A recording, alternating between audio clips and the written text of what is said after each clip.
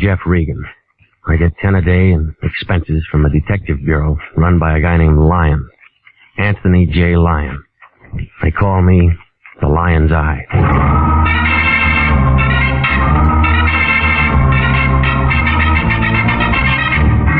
With Jack Webb as Jeff Regan investigator, stand by for hard-boiled action and mystery and thrilling adventure in tonight's story of The Man Who Came Back.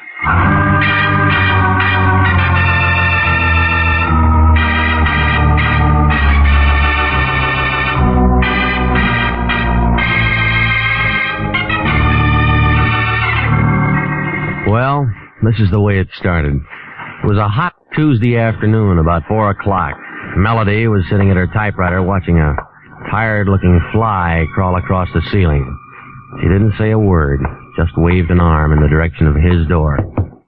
Certainly we will, Mr. Brondike. Absolutely. Certainly. Yes, of course. Come in, Reed. Yes. It's all right, Mr. Brondike. Yes, he'll be there in an hour. Oh, all right, half an hour. Goodbye. Regan, you're it. I'm what? Here's his address. Name's Elmer Brondike. Has the real estate office in Altadena. Check came by a special messenger half an hour ago. It was late, but the bank tells me it's good. So you're it. You know, that's what I like, efficiency. It's too hot to be funny. I want you to hop out there and see what he's excited about. Didn't he tell you? Yeah, he's one of those nasty old coots. He didn't make much sense on the phone. Something about someone coming back. Besides, his teeth were slipping around. Yeah. Anyhow, it's a job. Business has been terrible lately. You know, I still want my expenses on that Tartaglia thing. Have you ever come up short with me? Yes, I have. You'll get all that's coming to you. When? As soon as Melody gets a bill from that hospital, because that's coming out of your check. Now beat it out there and find out what this guy wants and call me if you're running into any trouble.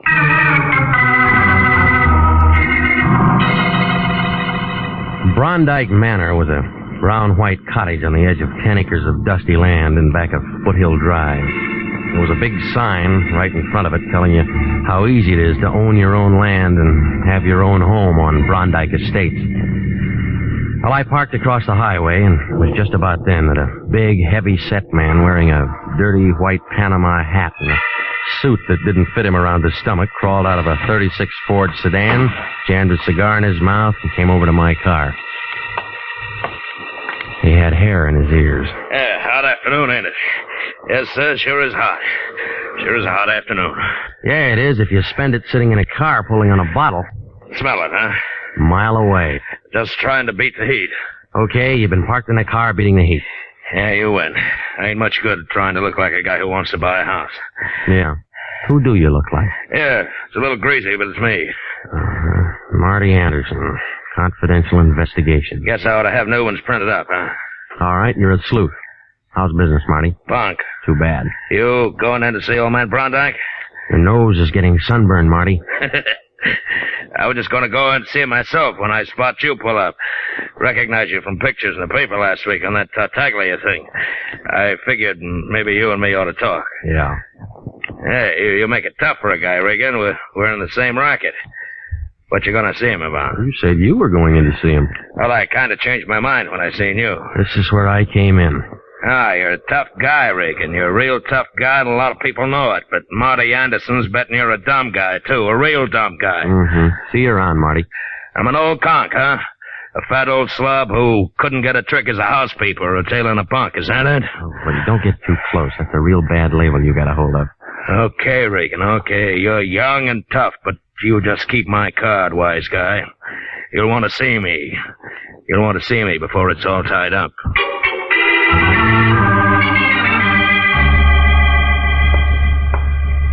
Mr. Brondike, please. Elmer Brondike. He's expecting me. Your name, please? Regan. Mr. Regan. R-E-G-A-N? No. You don't have to write it down, lady. And your business? Private. I'm afraid I'll have to know a little more than that, Mr. Regan. Is it always this hot in here? Yes, and I'm sick and tired. Look, just flip your switch and tell him I'm here, will you? He sent for me. Wait a minute, please. Well, what is it, Connie? There's Mr. Regan here, Dad. He says he's expected. I don't find him listed on your appointment book. Don't be an idiot. Send him in. Send him in. Let me go in now, Mr. Regan. Yeah, thanks. Is he always like that? Most of the time. Other times he's bad. High blood pressure? He's got it high, low, and in between. I hate him. A winner, huh? I'm sorry, Connie. That is your name, isn't it? Oh, on in before I quit. Don't just stand there. Come on in and shut the door. What took you so long? Now, you're Jeff Regan, huh? Now, you don't look much like a private detective to me. Sit down. Where'd I put that thing? Over there by the inkwell. What? Oh. Well. Now then, Regan, about this Collier. He's a no-good tramp. You understand that? A no-good tramp. I'll see that he goes right back up to San Quentin if I have to. I'm a dangerous man to play games with. He found that out once, and if he keeps up this business, he's going to find it out again. All right, you're dangerous. He's a no-good tramp, San Quentin. Say, are you mocking me? No, I'm not. I'm just wondering what you're talking about. I just told you everything. You got ears? Can't you hear? I don't hear anything but a lot of blubbering, and that doesn't make any sense. Two big gums Look, here. Connie told me all about your high blood pressure. You better watch that. She did she? Well, Connie talks too much. That's what's the matter with her. She talks too much. Oh, sure, and you'd fire her, only she's your daughter, and you'd have to pay somebody else 3 times what you pay her to take everything she has to You take. get out of here. Get out of my office. Get out. Get out. Okay. No, never mind. Sit down. Just hot. Heat always gets me. Yeah, me too. Now, do you want to tell me about it? He's an ungrateful scoundrel. Who? Toby Collier. Who else? Well, I took that boy in as my junior partner in Brondike Estates when he was nothing more than a car washer in a filling station. And how does he repay me? Hey, you're letting the heat bother you again. No, it isn't the heat, Regan, I'll tell you that. It's those phone calls. Phone calls telling me to beware and watch out. And a lot of other nonsense. Now we're getting close. They let him out of San Quentin last week. You'd think he'd go somewhere where people didn't know him and wash cars again or something. But no. He has to start telephoning my office and telling me he's back and that he's going to get me. What was he doing in San Quentin? 2 to 10 on an embezzlement count. How long ago was that? 3 years ago. I guess he got time off or something. Why is he sore at you? I had to testify against him. It was my firm. He was chiseling. So now he's out of the clink and he's phoning you and trying to throw a scare into you, huh? He may be out, but he isn't scaring me or anybody else, I'll tell you that. Yeah. I want you to find him, wherever he is. Bring him here. All right. And then I want to tell him like I'm telling you. If he keeps bothering me with those phone calls, if he persists in threatening me, then I'll haul out some stuff I have in my safety deposit box and send him back up there on a swindling rap. Just to get him out of my hair. You withheld evidence at that trial? I withheld nothing. Just be a new charge, and I could make it stick if I wanted to. All right, tell me the rest of it. What do you mean, tell you the rest of it? No more to tell. He's a punk. He's gonna get in trouble. Where'd Marty Anderson figure? What? Anderson, Marty. Confidential Investigations. Big, dirty-looking ape who shaves every other day. Oh, that rumpot. How do you know about him? He tried to shake me down outside your office. He would. Yeah, he's just a second-rate gum heel I called in 3 years ago when I thought Collier might be fixing my books. I think it's the only job he ever had. He's been pestering me ever since. Did he testify against Collier? Of course he testified against Collier. That was part of his job. Is there anything else you want to know? Yes, there is. Why'd you call International instead of the police? You're pretty nosy, aren't you? I'm a lot of things. Now, come on, why? Because every time you call a cop around this town, there's always some snoopy reporter hanging around the sergeant's desk. I got $500,000 tied up in this here gravel pit. I don't want anybody who's going to buy into it thinking that I might get knocked over by some loony. That's why I want it all quiet. Does that satisfy you? Oh, it'll do for now. You'll probably come up with something better later on. Are you dirty? All right, where's Collier? If I knew, I wouldn't have called you in. You have a family here? A home, a wife, something? He was all alone. He had a mother somewhere, I guess. Pictures? Yeah. Okay, I'll keep these. When we're going to hear from you? When I find something? You bring him to me. I'll ask him to come. He doesn't have to. You just spring that swindling rap on him. He'll come. Yeah, and if it's no good, he can turn right around and slap a slander suit right in your face, and I wouldn't blame him. Don't you forget you're working for me, No, young man. I won't. Regan, you've got a nasty way of talking. People don't talk to me like that. Yeah, well, this is a brand new crowd of people, Frosty Top, and we talk just like we feel.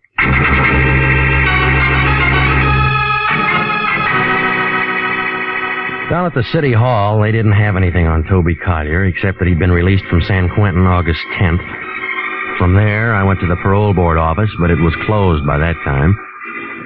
So I did the next best thing, and I sent a wire to the officer in charge of parole prisoners, San Quentin, asking for Collier's address. Then I dropped into the Times office, and I looked up the story of the trial. There was a page 3 item for 2 days, a second section filler for a week. After that, nothing. There were no pictures. But it did give the name of Collier's lawyer, a man named Alan Nordale.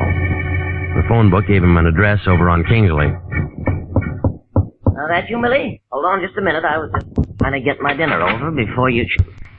Who are you? Mr. Nordale? Mm-hmm. Well, my name's Regan. I'm a private investigator. I'm trying to locate a former client of yours, a man named Toby Collier. Well, come in.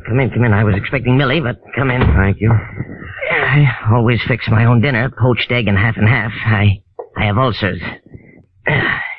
Name's Regan? Yeah. You want an egg? No, thanks. You mind if I finish? No, go ahead. Thank you. What's what with Toby Collier? Well, I'm just trying to locate him, that's all. I found out that you were his lawyer. He was released from San Quentin 10 days ago. Yeah. You sure you won't have an egg? You get used to him after a while. Who do you work for, Regan? International Detective Bureau. The line still there? Yeah. Well, so you're the line's eye, huh? Yeah. Lines is a bandit. But whose case? Elmer Brondike. Mm-hmm. And what you want Toby for? Ball him out for making threatening phone calls. That all? As far as I know. Toby was a nice kid, but a calendar job. Born with one war going, one depression on deck, and a new war starting. Makes a difference. The calendar got him. And he wound up in San Quentin. Well, everything was against him at the trial, too. He was pretty mad at old man Brondike and that private dick, and me and everyone else before it was all over. I tried to talk to him. From what Brondike tells me, he's still mad. Yeah, I did all I could, but he didn't have a chance. He tried to lift a lousy couple $1,000, and they caught him. Well, he's out now. You handle his parole? No. You know who did? No. You don't know where he is in town? No. Well, Brondike said he had a mother. No. Okay. I'll leave you to Millie. Yeah. If we play records, Millie used to be a violinist.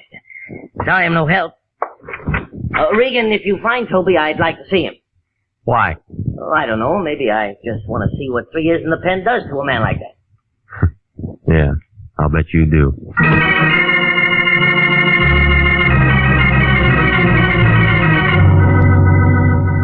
Where are you now? Did you find Collier? I'm calling from home. Home? What about Collier?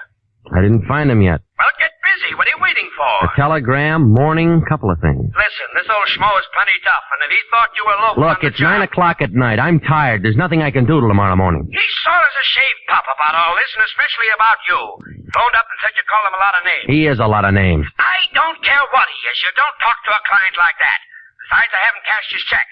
Now go on out and find that guy and get this thing settled. Good night, Regan. Besides, I haven't cashed his check.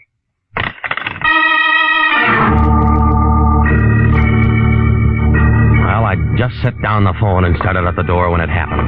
Connie Brondike was standing there, and she didn't waste any time. She didn't say a word, just pulled the trigger. The first 3 brought down plaster on the ceiling. The 4th one ruined the shoulder on my suit. The 5th gave me a haircut. I made a grab for and I missed. I took the empty gun in my face.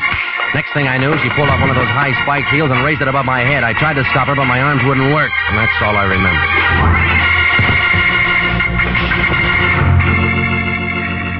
You are listening to the story of the man who came back. Tonight's adventure with Jeff Regan, investigator. They're still available for qualified nurses. Yes, the Army Nurse Corps Reserve still has commissions available.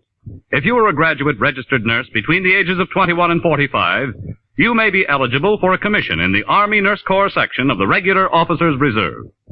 Those who meet the high standards and qualify to serve with this fine organization may elect active or inactive status. Nurses requesting inactive status will continue with civilian nursing, but stand ready to serve in time of emergency. In addition, they have the opportunity to take advantage of special training courses. Nurses who request active status enjoy the same privilege of all other officers. Graduate work is provided at the Army's most modern teaching centers, and the nurses obtain educational experience that benefits them in both civilian and military nursing. If you believe you qualify for a commission in the Army Nurse Corps Reserve, apply to the Adjutant General, Washington, D.C. And now, back to the story of the man who came back and Jeff Regan, investigator.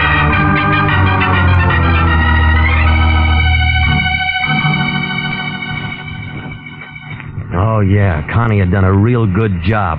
6 to 5, I'd never get there before it stopped ringing. Oh. All right, all right. Hello? Regan, is that you? Yeah, What's the matter? Did I get you up? something like that. This is Marty Anderson. Yeah. You wash your face yet? Still feeling tough, huh? I thought maybe we could talk now. Yeah. What made you think that? You're looking for Collier, ain't you? I know where he is. Yeah? Want to talk? Where? My place, on my card. Half an hour. I'll wait for you, tough guy. Bring some money. This is going to cost you. Everything's gonna cost me. Bring some money.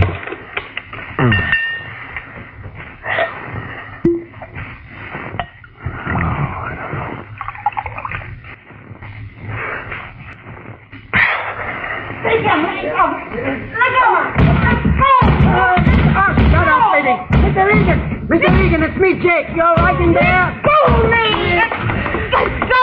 You all right, Mr. Regan? Yeah, I'm fine. I told you it was all right. Honey, go. I was real worried. I thought I heard some shots, and I seen this one jumping down the stairs like she had a good homicide somewhere. You sure you're all right? Go on me. Take your hands off All me. right, Jake, let her go, let her go. She's a friend of mine. You sure it's all right? Hey, you're bleeding. Look at the plaster. Ooh, them was shot. Of course they were shot. You Jake, let her go, will you? Huh? Sure. I was cleaning a gun. Oh, cleaning a gun. Funny time to clean a gun, 10 o'clock at night. Well, I do a lot of funny things. Come up and have a drink sometime, will you, Jake? Okay, Mr. Regan, okay. Good night. Oh, no, you don't, lady. Stay right where you are. Go. No, we're going to talk. You hurt my arm. I'll rough you up good if I have to. Now, come on. I only wanted my pictures. Oh, save it, lady. I didn't have any right to give them to you. They were mine. Should have done that. So you come over to get him, and you take 5 shots at me and slam a gun in my face. Why didn't you finish the job with your heel? I couldn't do it. I was going through your wallet looking for the pictures. I saw your license. You're a private detective. You're looking for Toby, aren't you? That's why you had the pictures. You're looking for Toby. Collier, your boyfriend? Yeah, we were going to get married. Only he went to the pen, huh? Those pictures. That's all I had left of him. He didn't write? No. You know he's out now. Yeah? So he gotten in touch with you? Why should he? He thinks I was in on it. In on what? The whole dirty, rotten thing. Toby was framed. Dad hired that Marty Anderson to help him do it. How do you know he was framed? I've been working for my dad for 5 years. I see things. Yeah, I'll bet you do. That's the truth. Oh, yeah, everybody's full of the truth. All the liars are dead. Look at me. Go ahead and look at me, Mr. Regan. I'm not what you'd call beautiful. I ain't even pretty. I'm tall and gawky. No man would ever look at me twice. Toby looked at me. He loved me, but... What you gonna do to him when you find him? Well, he's been threatening your father on the phone. I'm just gonna take him there. Yeah, would you bring him to me first? Would you let me talk to him? Why? Because maybe I can hold him in my arms and make him forget all his hate and everything he's gone through. Maybe he'll still love me. We can go away together and get married. You know where he is. Can you find him tonight? Maybe. You gonna help me? I gotta see a man. Guess I went kind of crazy tonight, huh? I don't know. I've been thinking about him so much lately. Yeah. Well, next time, give me a little thought, will you? Good night, lady.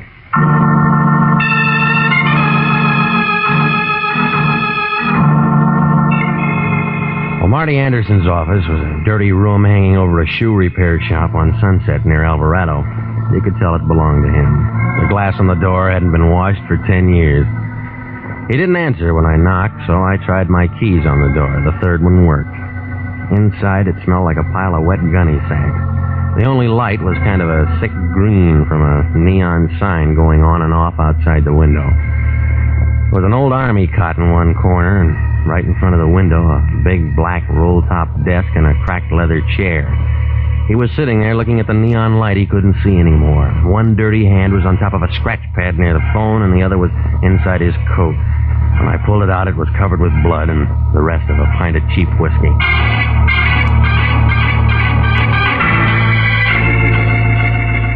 I found a .38 cartridge case on the floor. He didn't have anything in his pockets except some keys and a plug of chewing tobacco. There wasn't anything in the desk drawers either. When I started to call homicide, I had to move his hand. The name Collier was written on the scratch pad, and there was an address to go with it.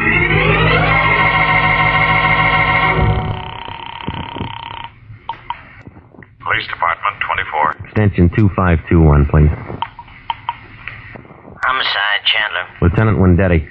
Off tonight. Who's calling? All right, take this down, Sergeant. Shoe shop, Sunset near Alvarado.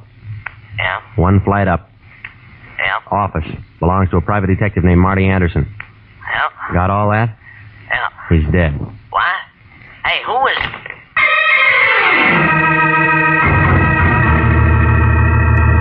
The Santa Monica fog was all over Flower Street on the 1300 block south. The streetlight didn't do much good, just kind of hung around and watched everything get wet. I used a half a pack of matches finding my address. Out kind of late tonight, aren't you, Pilgrim? What'll it be? Toby Collier here? He was here. All right, I'll wait. He ain't gonna be here no more. You a friend of his? Never met the guy. Yeah. It's midnight, beat it. All right, wait a minute. Oh, like that, huh? Any way you want it. I'm gonna do you a favor. I'm gonna tell you something. All right, Santa Claus. Before I turned night watcher, they call me the Candy Kid. 6'4", pound of 2 under 300. It'd be assault with a deadly weapon if I slapped you in the mush, but you're tempting me. Now, beat it. All right, wait a minute. Being a night watcher ain't slowed me down. All right, now maybe this will. I just came from Marty Anderson's. So what? He's dead. So what? And in about a half an hour, the cops are going to be here looking for Toby Collier. Yeah? Well, they can just dig him up and talk all they want. Dig him up. Are you blind or drunk or something? This outfit buried him this afternoon. This is a mortuary.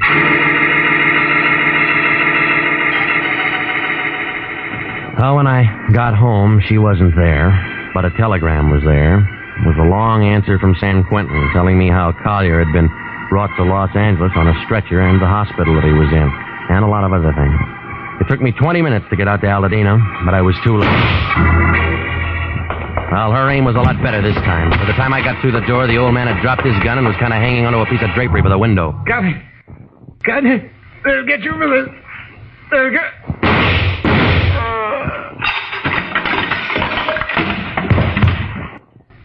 Well, you've turned into a real Annie Oakley, haven't you? Good to see him like that. Real good. You want to give me that gun? It's empty. Sure, why not? He had it coming for a long time. You read my telegram? Yeah, I read it. And I phoned the hospital, and they told me Toby was dead. Bad heart. Wasn't that bad heart that killed Toby? It was him. He killed him. You don't have to make those faces. They don't make him any deader. You think I'm nuts, don't you? No, I'm not a lawyer, lady. You can plead any way you want. Well, I'll never tell it to a court. Don't bet on that. You aren't such a bad guy. I'll tell it to you. All of it? How many tramps you met in your life, Regan? Real tramps. Some just thought they were tramps. Well, you met the genuine product today. Take him. For 10 years, he's been packing away money. When the income tax people got close, he goes out and he finds Toby in a filling station. And makes him a junior partner. Yeah, works an embezzlement frame up that makes Toby the fall guy. That way he doesn't have to straighten out any books. Tramp number 1. Genuine, huh? And then there's number 2, a private dick named Marty Anderson. Pig. Oh, he's dead. Somebody shot him tonight. Yeah, he did it. The only decent thing he ever did in his life. Marty was in on it. He testified against Toby in court. But Marty wanted money. All the time for the old man killed him. And it was supposed to look like Toby. Only Toby was dead. Yeah. Toby was dead, and he couldn't kill anybody. When you find out about Toby, you come back and you do some shooting yourself, don't you? He killed Toby. At the morgue, they told me it was his heart. His heart, his soul, everything that made him. He was on a hospital ward all the time he was in prison. He'd only written and told me. All right. Come on. He's gonna take me down. Yeah. Don't make no difference now. This Toby, you must have loved the guy. I'd have died for him. Yeah, lady, I guess you will.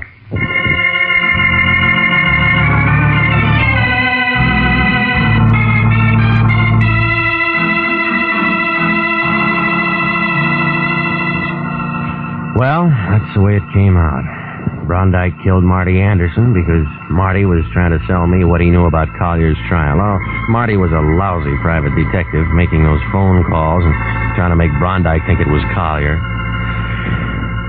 Well, the Lion was mad because I phoned homicide and then ran away. He said it'd give the agency a bad name. And then he began talking the way he does.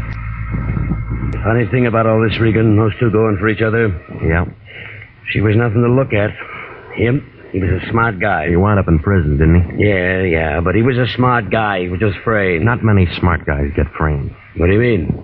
I mean, Collier sold out to Brondike, and then he made the frame deal. How do you know? Collier left a will. You think Eddie made a go of it? I mean, gotten married or something if all this hadn't? Nope. Why not? She went for him, and he went for her. Say, he didn't serve much time on a 2 to 10 rap. He must have had a smart lawyer. No, you mean doctor. What? He had a heart condition. He was dying. And they paroled him? They let him out to die. Well, they do things like that? Sometimes. No wonder he didn't write that dame. Yeah, what do you know about that? Nothing. You work on it. I'm tired. Good night.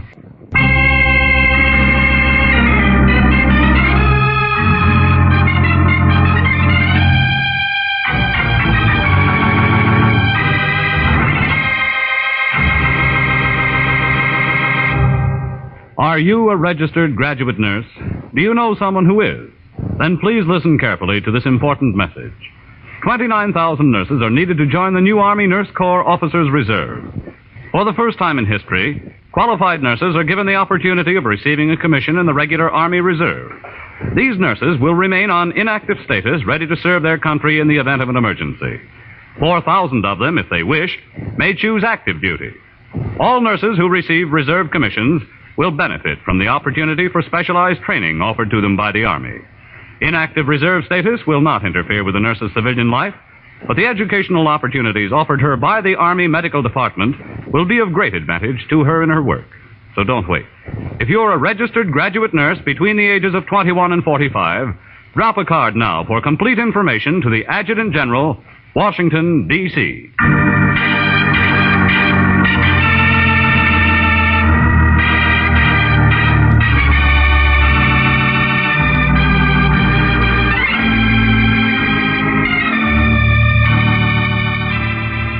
Jack Webb is starred as Jeff Regan, with Wilms Herbert as Anthony J. Lyon. The role of Connie Brondike was played by Betty Lou Gerson. Jeff Regan is written by E. Jack Newman, produced by Sterling Tracy, with original music by Dick Arant. It's CBS same time next week for more hard-boiled action and mystery with Jeff Regan, Investigator.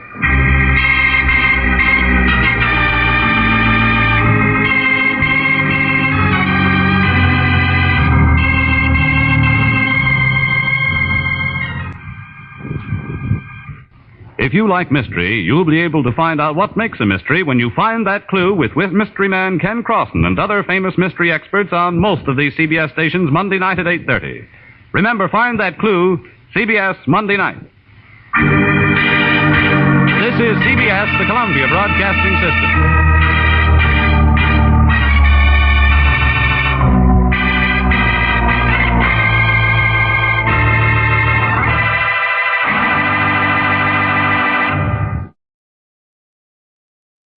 My name's Jeff Regan. I get 10 a day in expenses from a detective bureau run by a guy named Lyon. Anthony J. Lyon. They call me the Lion's Eye.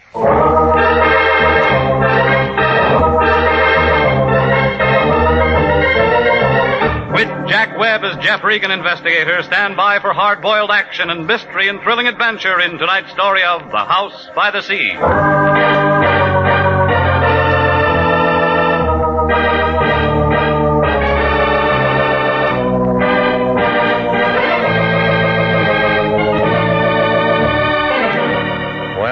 This is the way it started.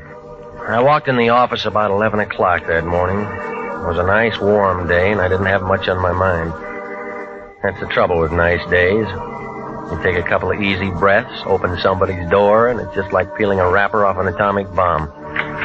The lion was in his den, sitting behind his desk. You couldn't tell where he left off and the desk began. He was talking to a girl with a flock of black hair. She was the kind you see driving a Cadillac convertible down Sunset Boulevard on hot Sunday afternoons. No wonder the lion's cigar was out. It was wet on both ends. Well, come in, Regan, come in. I was just about to call you, but now that you're here, it makes things simpler. Miss Carmen, this is Mr. Regan. How do you do, Mr. Regan? Mr. Lyon tells me you're just the man I want. You said the same thing to a mortician last week. He is the man I want, Mr. Lyon. Well, that's fine, Miss Carmen. I knew you'd be pleased. I'm very proud of Jeffrey. As long as I'm in the cast, how about a look at the script, huh? Miss Carmen is associated with the famous psychic consultant, Prince Carew. I help the prince look into people's minds. Well, that ought to be real fun if all your customers are under 6. You don't believe in thought transference, Mr. Regan. Do you? I said I help the prince. Prince Carew sent Miss Carmen to retain an operator, Jeffrey. It's a very delicate matter, and I'm placing the entire case in your hands. Why didn't he come himself? Do you disapprove of me? I just want to know what's what. Well, Prince Carew never appears in public. He prefers to spend his time in meditation and thought. Yeah. I handle all of his outside contacts. So, Jeffrey, you just drive on out to Prince Carew's home in Ocean Town with Miss Carmen and speak to the prince. What kind of a retainer did he send? How much did you get? Now, see here, Regan, we don't discuss finances in front of clients. Oh, stop it, will you? This is another blind spot. You don't know what it's all about. All you know is she waltzed in here with a check, and you'd sell your grandmother to a glue factory for $2. How do I know I won't wind up being a patsy again? Is there any way I can reassure you? Buy me a battleship. Jeffrey, have I ever involved you in anything that I wouldn't undertake myself? Have I ever knowingly imperiled your life? Yeah. Jeffrey. Come on, lady. What's it all about? You work for the guy. Well, I really don't know. He was excited this morning, called me in, gave me this address, and told me to make arrangements. He must have told you something. He never tells me anything. As you say, I just work for him. Well? All right, I'm hired. Good. Now call me, Jeffrey. Call me if you run into any trouble.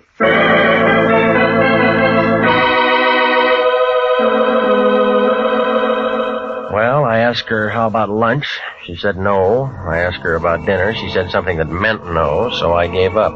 You know, it's like that sometimes. The flag's up, the meter's ticking, and you're not getting anywhere. But from a couple of things she told me, I got the idea she was doing more than just helping the prince read minds. Well, his place turned out to be a good hour from downtown Los Angeles, up 101. It was a couple of stories of glass and concrete leaning out over the ocean. It was high and dry and quiet up there. And you got a feeling you should be hearing things and feeling things when you looked down and saw that water banging around the bottom of the cliff. She unlocked the door, and a guy in a white turban and some pants that looked like oversized diapers and a pair of tennis shoes was standing there. He had a big curved knife hanging around his waist, and he put his hand on it when he saw me. Right this way, Mr. Regan. Who's he, the butcher? Oh, that's Telly. He works for the prince. Manservant. He's from India. Yeah, I'll bet the Indians were glad to get rid of him. Telly's harmless, tongueless, and he doesn't hear. I like you, Mr. Regan. Come in. Thelma, my dear, you've returned with spoils. Welcome, sir, welcome. Mr. Regan, this is Prince Carew. Regan, the lion's eye. I've heard of you, Mr. Regan. I'm honored. Sit down. That'll be all, Thelma. Charming girl. She handle all your outside contacts? Most efficiently. Except, of course, for matters that I must handle personally. What kind of matters? I'm in trouble, Mr. Regan, and I beg your assistance. Well, it's all paid for. Correct. But there's a personal bonus in this for you. Why? Because, sir, I want you to save my life. You look healthy to me. I am healthy, let me assure you. But my life has been threatened. Well, that'd come under police business, wouldn't it? Normally. Didn't Miss Carmen explain that this was a delicate matter? Yeah, she did. Why didn't she call the police? I'm hardly in a position to ask the police for assistance, Mr. Regan. It is a delicate matter. Outside it says you're a mind reader, all right? What am I thinking now? That I'm a charlatan, a faker, and that I'm trying to hide something from you. That gets you the cigar. It's been a very lucrative arrangement for the most part and very satisfactory. Except, of course, for the annoyance of having my life threatened. Who's the guy? It would be of no consequence if it were a man. It's a lady, Mr. Regan. A very beautiful and lovely creature. And she'd like nothing better than to see my carcass go out with the tide. Why does she want to kill you? A matter of confidence. Suffice it to say that she is thoroughly capable of doing just that. How do you know? 1, she is erratic, ill-tempered, ruthless. 2, she called me this morning and told me what she intended to do. She giving you a chance to reach for your gun? To reach for you, Mr. Regan. What do you want me to do? I feel the entire matter could be settled amicably if you were to call on her. Inform her that you are my personal bodyguard and that you are here to protect my life. You think she'd go for that? I'm positive. How long you been blackmailing her? What? Well, your racket might last 6 months or a year, but not long enough to pay for a place like this. The answer's blackmail, isn't it? Okay. I should have told you. How do you do it? I can slip them into a trance. They spell a family secret or two. I push a buck that way. That's nice. If they want their minds read, I read them. $25 a parade. And shakedown. The guy's got to eat. You put the squeeze on her. She's an actress. She was in on a deal at the studios. She wouldn't shake? At first, I just told her I had to have a larger fee.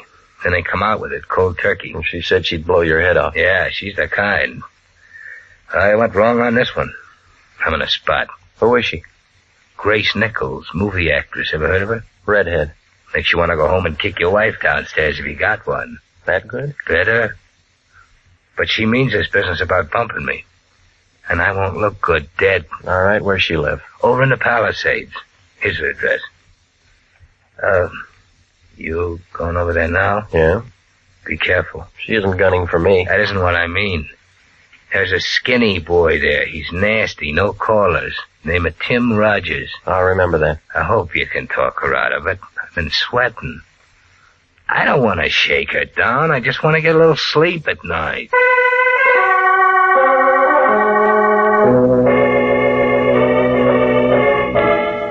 I left him sitting there, scratching his bald head under his turban. He looked about as happy as a guy who just ate a Vaseline sandwich. Well, Grace's place was too big for a marble game and too small for football. I think I remember reading something about how she got it from her third husband. There was a big wire fence all around it and a sign every 15 or 20 feet telling you not to trespass. So I parked my car outside the driveway and walked up to the front door. A guy in a chauffeur's uniform was standing there. He looked like a razor blade with arms. He gave me the fisheye and blew smoke in my face and kind of nudged me with his shoulder. Move on, Pilgrim. No handouts here. I came to see Grace Nichols. Yeah. I got business with her. Yeah. So tell her I'm here. Blow. You always like this, or did you miss lunch today? I don't know who you are, Pilgrim, but I don't like you. Beat it. I know you. There's something about a guy in a lineup. Yeah? He memorizes real easy. Copper. Investigator. Private or city, I don't care. You all smell the same. This isn't hunting season. You always carry a .38? Does it show? Maybe you got a broken rib. A real funny guy. I met all kinds of funny guys. Drift. I said I wanted to see her. And I said she wasn't in.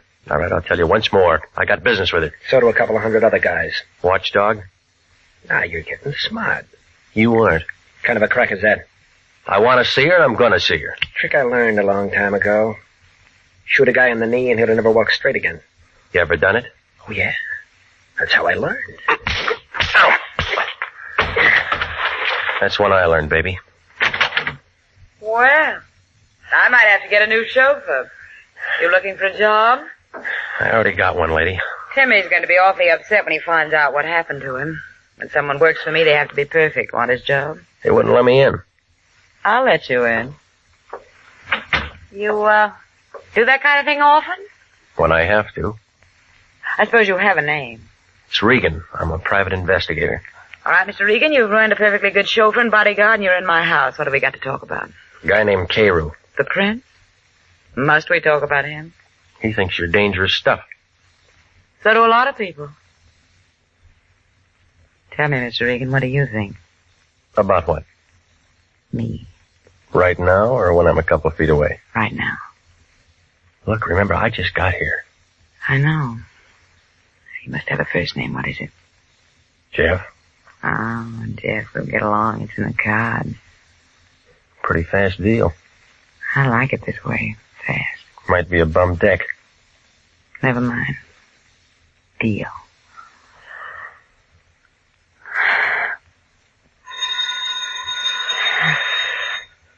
That's the bell. How much time between rounds? Well, you know me better. Hello? Yes? Yes, right here. You know a man named Lion, Jeff? Uh-huh. He seems to be roaring. Give it to me.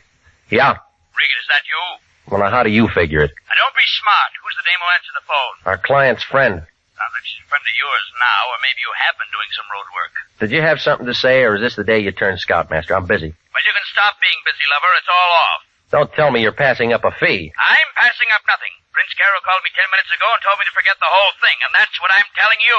How'd you know I was here? The prince told me, so it's all over. Finished. Forget it. I've already started something. I don't care what you've started. Now, just remember, you finish it on your own time and expense sheet. You look worried, Jeff. Anything I can do? I'm called off. You mean you're out of a job? I got one. Remember you put my bodyguard out of commission. You owe me something. Oh, Tim, boy, he'll come around. I don't want Tim anymore. I want you. Hmm. I'll get you a drink. We can talk about it. Carew told me that Tim was a pretty good boy. You can fill his shoes. Come here and get your drink. Now, tell me about 9 o'clock tonight. It'll get dark. I got a new dress. I think you'll like it. I probably would. The place above Malibu, we could have dinner and listen to some music. I want to be with you, Jeff. That deal's fast again. I don't care. I don't care. I just decided something, Jeff. I'm gonna like being with you. I'm gonna like it a lot.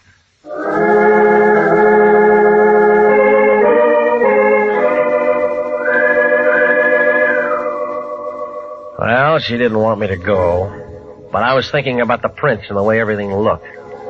I told her I'd see her that night. I was just climbing into my car when Tim Rogers, her ex-number-1 boy, stepped out from the gate. I waited for him to walk over. You're pretty good with your women, Regan. You look lonely, Timmy. Somebody stole your popsicle? Bum joke, Regan. I've been waiting to talk to you. You were so quiet in the house I didn't want to make any noise. Any better here? You came out champ this afternoon. But you won't even make the prelims next time. You got something to say? Stay away from her. You're shaking. You need a drink. Stay away from her, Regan.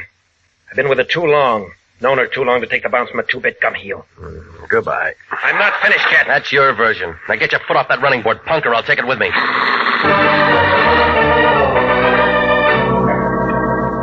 I left him standing in the middle of the driveway. If I'd have waited another minute, he'd have been crying. I stopped off and had some barbecued ribs at a drive-in out on Sunset. It was just getting dark when I got to my place. I had company. It was Velma Carmen, Prince Carew's right-hand man. She was sitting on the edge of my sofa. Her back was as stiff as a filing cabinet, and there was a little ring of white around her lips. She looked like she'd just been measured for a coffin. There was a .25 automatic sitting in her lap. I've been waiting for you, Mr. Rick. I asked the janitor to let me in. Yeah?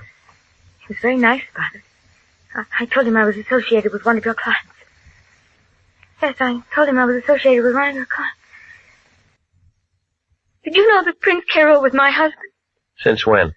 Oh, a long time now, a long time. Not many people know that. Is that what you came here to tell me? No. I came to tell you that you don't have to worry anymore. None of us have to worry anymore. You mean you're calling me off the case? That's it. That's exactly it. I'm calling you off the case. Well, I've already been called off. My office phoned me when I was over at her house. First Nichols? Yeah. And it was about her? Yeah. Well, then, we don't have to worry anymore, do we? No. She's very pretty, isn't she? I've seen her many times. I think she's quite pretty. I could hardly blame the prince. I could hardly blame him at all. What are you getting at? Because all the others were pretty, too. Where'd you get that gun? This? I bought it for $30. Let me see it, huh? Oh, yes. I brought it here so I could show it to you. I paid $30 for it. I paid $30. I'd imagine the air would be cleaner in there, don't you? What are you talking about? I mean, it's really very humane, they tell me. It's just like sitting down and never waking up. I've read all about it. You just walk in and sit down, and if you don't try to hold your breath, you go to sleep, don't you? You've met murderers before, Miss Regan. Do I make a good murderer? Do I make a good murderer? Stop it, will you? You trying to tell me you killed him? Oh, Mr. Regan, that's why I came here. I shot him. I walked up behind him and I put the gun close to his back and pulled the trigger. They don't make such a great deal of noise, do they? I left him sitting there in his house by the sea, and he looks very much alive. Only he's not alive at all. Now answer me. Now answer me. Do I make a good murderer? Do I make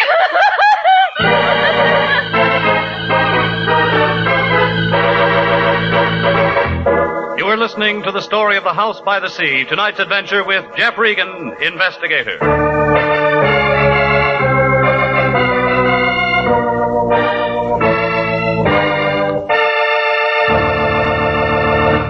They're still available for qualified nurses. Yes, the Army Nurse Corps Reserve still has commissions available. If you are a graduate registered nurse between the ages of 21 and 45, you may be eligible for a commission in the Army Nurse Corps section of the Regular Officers Reserve. To find out if you do qualify for a commission in the Army Nurse Corps Reserve, apply to the Adjutant General, Washington, D.C. And now, back to the story of The House by the Sea and Jeff Regan, investigator.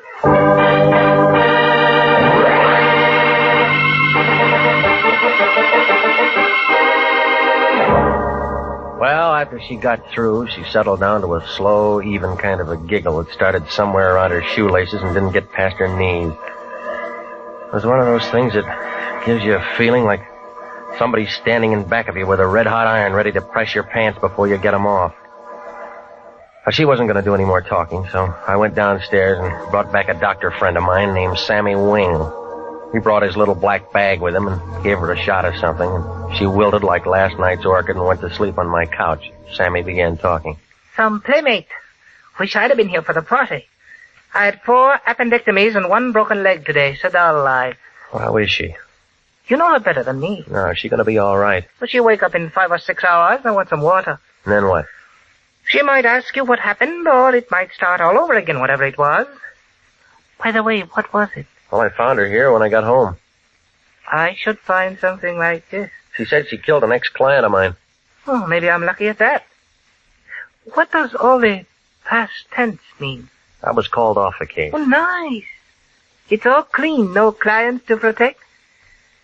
Is there a corpse someplace? I don't know, Sammy. Call the police, they'll find out. And then you and me can go out and get a drink. She said she used this gun. Smell it, Sammy. It hasn't been fired. Safety catch is still on. She's pretty and she's nice, and I'll bet she looks like $1 million in a bathing suit. But if I'd have met her within the last 3 hours, I'd have run for help. Call the police. Is that professional? This is acute hysteria. The kind that pops off guns and pops off people and does a lot of things they can't remember later on. Call the police. What about the gun? Other gun. Call the coroner while you're at it. Tell him to go out there with some DOA forms. He'll use them. Will you stay here with her till I get back? Corpse hunt? Just an idea. Hitler had an idea. The odds were against him. You got about as much chance as a 3-legged horse in the Kentucky Derby. She's bit somebody, and she's told you about it. I want to make sure. What do they do when a private eye walks in and messes up a nice, clean murder? Sammy, will you stay? Had any bourbon around here? Yeah. Okay, take your time. Maybe both of us will get our pictures in the paper.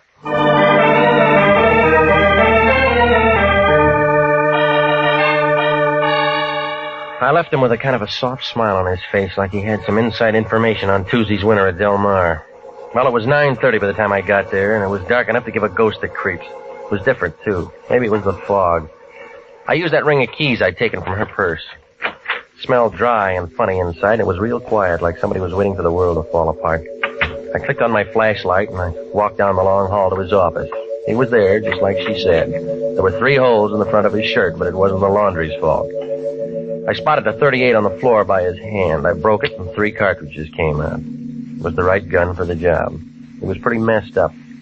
While I was standing there trying to figure Velma Carmen's story, the lights came on. A fat man wearing a sheriff's star was standing by the switch. There was a taller man in a brown overcoat next to him. They both looked like they'd just finished dinner. Scavenger hunt, son? You don't talk, Charlie. Ain't much for him to say, is there, Cat? Guess not. Well, son? Well, it looks like you're going to be calling me names. What do you like best? Killer, murderer, or slayer? The papers use Slayer a lot. I don't like any of them. Kinda breezy for a hot boy, ain't you? Mind giving me a name? It's Regan. I'm a private detective. It's Regan. He's a private detective, Cap. Yeah. Got a card or something with you, son? Yeah. Yeah, he's right. But international. Lion still there? Yeah. Who's that? An old bum I used to know. Regan, why do you go around killing people? The Lion will be mad. Look, this is a fix. Now, why do you want to say a thing like that? Somebody tip you? Phone call a little while ago. Huh? Funny kind of a voice, a whisper. Said we'd find a stiff up here, but didn't say we'd find you. You're extra. Look, I just came here to see what it was all about. Same thing we did. Only we come up with a suspect and a corpse. No cop could ask for anything better. Charlie, better call a coroner. Ocean Town, just a small place, Regan. Only me and Charlie around. We borrow from the county when we get something like this. I can find you a real answer in an hour. You let me and Charlie worry about that. You look good enough for the time being. All right, son. Let's go. I had as much chance as an elephant in a tea room, and if those two locked me up and booked me.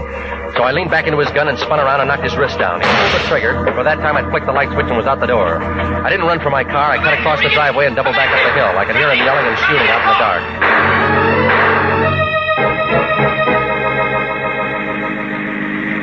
I hailed a cab about 5 blocks away, and he took me to the place above Malibu. I found her in a booth with a piano player. She was wearing one of those black strapless things, and it was worrying a couple of bald-headed guys sitting at the bar. You're late, Jeff. We said 9 o'clock. I've had 3 drinks all alone. You want me to get mad, or are you going to catch up? How long you been here? You sound like you're out of the mood.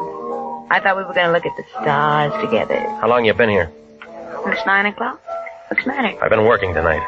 Well, it's after hours now. Tell me how you like my new dress. It's the right color, but the wrong cut for a funeral. I haven't read the obituaries today. It'll be in tomorrow's paper, only it'll make the front page. Have a drink? Let's wait for tomorrow. Your friend was killed tonight. What friend? Carew. He was no friend of mine, I told you that. So did he. Car smash up, or did he fall off his house? 38. We didn't talk about him this afternoon. Let's not start now. Look, 2 cops in Ocean Town are kind of crowding me. They think I'm going to take a good picture. Is that why you're late? It's a murder rap, lady. We should have had dinner together. They'll be knocking down your door in the morning. Why, darling? Because you threatened to kill him, because he hired me to call you off. Oh, wait a moment, Jeff. We've been having fun up to now. Who told you that? Why'd you think he sent me over today to sell magazines? I never found out you were called off. I suppose he hired you to scare me. Jeff, we're old friends now. I can tell you a family secret. I know about him blackmailing you, and that put you ahead of me for the cops. Did you do it? I don't know. Did you? What he told you don't sound right. What does sound right? I went to him one day and put him in a trance, only I used scotch. Found out what he was doing and how I was doing it, so I turned the tables. It was good, clean fun, but expensive for him. You've been draining him? I thought that's why you came today. That's why I had Timmy around. Well, some of this is beginning to make change. If he was your meal tickets, then you got an alibi. I don't feel like stars anymore, Jeff. Let's go over to my place and talk.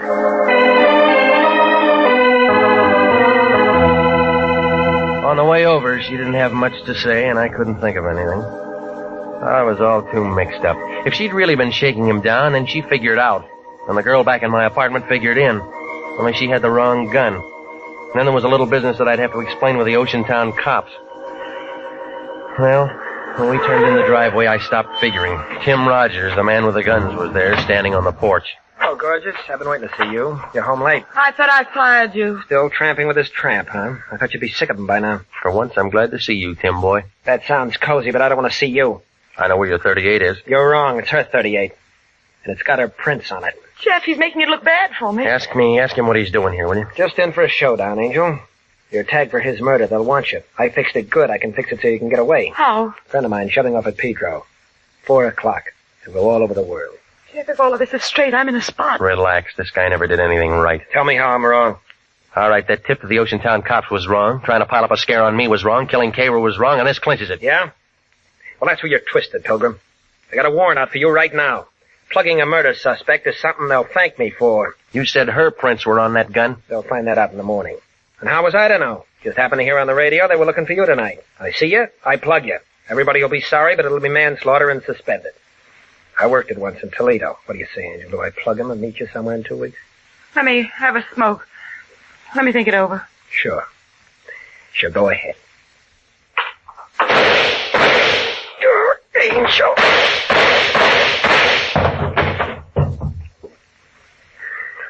Well, the gun's empty now. I carried this for 3 years. I never used it. He deserved to die, didn't he? Didn't he, Regan, didn't he? I don't know, lady. You knew him better.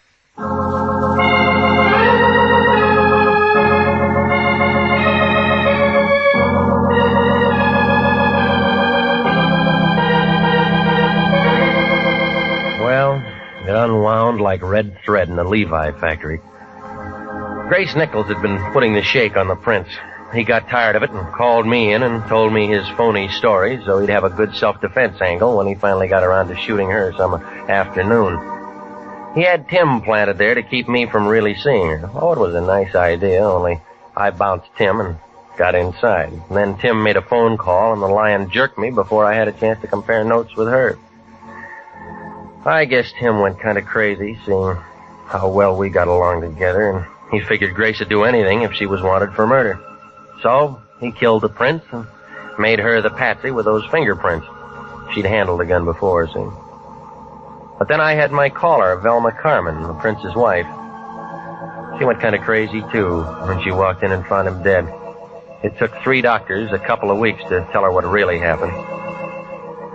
When I told it all to the lion, he was mad at first, but then he saw Grace Nichols' picture in the paper. He asked just one question. What was I doing at Grace's place all afternoon? I didn't even bother to answer him.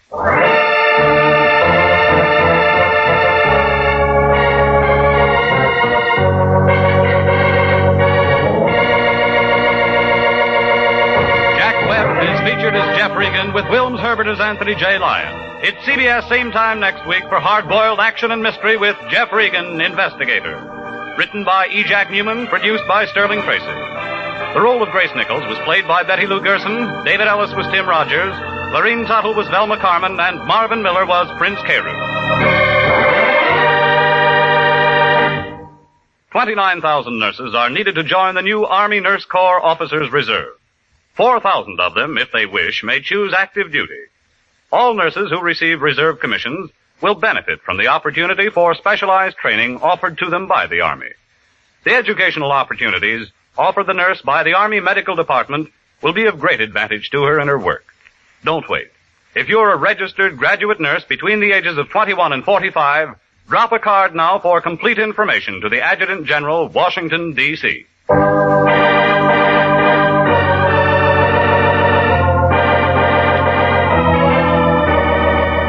Original music for this program is by Dick Around.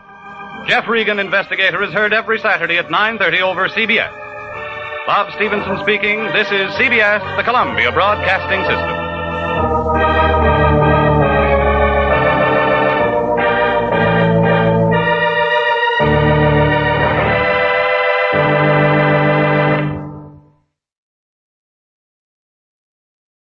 My name's Jeff Regan.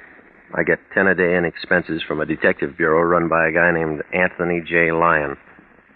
They call me the Lion's Eye.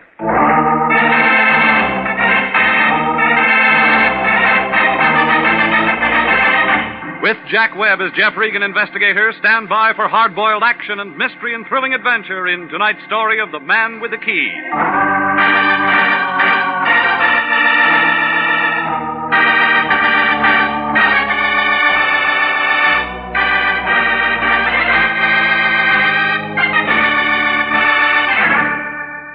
A block above Wilton on Hollywood Boulevard, there's a street they call Taft.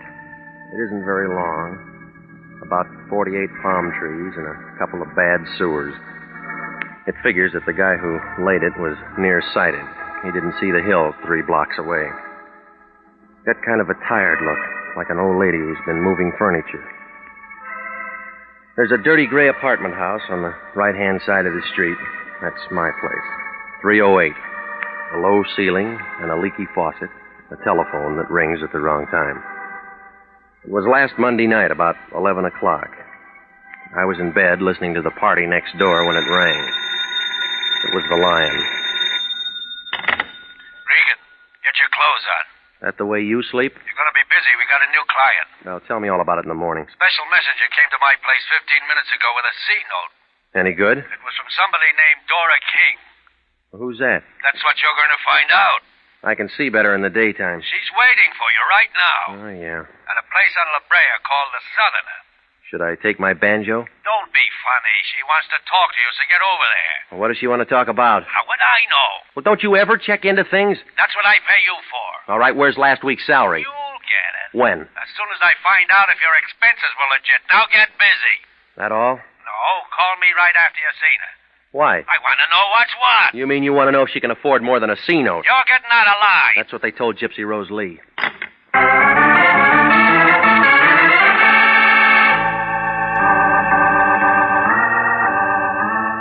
Well, I got over there about 11:30.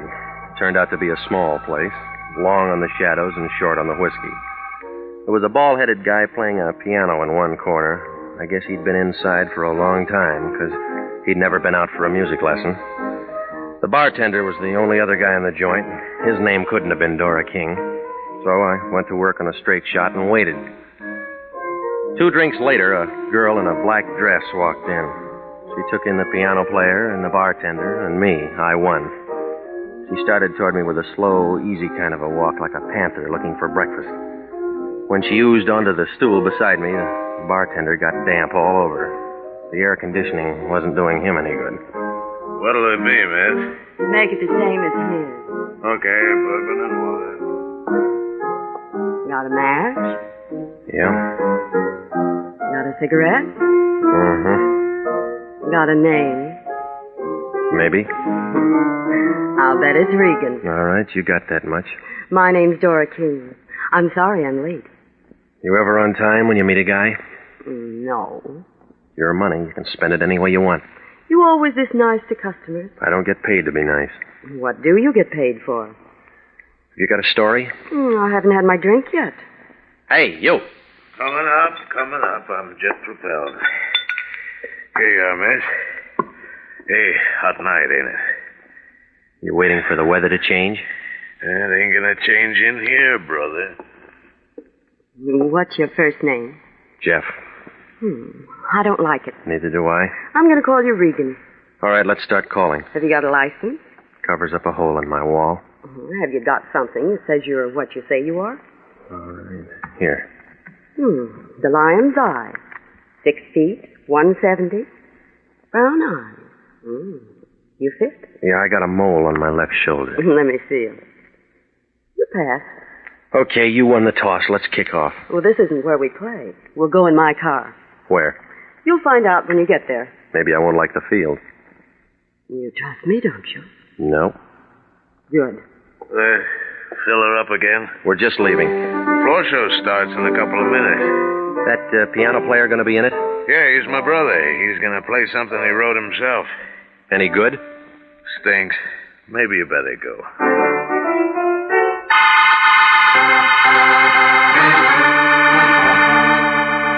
Well, the bartender was pouring himself 4 fingers of rye and about a fingernail of water when we walked out of there.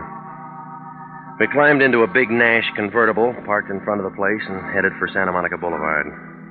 Then we turned east, past Western, down to Vermont, and south to Marathon. All at once, we were climbing a hill on a dark street. That gave us a view of the city. 20 years ago, a real estate broker might have had something, but now it was just an old neighborhood with a sad look. Like a toe dancer with a short leg. Nobody said anything. And I was beginning to have a feeling that maybe she'd forgot her compass when she slowed the car down. She pointed to a 2-story house in the middle of the block, and I nodded. Then she shoved the car in second and spun around the corner and came to a stop. I got out and walked around to let her out. She didn't move. End of the line. Short fare. Time for you to go to work. What kind of work? The white place back there, 3936. You saw it? It came through. It's a boarding house. I already got a room. On the 2nd floor, number 10. Knocked twice. Prohibition's dead, lady. There's a man there. His name's Bender. Ben Bender. That'll wake him up. He's expecting you. You're quitting? My job's finished. You're the new help. Well, what do I do? He'll tell you. That all? One thing more. Come here. Part of my fee? That's extra. I don't generally get tipped. Just for luck. You act like I'm going to need lots of it. You are. When do I see you again? You don't. Goodbye, gorgeous.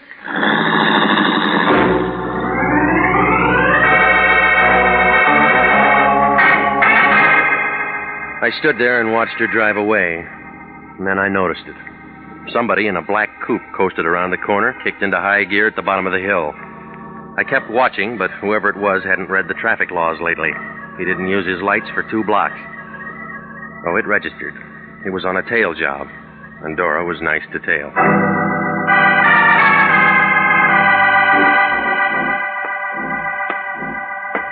.39:36 marathon. Inside, it smelled like stale beer and rotting wood. Room number 10 was at the top of the stairs. The door was already open. A thin guy with a hungry look was sitting on the edge of the bed. He was all bones. He didn't get up when I came in. He just kind of looked at me, and his eyes were full of water. All of a sudden, he pulled a bandana out of his pocket and began coughing. You're sitting in a draft. All my life. You Regan? A girl with warm lips said I'd find you here. Thanks for coming. Sit down. Hey, just got back from a trip. Up north? Yeah. Sanitarium? State said I needed a cure. Did it take? What do you think? You're still coughing. The doctor said I could go.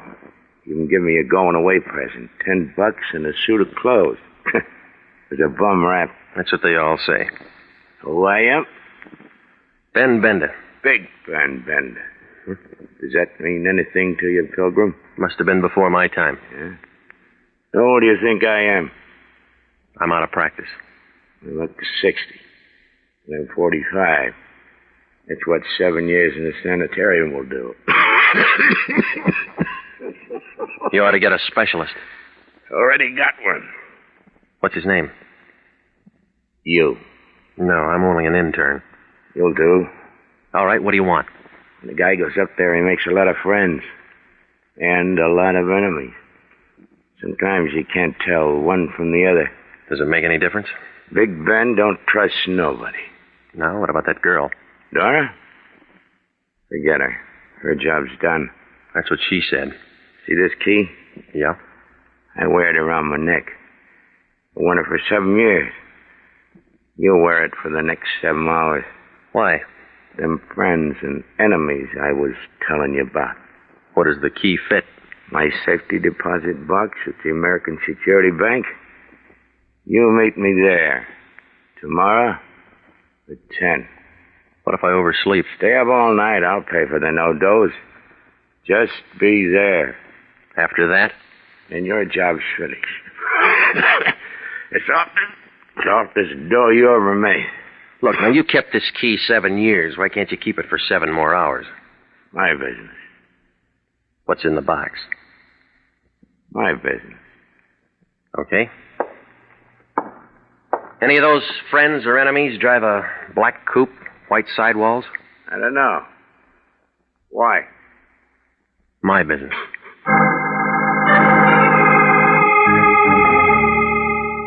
I left him sitting there. He looked as happy as a sword swallower with the hiccups.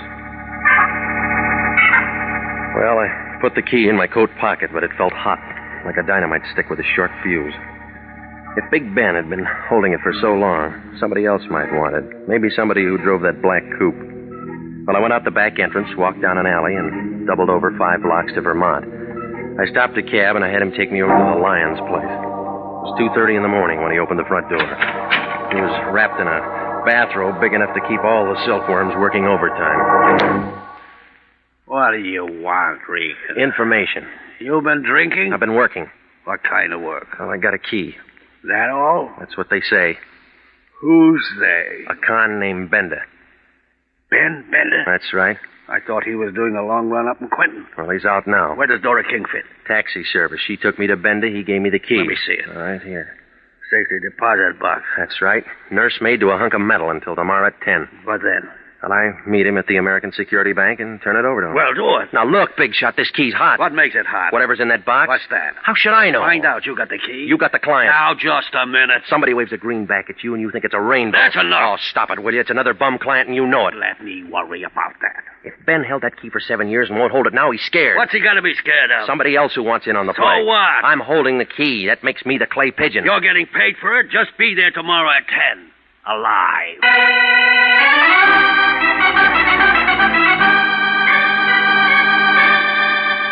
Well, I left the line and went out to the street. Nobody was there. I hailed a cab, and he let me off in front of my place. Nobody was there. I opened the front door of my apartment.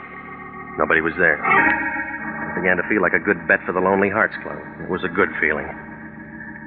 I sat up all that night waiting. Nothing happened. I felt about as popular as a bald-headed chorus girl. Nobody made a play. It was 5 minutes to 10 when I pulled into the parking lot next to the American Security Bank. The car next to me was a black coupe with white sidewalls. It could have been the same one that tailed us the night before. But then I figured there's a lot of cars in L.A. like that. But I leaned in and I looked at the registration. This one belonged to a guy named Al Spandy, who lived in Van Nuys. I wrote the address down and walked into the bank. The guard in a blue uniform waved me downstairs to the safety deposit boxes. It was 10, and still nothing happened. I began to feel kind of relieved, like a flagpole sitter when the wind died down. Big Ben hadn't showed yet. The only one there was a blonde sitting in a glass cage in front of the vaults. She looked at me, and I began to wonder what she did on her days off. Good morning. May I help you?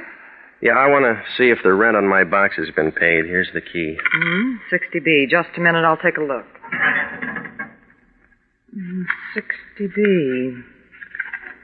60B's all paid for. Well, I guess my partner must have taken care of it. This isn't a joint box.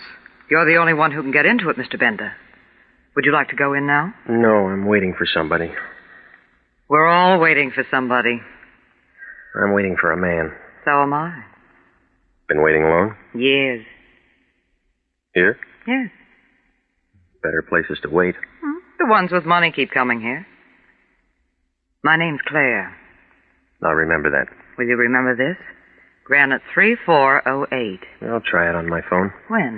As soon as I get a spare nickel. I'll give you one. Well, you'll run out of them that way. That's why I work in a bank. Kind of hard on the depositors. Your, friend's late, isn't he? I can wait. Maybe he forgot. You should have tied a string around his finger. No, lady. He already had one around his neck.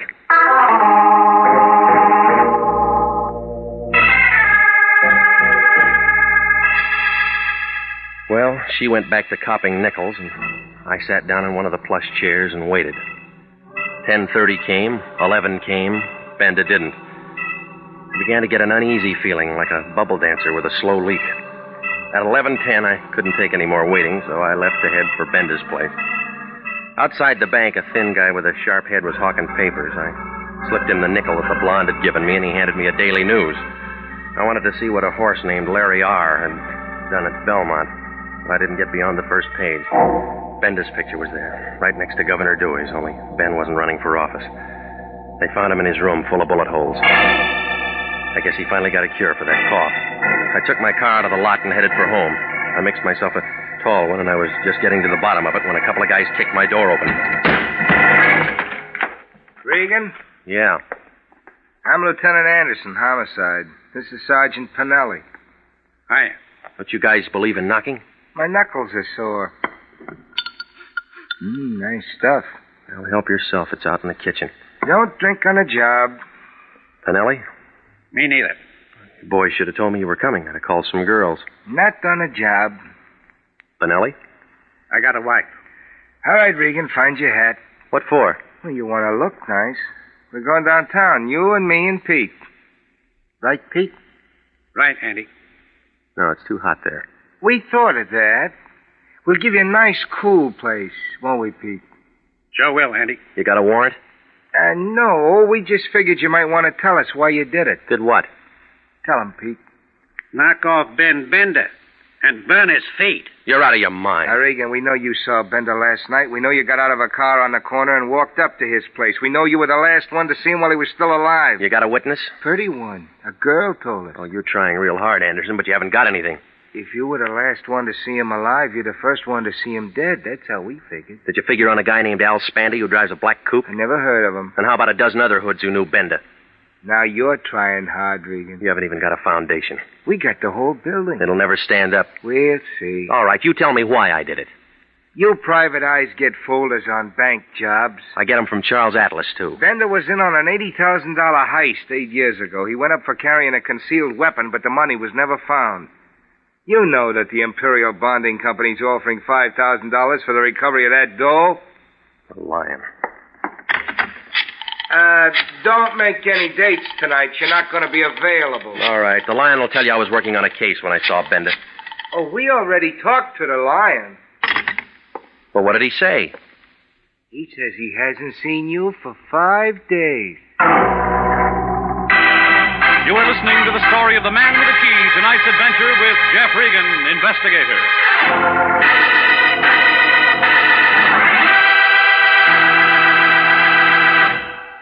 Commissions are still available in the Army Nurse Corps Reserve.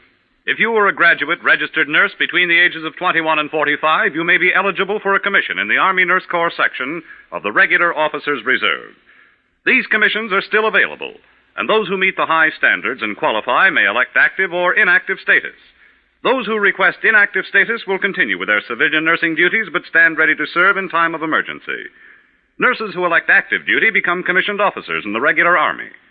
If you believe you qualify for a commission in the Army Nurse Corps Reserve, apply to the Adjutant General, Washington, D.C. And now back to the story of the man with the key and Jeff Regan, investigator.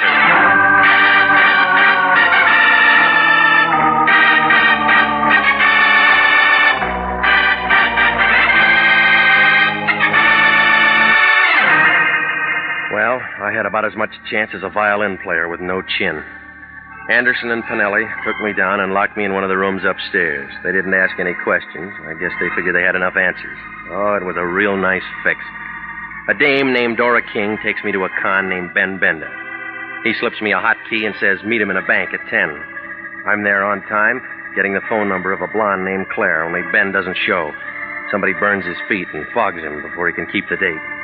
And then there's that black coupe registered to a question mark named Al Spandy. And then the lion deals one from the bottom. Oh, it was a screwy picture, and I was right in the middle of the frame. Well, I spent the next 4 hours taking in some free entertainment from the drunk in the next cell.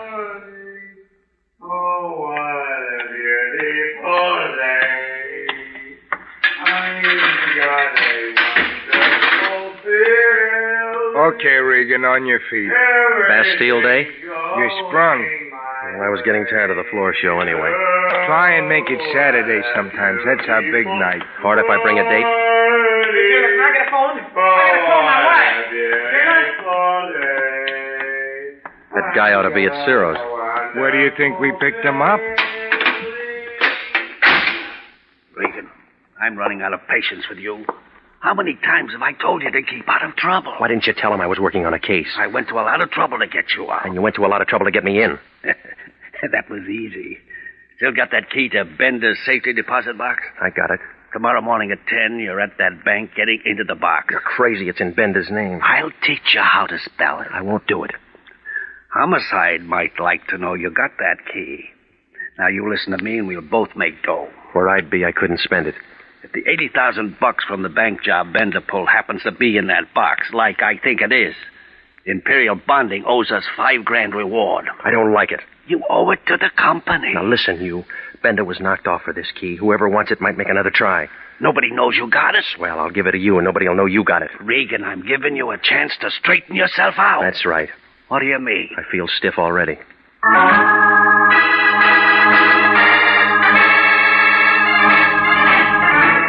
Well, it was a triple play. Homicide to the lion to the black coupe. I went home to wash off some of the jailhouse Lysol. When I walked in the front door, I had company. A gray flannel suit with a yellow tie was sitting on the edge of my bed. Both hands were full. The whiskey was mine. The gun was his. When he saw me, he set down the bottle and walked over and put the gun right against my neck. It felt cold, and I got kind of nervous, like a hula dancer in a forest fire. Hiya, Regan. Been waiting for you. You like my liquor? I'm a rye drinker myself. Well, bring your own next time. That ain't being sociable. You weren't invited. Huh. How could I have been? You don't even know me. You're Al Spandy. You drive a black coupe. What'd I have for breakfast? Egg, and it's all over your tie. You look hot, Regan. You have to hold that gun there. Right there. Same one you used on Benda? The same. All right, now, gimme, Regan. I told you, I don't have any rye. Where's the key? I don't use one. My door's always open. I'm talking about that key you got from Benda. I don't have it. You hear any music? Yeah, but I'll sit the next one out. No, you won't. This is a men's cheat.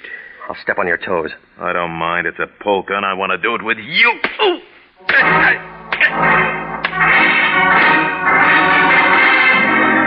Oh, it was a long dance, but Spandy didn't get tired. I knew I wasn't going to last the evening out. And then I saw Dora King standing in the doorway back to Spandy. She was taking everything in like a Hoover vacuum cleaner on a dirty rug. She had a .25 in her hand, and she knew how to use it.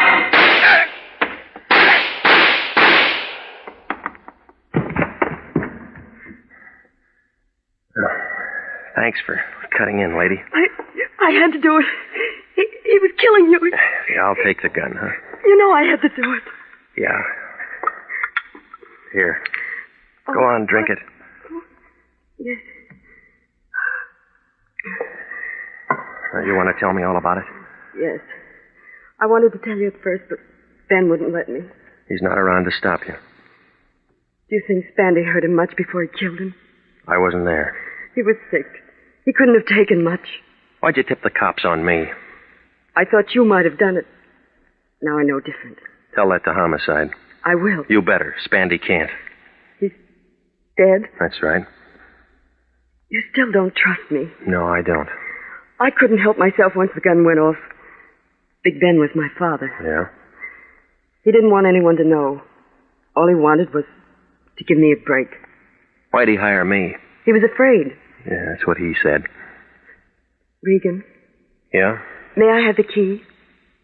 I haven't got it. You can get it. Maybe. You know what's in that box? I think so.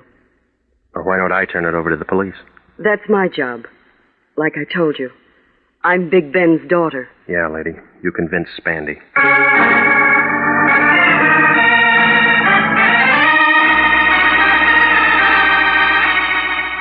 Well, I called homicide, and Anderson and Pinelli handled it. We all wound up downtown. It didn't take them long to find out that the gun Spandy used on me was the same one that killed Big Ben. Dora gave Anderson her story. He said it would take some fixing, but he could keep her out of the papers. It was justifiable homicide. She wouldn't even be indicted, but they had to hold her overnight. Well, it was almost daylight when I pulled to a stop in front of my apartment. I was beginning to feel a little better, but it didn't last long. When I walked into my place, it looked like the L.A. Dons had been having a scrimmage. Every corner had been gone over. Oh, it didn't make sense. Benda was dead, Spandy was dead, Dora King was downtown, but somebody still wanted that key. Well, I crawled into what was left of my bed and set the alarm for 9:30. I didn't sleep much. I kept seeing keys and faces and $80,000 bills.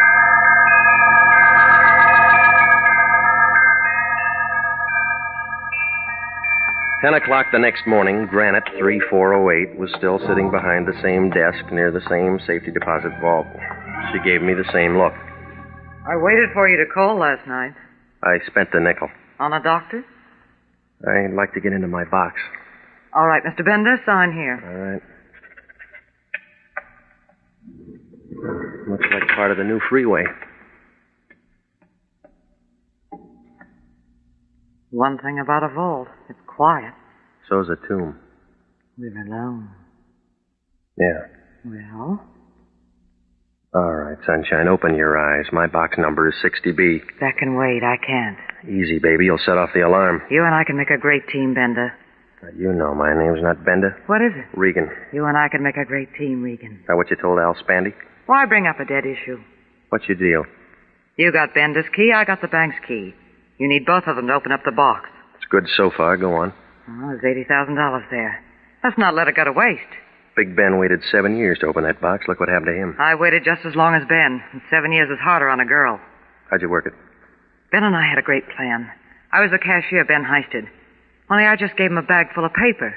The real dough's in his box. Well, that's the safest way. Keep your money in a bank. Yeah. Mm-hmm. When it cooled off, both of you go in and pick up the dough together. That's the way it was supposed to work, only Ben was dumb enough to get himself picked up and tucked away for 7 years. Oh, you made real good partners. Nobody trusted anybody. I trust you. That why you went through my place looking for the key last night? Oh, girl's got to use her head. Besides, you might have been home. Ben and Spandy are dead. We don't have to worry about either of them. The money's still here. We got the keys that'll open the box. Can you add that? Yeah? What's the answer? About 20 years. What do you mean? That bonding company will see that you get the full load for grand larceny. You wouldn't turn me in. Don't make book on that. You and I'd make a great team, Regan. We can't lose. That's what USC thought.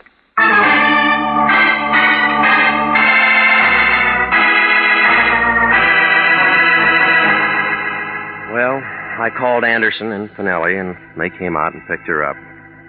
I rode down as far as the office with them. That wrapped it up.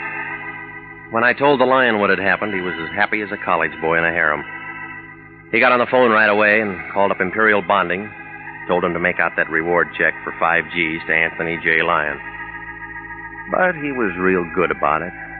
He took me for a ride in his new Nash convertible. Well, I guess he deserved it. He was really the patsy that had done all the heavy work ever since he bailed me out of jail. 'Cause that's when I slipped Bender's key in his pocket.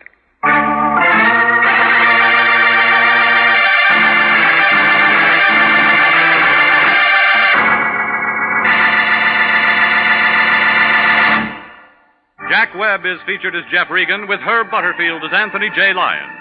Jeff Regan, Investigator, written by E. Jack Newman and Larry Roman, produced by Sterling Tracy, is heard each week at this time over CBS. Tonight's cast included Ken Christie, Yvonne Patey, Marvin Miller, Paul Frees, and June Martell.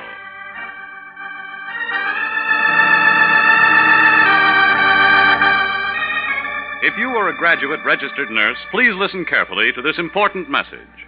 29,000 nurses are needed to join the new Army Nurse Corps Officers Reserve. All nurses who receive reserve commissions will benefit from the opportunity for specialized training offered to them by the Army. Inactive reserve status will not interfere with the nurse's civilian life, but the educational opportunities offered her by the Army Medical Department will be of great advantage. For further information, drop a card to the Adjutant General, Washington, D.C. Original music for this program is by Dick Arant. Bob Stevenson speaking. This is CBS, the Columbia Broadcasting System.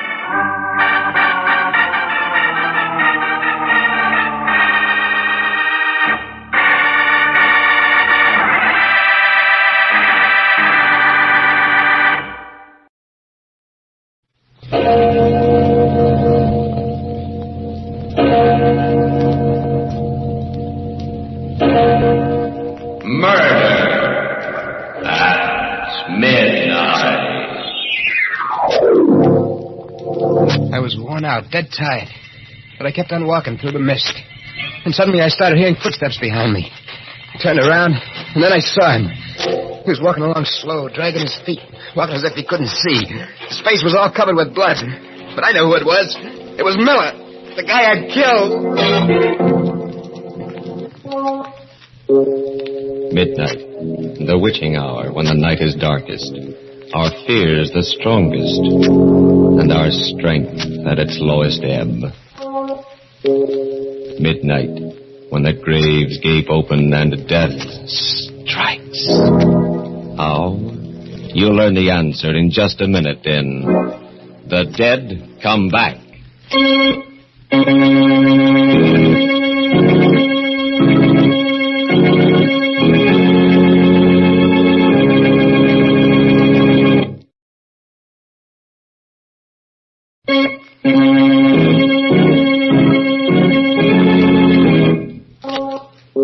And now, Murder at Midnight.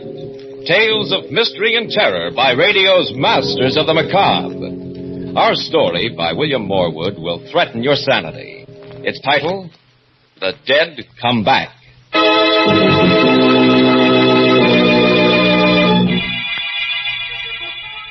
about 1 o'clock in the morning on a dark, deserted street. Standing in the doorway of a gloomy brownstone house, a man with a wild expression on his face rings the bell desperately. There is no answer, and he rings again. Then... Hey, Doc Paget. Why, yes. The brain doc knows what goes on inside a guy's head? Well, yes, I'm a psychiatrist. I gotta talk to you. It's very late. If you come back tomorrow during office hours... Now, Doc. Something's been happening to me. Something that's driving me nuts. I'm sorry, but... Get inside. Be careful with that. He won't go off until I pull a trigger.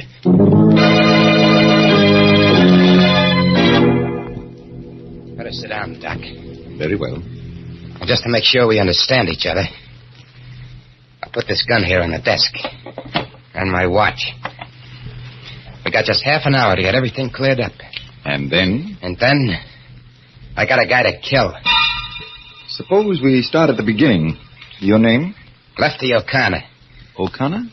So you heard of me, huh? I'm not sure, but the Tilson murder case. That's right. But as I remember That's right. They decided I was nuts, put me away. But get this straight, Doc. Yes? I wasn't ever out of my head, and I ain't now. I see. Insanity was something that I cooked up to keep from burning. I played it up all right. Good enough to make monkeys out of the doctors and the jury. But when I got to the nut house, it was different. I didn't have to pretend no more. You know, Doc, some of them whacks act just as sane as you and me. Yeah, I was getting along fine. Till 2 nights ago, when I was called in to see the superintendent. He was a white-haired old guy, named Miller. Sit down, Lefty. Cigarette? Thanks, Mr. Miller. Here you are. What's that? This? Just a music box. Plays when you open the lid. That ain't just a... What are you trying to do to me? Oh, what do you mean, Lefty? I just offered you That's the box they kept talking about at the trial. The one old Mrs. Tilson kept her jewels in. I'm afraid you're mistaken, Lefty. In a pig's eye. I know what you're trying to do. But I don't remember nothing. Nothing, you hear? And why does this tune seem to disturb you, sir? Never mind why. Turn it off. Yes, of course. Take it easy, Lefty. I called you in here because I want to help you. You're trying to trick me into admitting I knew what I was doing when I hit old lady. Nothing of the kind. Next you'll be asking me where I hid the jewels. Don't you think I know that routine? There's no routine here, Lefty. You're a liar, Mr. Miller.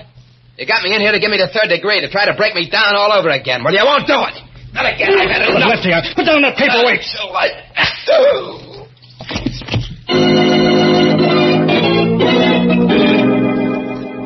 I didn't have no idea of escaping when I hit him, Doc. I was just scared. I was scared of what would happen if he kept after me. When I found a gun in his desk drawer, I began making plans fast. I brought him around. I told him exactly what he had to do.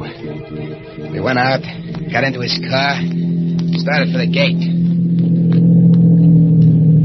Okay, Miller, it's up to you now. I understand. Now remember, I'll be lying back here with this gun against your spine. Evening, Mr. Miller. Hello, George. Going out kind of late, aren't you, sir? Yes. Something unexpected came up. You wouldn't be smuggling out anyone under that rug and back, sir, huh? I might. Yep, looks suspicious. Just the right shape for a man. But I'll take a chance on you, sir. Okay, Charlie. Open up for the super. Okay. Open it up. Good night, Mr. Miller.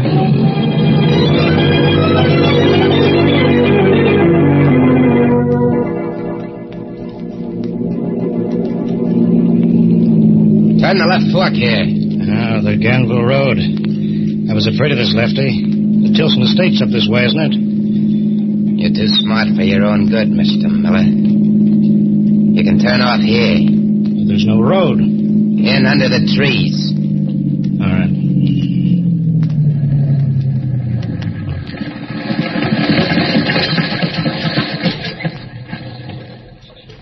What happens now? Do we walk the rest of the way? One of us does. Get out. You're no use to me anymore. Let you know. Put that gun away. You can't. You fool. You won't get rid of me this way. You won't.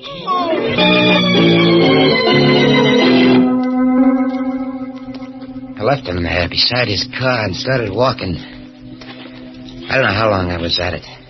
Maybe an hour when I hit the outskirts of town. The light was kind of funny. It was different from anything I'd ever seen. It was kind of yellow. Kind of yellow mixed with the mist that was curling up. Maybe I was tired, I don't know. But suddenly I began to hear footsteps behind me. I looked around, and then I saw him. He was walking on the other side of the road, blind, as if he couldn't see where he was going.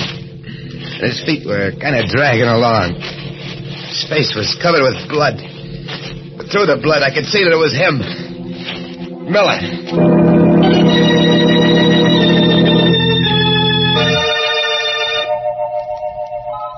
I don't know what happened then, Doc. I must have passed out. Because the next thing I knew,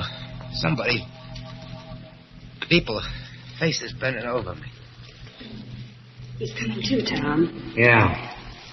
Hey. How are you feeling, chum? Hey, He's as white as if he'd seen a ghost.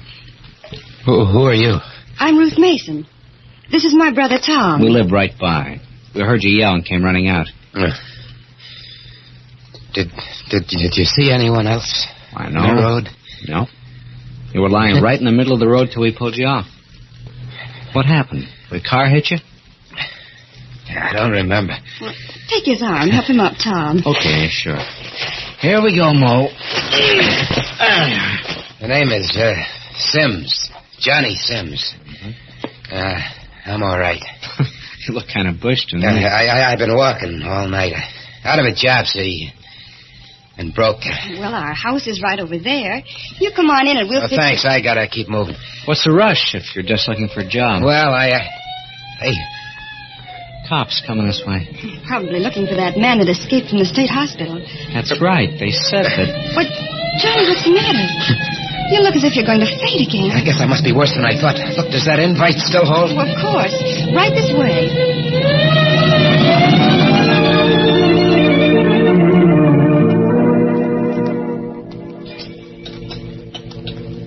Something more, Johnny? No, thanks, Ruth. Couldn't manage another thing. Full up. Oh, then you lie right down on that sofa. That is, if Tom will get off with his paper. Oh, sure. I was just reading some more about that guy, Lefty O'Connor, that broke out of the asylum.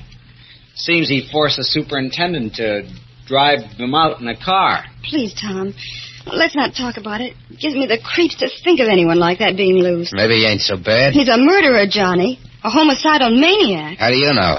Maybe the super deserved killing. The super? Yeah. But the paper doesn't say anything about the super being killed. Well, Ruth said... I meant the old lady, Mrs. Tilson. Oh. Yeah, I guess I must have heard. Maybe I just thought... I'll try the radio. Maybe there's some late news on it. Though you're probably right, Johnny. The super wouldn't stand a chance. Sure. The way I figure... What's the matter, Johnny? Turn that off. What? I said turn it off. Why? Johnny. Hey, what gives? Well, I'm sorry. I don't like radio. Oh, it's all right, Johnny. We understand. Now suppose we show you to your room and you take a good long sleep.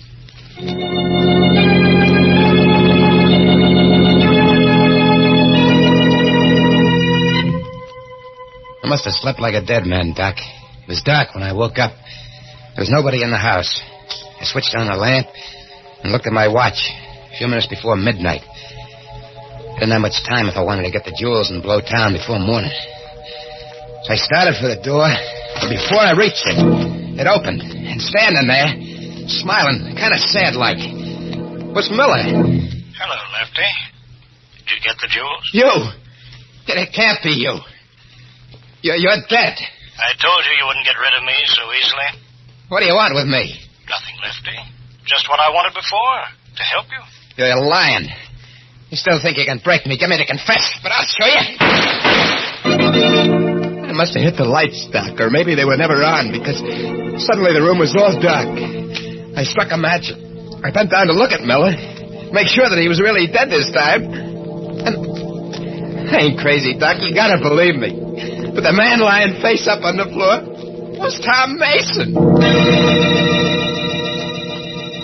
A dead man who came back. And now, a second victim. as the hands of the clock move inexorably to the witching hour. And yet another murder at midnight.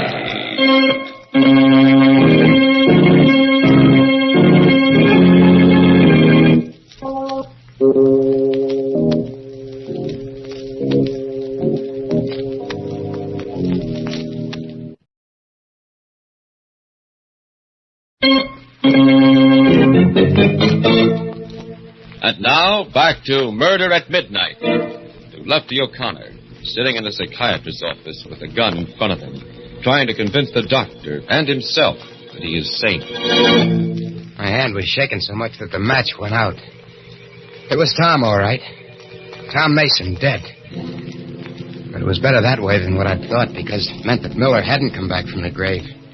I'd probably just imagined I heard him talking to me. I frisked Mason, I got the keys to his car, and went out. It was a little coupe parked in the driveway. I opened the door. I was just getting in when... Hello, Johnny. Ruth. You look a little better than you did before. How do you feel? Oh, fine. Oh, that's good. You were sleeping so soundly when I left it. Are you going somewhere? Well, yeah. There was something I had to do, and Tom told me I could borrow his car. Oh, all right. I'll go inside. No, you can't go in there. Oh, what do you mean? Why not? Well, I mean, such a swell night. How about a little drive, Ruth? But what about your errand? Well, that'll just take a minute. It'll be swell having you along. Well, I don't know. I don't suppose Tom will mind. I'm sure he won't. Well, then, all right. I guess that's one of the wonderful things about life. You just never know when something completely unexpected will happen. That's right, baby. You just never know.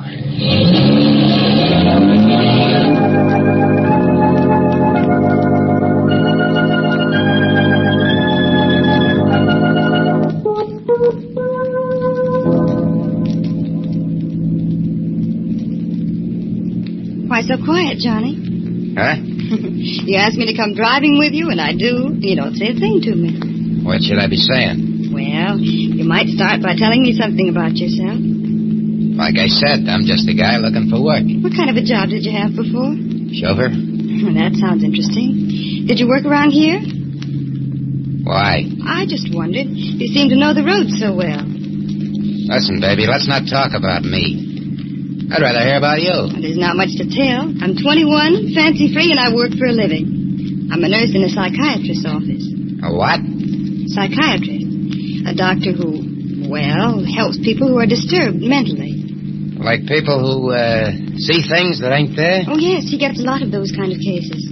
What does he do? Talks to the patients, explains away the hallucination. His name is Dr. Paget, and he's really wonderful. Johnny? Yeah? Where are we going? Why, baby? We've turned off the main road. This leads past the old Tilson mansion. What's that? The house where that terrible murder took place about a year ago. It's all boarded up now, of course. Yeah, that's the job Lefty O'Connor pulled, yes. huh? Yeah, he was old Mrs. Tilson's chauffeur. What? Chauffeur. Quite a coincidence, ain't it? Johnny, you're turning in the driveway. Yeah. See, a couple of nights ago, I broke into this place to sleep. It was just an empty house to me. I didn't know anything about no murder. I left the parcel behind. I want to pick it up. Oh, I see. You think I had any other reason for coming here? No, Johnny. Sit tight, baby. I'll be back in a minute. All right, Johnny. Well, why are you taking the keys? Just to make sure the car stays here, and you with it. But of course I'll stay. You better, baby. Or it'll be just too bad.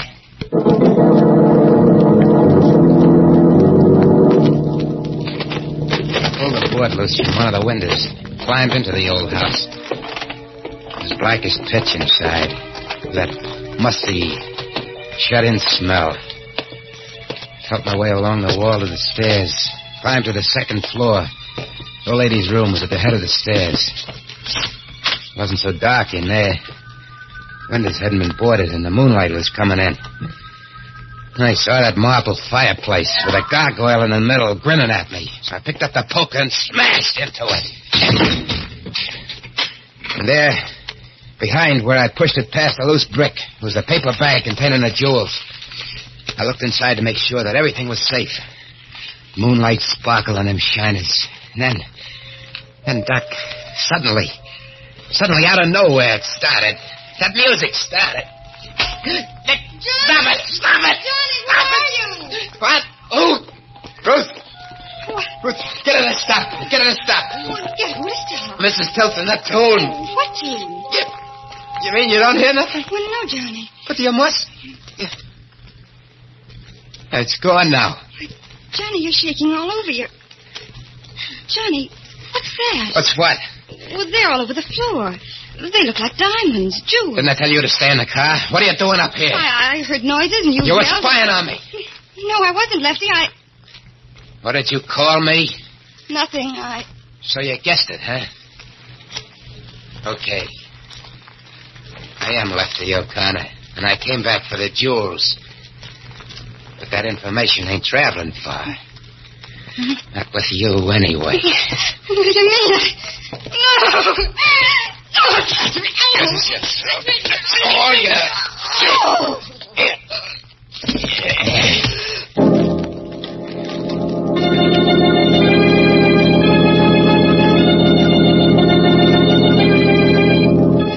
I was rattled, Doc. The music did it. That and everything else. I left it lying there, and I picked up the jewels and beat it. Started the car fast. Just about hit the main highway when the wheels started acting funny. I stopped and got out to look. It was a flat. My luck had played out. If I took the time to change it, someone might come along, and just then I did hear a car coming. I froze, waiting for it to pass. Instead, it stopped, and... Hi, Johnny. Tom, mate! I got out as soon as I could. Which is the flat? What? How did you know? How did I know? Why, you just called me. You told me you couldn't find the tools. I called you? Why, yeah. Don't you remember? No, I don't. I couldn't have. Of course, it's none of my business, Johnny, but... Look, you've been acting awful funny. I'm beginning to think maybe you ought to go see a doctor.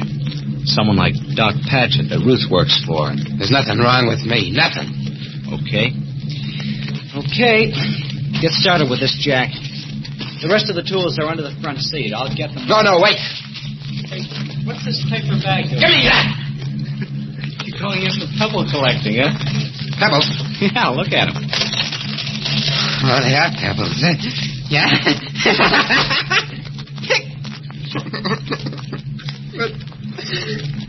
What's happening to me? Oh. I don't know. But I told you don't look well. Hey, where are you going? Hey, wait a minute. I told you that was a borrowed car. Get off that ramp, boy. I say get off. You're nuts, Johnny. You're nuts. You're crazy.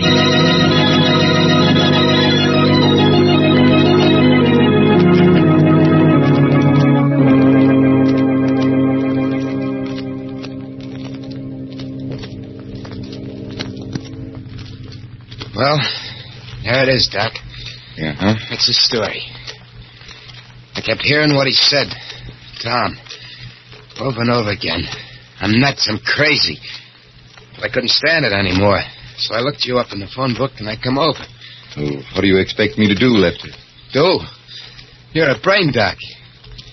I'm not nuts. I know I'm not. Why am I seeing these things? What's happening to me? Well, it's rather difficult to make a diagnosis this quickly, but I'd say that you were suffering from hallucinations because of a sense of guilt. Guilt? About what? Well, it probably started with that first murder, Mrs. Tilson. And it's been preying on your mind ever since. Now, if you could extrovert that, get it out of your system. But I did. That's true, but not as a confession, with all that it entails. That's the only way you can achieve a complete catharsis. Well, that's crazy. All right. You wanted my advice, but you don't have to take it. And you think... Okay, I did kill her. I knew all the time what I was doing. I waited for a night when there was only the two of us in the house, and then I beat her brains out with a tire iron. There, I said it, I told you. Yes, Lefty. And I think that now I can promise you you'll never be troubled by hallucinations again. You sure, Doc? Quite sure. That's good. Because... remember I said that in half an hour I was going to kill someone? Yes. Well, the half hour is up. And you're the man. Am I, Lefty? Yeah. I'm sorry, Doc, but you know too much now. You're the only one who does. So... I wouldn't, Lefty. Why are you sitting there like that? I shot you. Yes, Lefty, with blanks in your gun. All right, boy. Take it easy, Lefty. We got you covered. No. And Mason. Did you get it? Uh-huh. Every What? word. You're cops. No kidding. Then the whole thing, letting me escape and everything that happened afterwards was just a trick. That's right. You wanted to show I wasn't nuts, get me to confess. Smart boy. We made just one mistake, Lefty. Or rather, Ruth did. Following you into the Tilson mansion. She paid for that with her life. But now you're going to pay. No. Shut up. Yes, Lefty, for that and for the Tilson murder. And my only regret is that rats like you can only burn once.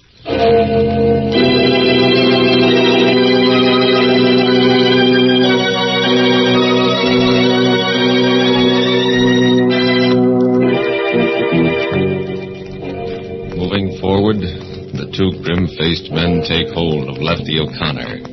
And Lefty knows that he has come to the end of the road. The road began when he first heard the clock in the old Tilson mansion strike 12 for murder at midnight.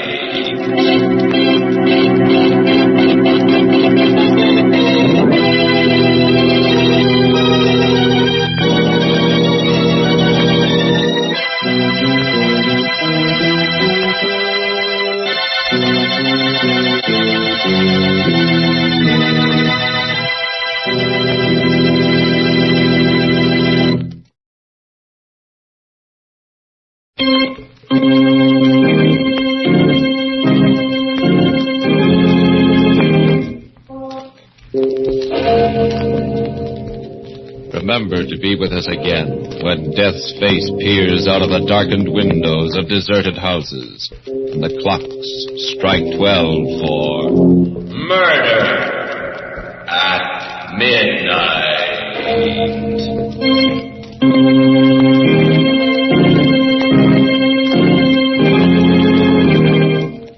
The part of Lefty O'Connor was played by Joseph Julian. With music by Charles Paul, Murder at Midnight was directed by Anton M. Leader.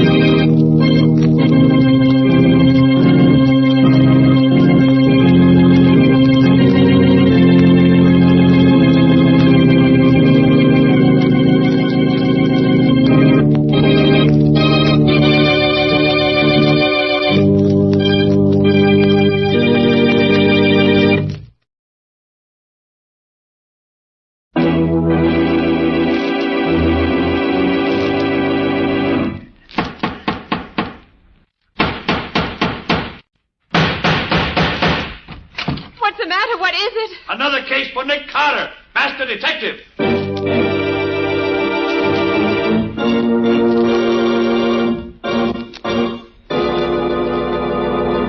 Yes, it's another case for that most famous of all manhunters, the detective whose ability at solving crime is unequaled in the history of detective fiction, Nick Carter, Master Detective.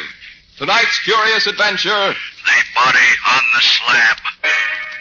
Hornet Carter and the mystery of the missing husband.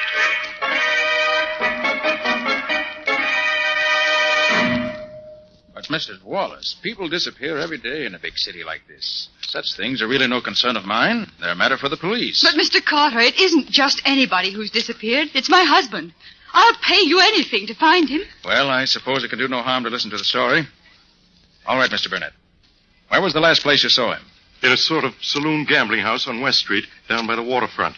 A two-story house. Very run down. Wait a minute, Burnett. That wouldn't be the place that's run by a one-legged soldier they call Bill. Oh, so you know it, do you? Certainly do. By reputation, at least. Here. I want you to look at this picture. You recognize it? Yes, that's the place I'm talking about. I thought so. Mrs. Wallace, I'll take the case. Oh, Mr. Carter, I knew you would.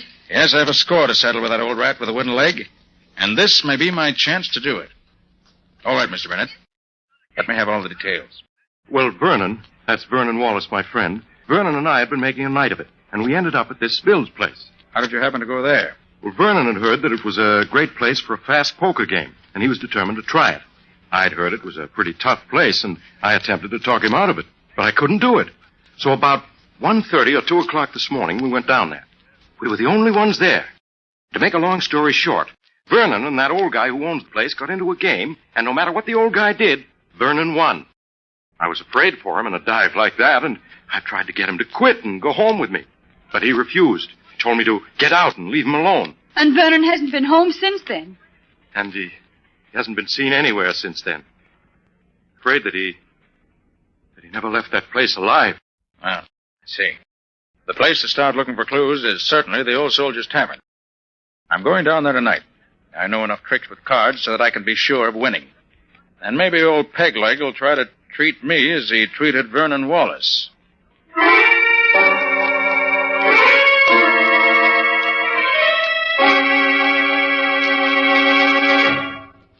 Well, stranger, I gotta admit I'm licked.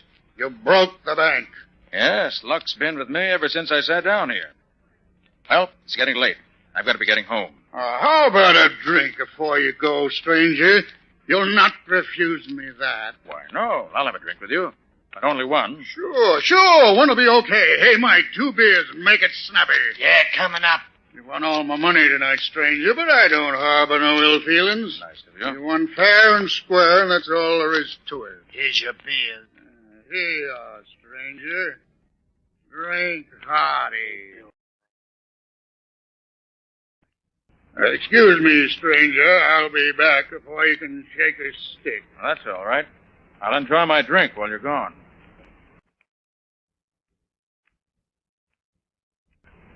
Stranger, Mike and I've taken a fancy to you. We don't want no harm to come to you. Look, why don't you stay here all night? Mike's got an extra bed upstairs he'd be glad to let you have. Then tomorrow you can go home and nobody'll bother you. Well, if you let me pay for the use of the room and bed, I believe I will stay. Good, you're a smart man, but we couldn't take no money for doing you a favor. Here, Mike, show the gentleman his room. Yeah, sure. Will you follow me, mister? Sure. Go ahead. I want to get to bed. I'm tired all of a sudden. Give me your arm, mister. No. I'm all right. I don't need any help. Well, I'll come along just to be sociable. I don't want to be sociable. I just want to go to sleep. Well, here's your room, mister. I'll leave a candle on the table for you. Okay. Thanks very much. Good night, sir. There you are, stranger. Sleep tight. Yeah. We'll see you later. Yeah, we'll see you later. Yeah, I'll see you later. Good night.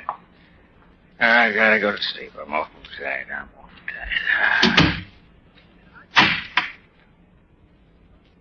Well, got myself into this easy enough. Hope I'll find it as easy to get out again when the time comes. No light, but a candle. One it'll do to give me a look around. Instead of this bed. It doesn't look too comfortable. But... oh. Blood. Let's see. The man were lying on this bed. That blood is just about where a dagger would go through his heart. If the man were drunk enough or had been drugged, you'd never know what hit him. Well, Let's look around here. I wonder what's in this closet. Uh-huh. Locked. Well, that won't keep me out long. Not as long as I still have my keys with me. Try this one. Nope. This one does it. Well, this is interesting. Old clothes. Here's a vest with blood on it. And here's a shirt and a jacket. Both of them bloody. Unquestionably, these came from some of the victims. Well, nothing to do now but wait for that one-legged scoundrel and his pal to make the next move. And I guess I'll be safe if I merely sit on the edge of the bed now. Oh, yes, I won't need this candle anymore either. Now to wait for them. Oh, there they come. Sorry you get there by He's asleep, all right. I can hear him snoring. Well, with the slug I put in his beer, he'd have to be either sleeping or dead. All right. Easy does it. Is he still asleep? Yeah. You hold this light while I... Get your hands up, both of you. Well, I'll be... And drop that knife you got in your hand, Bill. How can you be awake when we... Really very simple, Bill. Keep those hands up. I just poured that drink you gave me on the floor instead of down my throat. What are you going to do with us? I'm going to turn you over to the police. The evidence of the bloody clothes in the closet and what other evidence they'll undoubtedly find when they search this place, you both should have an interesting time of it. Why don't you kill us now and be done with it? Because I want some information first. Why should we tell you anything? Because if you do, I shall probably be able to get your sentence reduced somewhat. If you don't... I got you. What do you want to know? Last night, a young man won all your money. He hasn't been seen since. You mean that fellow with the little mustache? I do. You murder him the way you tried to murder me? I didn't do nothing with him. Maybe I wanted to, but I didn't. Isn't it a fact that this chap's friend tried to get him to leave you and go home? Yeah. And when he wouldn't go, the friend finally went off without him? No, that's a lie. They left here together. What? You trying to tell me one of them didn't leave before the other? No, they went out together. You know where they went? How should I know? There was a taxi waiting right outside the door here. Seemed to be waiting for them to come out. Then the guy with the money gets inside, and his friend sits in front with the driver. Oh. Friend sat in front with the driver, huh? But you know that cab if you saw it again? Sure, it had a big dent in the back of the body. Painted with red lead. I've seen them around this part of the city before. I see. Well, Bill, as soon as I can turn you and your pal over to the law, I'll have Penny find that taxi with the dent in the back. Trail seems to lead direct to him.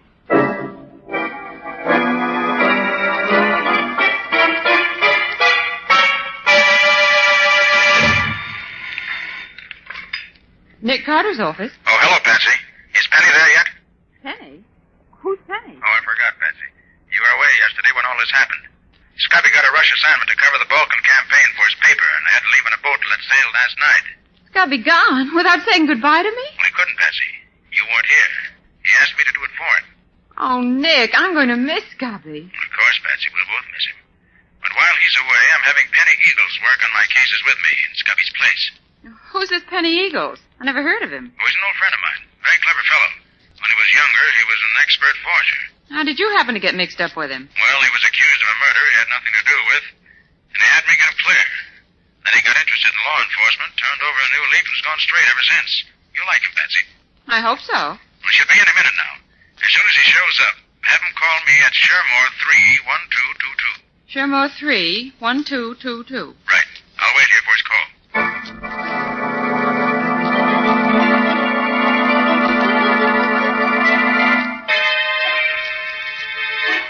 You're right, Penny. That's the taxi we're looking for. And I know that driver. You do? Yes. John Hagan, ex-convict and confidence man. Friend of yours? Hardly. Seen him in court several times, but he's never seen me. What's he been doing since you've been watching him? Well, all afternoon and the early part of this evening, he's acted like any other cabbie. Taking whatever fares he could get. But the latter part of the evening, he's been fussy about who rides in his cab. How do you mean? Well, I've seen several parties try to take his cab. But all he's picked up in the last 2 hours were 2 drunks, and oh, were they pie-eyed. I see. I think I know what he's looking for, Penny. And I'm going to give him just the kind of a passenger I think he wants. Wish me luck. But, Nick, what are you going to do? Well, so long, old fella. I gotta be getting home now. I'll see you tomorrow, maybe, huh? Okay. So long, but don't take any wooden nickels. Okay, pal, that's fine. Don't take a wooden nickel. I had too much. Hey, taxi, time mister? already. Huh? Taxi? Hey, Taxi, mister? what do I want a taxi for? I got a car of my friend own. of yours I- told me to come for you and take you home. Oh, a friend of mine. Huh? Oh, well, that's all right. It's okay. Where's the door? I can't find Hey, what's the out. address, mister? The address? It's the corner of 2nd and 5th. And don't bother me anymore, bud. I gotta get me some sleep. Okay, sir. drive on, McDuff.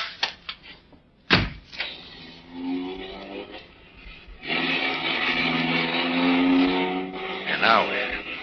I'll wager it won't be towards 2nd and 5th. Wait a minute. What's that smell? Perfume? I know. That's ether. So that's the stunt. Picks up drunks who are too far gone to know what's happening, then doses them with just enough ether to put them soundly asleep. Well, it won't happen to me. If I open one of these windows a little bit, that'll keep the air clear. There. Now, Mr. Hagen, the next move is up to you.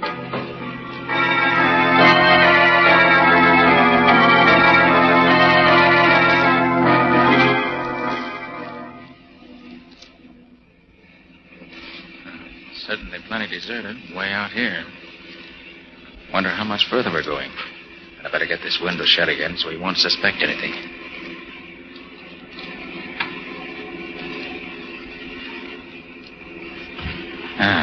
So we're near the end of our journey, huh? Very well, Mr. Hagen. I'm ready for you.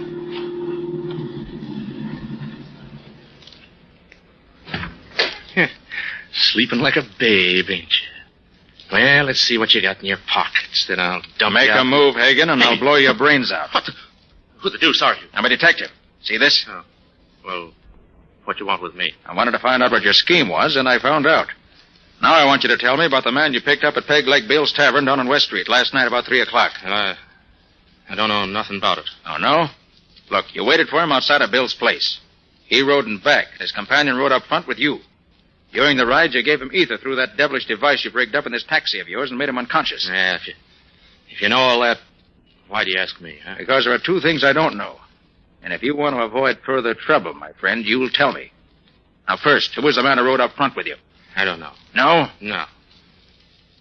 Well, I've done a few odd jobs for him in the past, but I don't know his name. They call him the captain. He made a deal with me early last night to be outside of Bill's place about 2:30 this morning. Can you describe him? He's sort of an ordinary guy. About my size, maybe. Well, he's kind of good looking if he didn't have a hunk out of one ear. Burnett. Now, what did you do with the man who was in the back? After I quieted him, we took him to a friend of the captain's, other side of town. What was the address to which you took the body? Hey, there wasn't no body. He was just as alive as you or me. Now, we took him to 14 Wanton Place. Left him. All right. Get back in your cab and drive me to 2nd and 5th. Then I'm through with you, unless you've lied to me. If you have, keep out of my way, or you'll go to jail for life.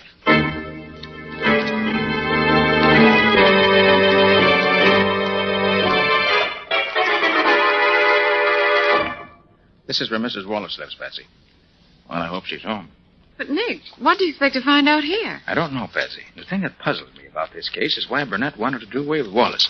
The bell, will you? Mm-hmm. It wasn't the money that Wallace won that tempted Burnett, as he could have taken that while Wallace was unconscious.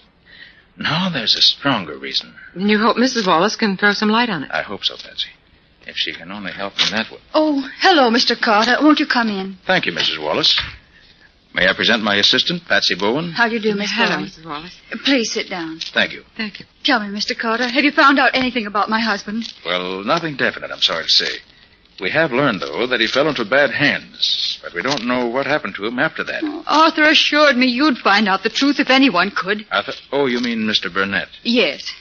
Yes, he's been so kind to me. He's done so much to cheer me up.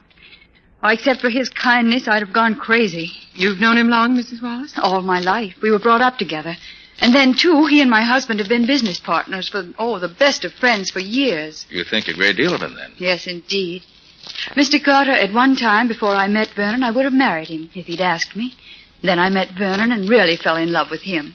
But even after I married Vernon, Arthur continued to be my best friend.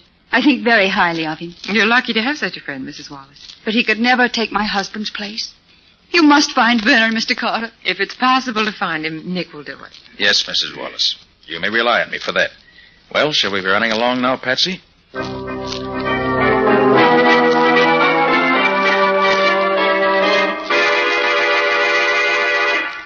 Where did you say you're calling from, Penny? I'm at a pay station near the house where Hagan left Wallace that night.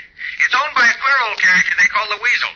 He works in a crematory about a mile down the road. I see. Well, Hagan's story seems to be straight enough. A couple of guys in a saloon near here says they saw the Weasel and another guy carrying a man-sized bundle into the Weasel's place about daybreak a couple of mornings ago.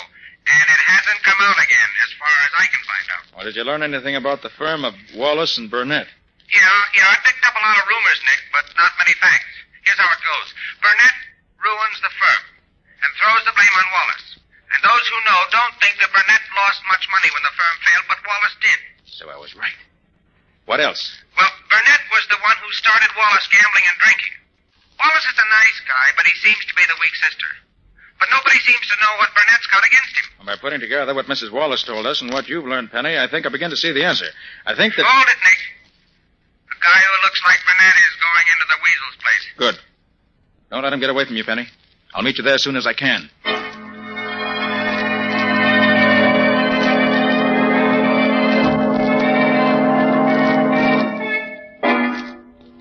Yep. You're right. You're right, Nick. They did bring that casket here to the crematory. I thought they would. But I wish I could get closer and see what they did with it after they carried it inside. Look, Nick. That window over there is open a little. Huh? Maybe we could hear something from there. Good idea, Penny. Come on. But quiet. Yeah. But, Weasel, are you sure they won't be suspicious? Not a chance, Captain. That's why we're doing this tonight. The owners of the crematory are going to make a test of a new heating fixture tomorrow morning. And they told me to have the ovens hot by 10 o'clock. I'm just getting them hot a little ahead of time. What do you use when you make a test like that? Well, they sent me the body of a dead calf. It's over there in the closet. Yeah, but the test we're going to make tonight will be even better, eh, Captain? Yes. How does this thing work? Oh, simple. The body's laid here on this slab and strapped down the way you saw me fix this fella. In the next room, there's a lever attached to the slab. When the lever's pulled, the slab slides into the oven. The door closes behind it, and the destruction of the body begins. Do we have to watch it burn? You can't see the slab nor the ovens from the room where the lever is. How long does it take to reduce the body to ashes? 6 or 8 hours. It'll be all over by daylight. Even if the body isn't... You mean even if the body ain't dead yet? Yes, that's what I mean. And Wallace is still alive. Well, it's a little unusual to cremate a live body, but it works just the same. You'll never know what happened. It'll be all over in an instant. Well, we got nothing more to do here. Might as well go in the next room and wait for the ovens to get hot enough. Then you can pull the lever and slide the body. You mean I have to pull the lever that sends him into... Sure. He's your friend, ain't he? Come on, Penny. There's no time to waste. We have to work fast.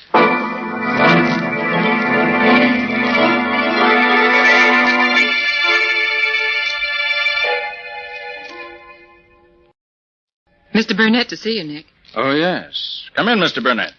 I just want to take enough of your time to tell you that Vernon Wallace's body was found last night. Really? Where was it? Floating in the river.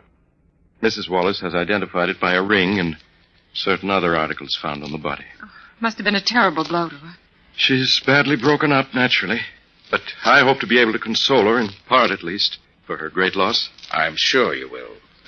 Will this repay you for your trouble? Oh, amply, Mr. Burnett. And thank you. Good. Good day, Mr. Carter. Good day, Mr. Burnett. But if you think I'm going to drop this case now, Mr. Burnett, you're crazy.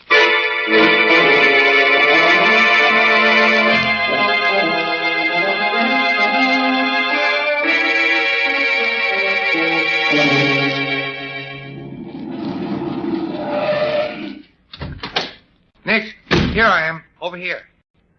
I got here as soon as I could after I got your call, Penny. Brought my new helper, too, as you see. Yeah, so I see. Hi there, helper. Hello, Penny. I hope I'm going to be able to help you, Nick. You'll do all right. Now, in this case. Now, what's the dope, Penny? Well, a couple of hours ago, a taxi pulls up in front of Mrs. Wallace's house. Mm-hmm. The driver goes into the house. About 15 minutes later, he comes out again with Mrs. Wallace and her maid. They get in the cab, drive away. With you after him, of course. That's right. Well, they drive around and finally end up way out here. There must have been a couple of guys in the cab when the women got in. Because when they got out there, they were both gagged and their hands were tied behind them. Well, they took them in the old house. I found a phone to call you. Did they hurt them? Well, not so far as I could tell. Gee, I wish I could see what they're doing now. I hope they're all right. Oh, Millie, this is terrible. My mouth is still sore from that dirty old cloth they used for a gag. Where do you suppose we are? Oh, I don't know, Mrs. Wallace. I've never been this far from town before. Could you see anything out of the window? Oh, nothing I recognize. Oh, I should have known better than to be fooled by such a simple trick. I might have known that old Mrs. Parker couldn't be so sick she had to see us at once. Why, I saw her only the day before yesterday. No, fooled me all right. I thought... I hope you're comfortable, ladies. We are not. We certainly are not. What's the idea of bringing us here? Well, I'll tell you. The chap says as how he's going to collect some big dough from you two. You mean we're being held for ransom? Yep. Well, how much money do you want? Well, the chap says he won't take less than $50,000. Oh, Mrs. Wallace, we'll never get out of here. Nonsense. He must be insane to expect me to pay him that amount of money. Well, he says he won't take a cent less. Well, he won't get it. Never. And he's a dangerous man. You better not get him mad at you. I'll be back at 8 o'clock tonight for your answer. Oh, he'll kill us. I know he will. Be quiet, Millie. He won't kill us as long as he thinks there's any chance of getting the money out of us. But what if we get... A man at the window. It's Mr. Burnett. Oh, Arthur, I hoped you'd come. Are you safe, Louise? Have they hurt you? No, Arthur. We're both safe. But how did you ever find us? I just climbed up the porch to the roof, then over to your window. Have they told you why they brought you here? Yes, they want ransom. $50,000. And they'll kill us if you don't save us. Not while I'm here. I'll see that no harm comes to you. But what can you do? You're only one against the two of them, and they're both vicious criminals, I know. Do be careful, Arthur. Louise, if I save you from these rats, do you think that you... Ask me later, Arthur. Not now, please. Very well, if you say so. Now tell me, what time are the men coming back again? Do you know? The man we talked to said they'd be here at 8 o'clock. That gives us just over an hour. Now, here's my plan. When they come, I'll be here...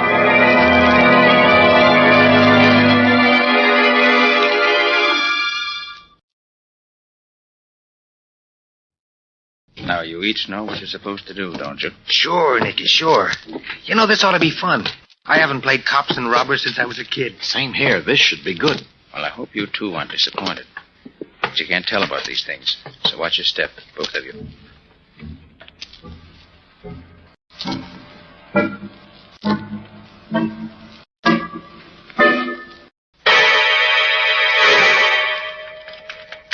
Here they are. Leave everything to me.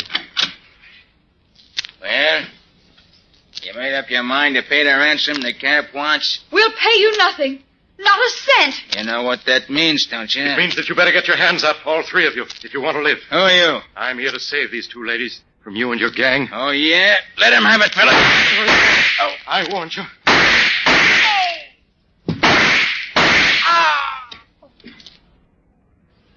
Arthur, you've killed them all. It's their own fault.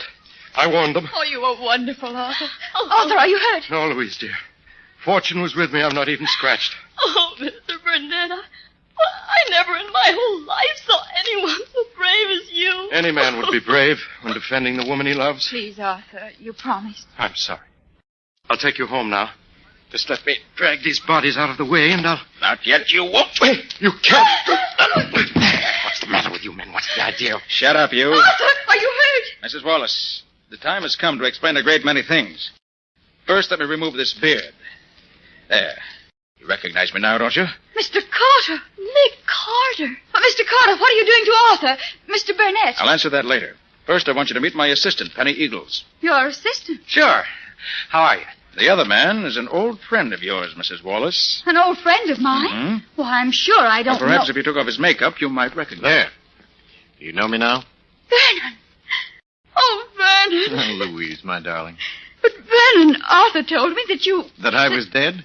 Oh, yes. Arthur Burnett told you a great many things that were not true. But Vernon, he showed me your ring, your lodge pin. He said he took them off of your dead body that the police found in the river. Burnett took those articles from your husband's body, right enough, Mrs. Wallace. But it was while your husband was still alive. And it's no fault of his that I'm not dead now. You don't mean that Arthur... That's exactly what I do mean.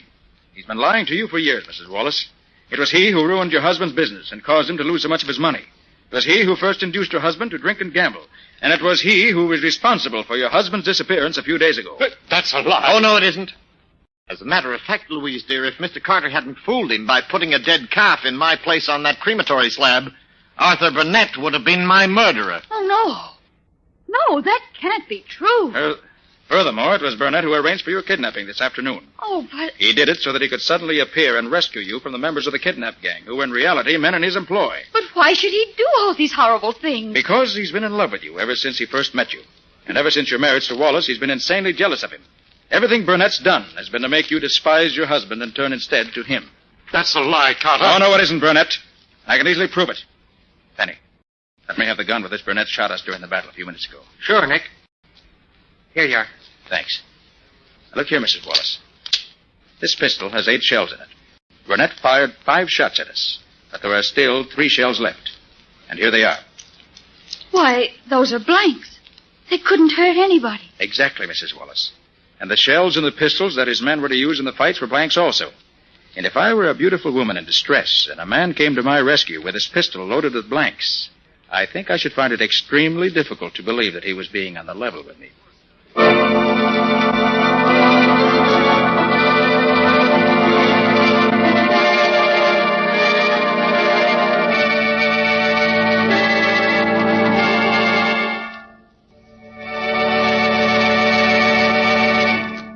That was another strange experience of Nick Carter, Master Detective, called The Body on the Slab, or Nick Carter and the Mystery of the Missing Husband.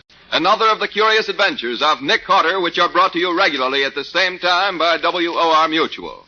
And now, Nick, how about a few hints on next week's story? It's a story of a body which was washed up on the beach, tied up in a sack. And the only identifying mark on the body was one of Nick's cards. I had to solve that murder to prove I didn't do it myself. And I found that the real culprit was the killer who used a clue that pointed directly to him to prove that he couldn't have done it. And the killer tried to drown both Nick and myself when the chase got too warm for comfort. But as you can easily see, he didn't succeed. So long until next week. So long, folks. And so long to you and Nick for now, Patsy. In the strange adventure you have just heard, Nick Carter was impersonated by Lon Clark, Patsy by Helen Choate. Original music was played by Lou White. The entire production was written and directed by Jock McGregor.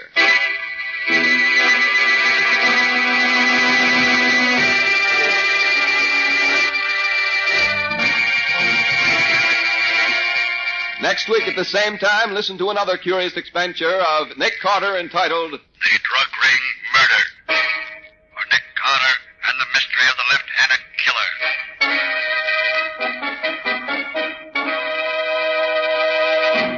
This story is a copyrighted feature of Street and Smith Publications, Incorporated. The Return of Nick Carter is produced in the studios of WOR and is broadcast over most of these stations every Wednesday evening at 8:30 Eastern War Time.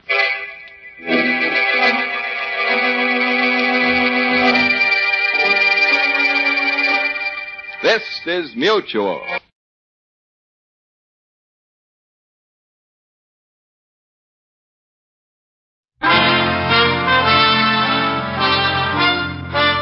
Listen while the makers of Rexall drug products and 10,000 independent Rexall family druggists bring you Dick Powell as Richard Diamond, private detective.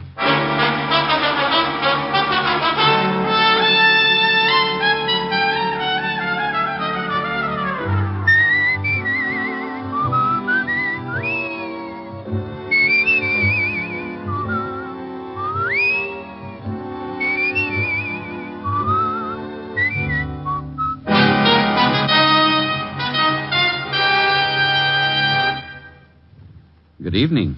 This is your Rexall family druggist, speaking to you for the 10,000 independent druggists who have made the word Rexall part of our own store names, and who recommend and sell the 2,000 or more drug products made with the Rexall Drug Company.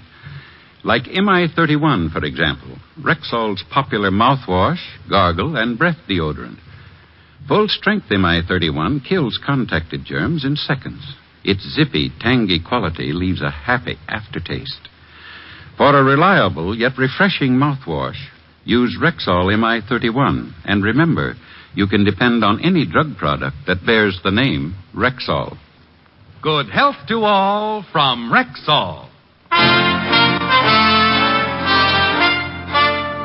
Now, your Rexall family druggist brings you a transcribed half hour with Richard Diamond, Private Detective, starring Dick Powell. Dick's special guest star tonight is what was your name again? I'm sorry, but I really can't tell you. You can't tell me. Well, Rexall brings you Richard Diamond, starring Dick Powell.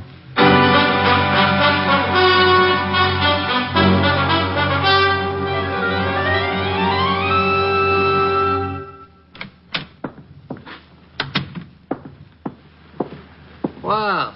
Morning, Mr. Diamond. Morning, Charlie. Now, fix me something, will you? Like that, huh? You look pretty good. Oh, you should have seen me when I got up. Both my heads were hissing each other. I'll fix you my special. You snap right out of it. Well, take it easy. I tried snapping out of it this morning and scattered myself all over the room. You relax for a minute. Just getting to work? Yeah. Helen gave a party last night. I think it turned out to be the finals of the roller derby. Ever swallow a roller skate, Charlie? Once on a dare, a mouse. Oh. Sorry. Charlie! Gotta mix it. Oh, that's a horrible machine to have in a bar. Some poor guy's liable to end up with shell shock. Here. Hold your breath so you don't change your mind. What's in it? In your condition, that is a very touchy question. You just drink it, you'll feel better. Okay. No fudging all the way. Charlie! All the way? What are you, chicken? Oh, I knew it. You snitched this stuff from a fire extinguisher. Tastes terrible, don't it? What are you going to thaw me out with, a chisel? Now, I know it ain't that bad. No? A mortician would pay good money for the formula. Well, look what came in the front door. Oh, yes, sir. Pardon me, but I'm looking for someone. There's nobody here but me and Mr. Diamond. Here's a picture of him. Has he been in here? Oh, lady, a lot of people come in here. No, I mean this morning. Mr. Diamond's my first customer. Oh. Something wrong, miss? I've just got to find him. I don't know where to look. What made you think he'd be in here? I'm trying every place that's open. I lost him in this block someplace. Lost him? Well, he just disappeared. Who is he? My husband. Oh. I stopped to look at some hats in a window. I started talking about how pretty they were, and the next thing I turned around and he was gone. You called home? We're living at a hotel. He hasn't shown up there. I've called everyone I know in New York. You're from out of town? Yes.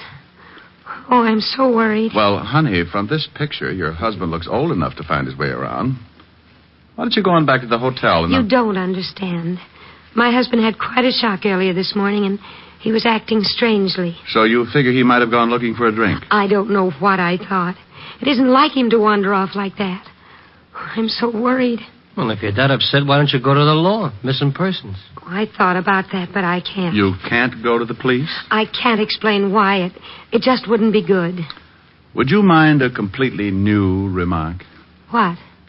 Haven't I seen you before, Miss... No. Nice name. Mr. Diamond sees a lot of people. Used to be a cop himself. Oh. Private detective now. Private detective? Seems to me I've seen your husband someplace before, too. Is this an old picture? Yes, I carry it around in my wallet. Are you really a private detective, Mr. Diamond, miss. Like Sam Spade? Well, no. Sam drinks and runs around with women. I lead a rather sheltered life. Steady, Charlie. Mr. Diamond, I'm really frightened. I'm sure something awful's happened to my husband.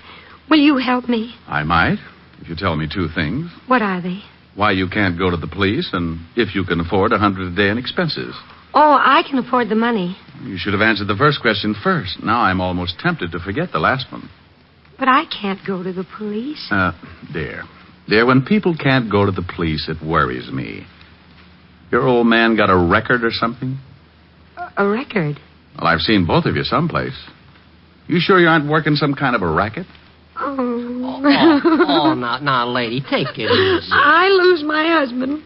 I come in here for help, and you think I'm some sort of a criminal or something. Look, dear, I don't know what to do. I don't know where to go. I don't want to go to the police, and it has nothing to do with breaking the law. Shame on you, Diamond. Here, lady, here's a handkerchief. Thank you. Look, I'm sorry. No, you're not. You're terrible. Oh, please. Look, I'm in pretty bad shape myself. Okay, I'll help you. Wonderful, Mr. Diamond. Where can we talk? Hey, she turns him off like a hydrant. You'll help me? Oh, yes. $100 a day in expenses. Certainly. Get her. Yeah. You sure you didn't dip into one of Charlie's specials? I don't drink. This isn't drinking. It's like diving into an active volcano. Where can we talk? One of the booths. Good. I don't want anyone else to know about this. You mean after this build-up, I ain't even going to hear what it's all about? Come on, dear. Oh. Relax, Charlie. Have one of your specials. Who knows? You may be the first one to reach the moon. Is this booth all right, Mr. Diamond? Just fine. Now sit down, dear, and tell me all about it. Well, there's really not much to tell. I took my husband to an appointment this morning. What kind of an appointment? I can't tell you. And you can't tell me your husband's name? No. Not even his first name? Well, I guess I could tell you his first name. It's Richard. Richard? Yes. You can't tell me any more? No. You want me to find him and you want me to trust you? If you will. Will you trust me? Yes. Then I'll try and find Richard, but I'll need some help. I'll try. No, please. I'll need some outside help. Who? A policeman. Oh, no, I told you. And I told you. You want me to trust you? Okay, that's what I'm going to do, but you got to trust me, too. But the police... If you and your husband aren't in trouble with the police, you got nothing to worry about. But the police... Not the police, a policeman. One man. But he'll find out why Richard disappeared. Well, don't you want to know why? I know why, but I don't want anyone else to know why. You don't want anyone else? You know why, but you... Oh, don't let me do this to myself. I just want to find him. Okay. I promise the policeman won't say anything. I'm trusting that you have a good reason for not telling me any more than you have, but to find a man, this man in the picture, and an old photograph at that, to find this man needs a lot of doing. Checking hospitals. Hospitals? Now, don't start crying. Oh, I'm sorry. Go on. When you've got to check hospitals, morgues... Morgues? Look, dear, you wait here. Oh, no, I'm going with you. Good girl. Charlie, thank you for being so patient. A pleasure, miss. Shall we go, Mr. Diamond? Yeah. And, Charlie... Yeah? I'd like to thank you, too. Anytime. Your hospitality and good manners are only equaled by your loyalty and perspicacity. Huh? All in all, you've been a living doll.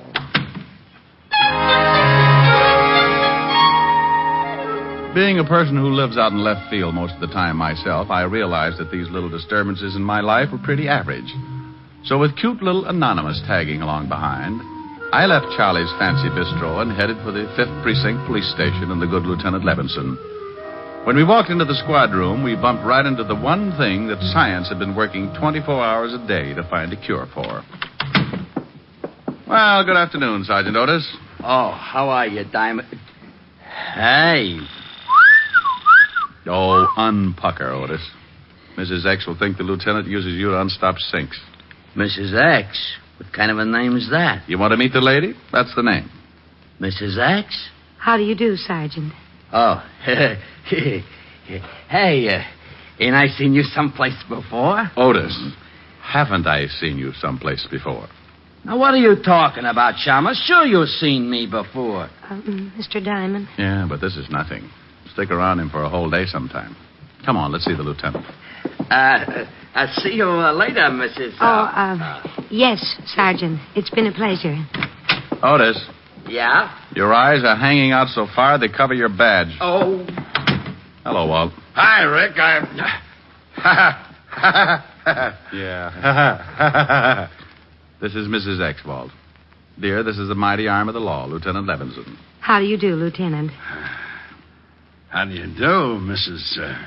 Mrs. X. Oh, let's not go into this thing again. The young lady prefers to be known as Mrs. X.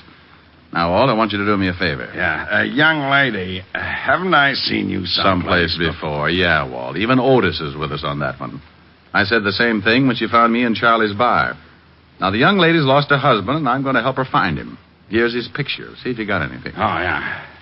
Are you sure I haven't seen you? Walt, we'll solve that one later. The picture. Go make like a policeman. Okay.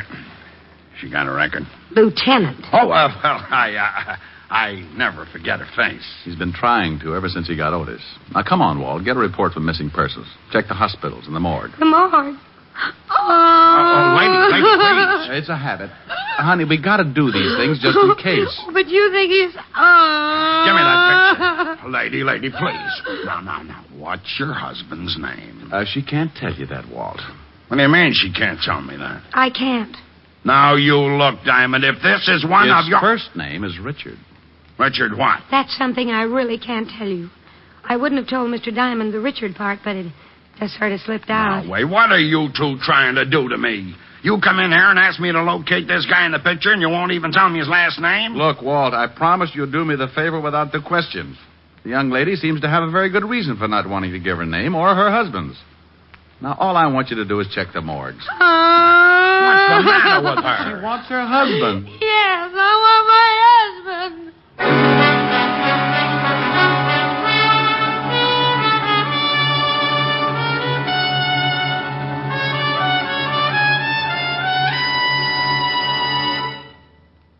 Before we continue with the adventures of Richard Diamond, private detective, here's your Rexall family druggist.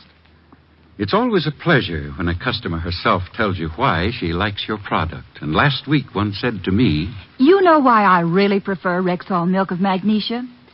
It's because one bottle won't be so thick I can't even pour it, and then the next one thin and watery. Somehow Rexall milk of magnesia always seems to be just right. Well, ma'am, that's because every bottle of Rexall milk of magnesia has to meet an exacting standard of viscosity, or it can't wear the Rexall label. What do you mean by viscosity? It's the degree of thickness or pourability in a liquid. Rexall conducts scientifically precise tests on every batch of Rexall milk of magnesia to be sure it meets this constant standard of viscosity. And that's not done just to please you with its consistency. What's much more important, it means you'll always get uniform dosage from every bottle of Rexall milk of magnesia. And I thought it was all an accident. Oh, no, ma'am. There are no accidents behind the fact. You can depend on any drug product that bears the name Rexall.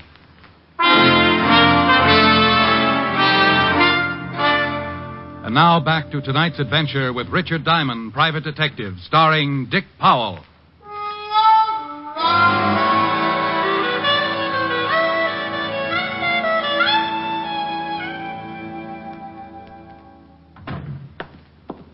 Well, I checked, and no one that looks like this guy is in any of the more usual places.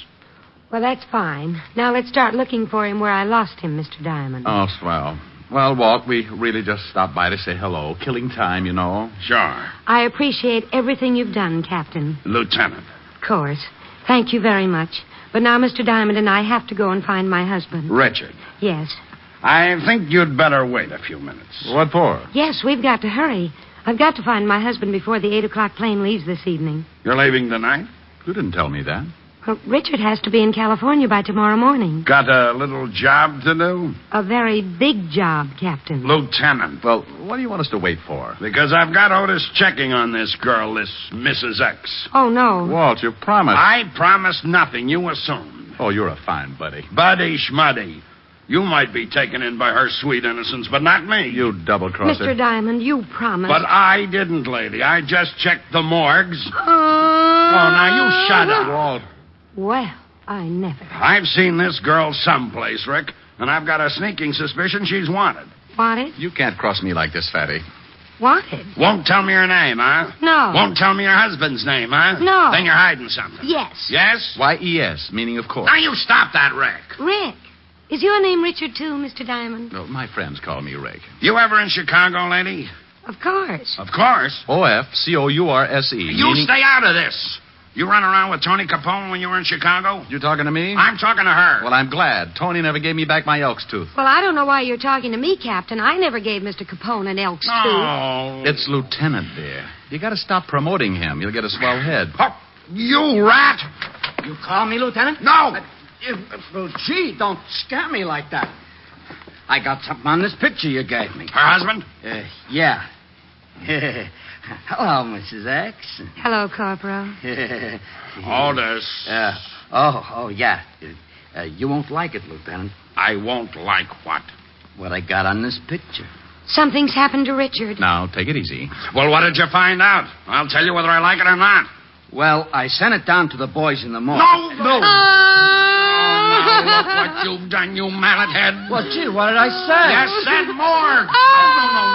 Now, honey, listen. This morgue is where they keep photographs. Oh. Well, what did they come up with, Sergeant? She sure looks pretty when she cries like that. Otis. Well, I shall quote from the report. Person in said photograph resembles one Richard Diamond, private detective. What did you say? Come to think of it, you do, Mr. Diamond. I shall continue. Member of the New York police force for 7 years. Height 6'1", 190. 80. The general conformation of the head. Note, right ear... Otis, shut up. Oh, it gets real interesting.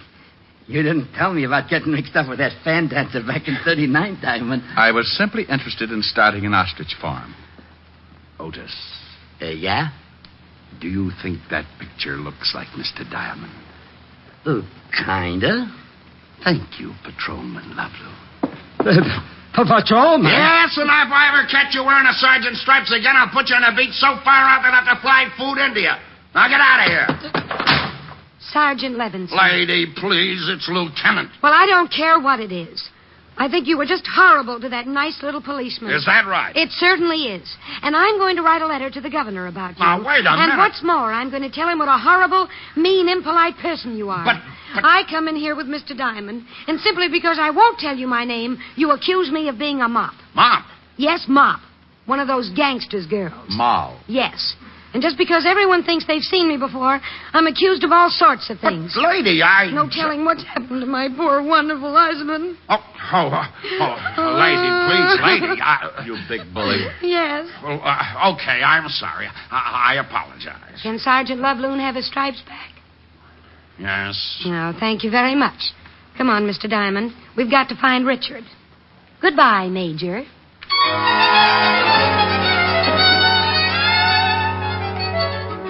Well, I was in it up to my neck. Any other time, a client like Mrs. X would have scared me right into 4 months of hibernation. But she was such a cute little screwball that I just had to go along with it. We took the picture that looked something like yours truly and started making the rounds. Starting with the last place Mrs. X had seen her husband, we showed the picture to every shop owner within a 4-block circle, but no one had seen him. Mrs. X kept checking with the hotel, making me stay at a good distance so I couldn't hear the conversation. But no one had seen her husband. We ended up right back where I first ran into her, Charlie's. Wow. Find him? No. Look, dear, why don't you check again with this place that you and your husband went to this morning for his business appointment? Maybe you went back there. Well, I guess I could try it again. Phone in the back on the wall. Thanks, I'll call him. No luck, Diamond? No. How do I get into these things, Charlie? When someone wants to give you $100 a day in expenses, you get into them. Phone. Brilliant deduction. Hello? A little lady will get it. Mr. Diamond? Yeah? It's for you. Captain Levinson. You been promoted? Several times in the last hour. You think he's heard something about Richard? Might be. Yeah, what is it, Fatty? I thought you might be there. What made you think of Charlie's? Well, it's pretty obvious you had a hangover. Well, maybe I stuck a bicycle pump in my nose and pumped up my head just to get a laugh out of Otis. You'll have to do better than that. You told me you met the girl at Charlie's. Shrewd. Is it something important? Honey, just relax. I'm getting to it. But if it's about Richard... The girl there? Yeah.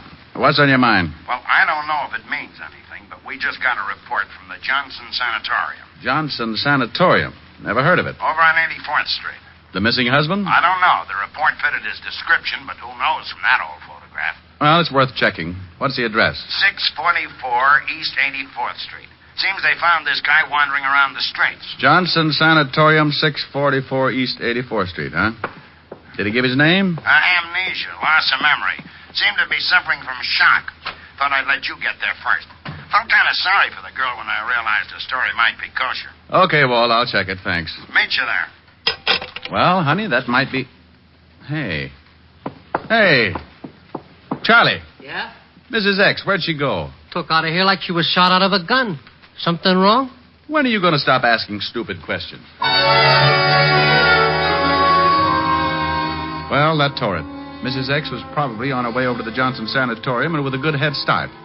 So I went out and grabbed a cab for 84th Street and kicked myself a dozen times for getting mixed up in a situation like that. Why not forget the whole thing and get some rest until my head returned to a normal circumference? Answer. Because I'd wasted a whole afternoon looking for the missing husband and hadn't even got a retainer. Yes, sir. Is something I can do for you, perhaps? I'm looking for the man you reported as... Hello, Rick. Oh, Walt. Have you seen Mrs. X? I just this minute got her. She's been and gone. What about the guy you got the report on? Took him with her. The young lady came in, took a look at the man, claimed it was her husband, paid his bill, and left. You let him go like that? I thought the man had amnesia. Well, yes, he was suffering from some kind of shock and had temporarily lost his memory. But you just let him walk out of here with... Rick, let him finish his story. The minute the man saw the young lady, he snapped right out of it. She said they had to hurry to catch a plane or something, had a lot of packing to do. Did she give her name? Yes, he signed the release. Here, let me see it. Now, take it easy, Rick. It's signed Mrs. Richard Diamond. She used my name? Is that your name? You're darn right it is. She leave any address? Phony, I checked. Oh, swell. I'll cover the airports if it'll make you happy. Oh, it'll make me very happy. She did nothing for my hangover. She didn't pay me 1 red cent for my trouble, and I think I may be getting hives. Oh, I'm going over to Helen's and have a complete nervous breakdown.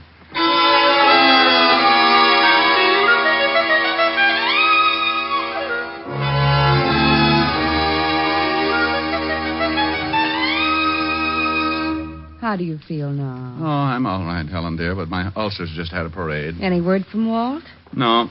Miss Helen, Yes, what is it, Francis? a young lady at the door for Mr. Diamond. I'll get it. I'll bet you will. Wow. Hello, Mr. Diamond. Now, look, I've got something to say I to can't you. stop to talk. My husband's waiting in the car, and we have to catch a plane. Now, you look, I want to thank you very much for all you've done, and I want to apologize for running out on you. But your husband... He's fine, thank you. He just lost his memory for a while. Now, I'm not I gonna... haven't got time to tell you anymore. We've got to catch a plane. But you... Oh, I said that. Here's an envelope. But It explains everything, and there's something in it for you. But you can't... And here's something else because you've been so wonderful. But... I hope if you ever get to California, you'll look us up. Goodbye, and thank you again for everything. You're wonderful.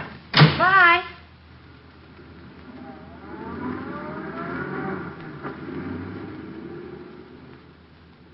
Well.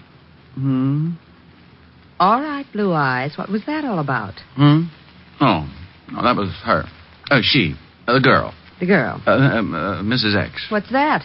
Oh, it's an envelope. Said it would explain everything. I hope it does, especially that fond farewell. Oh, that. She was just being grateful. Yeah. Go on, open the envelope. Pardon, Miss Helen. Now it's the phone. Lieutenant Levinson for Mr. Diamond. I better tell him about the girl. You'd better read what's in that envelope. Hello, Walt. Rick, that dame phoned Otis. Asked where she could find you. Oh, that's how she found the place. Yeah, the melonhead told her you might be over at Helen's. Gave her... She's been there? Just left. And she left an envelope that she said would explain everything. Well, what did it say? I haven't read it. Well, read it. I want to know what this is all about. So does Helen. Well? $500. The explanation? What about the letter? Well, it says, Dear Mr. Diamond, I know that I've caused you a great deal of trouble. So I wish to take this opportunity to thank you for your patience and understanding. As for an explanation, well, here it is. But I count on your discretion and hope that you will keep my secret. This morning, my husband and I went to a doctor because I hadn't been feeling well. We discovered and were overjoyed to find out that I was going to have a baby. Immediately, I informed my husband that I had decided to give up working until after I had the baby. The realization that I wasn't going to make any more money for the rest of the year was too much for him. The shock made him lose his mind, and he just wandered off. Although he has recovered his memory, the thought of having to support us both for the rest of the year has left him nervous and despondent. So I'm taking him back to the coast to the family psychiatrist. I wish to thank you from the bottom of my heart for all your kindness and help. Signed, Oh. Sign who? Rick! Helen, what's wrong? He's fainted. What? He looked at the signature on the letter and just flopped over. Well, what about the signature? It's signed June Allison.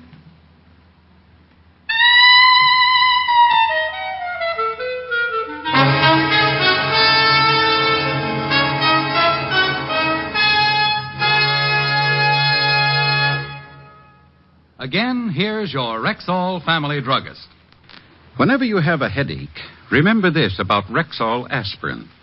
When taken with water, the 5 full grains of pure aspirin in every Rexall tablet are ready to go to work for you even before they reach your stomach. Yes, whenever you have a headache, remember that about Rexall aspirin. Ask for it at Rexall drugstores everywhere. And remember always, you can depend on any drug product that bears the name Rexall. Good health to all from Rexall.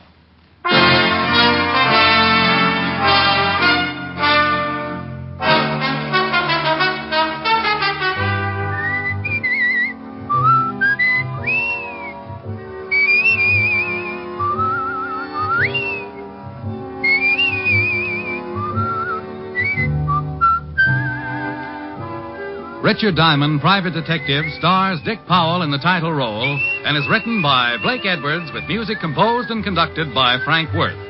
June Allison appeared through the courtesy of Metro-Goldwyn-Mayer and will soon be seen co-starring with Dick Powell in the MGM motion picture Right Cross.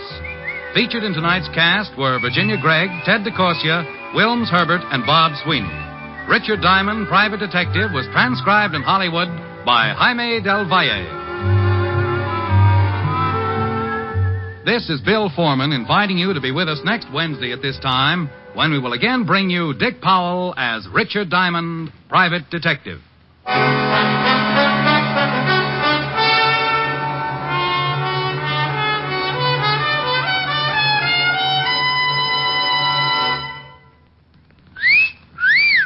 Hiya, beautiful. Get lost, Bristlepuss. You need a shave. But I have shaved. What else do you want me to do? Silly boy, she wants you to go Stag. Go Stag? But why? Because Stag is Rexall's exclusive line of men's good grooming aids, like Stag Brushless Shave Cream. No fuss, no massage, just smooth it on, and presto, you get a clean, close shave. Your face stays smooth and whiskerless all day long. I'll do it. I'll go Stag. That's it. Join the Stag line now at Rexall drugstores everywhere. Yes, to make girls care. Go Stag.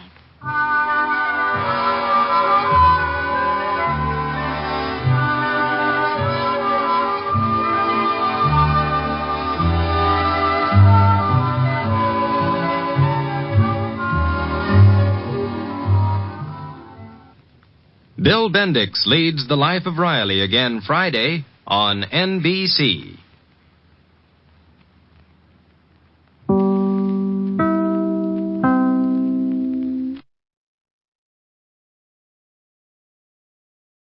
From Hollywood, it's time now for... Johnny Dollar. Johnny, I was afraid you might be away for the weekend. Who's that? Byron Kay at Intercoastal Maritime and Life. Oh, hello, By. How are things in Boston? In Boston, fine. In Cod Harbor, terrible. Who's this? Meg McCarthy, who runs an eating place there at the harbor. Murder, mayhem, arson, or what? Right now, it's or what. But if you don't do something, and fast, it may be all three. Can you come over and see me? Now, By? I know it's Saturday afternoon, Johnny, but this needs fast action. Will you? By? Goodbye. No, By. Listen, you... Dollar, you're a sucker.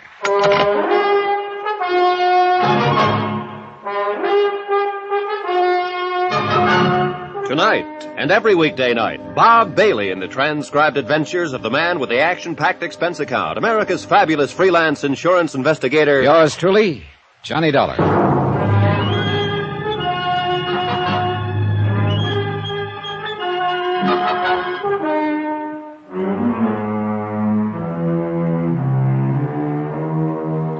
Expense account submitted by Special Investigator Johnny Dollar, location Cod Harbor, Massachusetts. To the Intercoastal Maritime and Life Insurance Company. Following is an accounting of expenses incurred during my investigation of the MEG'S Palace matter. Expense account item 1, $7.30. Cab from my apartment, train fare and incidentals to Boston.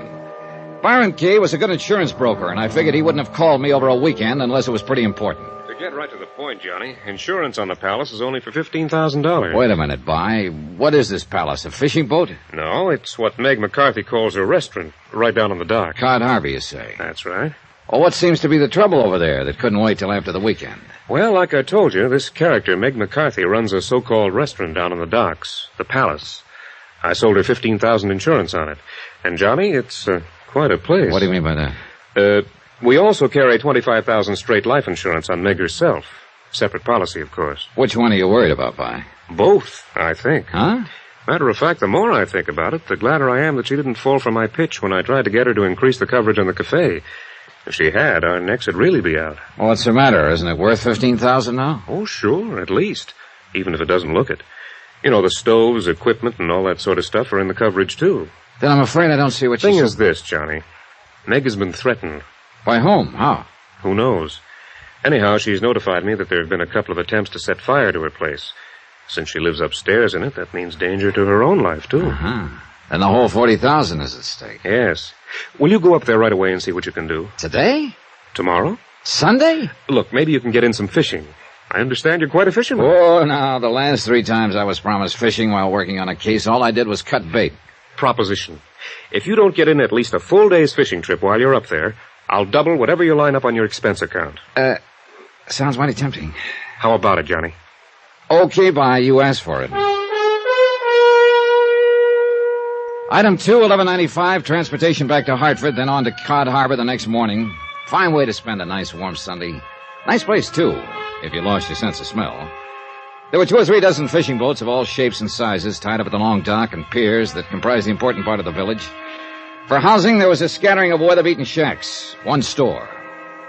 MEG'S Palace turned out to be the biggest, most disreputable-looking of the dockside eating places, and since there was a closed sign on the front door, I went around to the back. And I tell you, get off the clean scrub floor of me lovely joint, your walrus face below. I'm sick and tired of looking at that whole... No, look here, Meg. I just come back to apologize for Apologize, Well, the next time that mangy, scurvy crew of the Lillian comes in here and gets drunk and brawls and carries on and busts up me fine glassware and china, to say nothing of a couple of wooden chairs and a fine listen table. to me, darling. Don't you darling me, you pig-faced squint No, eye. Meg, put down the frying pan. No, sir, not until you get your filthy hide out of here. I'm running a respectable joint, and the likes of you and the ragtail crew of yours have got no place in it. What's more, and furthermore, I won't have you around. I only come to pay for the damage my boys did last night. Now, look Hey, here. that's a laugh. Pay for the loss of me dignity, to say nothing of me Make trade. me little buttercup, please. Now get out of here, Willie. Get out. Well, okay. Hey, here's your money, Meg. Who wants your dirty, offensible money? Get! Meg, put down the frying pan. I'll put it down, Willie boy, if you don't get out here. I'll Meg, cover your Meg, head. no. Get now before I don't sit down. Get out of here, Willie. Keep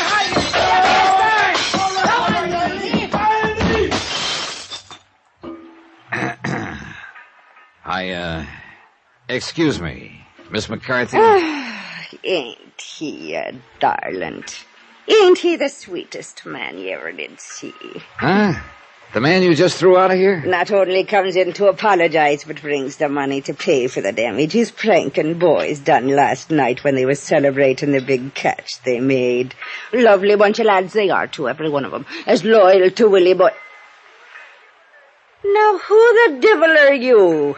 And what's the big idea of barging in here on a Sunday when anybody with eyes in his stupid head can see that the place is closed up? Now, and your eyes so blind in your head you couldn't see the sign out front? I saw it. And sneaking in here the back way this way. Who do you think you are? I wasn't now, sneaking. Get out and leave a lady alone of a Sunday. Go on! Don't get tough with me, Meg McCarthy. Huh? Just put down that pot and shut up for a minute while I tell you why I'm here. Put it down. Shades of me dear departed overbearing husband, yes, sir.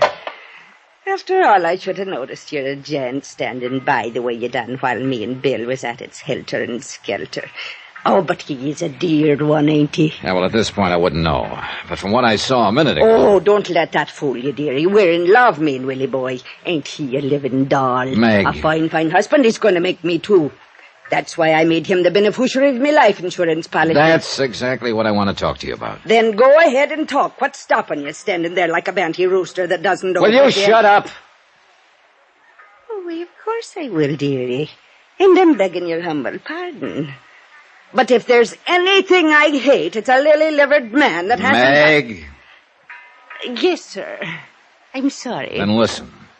Yes, sir. My name is Dollar, Johnny Dollar. I'm an insurance investigator. Insurance investigator, eh? Well, in spite and despite of your pretty clothes and pleasing manner, I don't want any I've already got. No, you don't understand, I Meg. got all I can handle. I'm just... And from the looks of things, these past couple Will you of... shut up a minute? Of course, dearie. I'm sorry. You call the insurance company, Mr. Byron Kay, in Intercoastal Maritime. Oh, yes, dear little pasty-faced Byron boy. Why, do you know if he'd had half the guts and get of a he-man, he would have sold me twice the insurance he did. Well, that's not quite the way he told it to me. Well, it's the way I'm telling it to you. Oh, what am I going to do, darling, if they wreck my place the way they're trying? Who? This Willie boy, as you call him, who was just in here? That's effeminate. What? He's Captain Billy Morgan, Bill to you and any man what calls him Willie. Put it down, will you? And stop yapping your head off and answer my question. Yes, sir. Now, is Captain Bill Morgan one of the people you suspect of trying to wreck this ugly-looking hash house? Oh, I love you, boy. You talk like a real sweet, overbearing man. Then answer my question. Well, of course he ain't. Willie boy wouldn't hurt me any more than I'd touch a hair of his pretty head if he had a hair on top of it. All right, then who? Johnny boy, there's a dozen of 'em like to see Meg's palace burned to the ground. Blast their black thieving souls. Why? Because I give 'em the best and the most food in the harbor. That's what the man gets here. So what happens to the silver plate in Ernie's Manor House and Irving's chop suey joint? Well, I'm putting them out of business, that's what. So you think they're trying to put you out of business? Think it, I know it. That's why I telephoned that sniveling, lop-eared Byron Kay to send somebody down here and make 'em stop it, before he had to pay off a lot of insurance on it and maybe even on me. Why else do you think? There have been some attempts to set the place on fire, I understand. Why else do you think a lady like myself would take to sleeping on the bar down here every night, getting a creak and me sacred illy up? But I'm getting sick and fed up with it. Don't know that I blame you. Now, look, will you... trying to keep awake all night every night to keep them from burning it out from under me and me with it is making a fair shadow of me for myself out of me. I'm losing me strength. But not your aim. Look, while we talk, I'll help you clear up some of this. Well, the devil you will. It's not the man's job, especially since you ain't romantically inclined towards me. But you would let Bill Morgan clean up for you, huh? Well, he was the cause of it, wasn't he? So if he and his boys don't show up before nightfall and take care of it, so help me, I'll keel-haul them every one. Besides, if he's going to be me old man when the fishing season's done, he's got to know how to keep in line. Now.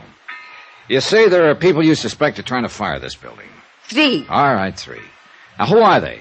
The owners of the other restaurants here on the dock? Aye. First, there's Clem Harris, what runs the Silver Plate. Oh, and a sly one he is. Yeah, what do you mean? He's too soft and polite and soft-spoke. Me, I never trust a man unless he talks up like a man. I guess that's why I like you, dear. Well, who are the others? Ernie Turner at the Manor House Cafe. Oh, yeah. Is that the big place down at the other end? The little hole in the wall next to the bait stand. And half the time the customers don't know whether they're getting bad food or thawed out bait. And the third one. Yeah? That stubborn mule that runs Irving's chop suey joint. Irving who? What's his last name? Irving? His name's Tony. His name... Now, wait a minute, will you please? Sure. Tony Fortino, Italian. Then why is it why a chop suey place? Anybody has eyes, he would have saw how the sign was changed. First the Chinese had it with chop suey. Yeah? Then came Irving with kosher, so he added his name to it, and now it's Tony. Well, then why? Only there wasn't any more room left on the sign, so stop complaining. Okay, Meg, you win. But have you any specific reason to suspect any one of them? One of them? I suspect them all, the dirty conniving. Why? Because they're a dirty conniving... I'll tell you why. Because they won't sell out to me. Because they all 3 keep open competing with me, and that's 3 against 1, so they're a dirty conniving... All right, you said that. Well, aren't they? How would All right. Yes, sir. I love it when you speak to me that way, Johnny boy. So you've said. Now, I asked you if you have any specific reason for suspecting any one or all of them. But of course I have, on account of the threats they sent. How do you know they sent them? Because I suspect them, that's why. And what happens 3 times they tried to set fire to my love... Meg, you don't have one bit of actual evidence against any of them, do you? Well, do you? No, but I suspect the dirty kid. Hold it, please.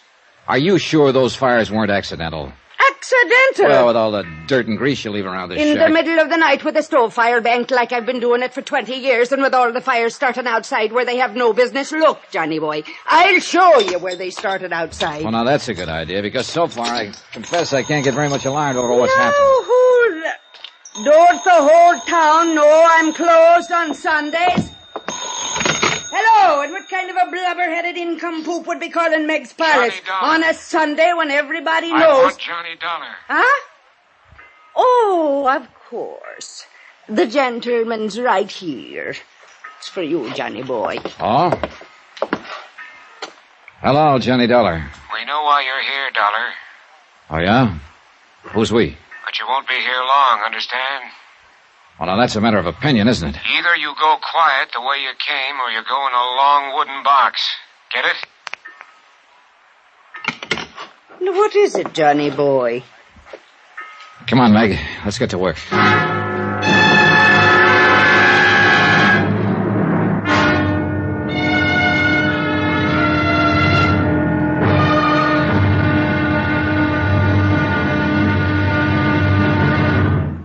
Now, here's our star to tell you about tomorrow's episode of this week's story. Tomorrow, well, they say that darkness can cover a multitude of sins. It can also cover a strong man armed with a deadly weapon. Join us, won't you? Yours truly, Johnny Dollar.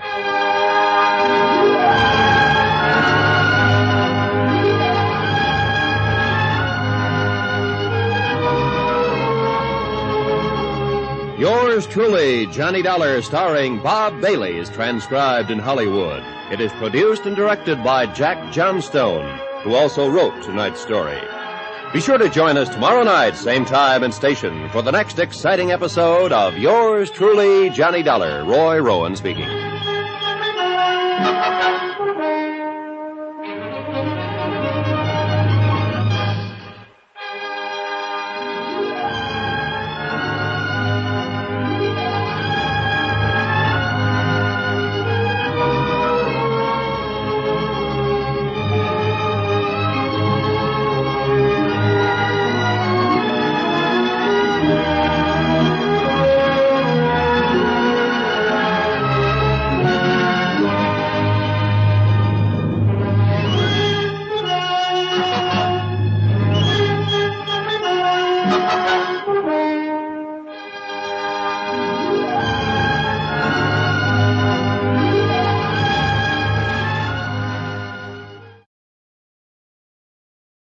From Hollywood, it's time now for... Johnny Dollar. Byron Kay in Boston, Johnny. Hi. The operator had quite a time locating you. I don't see why. I'm in the only available room for rent here in Cod Harbor. Huh? Well, she said she was ringing Meg's Palace Restaurant. That's where I am. Room's right above the place. Well, tell me, have you found out whether it's true somebody's trying to burn up that joint and put Meg out of business? Not only that, Boy, but whoever's behind the attempts to get her out of the way has threatened to get me. Hey, you want some help? Yeah. I want you to send me something by truck soon as possible. Huh? And I want to be sure it arrives here quietly at night so that nobody in this little fishing village knows it arrives. Holy smoke, what? Listen carefully, Boy, and I'll tell you. I want you to send me 6 letters.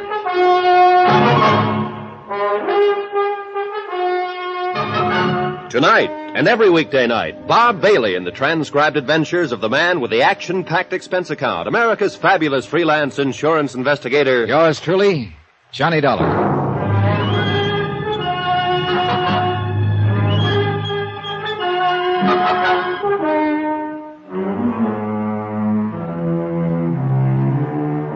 From Special Investigator Johnny Dollar, location Cod Harbor, Massachusetts.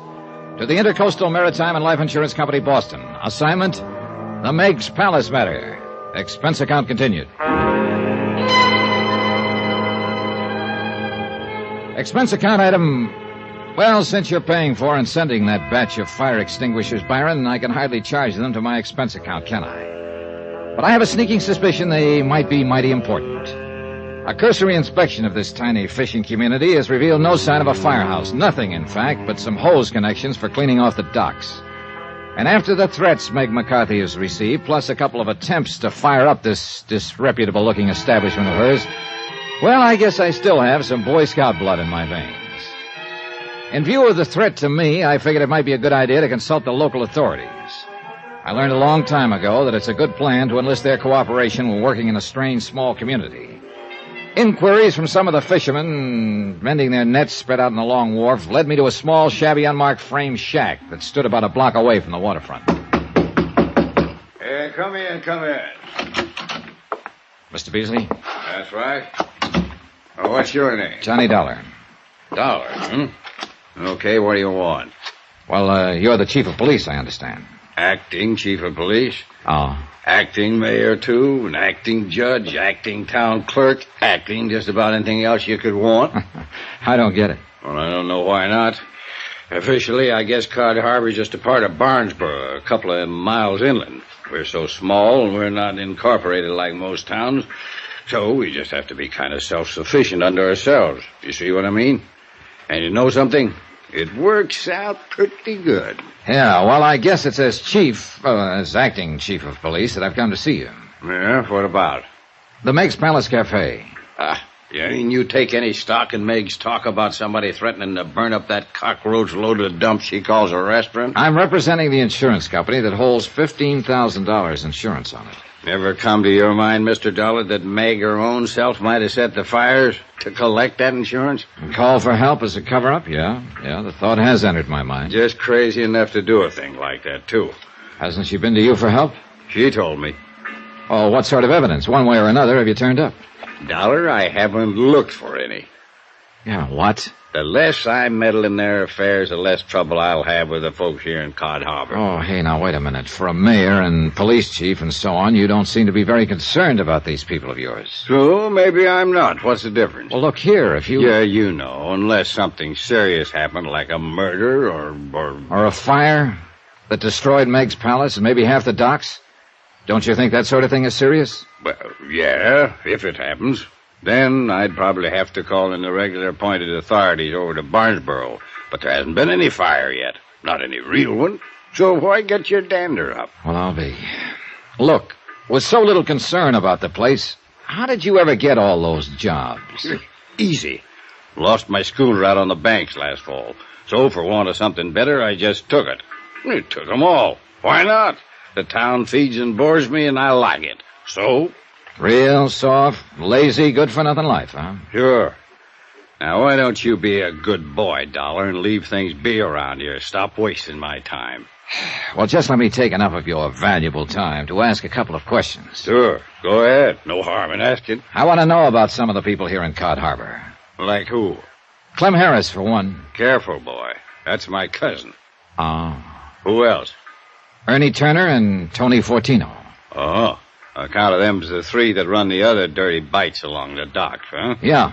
I'd like a rundown on all three of them. Easy. Yeah? Yeah. Go talk to them. Oh, now, wait a minute. Easiest way I know of for you to find out all about them.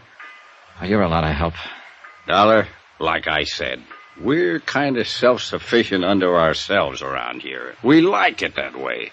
And that's just another way of saying we don't like strangers coming here and messing around in our affairs.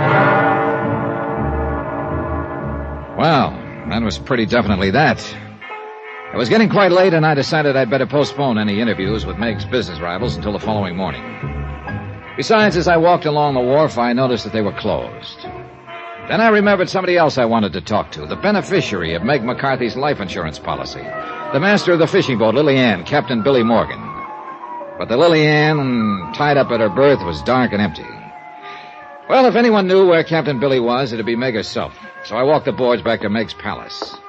What greeted me as I opened the back door of the place was truly a sight to behold. Over there with that hose, you scum of a land-loving. Over there in the corner, can't you see? What's the matter with your blinking eyeball?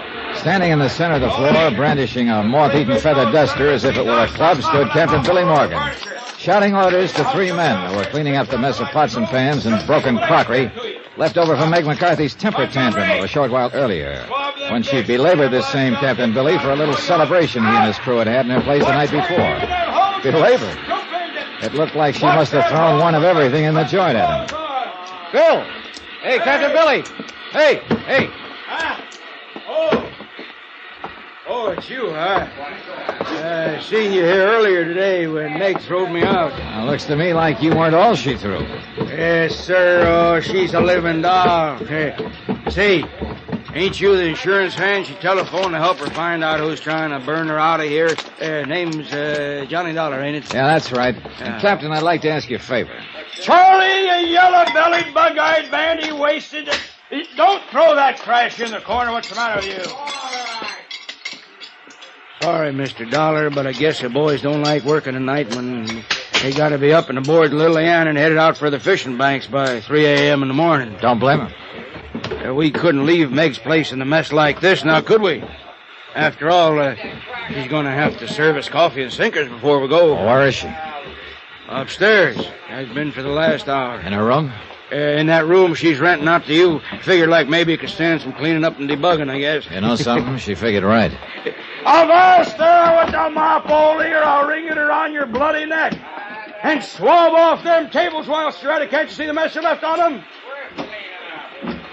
What can I do for you, Mr. Dollar? Well, look, why don't you and I go into the kitchen, Captain, where we can hear ourselves think? Oh, sure, why not? All right, now you keep at it, you sow-bellied lunkheads. And if the joint ain't clean and tidy when I come back, I'll blast you all over the lease cuppers. Real fine bunch of boys I got there, ain't they? I'll bite, are they? You bet your sweet living life they are. Finest crew on any boat in the harbor. Charlie, Oley, and Montgomery. Now, what was it you wanted, Mr. Dollar? You found out anything about who's causing all the worries to my lover girl? Not very much, yet. Well, I hope you do. Do you? Huh? I don't get you. I'm going to be honest with you. Lay all the cards right on the table. Well, that's the only way, I always say. All right. I'm just as concerned about Meg herself as I am about this cafe. Sure you are. Me too. Now, whether you like it or not, I have to consider the fact that you are the beneficiary of Meg's $25,000 life insurance policy. If anything were to happen to her... Why, sure, I see what you mean. You bet your life I see what you mean. Why, you blasted land-loving son of a dirty yellow sculpin. Take it easy, Captain. Take it easy. You Pipe trying down. to say I hurt one single hair, make me cut? Dollar, you may crash like that. I'll swab the decks with that ornery hide of yours and feed you. Put him up. Put him up, Dollar. You want to talk to me like that? I You said put him pipe up. down, Captain. Let's talk sense a minute. Talk sense, yeah, but don't you go implicating that I didn't imply a thing yet. Well, I warn you, you Just don't. a minute there, Huh? Captain Billy Morgan, Meg, just a minute. Who do you think you're talking to like that, the guest of me humble Well, establishment? I'm sorry, Meg, darling, but he And was why talking ain't like you in there helping those poor boys of yours with the cleaning up? Well, but they're almost finished up, Meg, me darling. Besides, unless you ought to get out of here and get your sleep, you'll not be worth your salt on the boat tomorrow. Meg, I'd like to talk to Captain Billy. Tomorrow. Go out in the boat with him in the morning, and you'll all have plenty of time to talk. Well, I want to talk to Willie him now. boy, get out with them. Go on. Well, yes, my dear. And, I'll see you at the dock at 3 in the morning. Well, now, wait a minute. Also, Johnny boy, you go out with him. It'll give me a chance to fix your room up real nice for you, like it should be for a gentleman like yourself. Okay, Meg. Come to think of it, I was promised a fishing trip on this case. Anyways, I'll not be worrying about any fires tonight with you staying here. So if you don't mind, I'll retire to my bed and see you at breakfast time. Okay. Maybe I can help Billy's crew finish cleaning up in there. Oh, don't you lift a finger. 'Twas at Willie boy I throwed them plates and things so him and his crew can clean it up. Good night, Johnny boy. There's food in the icebox and your bed's all made when you're ready to retire. I stood there for a moment, smiling after her. Then I decided I'd take her advice, that instead of helping the men clean up the cafe, I'd get a breath of fresh air before hitting the sack. The moon was just a thin sliver in the eastern sky, and the stars twinkled merrily in the broad, clear expanse overhead. The cottages of the peaceful little fishing village were dark. Along the docks at the waterfront, the fishing boats playfully nudged each other as they slowly and quietly swung and rolled on the gently heaving water. Their masts and rigging formed an intricate, ever-changing pattern against the occasional beam from the lighthouse and the point as it lazily swept across the night. Somewhere, far out on the landward breeze, an occasional seabird called.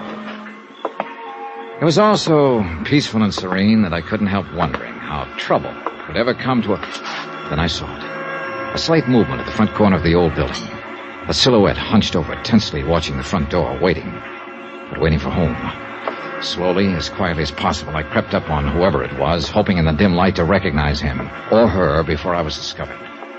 Softly, I passed the side door. I could still hear the members of the crew inside at their work.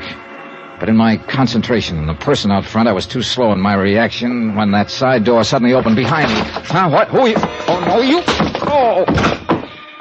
And very suddenly, it got very dark.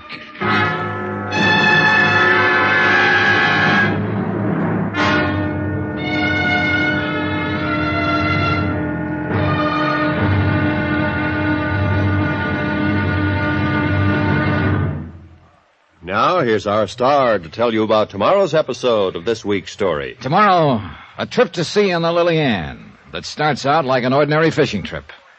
But somewhere on board lurks a man with murder in his heart. And his next intended victim, me. Join us, won't you? Yours truly, Johnny Dollar.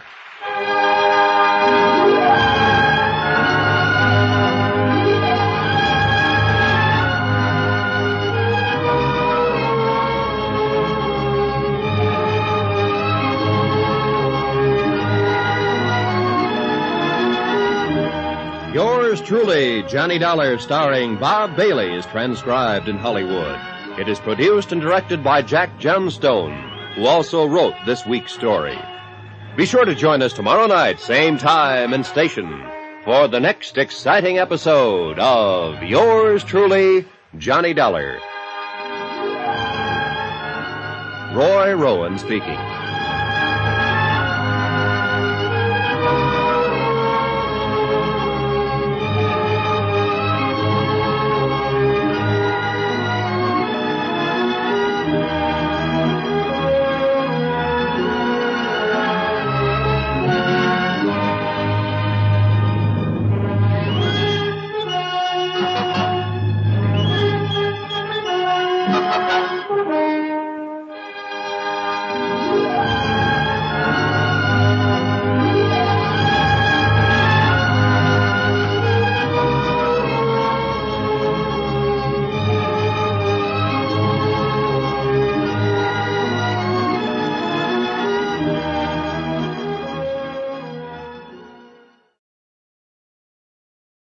From Hollywood, it's time now for... Johnny Dollar. Mr. Dollar? Oh, listen, it's after midnight, and I don't feel This so is good. Tim Beasley. I want to talk to you. Oh, the oh-so-very uncooperative mayor, chief of police, and general do-nothing in this town. Now, just a minute. Now, you just a minute. I asked you for help this afternoon in finding out who's threatening to put Meg McCarthy in a restaurant out of business. Dollar. What do I get? A snide warning from you that the people of Cod Harbor don't want outsiders messing in their affairs. Well, I don't believe it. If you'll only listen to me, I want to help you. Then why weren't you here a little while ago when somebody slugged me? I was. What? Who do you think picked you up in that alley and put you to bed at Meg's place? You? You want to come over here and talk to me now? I know it's late. Okay, Beasley. If my head stops spinning long enough, I'll be right over.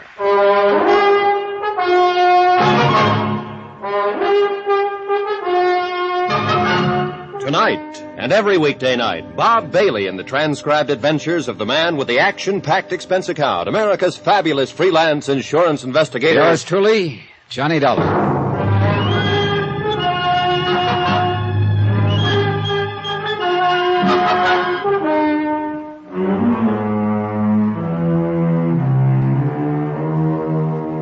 From Special Investigator Johnny Dollar, location, Cod Harbor, Massachusetts. To the Intercoastal Maritime and Life Insurance Company, Boston. Assignment, the MEG'S Palace matter. Expense account continued. Expense account? Well, so far here in Cod Harbor, there's been little need for it. Meg McCarthy had given me a small room above a restaurant and provided all the food I could eat. My own 2 feet were the only means of transportation. The only shops were along the waterfront. They were suppliers to the boats tied up at the various docks. And a motley lot of boats they were. Some were big schooners dating back to the last century and still carrying sail. There were power boats of all shapes and sorts and sizes, from 18-footers with one-lung gasoline engines to big 60 and 70-foot diesel jobs. Trouble of the sort I'd come to investigate seemed out of place in this otherwise peaceful little village.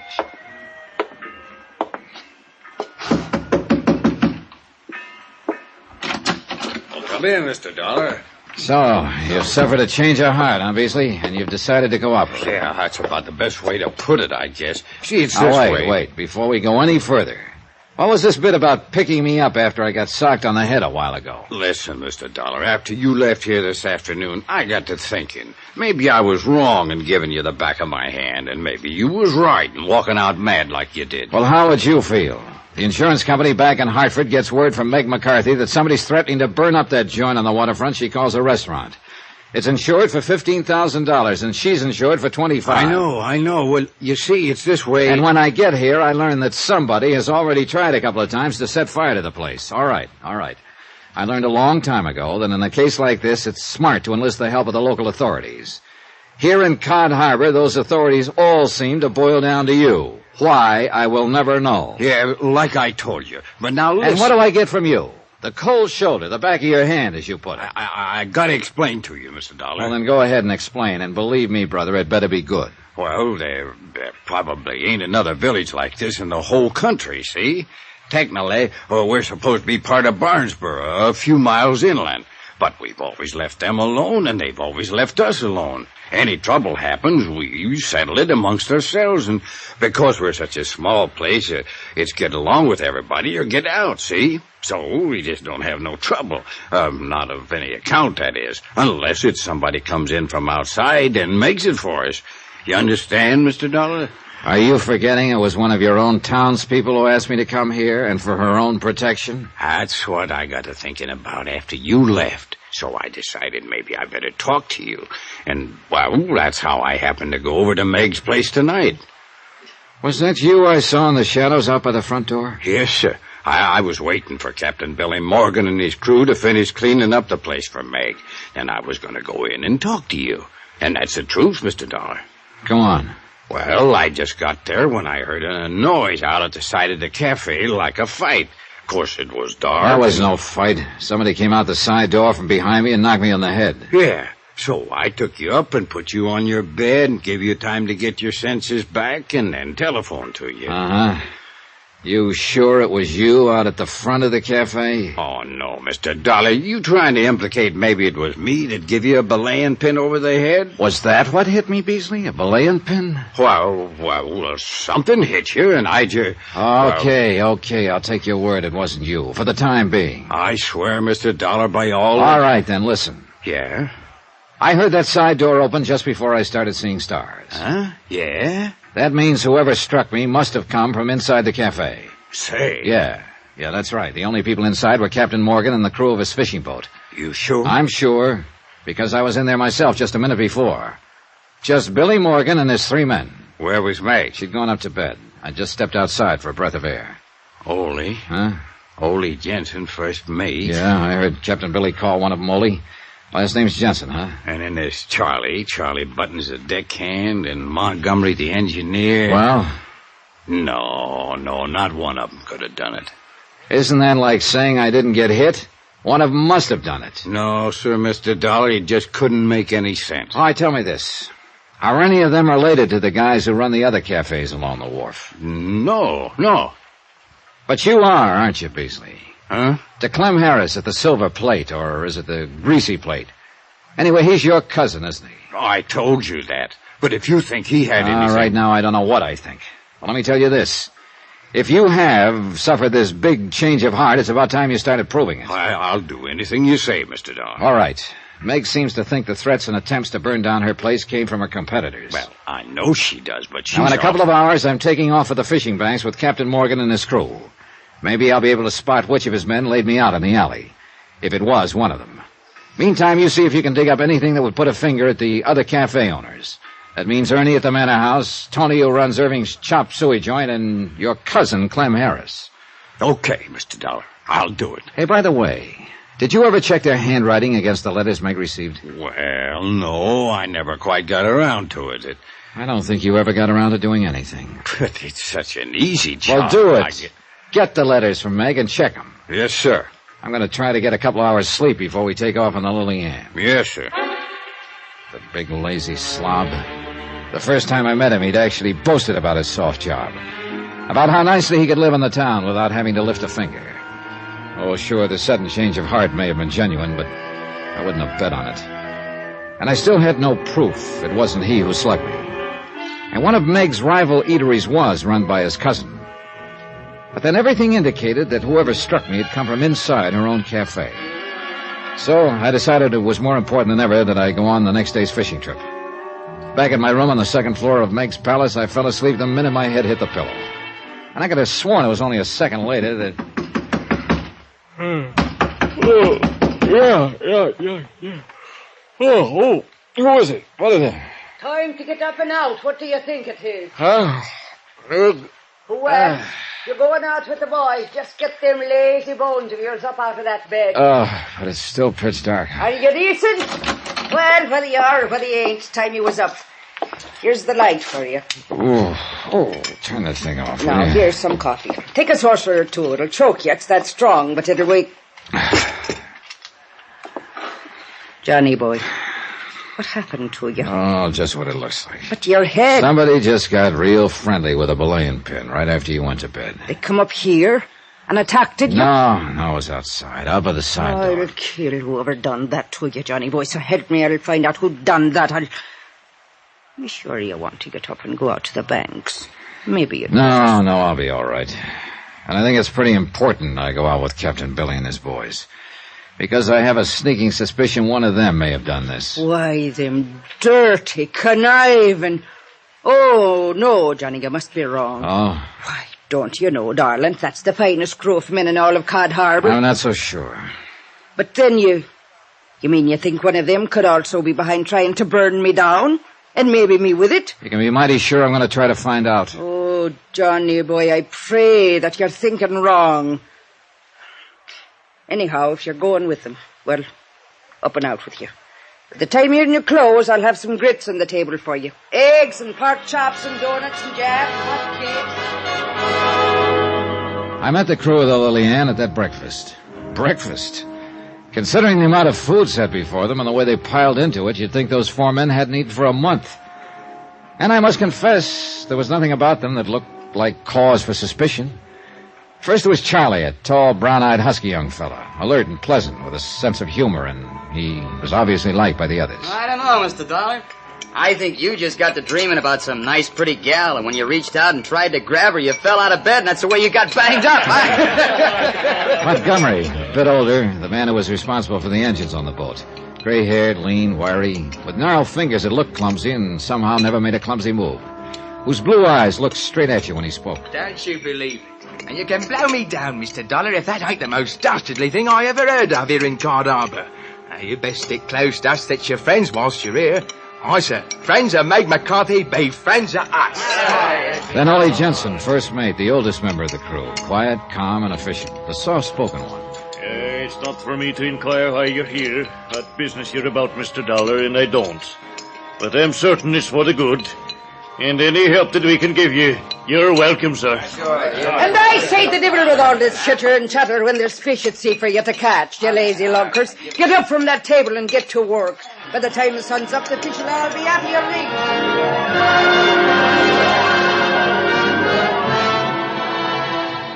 reach. Within a few minutes, we cast off, and the Lily Ann put to sea. Slowly, the lights of the little village disappeared aft. The moon had gone down, and our only company out on the dark water was the twinkling stars and the occasional running lights from the other boats setting out for the fishing banks. Captain Billy Morgan stood at the wheel. Montgomery sat athwart the engine cover and occasionally made some slight adjustment or indicated a change of throttle to the captain. Young Charlie and Ole made ready the 2 small boats and trot lines. For today, we'd go for codfish in the deep that lay along the edge of Taylor Banks. I stood alone up in the bows, looking over the curling wash as it scattered the myriad microscopic beings and gave a soft phosphorescent glow to the water gliding past. And I wondered why there had to be trouble in this world, where honest labor by honest men could do so much more. Honest men? No, not even among this crew. One of them had to be the man who'd attacked me. Was probably the one who had threatened to burn Meg McCarthy out of business. So I'd better have at it. I'd better get back aft, talk with them, watch their every move, try somehow to trap one of them into saying something that would give them away. Or maybe, who knows, give all of them away. And above all, watch my step. There was a long way back to shore. And the darkness and the sound of the engines could all too easily cover up an untoward act by one of them. It did. Before I could lift my head, a powerful pair of arms had picked me up bodily and dropped me overside. In the brief moment that I remember, I felt the strong tug from the big propellers as the water closed over me. Then a terrible blow against my side. Then nothing.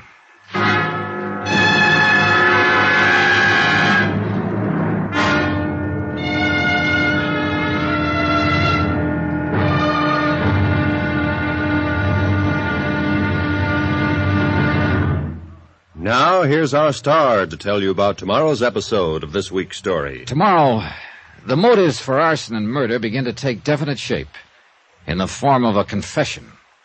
Join us, won't you? Yours truly, Johnny Dollar.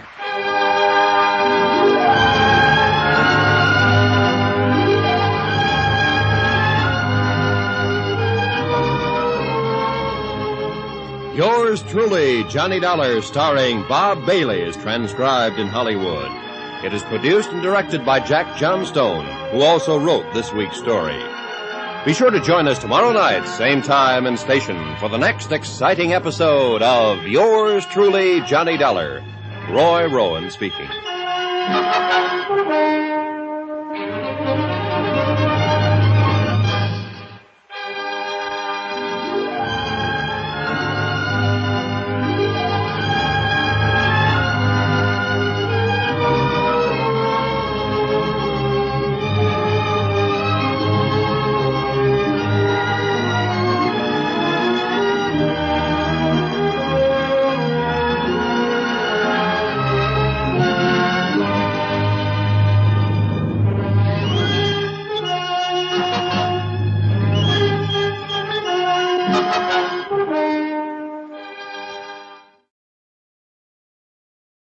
From Hollywood, it's time now for... Johnny Dollar. Dr. Lionel Champion here, Mr. Dollar. Who? I'm surprised Meg McCarthy didn't answer. I ordered her to keep you in bed there at her place until I could see you again. I am in bed. And I take it you're the doctor who bandaged me up this way, put on this splint. That's right. After I tangled with the propeller of Captain Morgan's fishing boat this morning. Yes, only it was yesterday.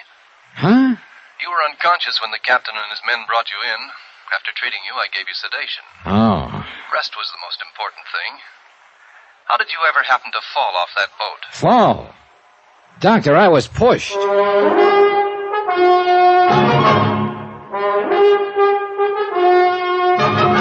Tonight, and every weekday night, Bob Bailey in the transcribed adventures of the man with the action-packed expense account, America's fabulous freelance insurance investigator. Yours truly, Johnny Dollar.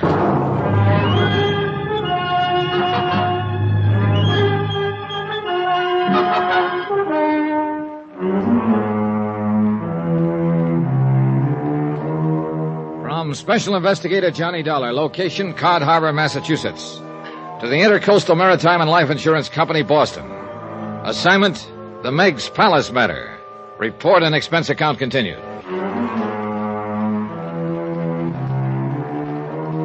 As soon as I hung up on Dr. Champion, I again checked the splint on my right leg and confirmed the suspicion that I couldn't possibly walk on it. Then, a few minutes later, Meg McCarthy came into my room. She carried a tray filled with enough food to choke a horse. And while I piled into it, she brought me up to date. It's in Barnesboro that Dr. Champion has his office. And lucky it was for you he happened to be here in Cod Harbor on his weekly visit. Oh, you were a sorry-looking mess when the men brought you in. Yesterday, the doctor said. You've been out as cold as a codfish ever since. But I can tell by the looks that the rest has done a lot for you. How do you feel? No matter of fact, Meg, I feel pretty good. There, you see, you've got to take it easy, like the doctor said. Just lay there and rest and sleep and eat all the good food I bring you. Yeah, except and unless I get up and going on this case. You try that and I'll lash you to the bedpost. Doctor's orders is doctor's orders, so don't you try nothing different. Yes, ma'am. Oh, it's a miracle, praise be, that propeller on the Lily Ann didn't cut you to ribbons. Captain Billy and his crew brought me back here, huh? Who else? Where are they now? Fishing out on the banks, of course. What did you expect? Don't you know they have to earn a living the same as me and you? And what about keeping up the payments on that seagoing bathtub? Precious little time they had for fishing yesterday after that fool trick you pulled falling off of her. Is that what they told you happened? Of course, what else? Meg, which of the men told you I'd fallen off the boat? Well, all of them. Only the first mate, young Charlie Montgomery, the engineer, and, of course, my Willie by himself, Captain Morgan to you. And they all told it the same way? What? Why not? Should they be after making up fairy tales? How did they tell it? You're sure that screw didn't hit you on the head, too? You lost your memory? How did they tell it, Meg? It's important. Well, whilst they went about their chores, you were standing alone up in the bows. Then they heard you yell. Yeah? Despite of the darkness, they seen you splash in the phosphorescent wake. And there you were, being sucked under by the prop. That's all. And they all told it the same? Exactly the same. Even young Charlie Buttons kept saying it over and over. I saw it all. Oh? Well, you know, like he was still struck with the fear of what might have happened to you. I wonder. Well, stop wondering and get yourself some more sleep, or the doctor'll have me head. And if he does, I'll take it out on you. And believe me, Johnny boy, that will be a lot worse than the fool accident of yours ever was. Meg, listen to me. It was no accident. What? I was thrown overboard. Oh, Johnny boy, you're raving delirious out of your head. I was leaning over the rail, watching the water, and a powerful pair of arms belonging to somebody aboard that boat picked me up and tossed me over. Saints... Who?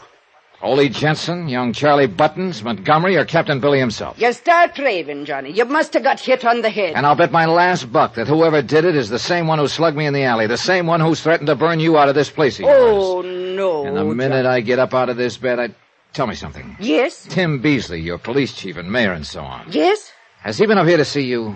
That good-for-nothing blatherskite, no. And what's more, if he shows his ugly face in my establishment, I'll toss him out on his beam ends.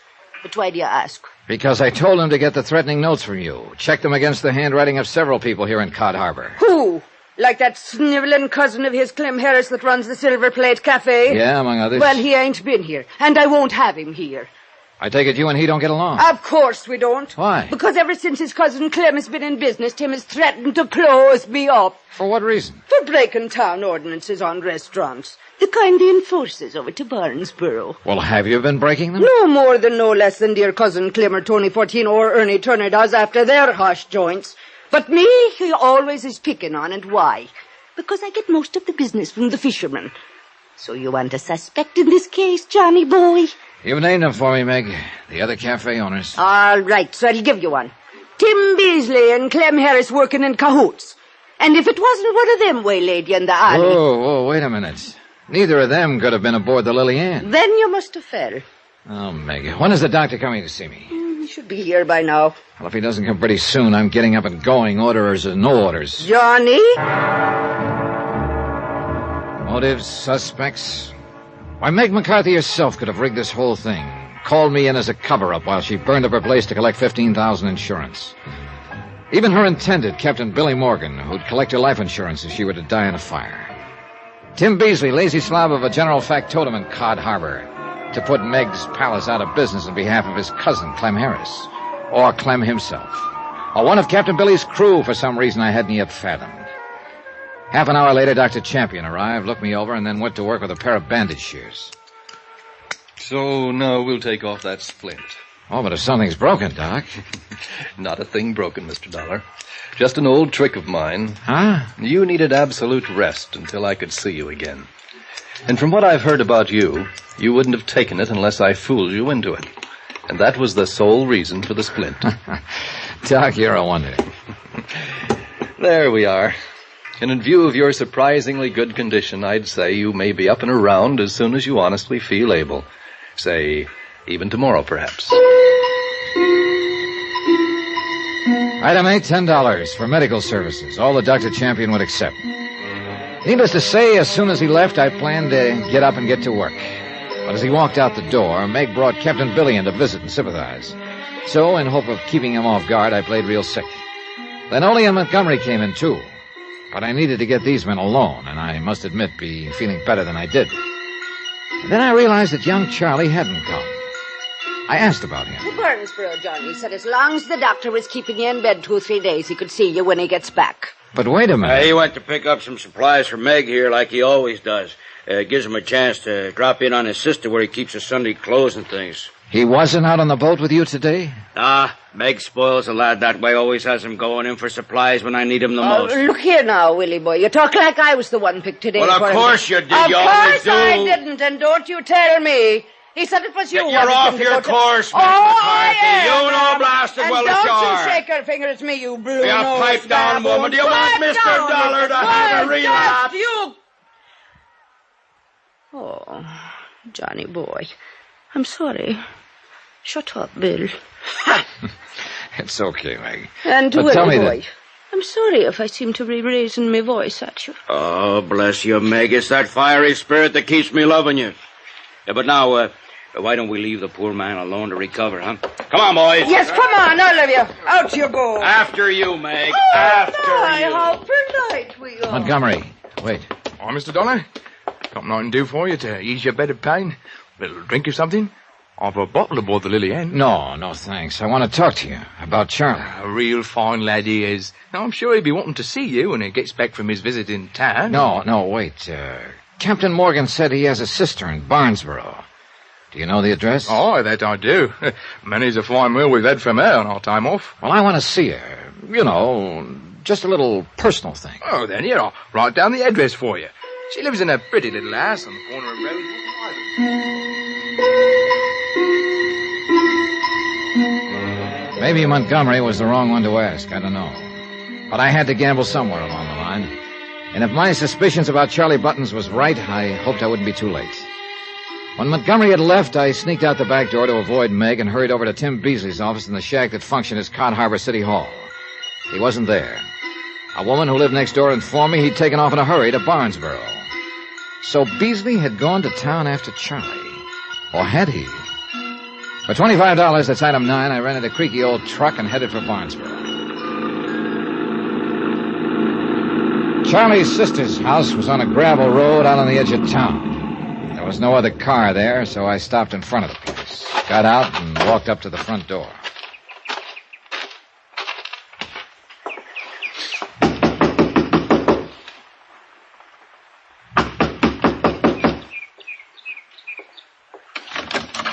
Sorry, mister, but my sister... Mr. Dollar. Hello, Charlie. Yeah, I meant to say, why did you come in? Sure glad to see you're all right, Mr. Dollar. Are you? That sure was awful. You're falling off the boat that way. What's the matter, Charlie? Aren't you feeling good? Yeah, sure. Sure I am. You look a little pale. And say... Well... Packing up to leave, huh? Yeah, Well, I'm tired of the fishing business, Mr. Dollar. Gonna give it up. Go somewhere else to earn a living. Tired of it, yeah. Why did you do it, Charlie? Huh? I don't know what you mean. It took somebody who knew that boat pretty well to sneak up on me in the dark and push me overboard. Took a strong, young pair of arms to do it, too. Yours, weren't they? Well? I didn't want to do it, Mr. Dollar. So help me, I didn't want to. But he made me. Yeah? Who made you? He found out. He found out about me, about my record. What record? That I killed a man once, accidentally, when I was just a kid. And I'd run out and escaped from the reformatory. Look, now I'm grown. If they ever catch me, they'll hang me or the electric chair up for life, and he knew that. Charlie.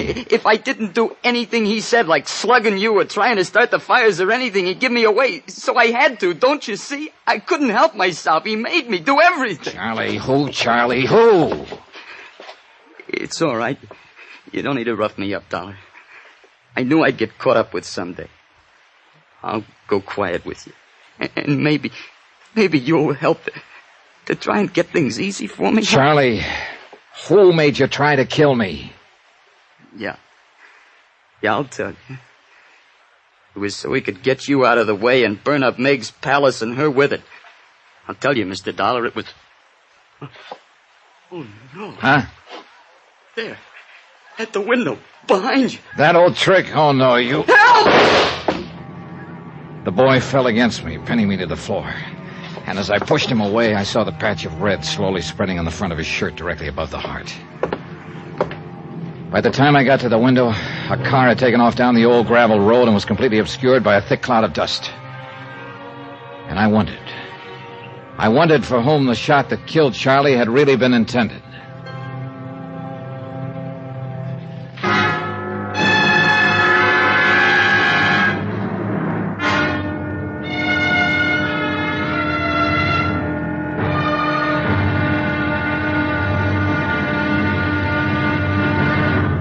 Now, here's our star to tell you about the final episode of this week's story. Tomorrow, a killer strikes again. But one of his victims rises from the grave to strike back. Join us, won't you? Yours truly, Johnny Dollar.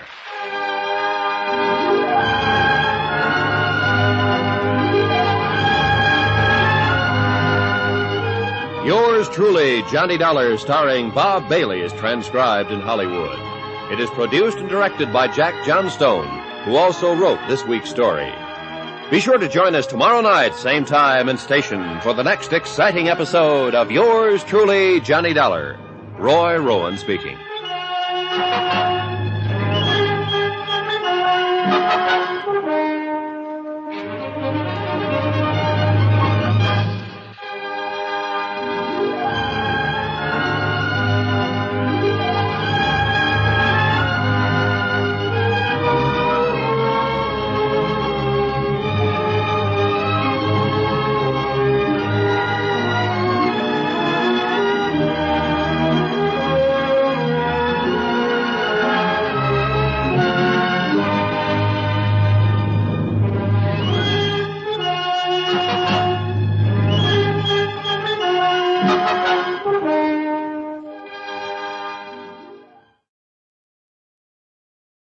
From Hollywood, it's time now for...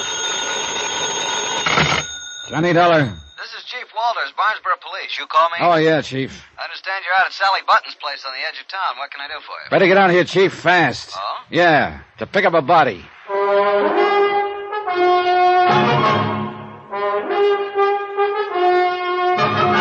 Tonight, and every weekday night, Bob Bailey in the transcribed adventures of the man with the action-packed expense account, America's fabulous freelance insurance investigator. Yours truly, Johnny Dollar.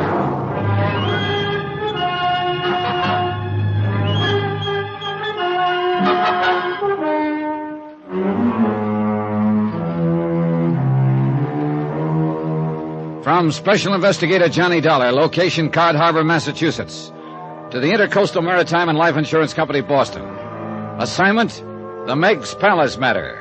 Report and expense account continued.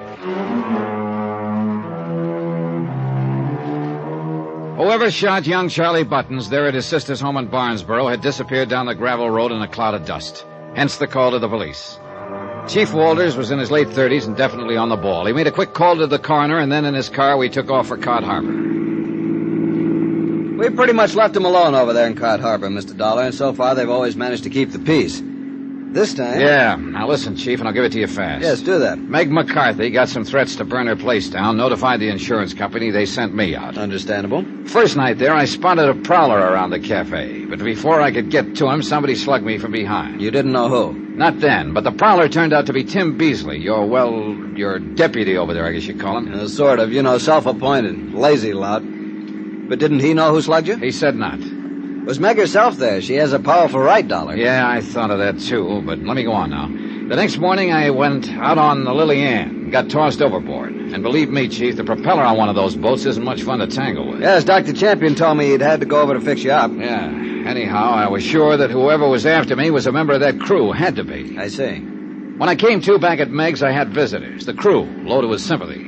The crew, that is, except for Charlie Buttons. And that's why you traced him to his sister's house? Uh-huh. And, Chief, he confessed. Then I don't understand. What? He said he was forced to do those things by somebody who knew of his criminal record and was holding it over his head. Criminal record? Charlie Buttons? Yeah, it seems he killed a man once when he was just a kid. The point is, this other person threatened to expose Charlie unless Charlie did his bidding. So Charlie, not being very bright, didn't think he had a chance. You find out who this other person is? No, That's when somebody shoved a gun through the window in back of me, shot him, then took off in the proverbial cloud of dust. How you doing on suspects? Oh, brother, too many. Meg, of course, named her rivals in the cafe business right from the beginning. Well, I wouldn't count them very good suspects. Then there's Captain Billy Morgan, her intended husband. What a pair. And if I know Captain Billy, he was just scrounging a lot of free meals. Say, incidentally, I saw him in Barnesburg just before you called. Well, Captain Billy is beneficiary of Meg's life policy. And he still owes a lot of dough on the Lily Ann, I understand. Who else? Tim Beasley. What? Yeah. Good dollar. I know he's a good-for-nothing bum who's taken that job of acting mayor, acting police chief, acting everything else so he can live off the fat of the land over there. Did you also know that Clem Harris, who runs the other big cafe, is his cousin? His cousin, huh?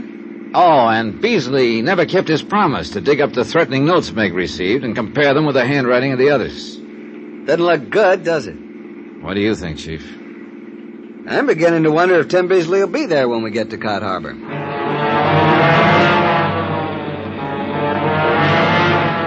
As it turned out, Tim Beasley was very much in evidence. So was the whole population of Cod Harbor. For as the lights of the little fishing village slowly hove into view, I saw another light down by the waterfront, a big reddish glow. And as we pulled in closer, we could see the long tongues of flame leaping upward that caused it. Yep, Meg's palace was on fire. Chief Walters stepped on it. We took the last few turns on two wheels. Hoses of all sorts and shapes and sizes connected to pumps aboard the nearby fishing boats were throwing powerful streams of water at Meg's palace, at the back where the fire had apparently started.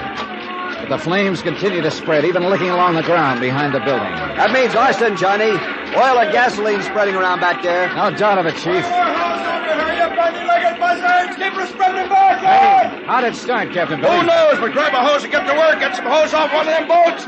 Montgomery, you crazy fool! Captain Billy Morgan was running the show, and every one of my prize suspects was in there working his head off. All of them taking orders from Captain Billy. And then I realized that Meg McCarthy was nowhere around, and I noticed something else. All the firefighting was directed toward the back of the building. The front, thanks to the wind, was untouched. But that's where Meg McCarthy's room was. Chief Walters! Hey, Johnny, where are you going? Come on, Chief, give me a hand. What? See that window up there? Well, I'm going to climb up on the front roof of the place. You'll burn to a crisp up there. Gotta take that chance, because I think I can blow this whole case wide open. Now, clench your hands so I can step on them and hoist me up. But even right here, the heat is Come too on, much. man, quick, come on. Okay, Johnny, but I think you're crazy. Here you are. Now, up. Here you go. The heat was almost unbearable up on that roof. But I knew I had to do it. I crawled low along the shingles, hoping the rotten old roof would hold. A withering blast that felt like fire itself hit me full in the face as I broke the window of Meg's room. And there she lay, stretched out, unconscious on her bed. There was an ugly livid mark across her forehead where somebody had struck her down and then left her there at the mercy of the fire. Johnny!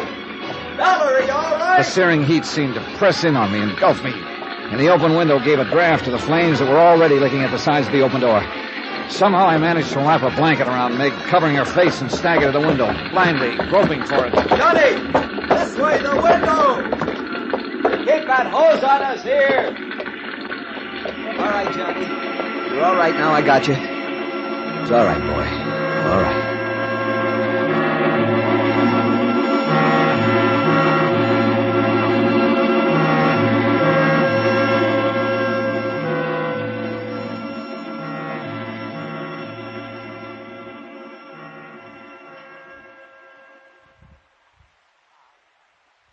It's all right, Johnny boy. Outside of having your hair singed and losing a suit of clothes, you're all okay. Well, thank goodness you are, Meg. But tell me... Oh, now take it easy. You got a bad burn on that left arm and you got to lie still. Yeah, and would you believe it was Clem Harris, the one I always thought was such a no-good blatherskite that gave us each a place to stay here at this house. I wondered where I was when I came to a few minutes ago. I guess I misjudged the man. But how about you, Meg? Oh, bless you, darling. You saved me life, and I'll never forget it. May the good Lord strike me down. If it hadn't have been for you... Oh, think of it, Johnny boy. I'd be laying still in that pile of ashes out there that was once my nice cafe. I love you, Johnny boy, and I'm humble and I'm grateful. Meg, that mark on your head. Oh, The dirty, blathering spalpeen who snuck up in my room and knocked me down and left me there. I'll murderize him when I find him, that dirty conniving. You don't know who it was? How could I when he snuck up from behind me? Oh, Chief Walters, come in, sir, come in. Well, I must say, you two look pretty good, considering. Ready for a visitor, Johnny? Yeah, Chief. Bring him in. Oh, now, Johnny, are you sure you want visitors until you're feeling better? Bring him in, boys. Right in here. Stop your pushing. Come on, kid. What, Billy boy? What's the matter with you, Willie? That look on your face. Oh, and you, Chief Waters, what was the idea of locking up my Willie boy like some dirty scoundrel of a crook when he tried so hard to save my cafe from that awful fire? Who do you think you are? All right, Meg, simmer down. Don't simmer you talk down. to me like that, you young Meg. whisker snap. Yes, darling. Well, I won't simmer down. What was the big idea arresting me that way? Who do you think you are around here? And I'm talking to you, Dollar. You went too far, Captain Billy. I went too far. You're off your course. What are you talking about? Yes, Johnny boy, if you was responsible... Quiet, Meg. Yes, sir. I'm talking about arson, Captain Billy. And murder. And the motives behind them. What? Motives. They were all over the place by half a dozen people. But yours was the strongest. By far. You're off your head. The $25,000 insurance on Meg's life. That was the Why, big you... one. Let me out of... No, just a minute. You take your hands off Take it easy, of him. Meg, or I'll have to order you out. But listen, what he's saying is that Captain Billy was... Quiet! Yeah, let me finish this, will you, Meg? Played lover boy to her, didn't you, Captain Billy? To make sure you'd be her beneficiary. You're crazy, you dirty... It looked like you right from the first, but I couldn't be sure until I compared the writing on the threatening letters with some of your handwriting I found. Oh, no. So that's the way you found out, you dirty underhanded... Yeah, Captain, that's right. Threatening letters. To make it look like somebody else was out to get her. Her competitors, for instance. And to leave the way clear for you. Willie boy. No, I didn't. I mean, I didn't mean to... Oh, no, Willie. Tell me it ain't true. Don't touch me. Oh. Why, Billy? Why'd you do it? I had to. I had to have the money or I'd lose my... What? You mean your boat was more to you? Go on, Billy, and quiet, Meg. Fishing. Fishing was my whole life. I had to save my boat. I had to get the money for it. How else could I ever... Rotten. No.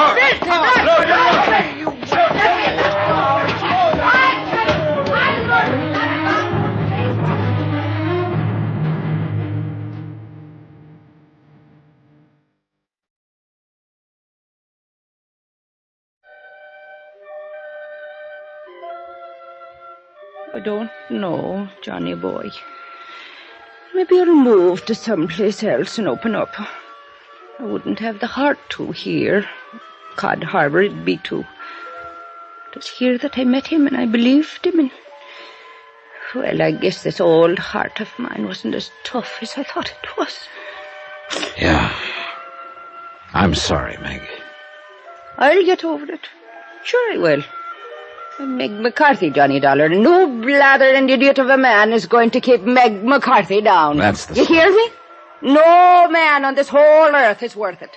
They're all of them just a bunch of no-good two-type. Oh, no. No, Johnny boy, not you. Oh, if only there was more of the likes of you in the world. I love you, Johnny boy. And if I were a bit younger and maybe pretty... Johnny. Yeah? Now tell me, where did you ever get the threat letters you compared the writing of? I'd have swore that I destroyed them, every one. Know something, Meg? I didn't. Huh? I never saw them. Never saw a sample of Captain Billy Morgan's writing either. You mean you... Oh, no. Huh? Well, it worked, didn't it? Aye. And it serves that conniving murder and blather scoiting... There now, Meg. Oh, Johnny. I'm afraid I really did love him.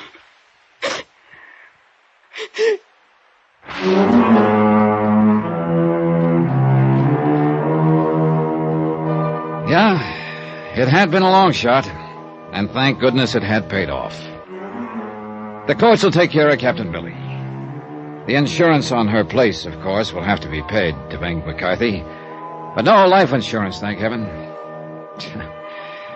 Oh, poor Meg. It'll be a long, long time before she'll fall for sweet talk again.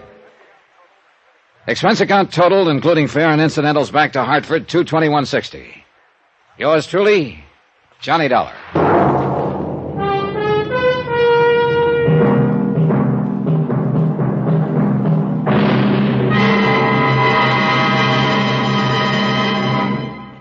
Now, here's our star to tell you about next week's story. Next week, well, they say that diamonds are a girl's best friend.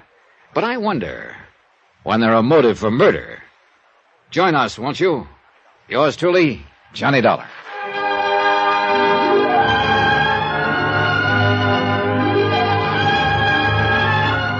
Yours truly, Johnny Dollar, starring Bob Bailey, is transcribed in Hollywood. It is produced and directed by Jack Johnstone, who also wrote this week's story. Heard in our cast were Virginia Gregg, Jack Crucian, Byron Kane, Forrest Lewis, Bert Holland, Stan Jones, Bob Bruce, Austin Green, and Harry Bartell. Musical supervision by Amerigo Marino and Carl Fortina. Be sure to join us on Monday night, same time and station, for another exciting story of yours truly, Johnny Dollar. Roy Rowan speaking.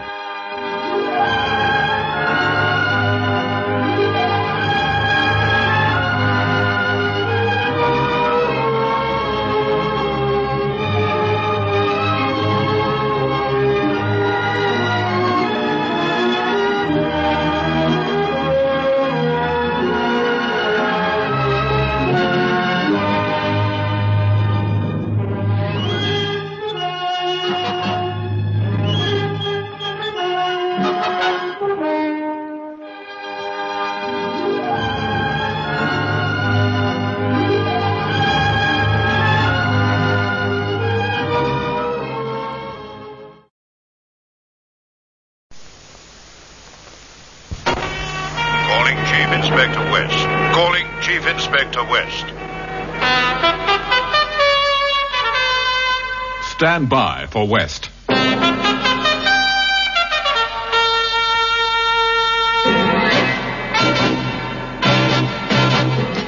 crime file, based on John Creasy's novel, Battle for Inspector West. Dramatized for radio by Morris Travers. Battle for Inspector West, starring Patrick Allen as Chief Inspector Roger West of Scotland Yard and Sarah Lawson as his wife Janet. Part 1. Honeymoon spells nightmare.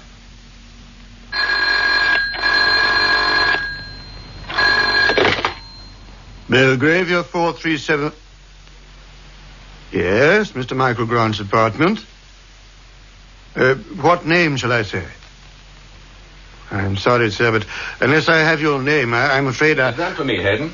Yes, sir, but the gentleman won't give his name. Oh, won't he? Give me the phone. Hello? Grant speaking. Who's that? No, I do not. And I have a constitutional aversion to people who play funny beggars on the telephone, so... Good grief. Hayden, that'll be all for the moment. Shut the door as you go out. Very good, sir. What? Yes, I'm still here. I didn't think you'd have the gall to come back to England, let alone phone me. Your congratulations? On what? Yes, I am. Yes, the wedding's the day after tomorrow. Now, if that's all you've... What? Her father, you slimy little... Now, get this straight. I know all about her father, and it doesn't matter a damn to her or to me, understand? So if you so much as try any of your rotten... Yes, by the powers, I'm warning you. History won't repeat itself. Next time, I'll come with a gun. That's a promise. The swine. The vicious swine. Roger! Breakfast! Oh, the kettle. Roger! Going. This minute, please. I'm dishing up. Oh, Roger! Oh. Right here, Jan. Oh, smells good. Sit you down. Yes, ma'am. Where are the boys? Hey, Scoopy, fish! No, they've already had breakfast. I let you sleep on a bit after the time you got home last night. Your sons are up in the playroom with that train set you gave them last Christmas. You may be Scotland Yard's youngest, smartest chief inspector, but that, if I may say so, Mr. West, was not one of your brighter notions. We all make mistakes. Rout the boys out, Jan. They'll be late. Not if they can spin things out long enough so that Dad has to give them a lift in the car. Oh, cunning young demons. Marvellous, isn't it? 11 and 10, and as crafty as they make them already. Well, heredity, well out. After all, they've a copper for their father. Ready for tea? Anytime you like. Here you are. I've sugared it for you. No, thanks. I wish you didn't have to work so hard. Well, it's no worse for me than any other copper. The motto of the force these days, overworked and understaffed, but we go marching on. Yes, but even so, you've no need to drive yourself quite so much, darling. If what you're after is to finish up being the Yard's youngest assistant commissioner as well, there's still lots of time, surely. Sir Guy Chatworth can stay put in his office for a while yet, can't he? As long as he likes. Oh, no, that's no job for me, Jan. I'm not cut out to be a desk-bound policeman. Any more tea in the pot? Yes, of course.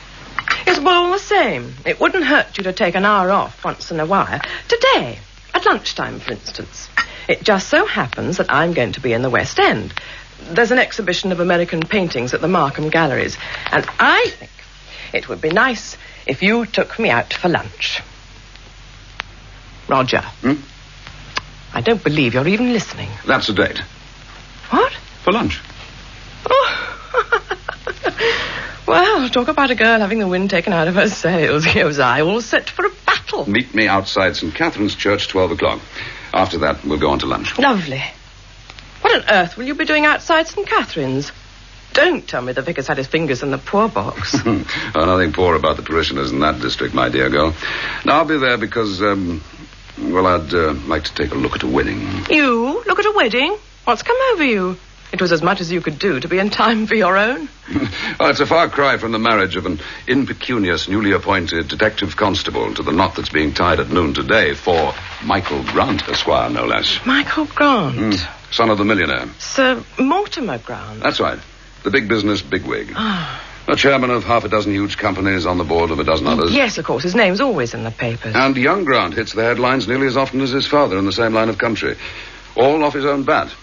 They say he's well on the way to his own first million, and with no help from Dad. Oh, really? And who's the lucky girl? Her name's Christine Morley. Very pretty by all accounts. About 10 years younger than he is. And just why, precisely, are you so interested in this wedding? Oh, call it, idle curiosity. And just what is that intended to mean, may I ask? I've been married to you for 12 years, Chief Inspector West, and the day you do a thing like this out of purely idle curiosity... What's the time? Good Lord, 8:30. I'll have to be off. And if those monsters of ours want to lift to the school, well, they'd better hurry. Scoopy, fish.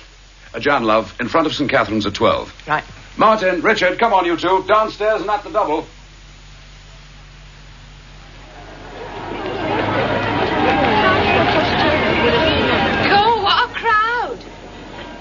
Mind you pushing if you please. Oh, sorry, I'm looking for someone. Oh, listen, they're coming.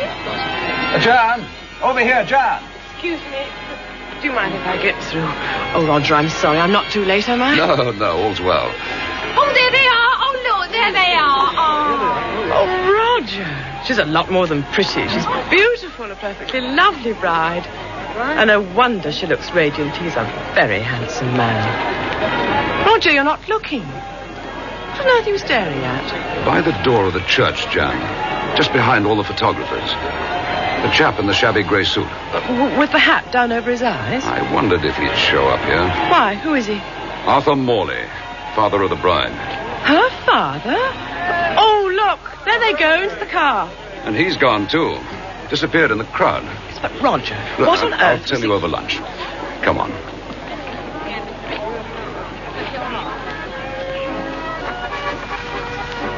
It was, oh yes, well over 13 years ago. I was still a new boy at the Yard, but I remember it. And this should interest you. Arthur Morley was a painter of sorts, portraits mostly. Yes, but Roger, why was he skulking outside the church? Her own father, why wasn't he? Giving the bride away. Yes. Good reason, Jan. He's just out of prison. A little over a month ago. Oh. Have another glass of wine. It's not bad, is it? What was he in for? For murder. Murder? He was sentenced to death for strangling his wife. Roger. Oh, careful. You nearly knocked that glass over. His own wife? Yes. Why did he do it? There was a quarrel over another man. The trial was a short one. The prosecution proved Morley was unreasonably jealous and with no justification. But he got a reprieve. They commuted the sentence. And now he's out. 13 years. When it happened, the girl must have been just a child. About 10. Same age as Scoopy. What became of her? As I remember, she went to some distant relatives. And judging by the look of her today, I'd say there are no lifelong scars there or anything of that sort.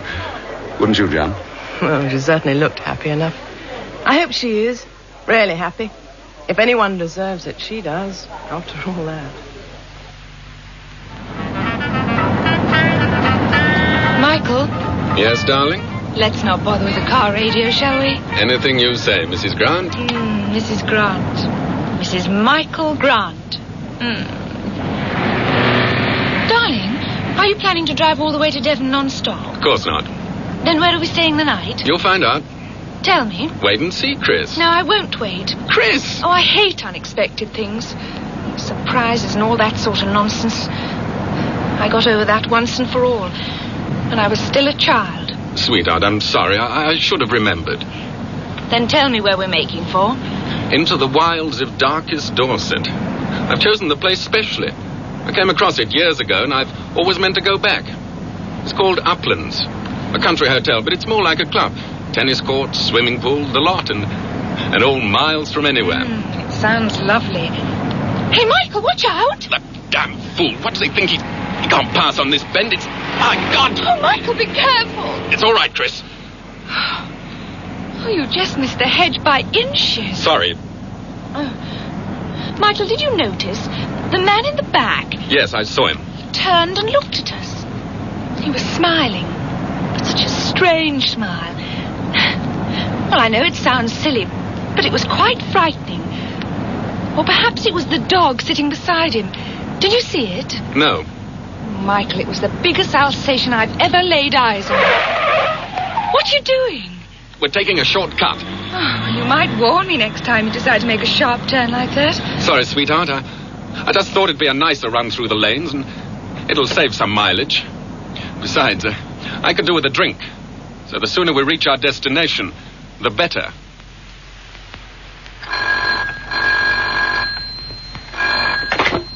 Chief Inspector West. Well, it's been quite some time, Pearlie. Huh? Oh, come off it, old lad. I couldn't mistake that whiskified old voice of yours if I was half deaf. There's something I can do for you. Oh, the other way around, eh? Right, I'm listening. Pearlie, is that straight up, 22 carat? Yes, of course I believe you. So he's back in England, is he? You're right, Pearlie, I am interested in anything and everything about that gentleman. What's that? Young Grant? I shouldn't think so. After what happened before, I don't see Mr. Grant coming to us for protection or anything else. Well, keep your ears flapping, Pearlie, and see what else they pick up. Good man. Bye now. West here. I'd like to see the Assistant Commissioner as soon as possible. When will he be free? All right. Yes, I'll be in my office for the rest of the day. Well, Mrs. Michael Grant, this is it. The bridal chamber. Every modern comfort as Madam can see. Now, that's the bathroom, the door in the corner. It's a shared bathroom, actually. It connects through to the room next to this.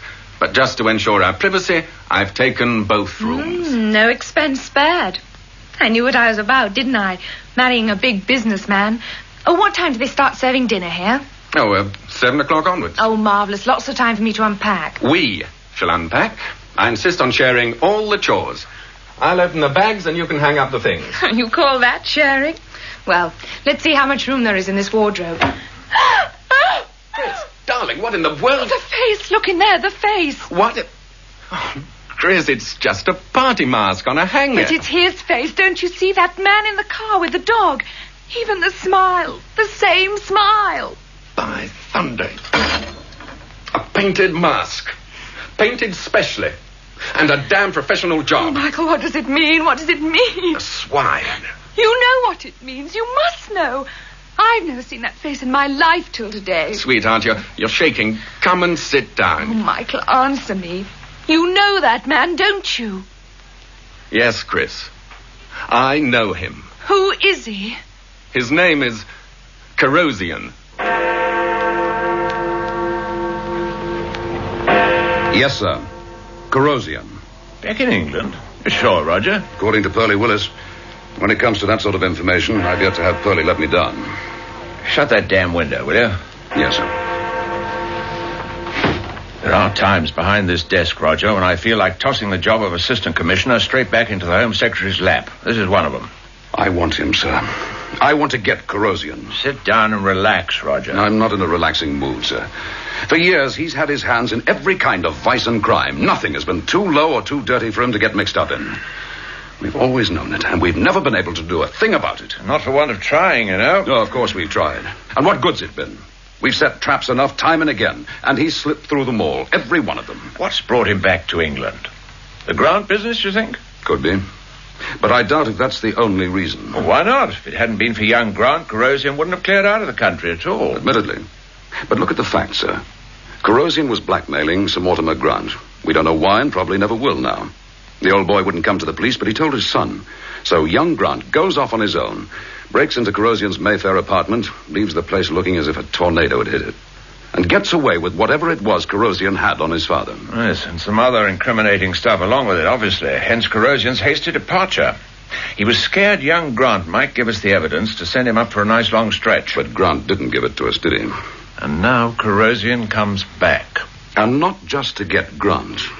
There has to be more to it than that, sir. Look, we know Corrosion's kept on operating here by remote control, as it were. Why bother to come back at all unless there's more behind it? A lot more, if you ask me. Such as what, for instance? Oh, I wish I knew. I wish there was even an inkling. What I'd like at this stage is a chat with Mr. Michael Grant. But since he's on his honeymoon, we'll just have to wait. Waiting isn't always a bad thing, Roger. Let us run with patience the race that is set before us. Paul, Epistle to the Hebrews, if I remember correctly. And that's about it, Chris. I burned everything I found in Corrosion's flat, including the stuff he was using to blackmail my father. But of course, Corrosion doesn't know I burned it. We've been left quite a legacy, haven't we? By our fathers. Darling. Oh, it's all right. I don't mind talking about it. Whatever your father did, he could hardly have a worse past than mine. You've just told me Corrosion tried to blackmail you about it before our wedding. I shouldn't have told you that. Oh, don't be silly. Darling, if we're going to have secrets from each other, what's the point of it all? Well, there's no point in staying here any longer. That's quite certain. These bags can go back in the car, and so do we. We're getting out, Chris. Now. Michael. I brought you here to Uplands because after that phone call, I was absolutely certain Corrosion wouldn't know about this place. Well, he's proved me wrong, hasn't he? So we run away. Michael, that's no way for us to begin, by running. I won't let you do it, darling. Chris. Come here. Closer. Darling, nothing's going to spoil this honeymoon. I promise you that. And that was just a sample. Now, you finish your drink. And then while I get into one of my brand new dresses for dinner, you can take a stroll in the grounds and check up on what this Uplands of yours has to offer.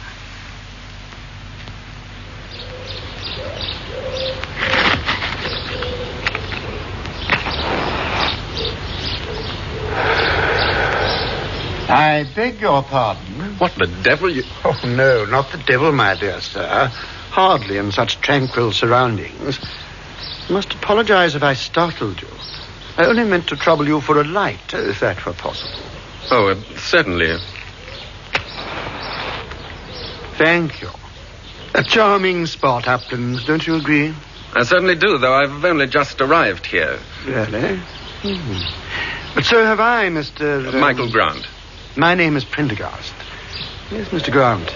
This place is a positive haven. Rural beauty and serenity, where one can escape completely from the strife and the turmoil of the outside world, leaving behind the vortex of violence. You know, I never really feel safe these days. Do you? Oh, yes, quite often. Then you're a very fortunate man, Mr. Grant.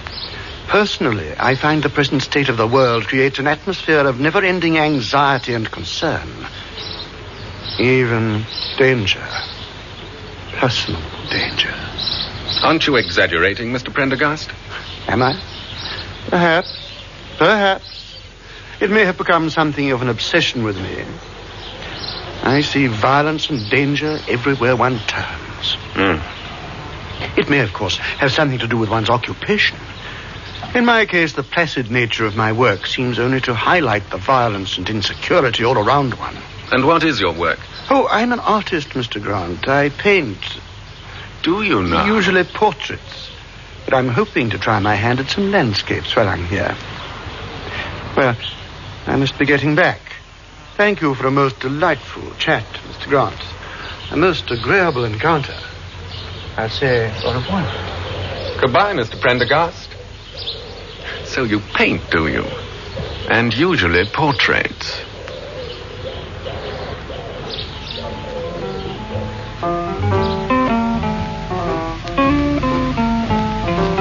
More wine, Chris? Not another drop.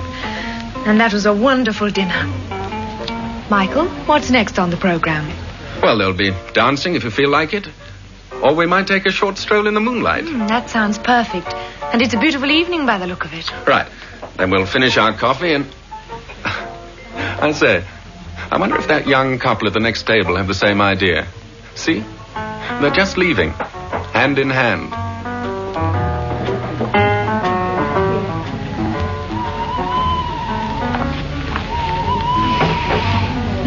I was right. It's a lovely evening. I was right, too, about that couple. There they go. Along the path through the shrubbery. That looks like an interesting walk. Suppose we follow their example. But, of course, we'll keep it a nice, discreet distance. Where on earth does this path lead, darling? Oh, it twists and winds so much. It comes out overlooking a meadow. And beyond that, there's an orchard. The moon's so bright you'll be able to see.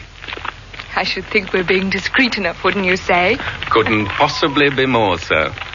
Not a sign of the other couple. Good Lord. Oh, Michael. It came from up ahead there. Come on, Chris. Oh, Michael, that was a girl screaming. Hurry, Chris. Here, grab my hand. Michael, there she is, under that bush. Fainted, I think. She is still breathing. But where's the man? I can't... Oh, Michael. My God. Oh, his throat. The blood. Don't look, Chris. Turn away. Michael. He's dead. He's been savaged. Like a sheep by a wild... Oh, look. Down there at the edge of the orchard. You see? A man. And beside him, Michael. By his side. A dog. An Alsatian dog. But, Michael, darling, you must tell the police what we believe. Oh, you should have told them last night as soon as they arrived. But at least they're still here in the hotel. Oh, look, go down now, darling, and tell... No, the devil's that. Come in. Mr. Grant. Well? My name's West, Roger West. Chief Inspector, Scotland Yard. May I have a word with you? Oh, all right. Come in. Thank you. I didn't know anyone from the yard was here. I arrived about an hour ago. The Dorset police asked for our help. I'd like to ask for yours. Won't you sit down, Inspector? Oh, this is my wife. Yes, of course. We were outside St. Catherine's yesterday. My wife and I both thought you looked wonderful. Oh, thank you. I suppose you're here because of the... What happened last night? Yes. I've talked with the local inspector. I've got the whole picture, including a report about a car which was seen on the road not far from Uplands at about 9 o'clock last night. A chauffeur-driven car with a passenger and an Alsatian dog. The theory seems to be that the dog was a man-killer and broke away from his master, so an accident. Tragic, but an accident. But you doubt that theory, or am I mistaken? No, you're not mistaken, Mr. Grant. I'm not altogether satisfied that in this instance accident is the right word. What's your opinion? I think you're right. Then you'd say the dog was set onto that poor lad. In other words, Mr. Grant, murder. And I think it happened to the wrong man, Inspector. I believe it was an attempt to murder me. Thank you. That's what I'd hoped you'd say. I was afraid you wouldn't, and to be honest, I had no idea as to how I could possibly drag it out of you. You knew? Let's say I had a shrewd notion, Mrs. Grant. And that amounts to the same thing in my job. Now, Mr. Grant, how long have you known that Corrosion was back in England?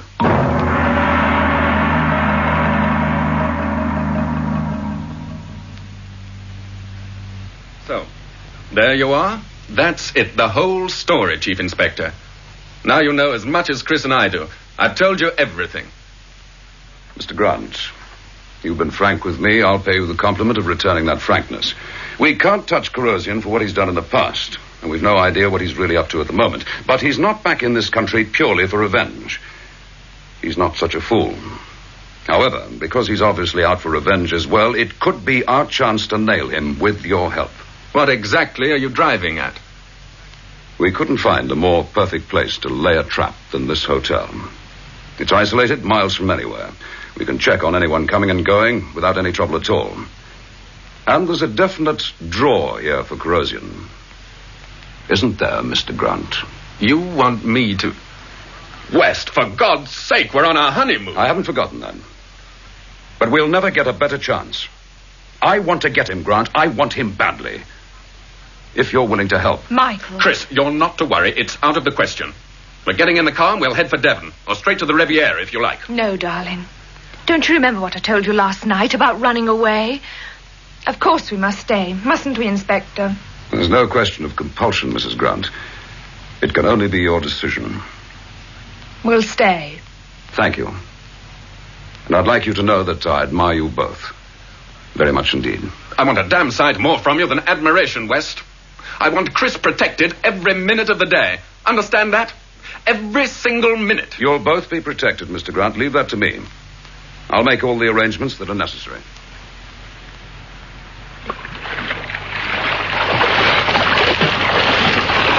I'm not sorry to have the pool to ourselves. Are you, darling? Not a bit. And the water's marvelous. The swim is just what we needed. Oh, feels a bit odd to have it under police supervision, though. They're keeping at a suitably respectful distance. And apart from me, they're your only audience for the new bikini. Oh, I think I've had about enough, though, Michael. What I'd like now is a good hot bath and a nice cup of strong tea. Right. Tell you what, I'll race you the length of the pool and we'll pack it in. Only if you give me a start. I'll do even better. You can take a racing dive off the edge of the pool and I won't start till you've got halfway. Go on. How'd you get? Okay. All set. Off you go. Chris! Chris! What's wrong? Thank God. Over here, quickly. Chris, someone took a shot at you. A shot? Just as you dived. For a minute I thought, come on. I have a few well-chosen words to say to Mr. Chief Inspector West. You call that protection, West? Chris might have been lying at the bottom of that pool with a bullet in her. The important thing is that she's not, Mr. Grant. She's taking a bath, safe and sound, behind that door. No thanks to you or those idiots of yours. By the time they went racing off over to the shrubbery, Chris could have been shot 10 times over, West. When I agreed to play decoy for Corrosian for you, I wasn't banking on anything like this. When it comes to Chris, nothing doing. The deal's off, West. Chris, come on out, darling. Now, Grant, calm down. I realize how you feel about Do this. you? Suppose it was your wife. Chris, out of that bathroom. We're leaving here right away. Chris, you're here? Answer me, Chris. Open the door.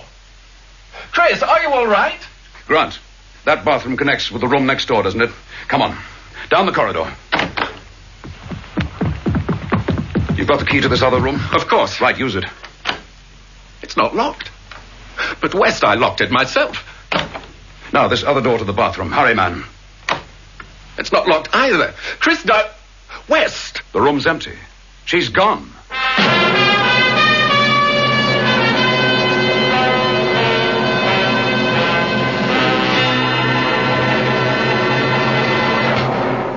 You've been listening to Patrick Allen and Sarah Lawson in the first part of Battle for Inspector West by John Creasy.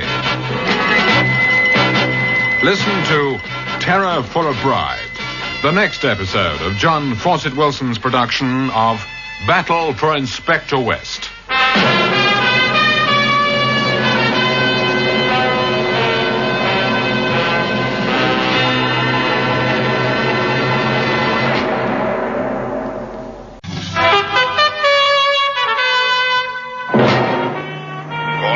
Inspector West. Calling Chief Inspector West. Stand by for West.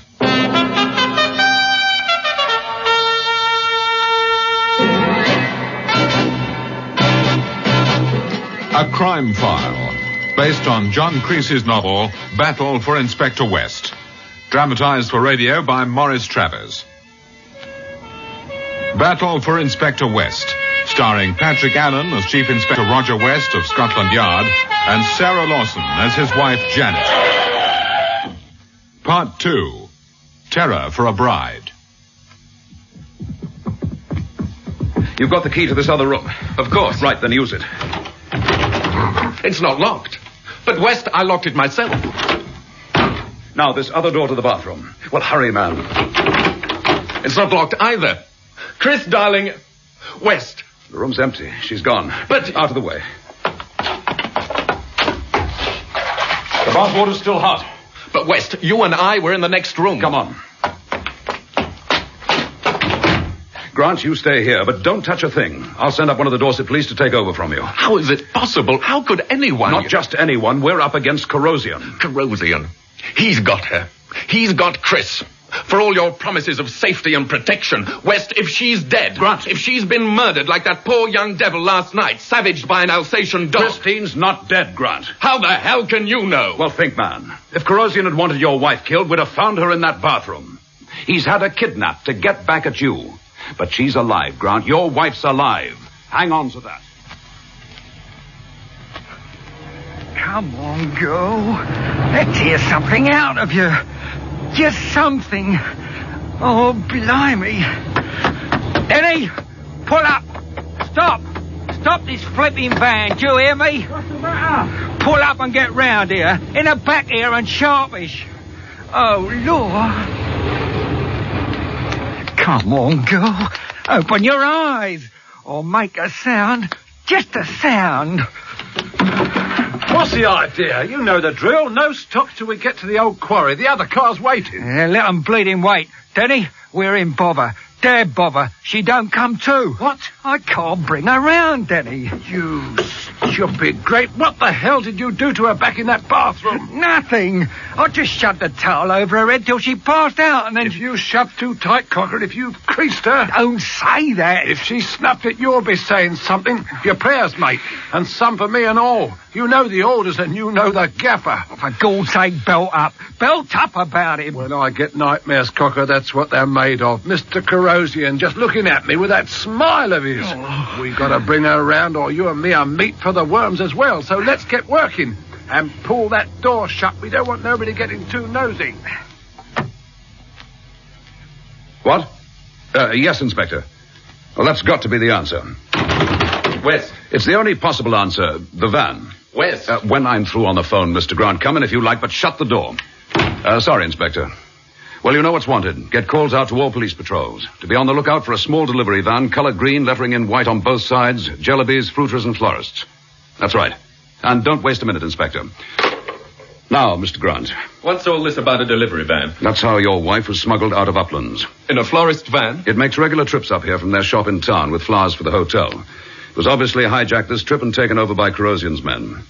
It looks like he had another man planted inside the hotel. So, the van got in and out of Uplands with no trouble at all. And you said this place would be so easy to guard, so remote and isolated.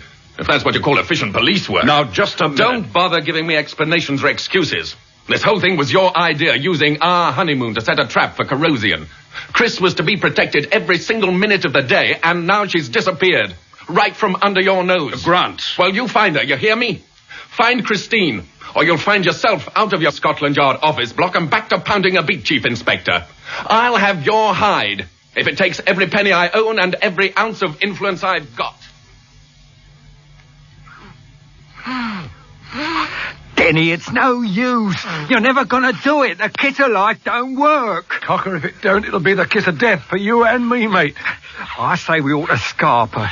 Ditch her and the van right here and get out of it. You've got to be joking. You ever hear of anyone getting away from Corrosion? Here goes again. Denny, she's moving. You done it. You done it. And you can thank your lucky stars I have. She's opening her eyes. What No, you don't, no. No noise. Now, I'll take my hand away if you promise to keep nice and quiet. Let's have a nod to show you'll be a good girl. Right, then. Oh, what? What are you going to do with me? And no call to get excited now. I know you. You're one of the waiters in the hotel. Quiet, I said. Got the hypodermic, Cocker? Yeah, right here. No, please don't. Just a shot to put you to sleep, you boys, that's all. And then, Cocker, we get moving. Down to the old quarry, as per ordered.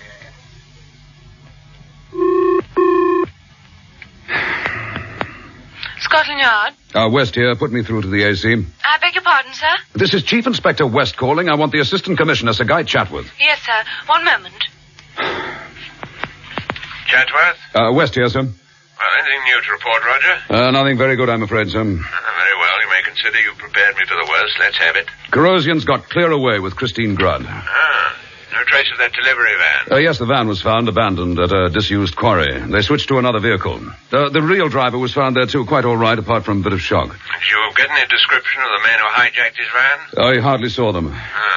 Corrosion's done it. He's sprung my trap right back in my face. How's young Grant taking it? Well, his bride's disappearance. Snatched the day after their wedding, the first day of their honeymoon. It's hit Grant pretty hard, you'd say. He's going through hell. That's what I'd say. Well, I take it you'll want a general alarm out for Christine Grant. Yes, sir. I'd also like a net out for any Corrosion man, anyone ever known to have worked for him or had any connection with him. We might pick up a lead that way. Lord knows I could use one. Nothing your end? Only one, sir. That's blown up in my face, too. A man named Prendergast, a guest here at Uplands. Seems he dropped some veiled hints to young Grant last night. Now there's no sign of him. He's vanished.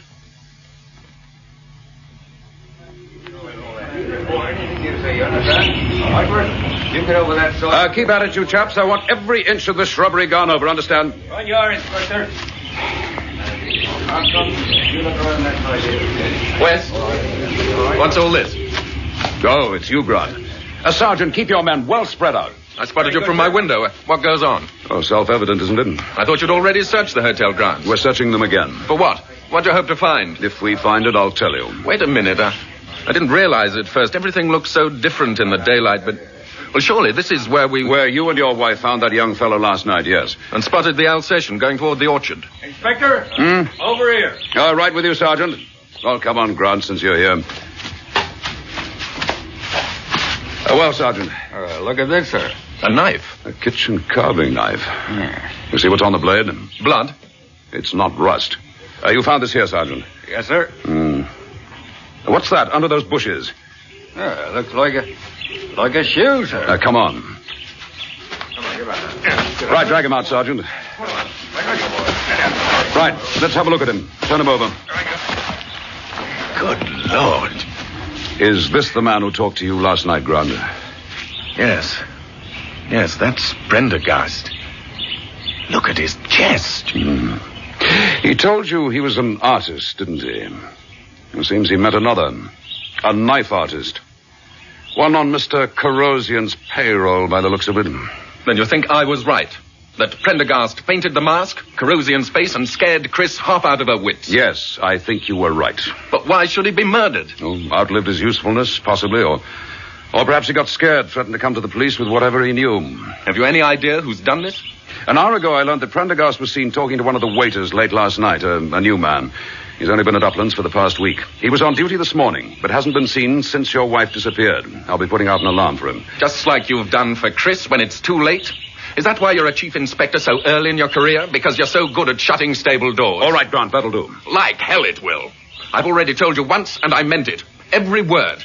You get Chris back to me, unharmed, untouched, or I'll break you. Grant, I've been making allowances for you, but I've just about had enough of it.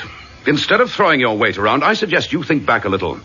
And you might consider putting at least part of the blame where it belongs, at your own door. Are you crazy? No, I don't think so.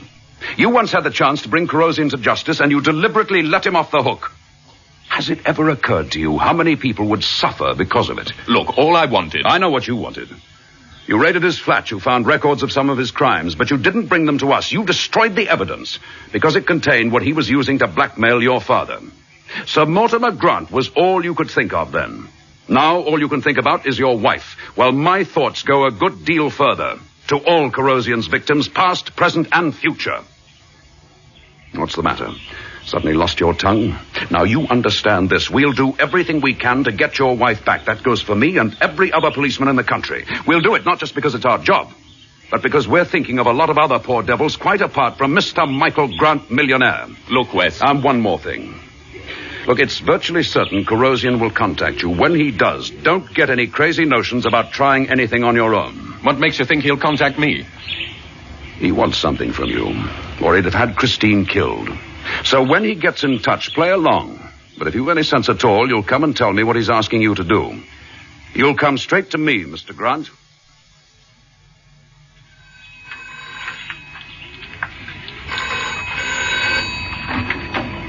Yes, all right. Joseph 1492.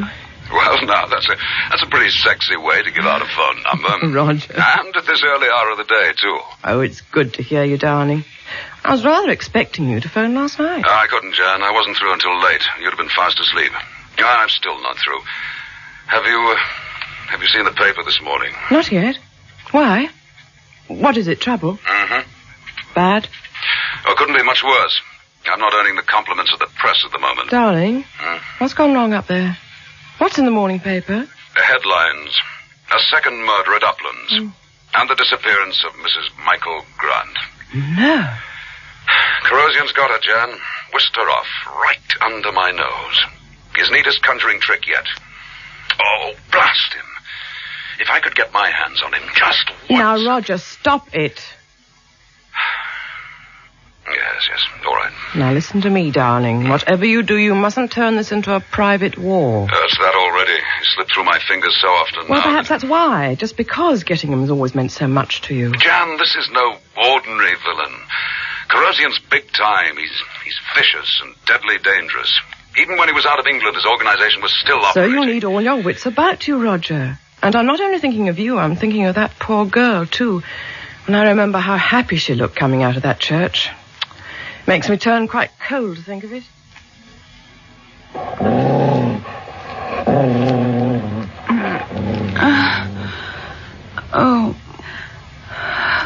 Oh, it's dark. So dark. Where? Does the dog frighten you, Mrs. Grant? Who's that? Who's there? I have been waiting for you to wake up. Who are you? I can't see anything. It's so dark in here.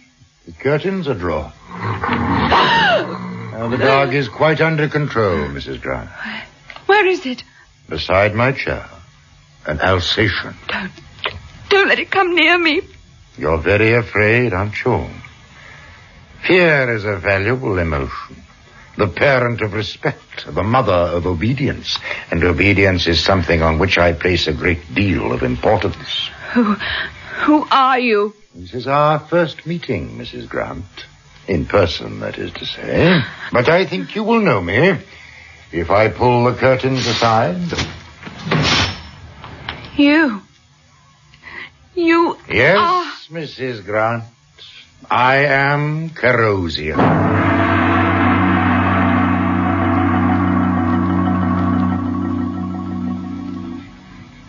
So, all the Corrosion men have gone to ground, have they, so? It would appear so, Roger. We've given all their usual haunts a going over. Pubs, clubs, restaurants, nothing doing. Oh, we're not having much luck, are we, sir? At the moment, no. Can't find that waiter for Prendergast's murder, and as for Christine Grant, not a clue. Corrosion's winning all the way along the line. He's beaten me hollow. A word of advice, Roger. I'll get him if it's the last thing I do. I'm speaking to you, Chief Inspector. Sorry, sir. Don't make this a personal vendetta, Roger. That's exactly what Janet said, sir. And did she? I've always had a high opinion of that wife of yours. She's perfectly right. It'd be an error to make this a personal issue. Clouds the judgment. You'll need all of that before this business is over. Let me remind you of what you said yourself. There's more behind all this than Corrosion's desire for revenge on young Grant. I'm more sure of that than ever. Though I still haven't the foggiest idea what it is. Oh, incidentally, sir, I'd like to have some information on Arthur Morley's whereabouts. Oh, the girl's father? For what reason, precisely? Well, I haven't got a precise reason. Call it a hunch, if you like. Corrosion just might be making use of him. Oh? Well, Morley's recently out of prison, and Corrosion tried to blackmail Michael Grant about him just before the wedding. Did he? What's more, Arthur Morley was at the church. Janet and I saw him. Outside, keeping well back where Christine couldn't spot him. Well, I suppose that's to his credit. Spectre at the feast and all that. Quite a considerable spectre when you think of it. 13 years for murder. His own wife, the girl's mother. He was damn lucky to get a reprieve at all, if you ask me. Well, his daughter could use some of that luck right now, sir. We know what happens to girls who get into Corrosian's clutches. Quite. Most of the ones we know of were empty-headed little fools, of course, with bigger bust measurements than brains, and asking for trouble. All the same, they wound up with a devil of a sight more than they bargained for, or deserved. Yes? Ah, yes. You may take the tray now. Okay, Mr. Corrosian. You did not eat very much, Mrs. Grant. No. I didn't feel like it. Where am I? Where is this place? That doesn't concern you. What does, possibly, is the fact that the grounds are guarded by armed men, a number of Alsatian dogs. I don't take you for a fool, my dear. Any notions of escape would be unintelligent of you. Why have I been brought here? What are you going to do with me? I'm going to ask you to come and sit down. Here, on the settee, beside me. I'm all right where I am. Come here, Mrs. Grant.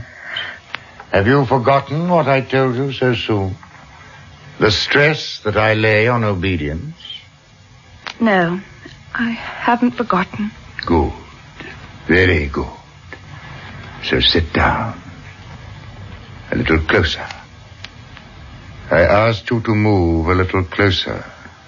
All right. If you're imagining what I suspect, I can disabuse you.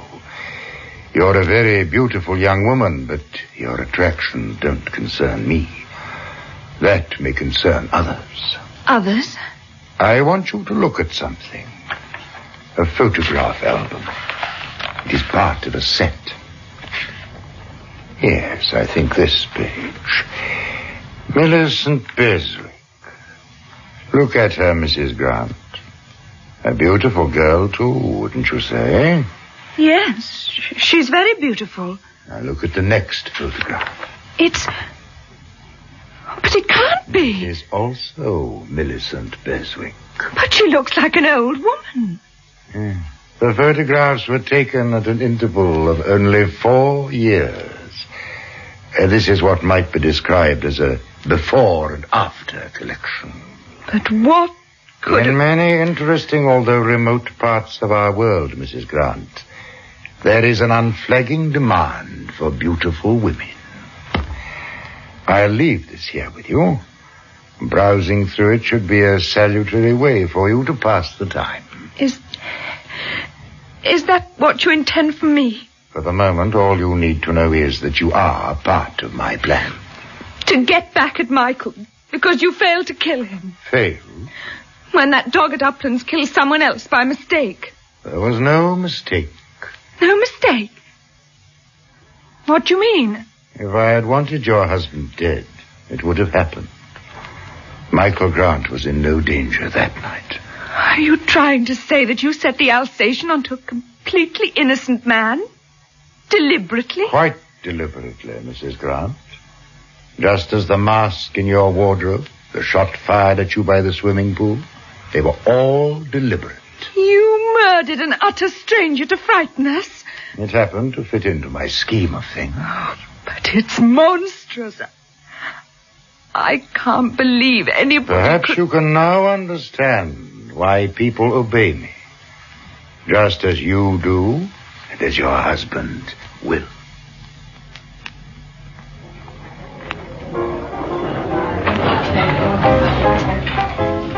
Excuse me, Mr. Grant. Waiter, good. Bring me another whiskey. You're wanted on the telephone, sir. Who is it, did they say? No, sir, just asked for you. Where's the phone? It's the one in the booth, just outside the dining room, sir. Right, thanks.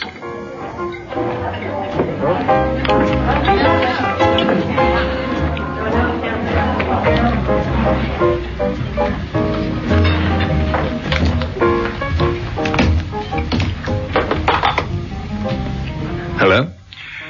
Is that Mr. Michael Grant? Speaking. Who's that? My name doesn't matter at the moment. I'm calling about your wife. Chris. You'll be glad to know she's safe. What do you mean by safe?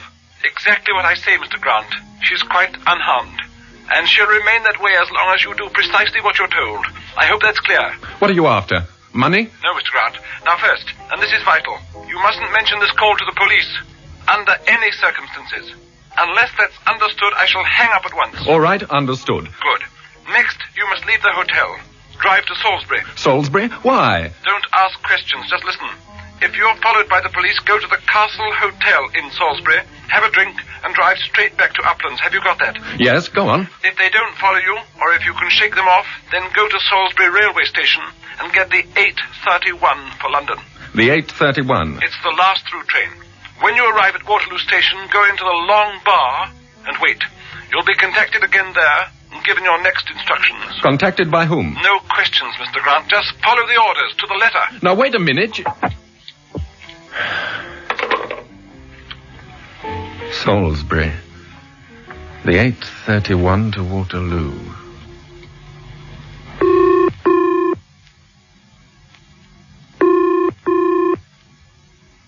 She must be home. Come on, Jan.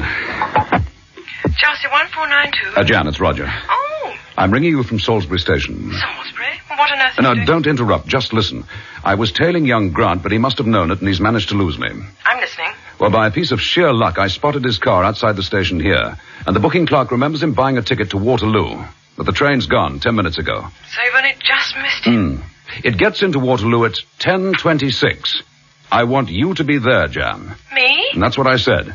You'll know him. You saw him at the church, but he won't know you. But, why me? Well, he's obviously trying to dodge the police. I have to play this one pretty close to my chest. Now, I don't want anyone around who could even be remotely mistaken for a copper, male or female. So, get to Waterloo, watch what he does where he goes. I'll make it there as fast as I can. I'll drive like the clappers. Yes, all right. But be careful. Don't worry. With any luck, I shouldn't be too far behind the train, and don't worry about looking for me at Waterloo. I'll find you. All right, darling. Oh, just one more thing. I'll be calling the yard. I want Chatworth to send 2 patrol cars to wait outside Waterloo in Station Approach Road. Now, if Grant leaves the station, go to the patrol boys, tell them to tail him. If not, you keep watch yourself till I get there, all right? Yes, of course. Good girl.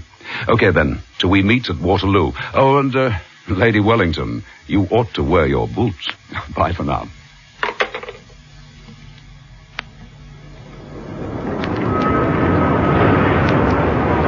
Jan. Oh, Roger, you made me jump. Not out of your boots, though. I see you did wear them. I was only kidding. What about Grant? Is he still here? Yes, in the long bar over there. He headed straight for it as soon as he stepped off the train. I popped in once, just to make sure he was still there. Oh, fine. Anyone with him? No, he was just sitting at one of the tables. Then we can take it his contact hasn't shown up yet. Contact? Well, that's what he's waiting for, obviously. Roger. Look. Well. And making straight towards the long bar. So that's Grant's contact. Jan, you get in there. I'll have to keep out of sight as much as possible. Try and get as close to them as you can. See if you can pick up any of the conversation. Well, turn those boots around, my girl. Start walking. Off you go. Right, you go. Wait, where you going? Do you mind if I join you at this table, sir? Well, actually, I'm expecting someone. I am the someone, Mr. Grant. Oh, are you? You've taken your time turning up? We have to be careful, very careful. I'll pull my chair a little closer. That's it. All right. What now? Do you know me, Mr. Grant? No, and I don't particularly. Wait a minute, your voice. Was it you who spoke to you on the telephone? Yes. But that's not what I meant. Have you ever seen me before? Or a photograph of me? No, I haven't. Then you'll have to know. And I'm afraid I must warn you. It'll be something of a shock. I am Arthur Morley. Morley? I can appreciate how you must feel. Morley, the murderer, your father-in-law. But believe me, there would never have been a meeting between us, not ever, if it hadn't been for all this. You mean you're tied up in it? When it's Christine, your own daughter? I'm only involved in the same way that you are, Mr. Grant, under compulsion. But you know where she is, where Chris has been taken. Yes, madam, is there something wrong? Oh, do forgive me, I've dropped my handbag. No, please, I can get it. I'll do it. Here you are. Thank you, so kind of you. Well, come on, man. What about Chris? Do you know where she is? No, Mr. Grant. I was only ordered to phone you to meet you here with the next part of your instructions and warned that we'd be watched. That if I stepped out of line, Christine would suffer for it. Corrosium, the filthy... Mr. Grant, we daren't go against him. That man, I used to hear talk now and then while I was in prison. You can't begin to know what he's like. Are you sure you weren't followed? West came after me from Uplands, but I managed to lose him in Salisbury, as you told me to. Good, very good. So, now let's have my instructions. You must go down to the underground to take the tube to Victoria and... What is it now, madam? Your handbag again? No, it's my lipstick, I'm afraid. Oh, dear, I'm so sorry. It fell somewhere. Oh, yes, there it is. It's terribly clumsy of me. I do apologize. Oh, I beg your pardon. It's all right. Yes, excuse me, gents. You spare an old fella a couple of bob? Some other time. Clear off, will you? What about your friend, then? What about you, Mr. Morley? What? Oh, yes, certainly. Here you are. Jack, have you gentlemen. Let me shake you by the hand. That's the ticket. Thank you very much. What the devil? Morley, how did he know your name? One of Corrosion's watchdogs, Mr. Grant. I told you we'd be under observation. What have you got there? A scrap of paper. A note he slipped into my hand. Well, what's it say? It says that you didn't follow orders, Mr. Grant. What? You didn't lose Inspector West in Salisbury. He's here, right here on Waterloo Station. Here? Do you realize exactly what that means, what you've done? You've disobeyed Corrosion. And you've signed my daughter's death warrant.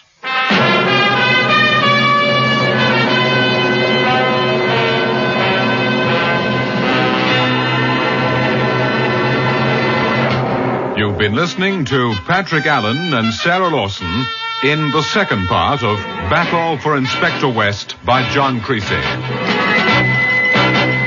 Listen to Shadow on a Millionaire, the next episode of John Fawcett Wilson's production of Battle for Inspector West.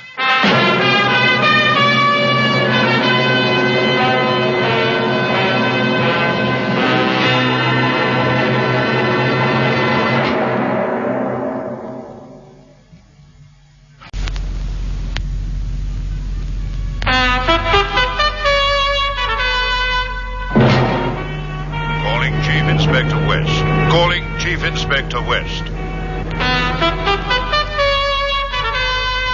Stand by for West.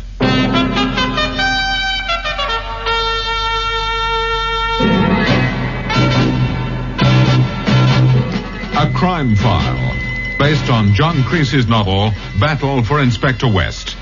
Dramatized for radio by Maurice Travers. Battle for Inspector West, starring Patrick Allen as Chief Inspector Roger West of Scotland Yard and Sarah Lawson as his wife Janet.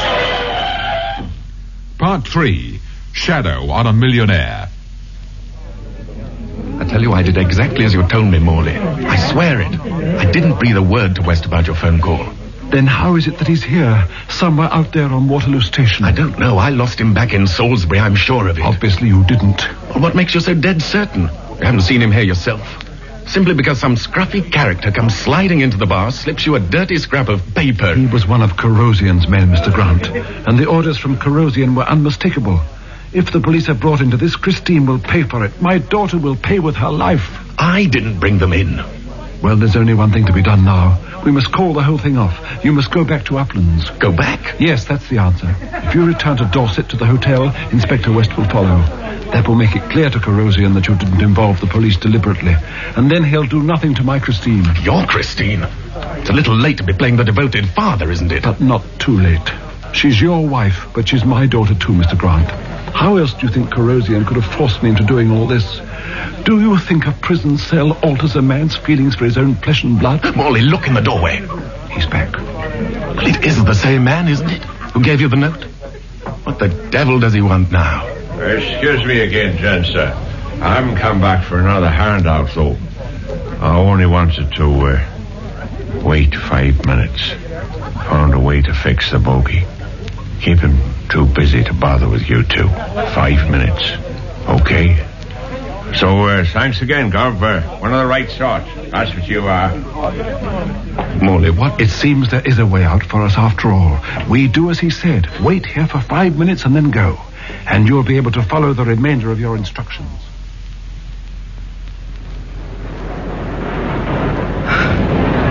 Oh, where on earth's he got to?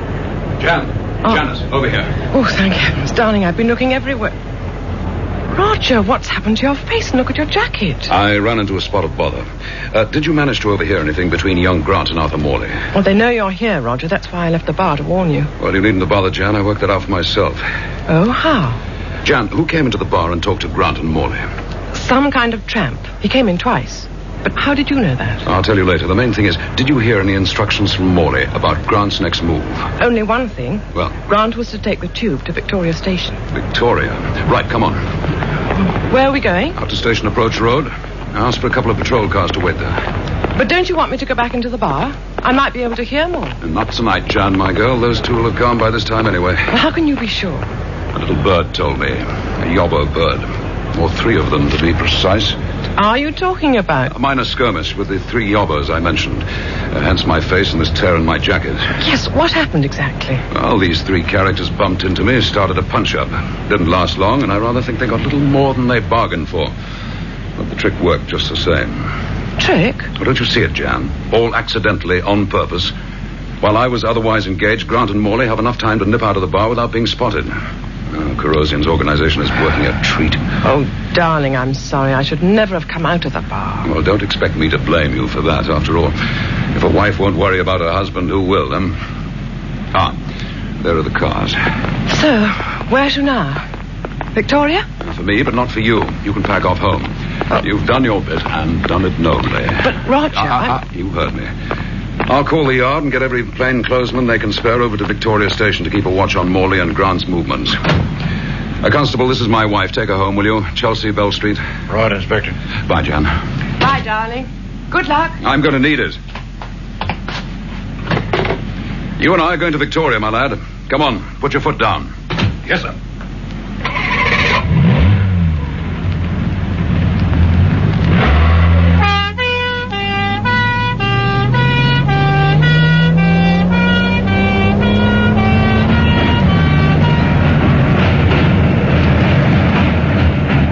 This is it now, Mr. Grant. Victoria.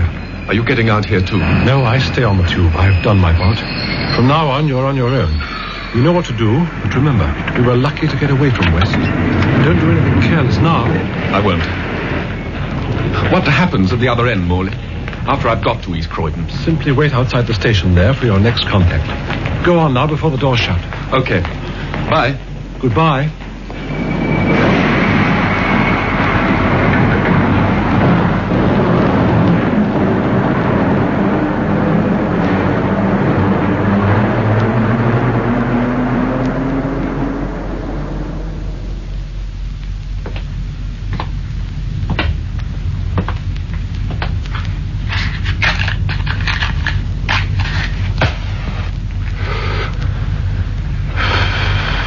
Evening, sir. What?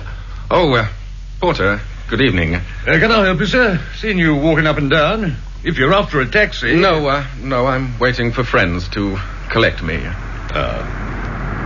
a car coming now, sir. That'll be your friends, I expect. Why don't they dim those headlights? Blinder man. Night, sir. Night, Porter. Mr. Grant? What? Get in quickly, please. Well, I wasn't expecting a lady. Or a Rolls complete with chauffeur. Into the back here, hurry. How could I possibly refuse such a charming invitation? All right, Hendricks, drive on.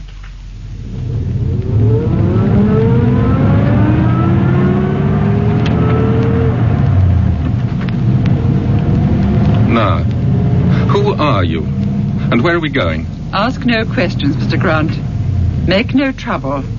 That is, if you wish to see your wife again. Is that where you're taking me, to see Chris? Sit back, Mr. Grant. Relax. And in case you've any reckless thoughts in your head, I must tell you I'm holding a gun. Are you also going to tell me your name? My name is Julietta. Julietta what? Julietta is as much as you need to know. I see.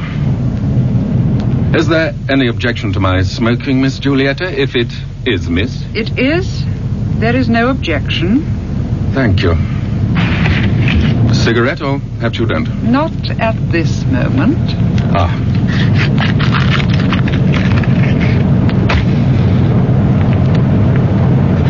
Mr. Grant, the match. Oh, damn. Did you burn your finger? You find that funny, do you? It is you I find funny. And also very obvious. Obvious? You didn't want a cigarette. Only an excuse to light the match, so that you could see me. I hope you are not disappointed. Oh, you're a very striking young woman, no two ways about that. Or about the gun in your hand. Did you doubt that I had it? I never trouble to lie, Mr. Grant. In that I'm like Corrosion. You talk as if you know him very well. I do. Certainly well enough to say that if you do anything stupid, your beautiful wife will not remain beautiful. She will find herself wishing she had never heard the name of Michael Grant. If he's touched her, if that swine's laid so much as a finger on Chris... You will do what? Please tell me. I'd be interested to know. What do you imagine you can do against such a man as Corrosion? You're helpless. Sit back, Mr. Grant. Sit still. Smoke your cigarette. That is all you can do.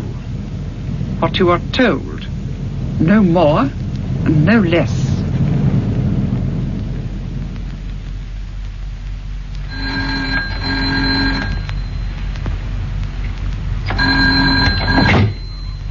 Chatsworth speaking. Roger West here, sir.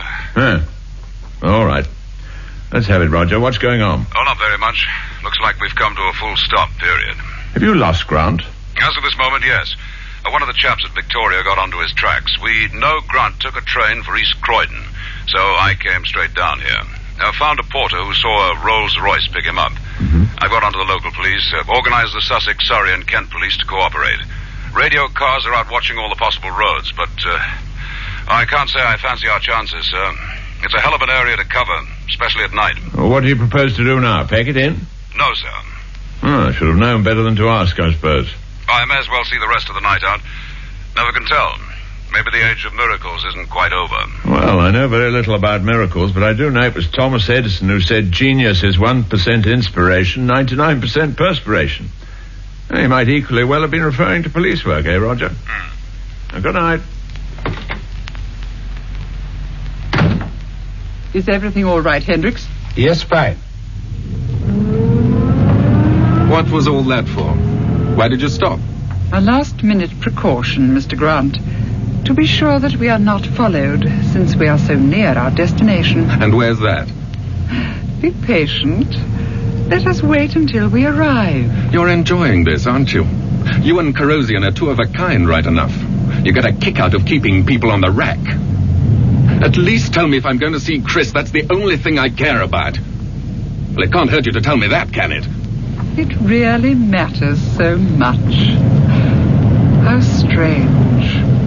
To hold so much feeling for someone else. What the hell's strange about it?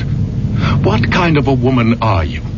We've had just one day of our honeymoon, Chris and I, and your friend Corrosion turned even those first few hours into a nightmare.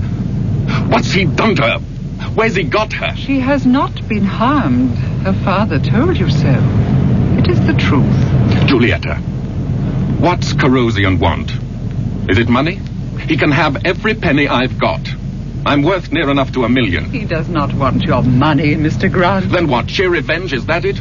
Because I put a stop to his blackmail of my father? You will know very soon. We're turning off the road. Yes. We have arrived, Mr. Grant. Wait a minute. That line of poplars, this driveway. Does it seem familiar? Yes, but that's crazy. It couldn't be. In a moment you will see the house. There, in the car headlights. This isn't possible. But it is. Your father's house. The home of Sir Mortimer Grant.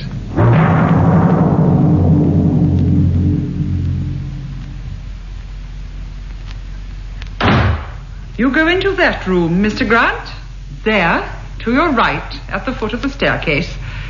I don't need to tell you what room it is, do I? You know this house better than I do. Who's in there? Who would you expect? It is your father's study. Dad's here? But why is the place practically in darkness and... Well, where's all the household staff? Ask your questions in the study, Mr. Grant. I'll do just that. Dad! Well, Michael? Dad, what the blazes goes on here? Would you like a drink? I'd like to know what's going on. Is Chris here, in this house? No, Mr. Grant. What the... Corrosion. Do you never look behind you on entering a room? Dad, what's he doing here? Mike, it's... Please go on, Sir Mortimer. I think your son deserves an explanation. Well, Dad? I'm sorry, boy. The fact of it is, he carries too many guns for me. For you, too. We have to do what he says, Mike. What are you talking about? I settled all that nearly a year ago. Got all the stuff he had against you out of his flat. Not all of it, Mr. Grant. What? Your frontal assault on my apartment could not be accurately described as an outright victory. Much as I regret to diminish your heroic stature, at least in your own eyes, if no others, I must tell you that the evidence you obtained was only a part of the whole. Dad, is he telling the truth? I never lie. Dad. Yes, it's true. Every word. The status quo has been restored. Your father once more takes his instructions from me. Indeed, he has been doing so ever since my return to England. Why didn't you tell me this, Dad? What would have been the use, my boy? Very well, that will do, Sir Mortimer. You are allowed to go. Yes, all right. I'm sorry, Mike, but you see how it is. I trust that you do indeed see how it is, Mr. Grant. Corrosion, what's to stop me putting my hands round your throat right this minute and choking the life out of you? Not a thing in the world. With the possible exception of your wife. Where is she? Safe. For the moment. All right. What do you want? A brandy would be pleasant, I think. A poor one for me and for yourself, of course. I said, what do you want, Corrosion? And I have told you. I'm waiting, Mr. Grant. You... For my brandy.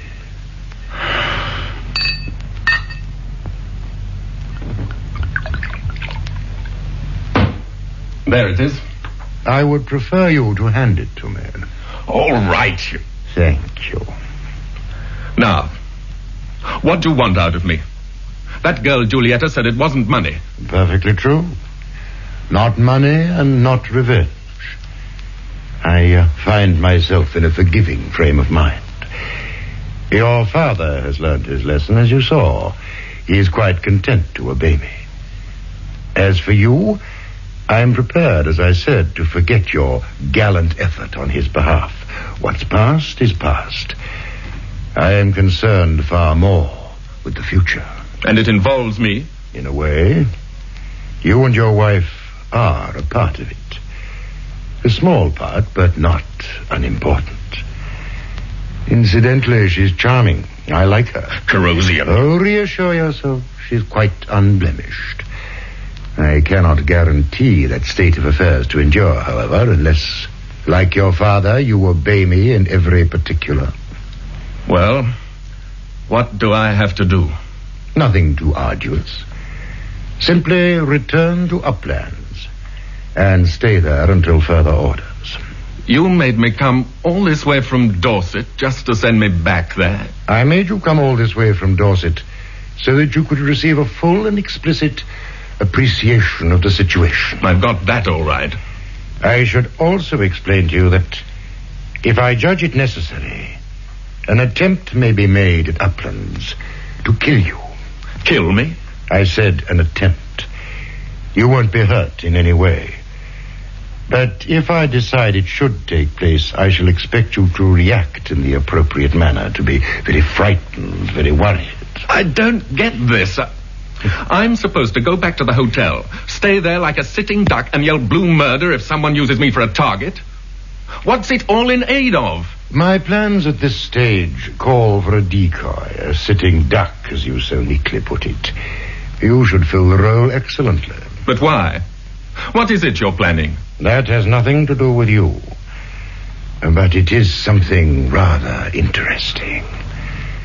Now, you understand quite clearly what I require of you. I think so. Be absolutely sure, Grant. Yes, all right. Damn you, I'll do what you say. That's better. Now, when can I see Chris? I will decide that when the time comes. Ah, Julietta. Well, has Mr. Grant had the answers to all his questions? He has. Where's Hendricks? Outside in the hall, waiting. Very well. Hendricks will return you to London, Mr. Grant. Then you'll make your way back to Dorset. And what do I tell the police? Especially Chief Inspector West. Most of the truth. You received a phone call. You came to our house in the hope of finding your wife. But she wasn't there. I needn't say that you will not mention the precise house. Tell West that you were blindfolded and put in a car. Oh, you can embroider it all very prettily, I'm quite sure. But alas, the whole affair turned out to be a wild goose chase. You think West will swallow that? He's no fool, I might tell you. Neither is Corrosion. And please remember, my orders are to be followed meticulously. Otherwise, you'll never see your charming wife again. Now you may go. Goodbye, Mr. Grant. Perhaps we will meet again. I prefer to hope not. Are you Hendricks? Yes. All set? Certainly. Okay, let's go. The car's just over there. What? He wasn't much trouble, was he? Who the? West. Corrosion's here, isn't he, Grant? Where the devil have you sprung from? Never mind that now. You men, one of you get rid of Chummy here. You constable, drive the car away. Best if they believe Mr. Grant's gone. Yes, Inspector. The other two stick with me. Now, Grant, where's Corrosion? How did you get here, West? Call it a small miracle. One of the local bicycle bobbies spotted the rolls. We kept tabs on it, radio contact all the time. If Corrosion thinks I had any part in this, he'll kill Christie. He won't get the chance. I have a dozen men watching this place. Corrosion hasn't a hope in hell. I've got him at last. Now, where is he? What room? That one? The foot of the stairs? No. He was upstairs in my old room. Down the first passage, the end door on the left. Right. Did you say your room? This is my father's house. Huh? Well, this is your chance to get even. Lead the way. West, I've had a hell of a time. I'm just about all in. All right, you stay put. You chaps follow me. Move quietly. First passage, last door on the left. Right, nice and nippy up the stairs, lads. They're out of sight, now. Grant! Quiet. Why are you here? I heard the car leaving. That was the police. Police? West's here. He's got men all round the house. But how is that possible? Corrosion, we were not followed. We checked. Be quiet, Juliet. You can still get away. There's a way out through the cellars. An old tunnel. I found it when I was a kid. I'll show you. Good. I will remember this, Grant, to your credit. Julietta, get my papers from the desk drawer. Then Grant will show us the way. Quickly now, we've no time to lose. You let him go, Grant. You warned Corrosion and let him get away. How could I? You found me where you left me, didn't you? Waiting out in the hall. Where was he? In this study, all the time? I had him right in my hands. Do you realize I could put you under arrest for obstructing the police in the course of their duty? And the same goes for your father. Chief Inspector. I suggest the less you say, the better, sir. You've been sheltering a known criminal in your house. I've explained that. I did so under duress. Meaning what? Are you telling me he held a gun at your head the whole time? Don't play games with me, sir. Not tonight. I'm not in the mood. In my opinion, it's a fortunate thing you didn't get Corrosion. Have you any idea how long I've been after him? How often he's given me the slip? And he'd have done so again, even if you'd caught him tonight. Like hell he would. On what charge could you have held him, Inspector? Kidnapping my son's wife? That's just one item on a long, long list. But you haven't enough evidence to stand up in court, have you? Dad's right. We know he did it, but how could you prove it? I'd have found proof once I had him. West, you just find Chris for me. Get her back and I'll get Corrosion. I'll deliver him to you personally, I promise you that. Don't talk through the back of your neck. And don't play heroes with me. You tried that once, remember? Busting into his flat all on your own, and where did it get you? Exactly nowhere.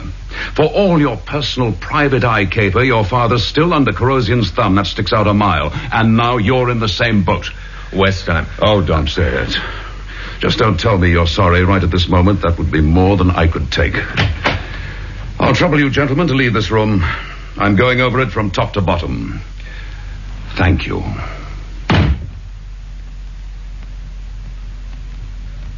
Well, Roger, is that the whole story? Pretty well, sir. Oh, and I feel like hell about it. Talk about being so near and yet so far. Relax, Chief Inspector. Remember, corrosion is just one more criminal. Dealing with criminals is your job. You won't do your job properly if you transform him into some kind of obsession. I have a notion I may have said something of the sort to you before. Yes, sir. Oh, but it's not so easy to do. In which case, the quicker we lay him by the heels, the better for all concerned. Did the search of Sir Mortimer Grant's house produce anything at all? Only one thing, sir. I'm not quite sure what to make of it. I've got it here in my wallet. Take a look, sir. I found that piece of paper in Sir Mortimer Grant's study, caught in the corner of a drawer in his desk. There were a couple of empty folders, too.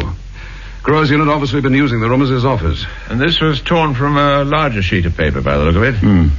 There's 3 names on it. Notice how they're written, sir, one under the other.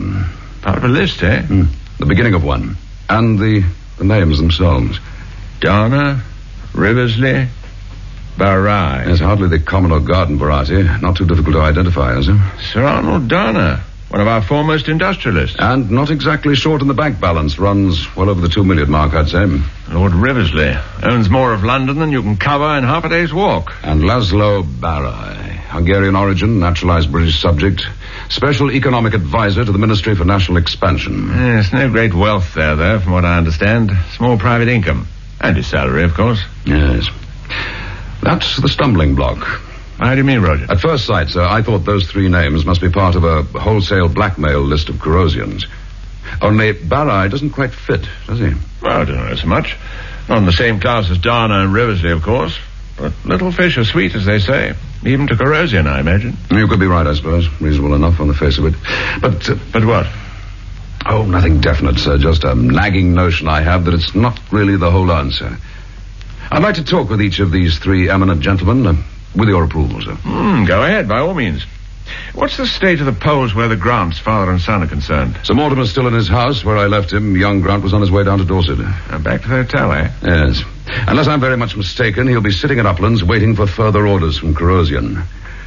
And I'd give a lot to know just what those orders are likely to be. It's ringing now. Hello? Good afternoon, Mr. Grant. Who's that? You do not recognize my voice after our long drive together? Julieta. Yes, Mr. Grant. What do you want? I have someone here to speak to you. You mean Chris? Is it Chris? Hello? Hello? I am here, Mr. Grant. Corrosion. I have some instructions for you. Listen carefully. After breakfast tomorrow, you will walk along the path through the shrubbery. An attempt will be made on your life. A bullet which will miss you. As a result, you will be extremely afraid and tell the police that you are leaving Uplands. You will go to Skelbourne on the Kent coast. You know it? Yes. You will take a room at the Excelsior Hotel on the seafront and wait there for your next orders. What's all this about? You have been told all that you need to know. Goodbye. Corrosion? What is it, Julieta, my dear? I have not been told all I need to know. What are you planning? A small surprise. For Michael Grant? Oh, no. For someone of much greater importance. An astute police officer, whose very astuteness might just conceivably prove a trifle troublesome for me in the future. You're speaking of West. He has laid many traps for me over the years, and I've escaped them all. Now I propose to reverse the procedure. And I assure you, Julieta, there will be no escape from my trap for Chief Inspector Roger West.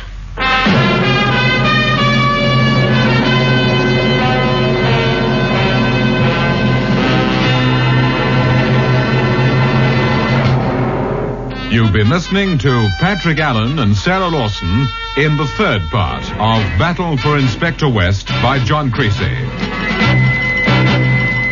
Listen to Bait for a Bogey, The next episode of John Fawcett Wilson's production of Battle for Inspector West.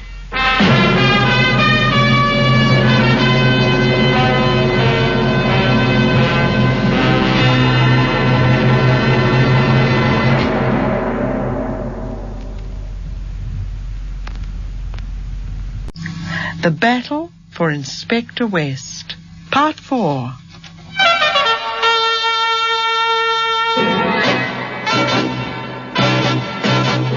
A crime file, based on John Creasy's novel, Battle for Inspector West. Dramatized for radio by Maurice Travers. Battle for Inspector West, starring Patrick Allen as Chief Inspector Roger West of Scotland Yard and Sarah Lawson as his wife Janet. Part 4, Bait for a Bogey. Good morning, Sergeant. Oh, you're here, Inspector. That's a relief. Is it? Why? The old man, sir. Chatty's really on the rampage. Sergeant Gill, if you're referring to the Assistant Commissioner, I suggest you stick to Sir Guy Chatworth. Yes, sir. He's raising the roof, though. I've had him on the blower every half hour on the half hour. I wanted to know where you'd got to. Well, you didn't tell me, sir, so I couldn't tell him. That seems logical enough, Hubert. Anyway, he wants you in his office right away. In that case, I'd better trot along, hadn't I? Good luck, sir. Thanks. See you later. You're a dash sight too fond of taking off on your own, Chief Inspector. I remind you, this is Scotland Yard, not a fancy private detective bureau. Yes, sir. I give you too much rope, that's the trouble. You think I don't know what they all say? West? Oh, he can get away with murder. Chatty's blue-eyed boy. That's how I'm referred to, I believe. I wouldn't know, sir. Oh, wouldn't you? Don't just stand there like a stuffed dummy. Sit down. Yes, sir. You seen today's papers? Not all of them, sir. I have, and so has the Commissioner. I've had him on the phone and on my back. Look at these. Christine Grant, still missing. No trace of Millionaire's wife. Double murders and a vanishing bride. Tragedy strikes in Dorset Honeymoon Hotel. Newsmen are having a field day. I like the pause, sir. The press are always with us. Only a damn sight too vocal at the moment. What about this one, the Morning Echo? Read that. Police raid on home of Sir Mortimer Grant. A search for corrosion? No comment from Scotland Yard. I could give them a comment or two, but they'd be unprintable. I'd have got corrosion the other night in Sir Mortimer's house if young Grant hadn't ruined it for me. You're quite convinced Michael Grant did warn corrosion? And helped him get away, no question of it, sir. I suppose I can't blame him with his wife in corrosion's hands. Not hard to put myself in his place, if it was Janet. Yes, quite. I take it the Dorset police are still watching young Grant at Uplands. They are. The minute he makes any move, I'll know about it. What about those names you found in Sir Mortimer's desk? I'm following that up, sir. I have appointments today with Sir Arnold Dana and with Lord Riversley. And the third one, Laszlo Barai? He's away, sir, in Oslo till next week, as government delegate to the Six Nations Economic Conference. These are pretty important men, Roger. You don't think you could be barking up the wrong tree, do you? Possibly. But it's the only tree I've got. Those names are part of a list. And whatever corrosion's really up to, that list is a pointer. I'll swear to it.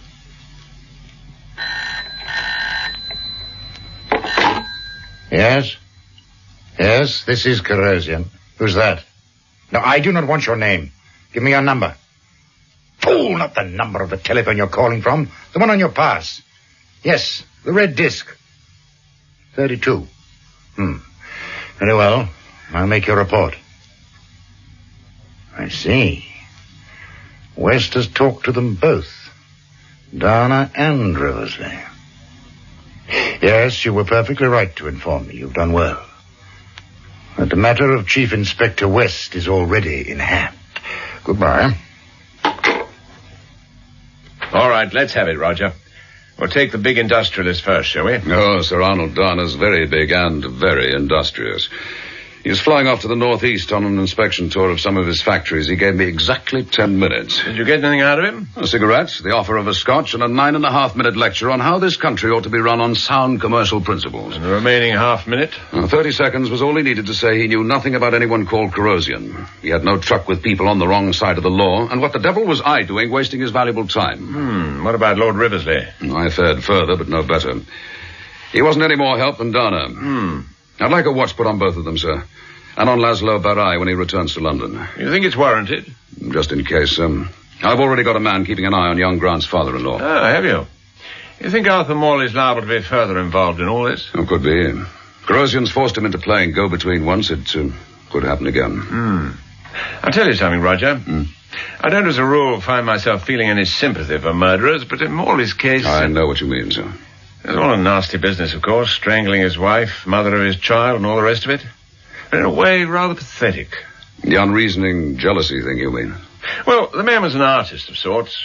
Crime of passion and so forth, eh? And then after a reprieve and 13 years behind bars, the chap comes out to find his daughter snatched by corrosion day after her wedding. That is why I'm keeping him under observation. I've got to get some lead to corrosion and where he's keeping Christine Grant. Chadworth? Oh, yes, Sergeant Gill. Yes, he is. Just a moment. For you, Roger, your sergeant. Oh, thank you, sir. Yes, Hubert, what is it? Well, this morning. But he wasn't hurt. I see, right. Thanks for letting me know straight away. Bye. Well, what was all that? An attempt was made at Uplands this morning to kill Michael Grant. What? Someone took a pot shot at him. The bullet went wide. Bit of luck for young Grant that it did, eh? Yes, sir. But this will bear thinking about. Deserves quite a bit of thought, in fact. Roger? Are you asleep? No. Did you hear what I was saying? No, what? Well, I was... Oh, listen to that, Roger. On the radio. Goodness, it takes you back, doesn't it? They were always playing it at those crazy parties in the good old days. When I was still going to art classes and you were hoping like mad that one day you'd get to the yard. There's a fine romantic response, I must say. Yeah. Little did you dream then, Janet, my girl, that you'd wind up sitting with a needle and a thread and a husband who grunts. Who'd be a wife and a mother? Who'd be a copper? All right. We'll have this off for a start. Now, my dear Chief Inspector, I think it's high time you told me what's the matter. Nothing you need worry your head over, Janet. Oh, don't be silly, Roger. The boys and I hardly got a word out of you all through dinner. And ever since you've been sitting in that chair like a stone image. What's wrong, darling? I'll give you 3 guesses. Corrosion? Right, first time. You're not making any progress, is that it? Progress? I've forgotten there ever was such a word. Would you like a small piece of advice? I'm obviously going to get it whether I'd like it or not. Yes, you are. Put all this business out of your mind for a few hours. Have an early night and, well, see what tomorrow brings. So that I can rise up bright and shining, wakey, wakey. And the bell goes for the next round, Corrosion versus West. And guess who'll finish up on the canvas? Roger, this isn't like you a bit. I've never known a case get you down like this before. It's no average case, Jan. Corrosion's up to something, and it's something big. I can smell it. I've known it, felt it in my bones, ever since I heard he was back in England. And I'll tell you something else. Something I haven't even said to Chatworth. What's that? I have a notion that the whole of this affair so far, snatching young Grant's wife, the whole thing is just a blind, kind of smokescreen. A smokescreen for what? Yes, that's the puzzle. For what? I'll get it. No, you won't. You stay in that chair. I'll take it. If it's the yard, I'll talk to them. If it's the yard, you've gone out to the pub, the pictures, anywhere, but you are out. Chelsea 1492. Is that Mrs. West? Yes? Sergeant Gill here, Mrs. West. Could I have a word with the Chief Inspector, please? Sergeant Gill, I'm so sorry, but I'm afraid he's gone out. He's just come back. Roger. Now, let me have that phone, Jan. Oh, no. Come on. Oh, you are impossible. I'll go make some coffee. Hello, Hubert. You still on duty? Not officially, sir, but the paperwork's been piling up. As usual, then. The thing is, sir, some information's just come in, and I thought you'd want to hear it immediately. Right, far away. It's about Michael Grant. He's left Uplands. He's left? Yes, sir. But the Dorset inspector put a man on him. Grant's been tailed to the Excelsior Hotel in Skelbourne. You know the place? Yes, I know it. A resort on the Kent coast. And there's something else, sir. Yes? A report from the man we've got watching Arthur Morley. Morley's in Skelbourne, too. Is he now? Staying in a cheap lodging house. Must be planning a spot of painting. Oh? He's bought himself some brushes and canvas. I see. Anything else, Hubert? No, sir, that's the lot. All right, then. Thanks for ringing. Any idea what this could add up to, sir? Only that Morley and Grant will be acting under orders from Corrosion, that's for certain. Night, Hubert. Here we are. You'll have some coffee, won't you? Yes, fine. And what did Sergeant Gill want? Oh, nothing much. A message she forgot to give me. It's a wonder it didn't ring when you were fast asleep. That's the time the yard usually seems to call. Here, it's sugared. Thanks. Roger. I said it's sugared. Oh, yes. Ah, jolly good. Why doesn't coffee ever taste as good as it smells?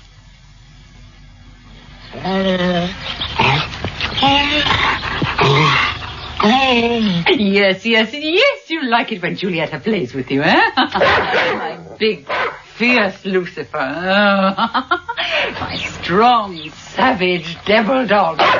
Those sharp teeth only bite when Julietta orders it, when she gives the word, eh?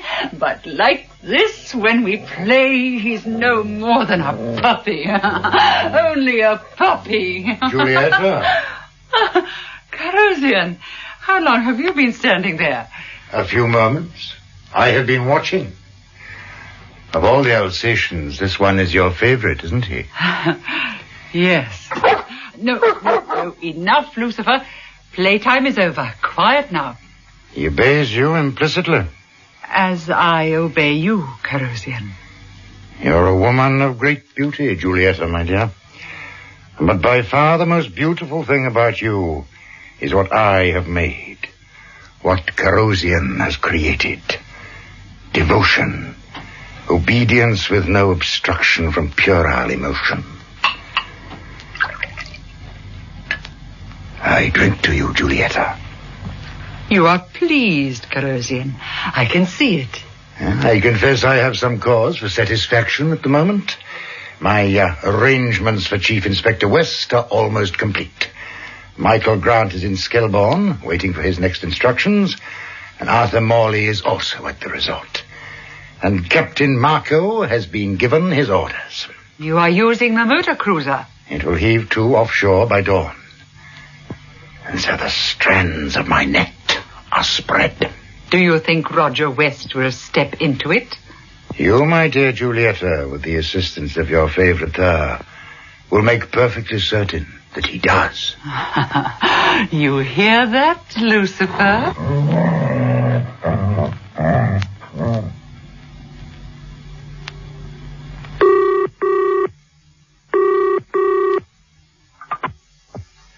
Chief Inspector West's office, Detective Sergeant Gill speaking. West here. Morning, Hubert. You're in Brighton early. Oh, I'm one of these keen characters. Didn't you know, sir? Oh, are you? Now listen, Hubert. I've decided to go down to Skelbourne, see if I can find out what the score is. I see, sir. But I want it kept strictly between ourselves, got it? Yes, sir. But what of Chatty? I mean, the assistant commissioner wants to know where you are. Just play dumb. You're going on your own, sir. That's right. Isn't that a bit dodgy, sir? Just do as I say. Keep quiet about it. Bye now, Sergeant. Where the devil have those damn things got to? Oh. Janet. Yes, what? Here a minute, will you? Where are you? In the bedroom. Oh, I'm coming. Should be here somewhere. Yes, darling, what do you... What's the joke? You are, Roger. Have you seen yourself? That frightful shirt and that dreadful old sports coat. No trousers. Well, that's what I'm hunting for. My brown slacks, the old pair. Have you seen them anyway? Oh, they should be in your wardrobe somewhere. Well, I've just looked. Well, let's see. And what are these? Oh, damned if I could find them. Thanks, Jan. Now then. Roger, what is all this? You haven't shaved. No, Jan. No, that's it. Don't tell me you're actually going to take a day off and do a bit of work in the garden. Not this time. I'm off on a small job. Wasn't that get up? Well, if that's supposed to be a disguise, I have to tell you, you'll never win any Sherlock Holmes award. Roger West ticks out a mile. You think so, do you? I know so, darling. You may be an A1 detective, an absolutely brilliant bogey. Bogey? Where on earth do you pick up all these underworld expressions? Where do you imagine? Jan, I don't know how long this job will take. I could be away for some little time. So if you don't hear from me for a bit, don't get too worried. No more than usual, darling. After all, it's not the first time, and I don't suppose it'll be the last, will it? Good girl. Shall I tell you something? What? You look smashing this morning. Smashing? You must have the sun in your eyes. I haven't done my face yet. Hardly had time to run a comb through my hair. And the overall effect knocks me out. Just come here, Mrs. West. Oh, now, Roger. Here, I said. But the boys are waiting for their... Come here. That's it.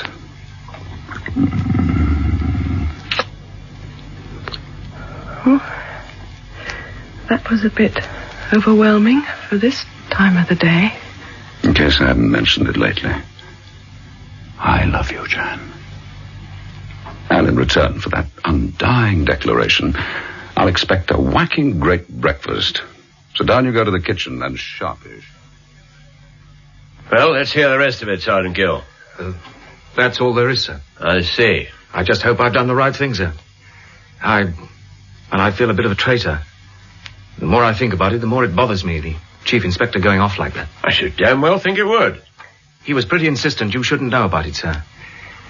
He'll have my scalp, I suppose, when he learns I've told you. Well, I'd have had your stripes if you hadn't, Sergeant. Yes, sir.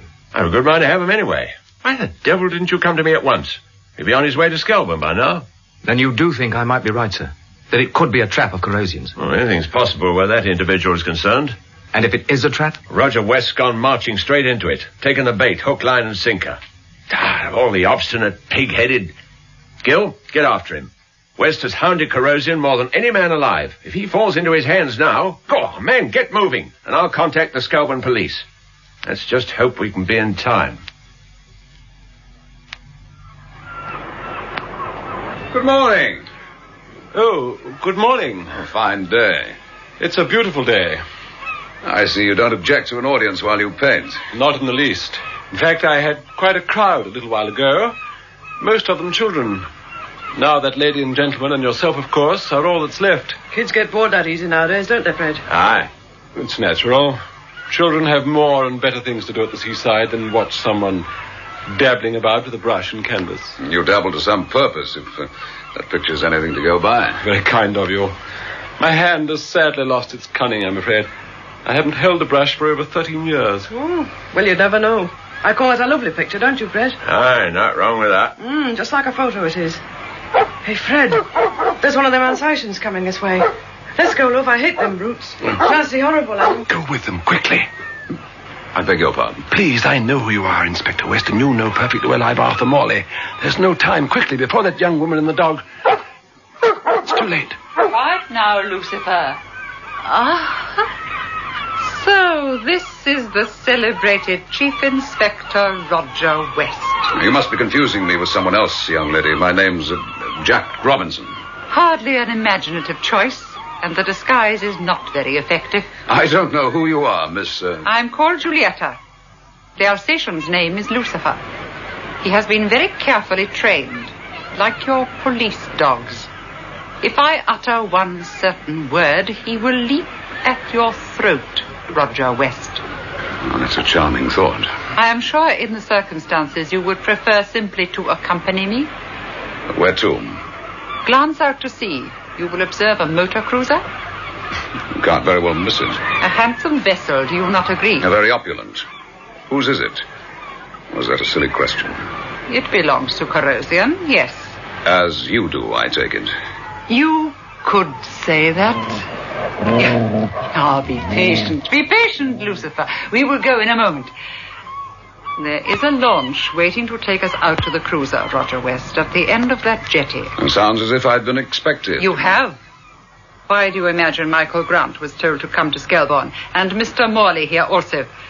Corrosian knew it would fetch you. Inspector, I had no choice. You can understand that, can't you? You have children of your own. Yes, 2 boys. I have only Christine, and Corrosian's got her. I have to do what I'm told. You do see, don't you? It is time to go now. Come along, Roger West, and walk close beside me, please.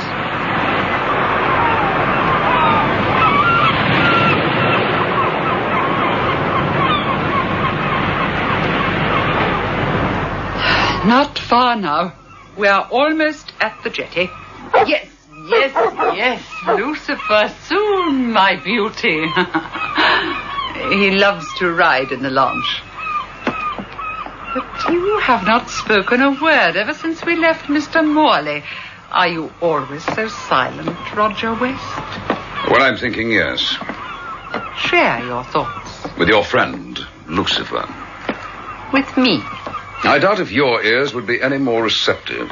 You are angry with yourself, is that it?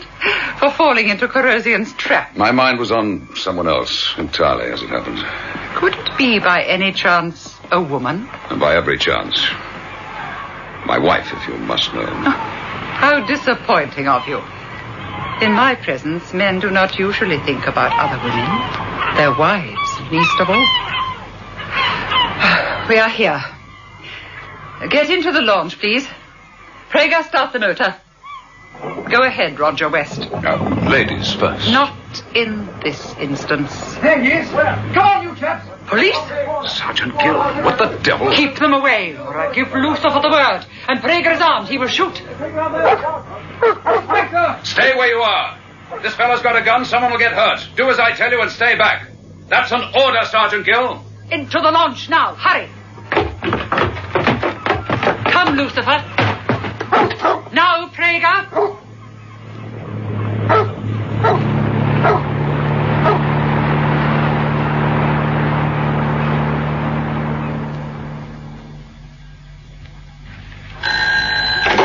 Chadworth? Sergeant Gill here, sir. Well, Sergeant? It was a trap, all right, sir. But we were too late. Hello? Are you still there, sir? Yes, I'm here. We came pretty close, sir. Not close enough. No, sir. The inspector was taken aboard a motor cruiser and she put to sea at once. I don't know how I'm going to break the news to his wife. All right, Gil. Get back here as soon as you can. Goodbye. Yes, the guy? Miss Fordyce, tell Summers I want him with a car out in front in precisely 5 minutes. I warned him, you know, Janet. This habit of going off on his own and taking the bit between his teeth. Ticked him off about it only yesterday. Damn it, the very next minute off he goes and falls for Corrosion's bait. No, Sir Guy. He didn't fall for it. He knew it was bait. Knew? Yes, I realize it now. The way he talked before he went off this morning, when he said he didn't know how long this job would take. Yes, he knew. Good Lord. He did it deliberately. He stepped into Corrosion's trap with his eyes wide open.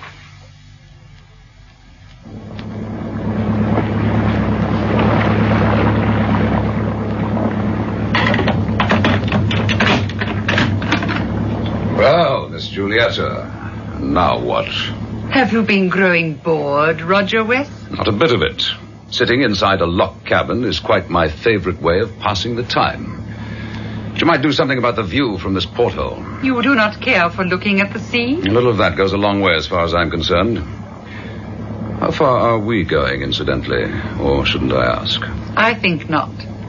But I can relieve the monotony for you. I bring you an invitation to dinner. Invitation? Now, isn't that delightful? It almost sounds as though I were in a position to refuse. You have always the choice of a hunger strike, but I would advise against it. The food on board is prepared by the former chef of a 4-star Paris restaurant. Shall we go? The dining saloon is this way.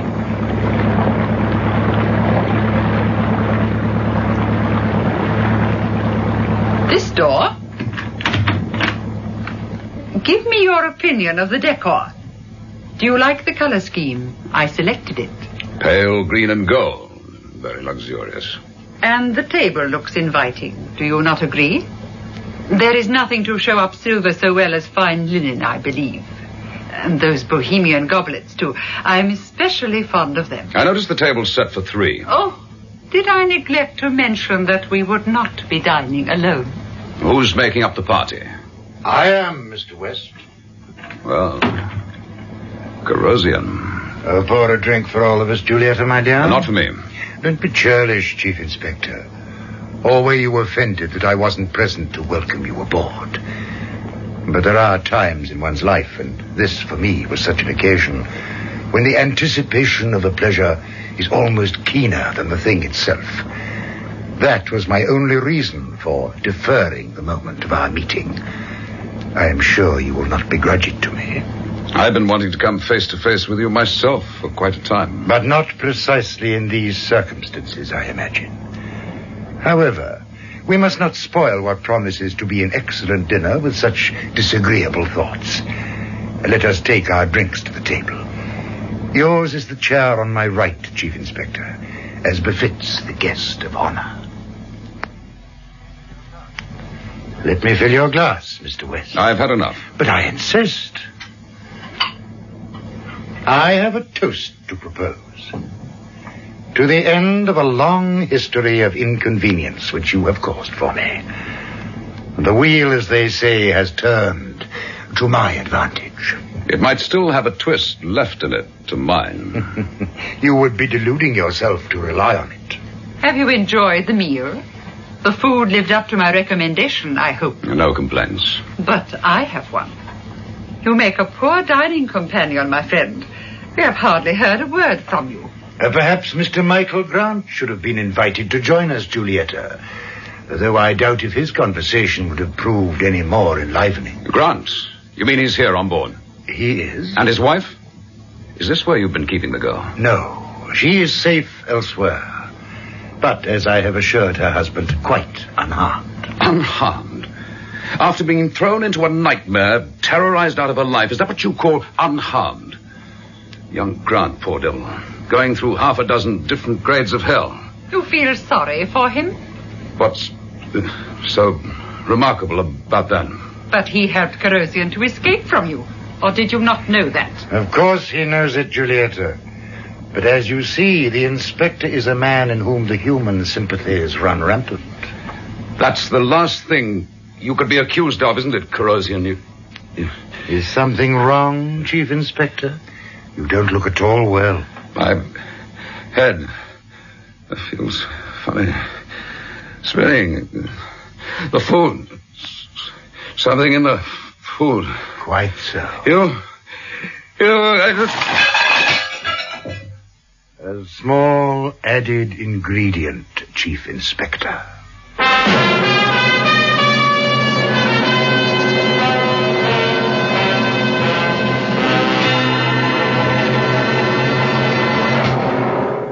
You've been listening to Patrick Allen and Sarah Lawson in the fourth part of Battle for Inspector West by John Creasy. Listen to Trail from a Tip-Off, the next episode of John Fawcett Wilson's production of Battle for Inspector West.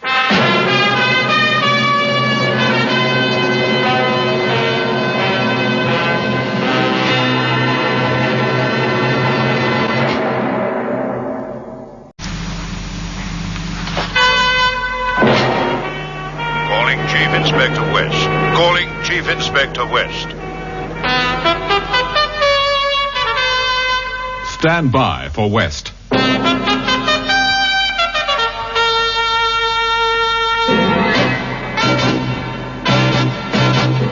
A crime file, based on John Creasy's novel, Battle for Inspector West.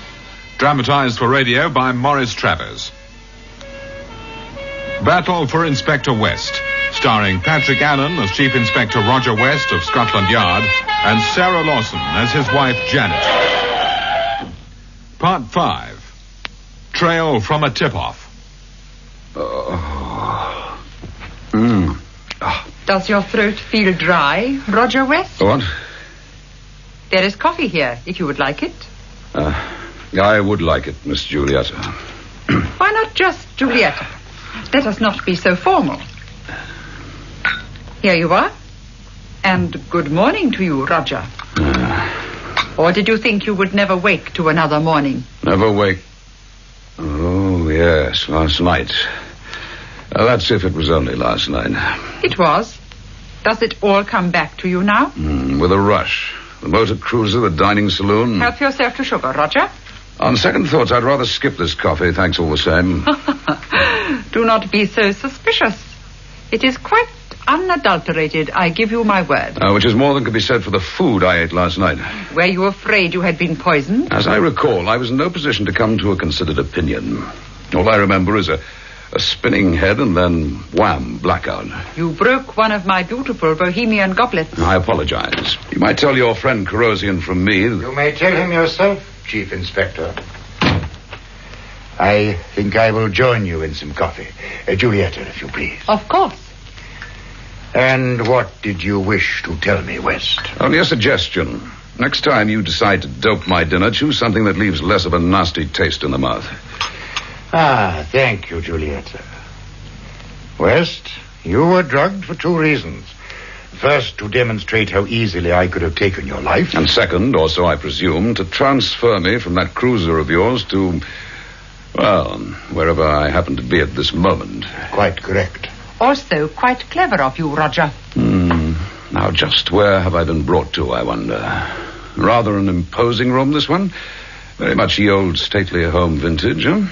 Not quite your style, though, Corrosion. You think not? No bars on the windows. That's the kind of establishment for you, ideally speaking. The disadvantage of ideals is the difficulty of achieving them, as you have, I think, come to realize. Bars on these windows are unnecessary. The drop is a sheer one, of over 50 feet. Any objection to my taking a look? None whatever. By all means, do. Fine, spacious grounds. Thick belt of trees, nice and private. Oak trees, Roger. And there is a high wall behind them, all the way round. I rather thought there might be. Do I hear the baying of the happy killer hounds? You run to more than one Alsatian, I gather. As well as to a number of armed men who make regular patrols of the ground. Is that a fact? But what's really exercising my mind is just where this grand estate of yours is located. Don't trouble yourself with that. Oh, but I'm always curious. Didn't you know? Why else do you think I went down to Skelbourne so obligingly? Obligingly? What exactly do you mean by that? What do you think I mean by it? You came precisely and only because I arranged matters to ensure that you would. I came precisely and only because I knew that you'd arranged matters to ensure that I would. You knew it was a trap? From the word go, Julieta. Corrosion, you surprise me. I gave you credit for being brighter than that. Didn't it even begin to dawn on you that I might have seen through your little setup? And what did you hope to gain by voluntarily placing yourself in my power?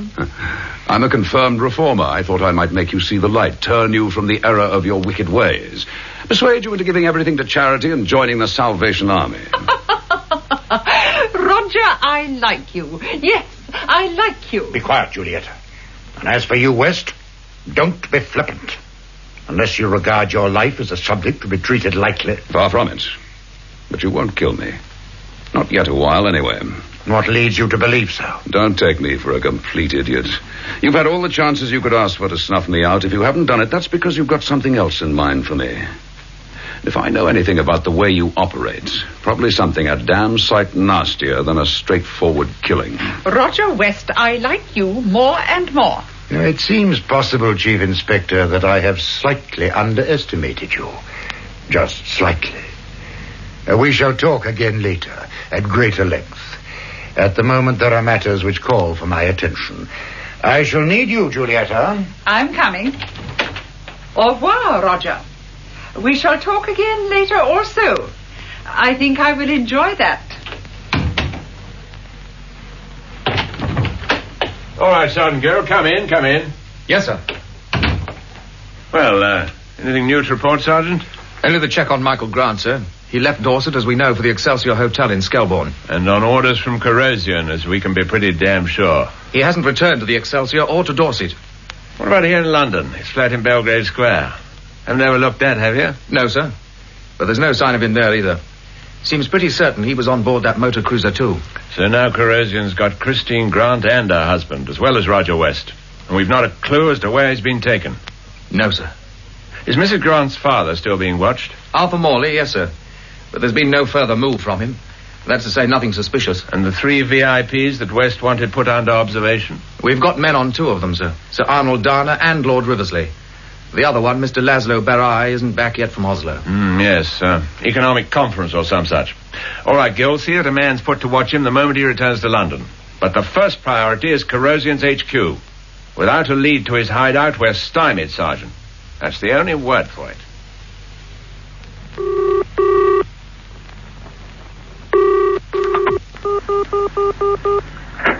Chelsea 1492. Hello, would I be speaking to Mr. West, Mrs.? Yes, Janet West here. Who's that? Oh, you don't know me, but you might heard your old Chief Inspector talk about me. I'm Pearly Willis. Yes, I have heard Roger mention you, Mr. Willis. Yeah, he's private hotline to the villainy brigade. That's what he calls me, when he ain't calling me rude names like Whiskey Boys, for instance. Mr. Willis, is there something I can do for you? Oh, vice versa, Mrs. W. Look, just tell me this. Where is the Inspector, eh? Well, he's away at the moment on a case. Is he now? Mrs. W, I've got to talk to you. Could be double important for Mr. West. Yes, I'm listening. No, not on the phone. Look, there's a coffee place in a Fulham Road called the Dizzy Miller. Can you meet me there in, say, an hour? Why can't you come here to Bell Street? Oh, because I shouldn't be seen nowhere near the Inspector's place, that's why. Them smart geezers ever got word that me and Mr. West was chummy. Well, how'd I ever get any info to pass on to him, mate? All right, whatever you say, Mr. Willis. Right. Oh, here.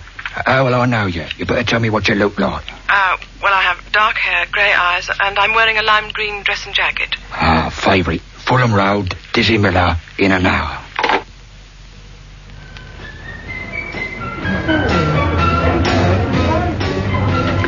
Let's have that table over there in the corner, Mrs. W. All right, Mr. Willis. Oh, stick to Pearly. I'm all used to it. Here we are. Now, Pearly, what do you have to tell me? Well, to start with, you got to know something. When it comes to Mr. West, I'm dead straight, 22 carat. I mean, he trusts me, like, see? Yes, I know he does. So Pearly. you can trust me same as what he does, can't you? Of course. Right. It was me what first gave him a tip-off about corrosion being back in England. Did you know that? No, I didn't. Well, no, I hears a little whisper in certain quarters, see? Buzz is going round that Corrosion's pulled a stroke. Got his hands on the Chief Inspector in the yard, don't know which way to turn. Now, would that be on the level, Mrs. W? Yes, Pearly, it would. Right, Odin. Now, you tell old Chatty... Oh, pardon me, I ought to say Chatworth, Sir Guy, for the use of...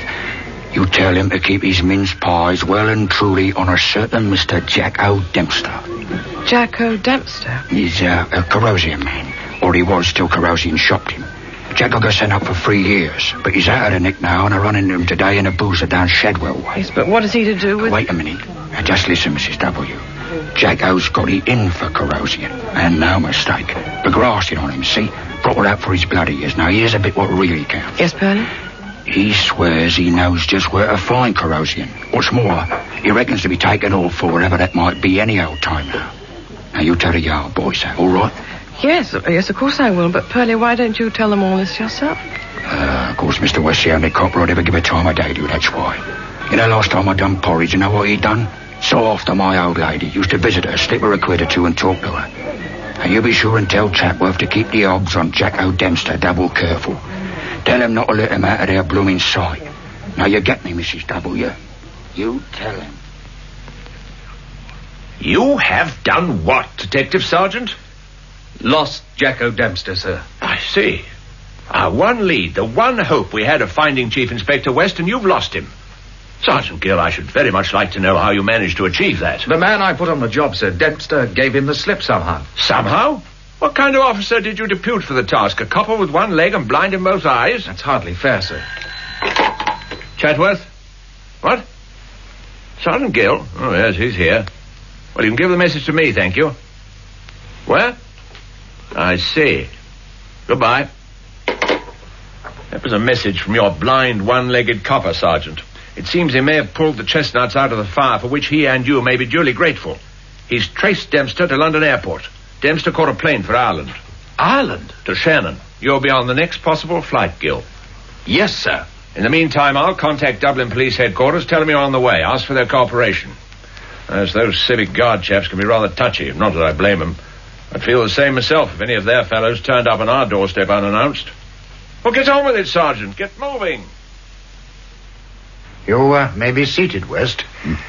I'm afraid that our talk has been deferred a little longer than I intended. Can I offer you a drink? A brandy? You're too early in the day. I'm strictly a son-over-the-yardarm man. But you go ahead. Don't let me stop you. Thank you. If there were any hope of your stopping me in anything I plan to do, it must have long since vanished. You realize that, I'm sure. Things take quite a time to sink in with me, Corrosion. Now, suppose we skip the patter and get down to the Inquisition or whatever. Hardly an Inquisition. For occasions of that nature, I employ more drastic procedures, I assure you. No. Let us describe this as a discussion. And to begin it, I should like you to tell me what you think of me. That's sticking your neck out, isn't it? I should be interested to hear your opinion of me. You may be perfectly frank. Corrosion, there just aren't enough words in the book for what I feel about you. What you feel. Yes, that's your weakness, West. Your emotions. You have intelligence, perception, courage. But for all that, you're a simple man who believes in the simple rules of right and wrong, and the virtues of sympathy, kindness, compassion. All the immature values of an unnatural civilization. Unnatural? Certainly. Man is the product of nature. The laws of nature are simple too, of course, but completely different. The tiger doesn't concern himself with the rights and wrongs of his hunger. He merely satisfies it. The ivy has no sympathy for the tree which it strangles. It does so, and that is all. What do you find so amusing, West? Corrosion, cut out the eyewash. You can't justify yourself by some kind of cockeyed moral philosophy. You're just another villain, bigger than most, cleverer than most. Maybe that's what makes you more vicious than most, but just another crook, that's all. So you have an opinion of me, after all? That's right. By comparison, a man like Arthur Morley, who strangles his wife out of jealousy, seems almost a gentleman. In any case, I don't quite see you as an ivy somehow. A tiger now, well, that's coming a bit closer. With Julietta as your mate. There's something of the tigress about her, I'd say. It's interesting that you should mention her. Julietta was an experiment of mine. Just what do you mean by an experiment? I found her many years ago, an orphan in a slum, living from hand to mouth. I recognized the physical beauty behind the rags and the dirt, and I decided to embark on what would be called a venture in conditioning. You've no doubt heard of Pavlov and his dog. The conditioned reflex, yes, I know about that. Well, nowadays there are far more advanced techniques. A brainwashing, that's what you're talking about. Oh, it is one term for it. As the results with Julietta exceeded my expectations. In her, the emotions, as you would understand the word, West, have been virtually eradicated, together with the concepts of good and bad. For Julietta, the only right and wrong, the only values that she knows, are my wishes. What I like and what I do not like. Come to the window a moment. Look out there, West. Julietta and her favorite, Lucifer. Yes, I've even provided her with a safety valve. Some outlet for what remains of her affection. You mean the dogs, the Alsatians? Precisely. The experiment has been an unqualified success. Success? Is that what you call it? To take someone, distort their whole nature? Lord knows I thought you capable of any crime, any kind of evil, Corrosion, but something like this. Evil, crime, distortion. All meaningless words. Julietta is perfectly content. She has everything that she could want. Close the window. Now, Chief Inspector, we will turn to more immediate matters. I want to know... Yes, who is it? Greenville. Come in. I was told you wanted to see me, sir. I do, Renville. Come here, please. Yes, sir. Your identification, Renville. Where is it? Oh, I've got it right here, sir, in my wallet. Then what is this? I found it in the grounds this morning. You see the number on it? 15? Your number, if I'm not mistaken. I must have dropped it, sir. That was careless of you, Renvers. If it happens again, you will know what to expect. Take it and go. Yes, sir. Thank you, sir. What was all that? Your way of providing a safety valve for your boys? You issue them with little red counters. What do they play? Tiddlywinks? I'm the one who asks the questions, West. And I shall require absolutely truthful answers. Well, it seems to be your day for interruptions. Yes? Who's that? Number 32. Go ahead. What name do you say? One moment. Chief Inspector, this is an important call. I will have to postpone the rest of our discussion for another time. The man waiting outside the door will take you back to your room. Or perhaps he'll give me a game of tiddlywinks. 32, you may proceed now. Yes? Yes, I see. So Mr. Jacko Dempster is on his way here. You've done well to let me know. Very well. I shall arrange for his reception. Yes. Goodbye.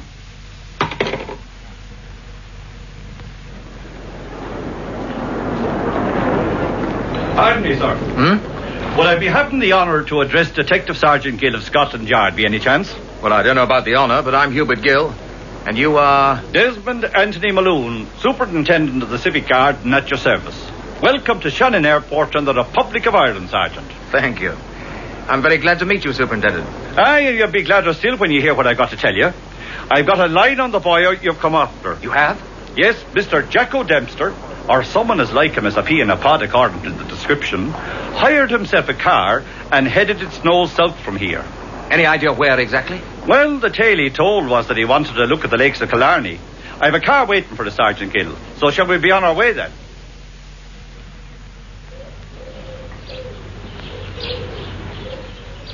Do you wish to turn back to the house, Roger? I do not think you are enjoying this walk with me, and that is hardly grateful when Corrosian has given permission for you to have the freedom of the ground. Freedom? That's rather too large a word for it, Julietta. Those dogs running loose aren't miniature poodles. And those chaps over there aren't carrying pop guns. But it is better than being cooped up in your room. Oh, yes, much better. Corrosian agreed to this with no difficulty. He is not as bad as you think him. He couldn't possibly be. But what I say is true. I will prove it to you, Roger. Do you see that car coming towards us? Well? I will stop it for a moment. Look in the back. Tell me who is there. Good Lord. The Grants. Yes. Mr. Michael Grant and his bride, Christine. You can drive on now. What the hell's happened to them? There wasn't a move out of the pair of them. Has Corrosian... They have been drugged, that is all. To make certain they can never know or tell where they have been. You see, Corrosian does not kill unless it is necessary. So this is where Christine Grant's been hidden. Yes. And now she and her husband have been given their freedom. They have what? Of course. Michael Grant did all that he was asked to do. As a consequence, he and his wife have been permitted to go. If that's the truth... Certainly it is the truth. Then it's very interesting. Tell me something else, Julietta. Whereabouts in England are we exactly? This looks like England to you, Roger? I'd say so. Would I be wrong? Hello. What goes on over there? Huh? It is Lucifer. And two more of the Alsatians. They are making for the bushes between these trees. And so are the guards. The dogs must have seen something. I see it too. A man running this way. I know him. It's Jacko Dempster. My God, they're on him. Call them off! Call the dogs off! They'll tear him to pieces! I want him alive! Shoot! Shoot the dog! No, Corrosian, no! Not my dogs, not Lucifer! Shoot, you hear me? Dempster! Go, fools! Stupid fools! You've shot Dempster, you imbeciles! Dogs! I love me dogs! Oh, Lucifer! Julietta, get away from here! Go back to the house! You've killed him! My darling, my Lucifer's murdered! Stop it, Julietta! Don't touch me! You're hysteric! Corrosian, cut it out. Don't you interfere, West! I said leave her alone. Here, Julietta. Come on. Come on, let me help you up. Oh, my dogs! Lucifer is dead! Oh, be quiet! It's Dempster's death which matters. He came to kill me, West. And I'd planned to teach him how Corrosian deals with people like that. It's a pity. West, take Julietta back to the house. And you men, dispose of all this. It disorders the view.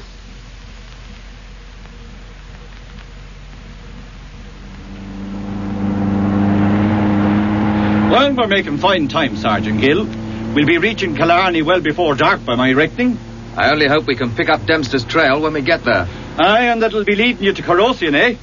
Not to speak of the famous Inspector West he's holding as his prisoner. That's right, Superintendent. Ah, well, now, Hennigan's the man to help us there. And just who might this Hennigan be? Sure, isn't he the police officer in charge of Killarney? If there's one man who knows everything that goes on in the whole of County Kerry, it's Matthew Francis Hennigan himself. Good. But now, it'll be best if you leave me to talk to him by myself. You see, Matt Hennigan has a blind spot when it comes to the English. But never you fear, Sergeant Gill. I'll get out of him all the information he has. Now, there's a fine hotel in Killarney with as pleasant a bar as you could wish to see. I leave you to wait for me there.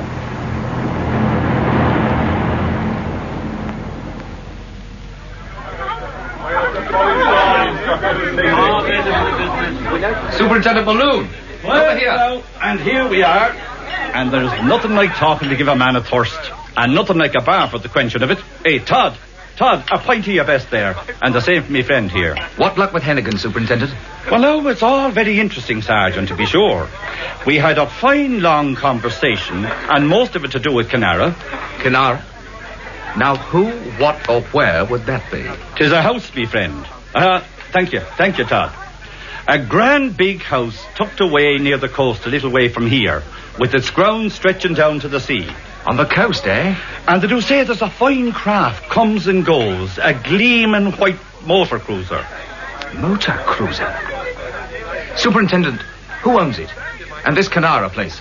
Well, now, Matt Hennigan tells me a rich man bought the place 5 years ago.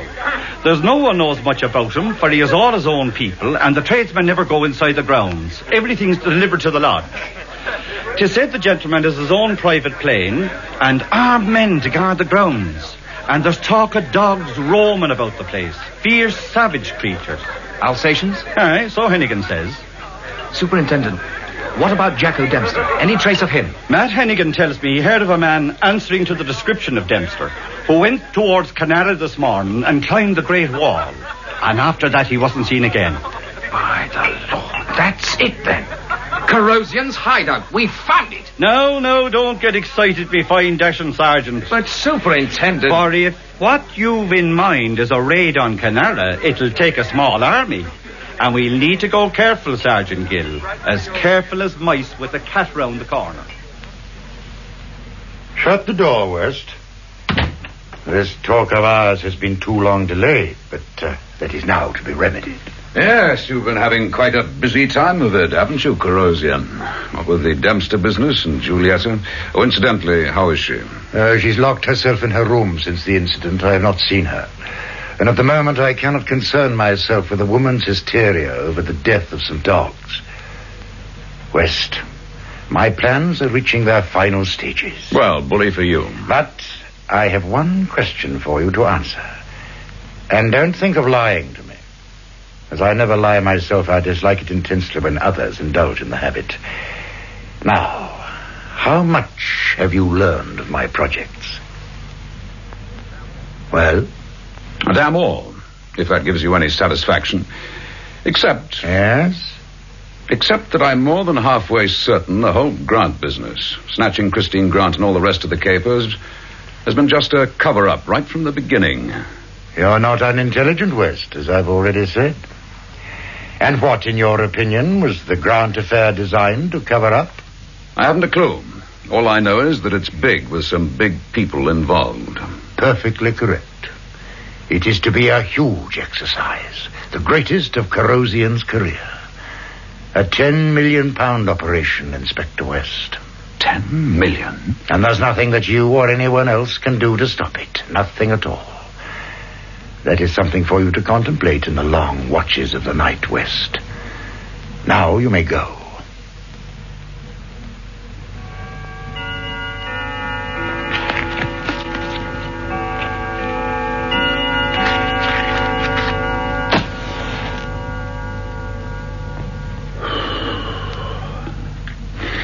£10 million.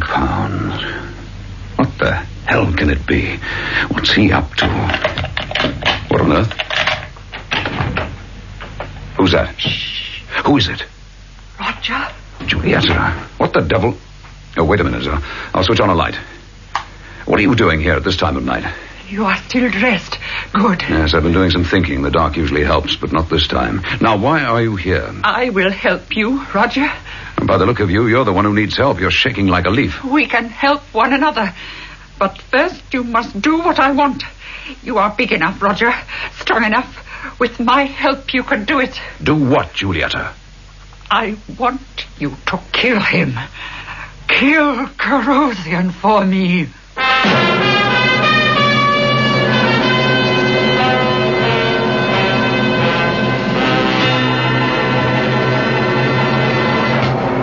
You've been listening to Patrick Allen and Sarah Lawson in the 5th part of Battle for Inspector West by John Creasy.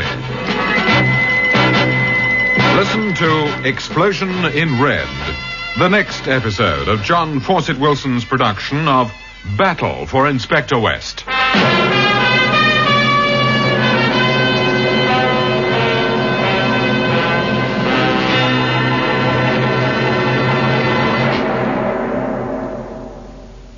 We're up to part 6 of the Battle for Inspector West.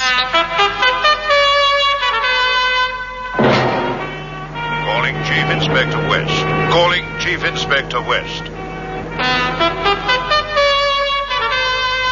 Stand by for West.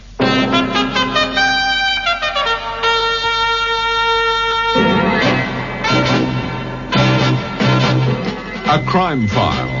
Based on John Creasy's novel, Battle for Inspector West. Dramatized for radio by Maurice Travers. Battle for Inspector West. Starring Patrick Allen as Chief Inspector Roger West of Scotland Yard and Sarah Lawson as his wife Janet. Part 6. Explosion in Red.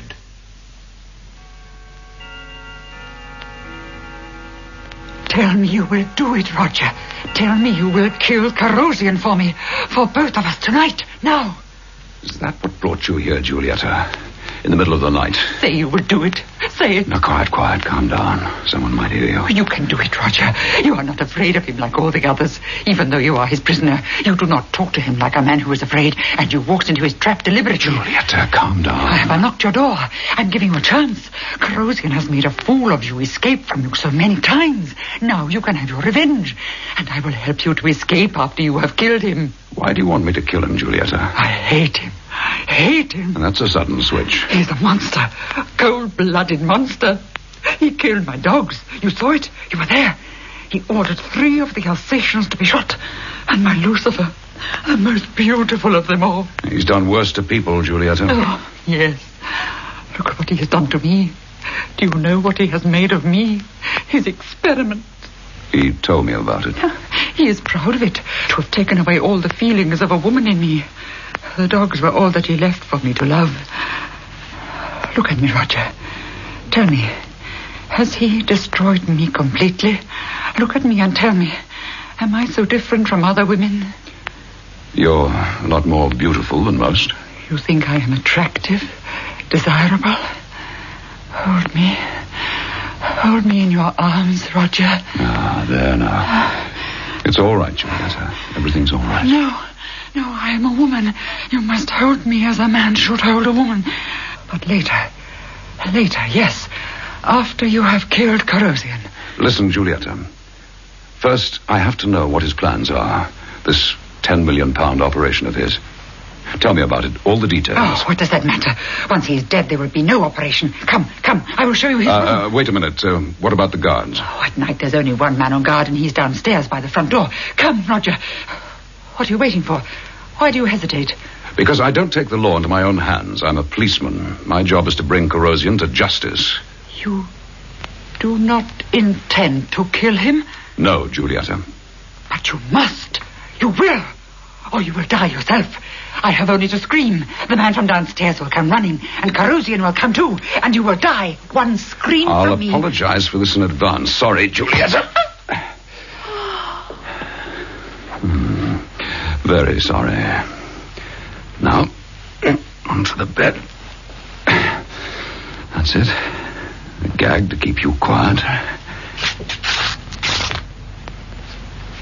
Just one man, you said, at the front door. Now, if I can get down the stairs without him spotting me.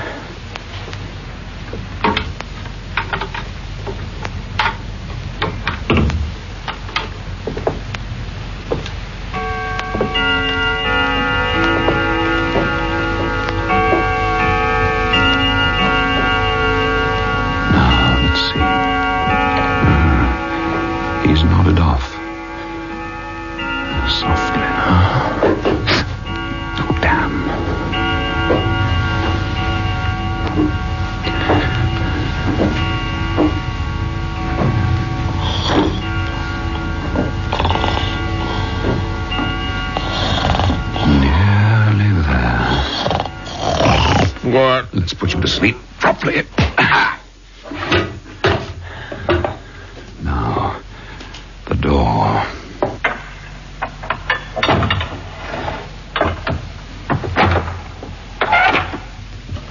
Not a sign of a patrol. No dogs. Here goes.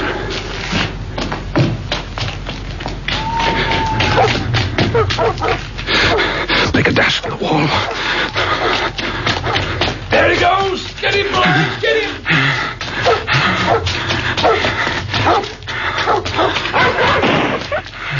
Got him in one.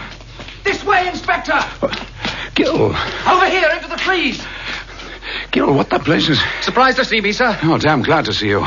Let's get out of here. That shot will bring the guards. But the guards are here already. Well, who the... This is Superintendent Malone, sir, of the Civic Guard. I'm proud to know you, Inspector West, even though you've lost us the glory of rescuing you. Civic Guard? You mean I'm in Ireland? But of course you are. Didn't you know it? Right. Here they come. Corrosion's men. Aye, and we've some of our own to meet them. All right, we boys. This is what we're waiting for. Come on, let's be having at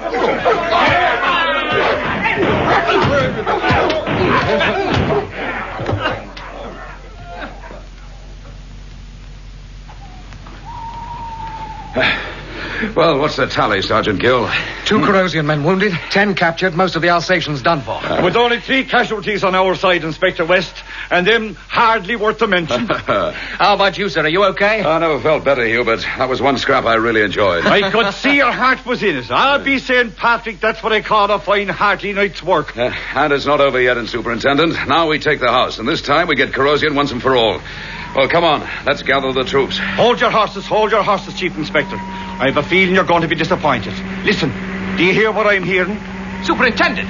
You remember what I told you, Sergeant Gill, about the private aircraft at Canada? And there it goes, rising up above the trees, with the little lights of it winking and carrying Mr. Corrosion off, away from Canada. Blast him. Every time, just when I'm within an ace of... So we might as well pack it in, eh, sir? No point in raiding the house now. Isn't there? Corrosion's scarfed in a hell of a hurry, Sergeant. If he's left any documents behind, any of his records... What the devil? That was from the house.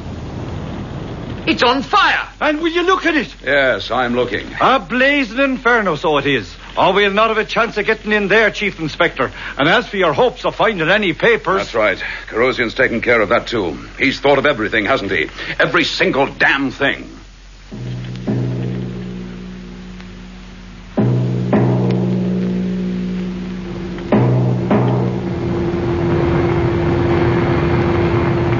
Better fasten your seatbelt, sir. What's that, Hubert? Your seatbelt, sir, will be landing any minute. Well, you won't be sorry to step out on London Airport, eh, sir? I'd be a lot happier if we had Corrosion with us in handcuffs. Yes, sir, it was bad luck. The only kind I seem to have where he's concerned. But at least you're out of his hands. Thanks to you. I shan't forget it, Hubert. Well, not me, sir. All I did was to follow Jacko Dempster. Too bad he didn't get Corrosion as he planned, instead of getting a bullet himself. Would have saved everyone a hell of a lot of bother. Ah, well, here we go.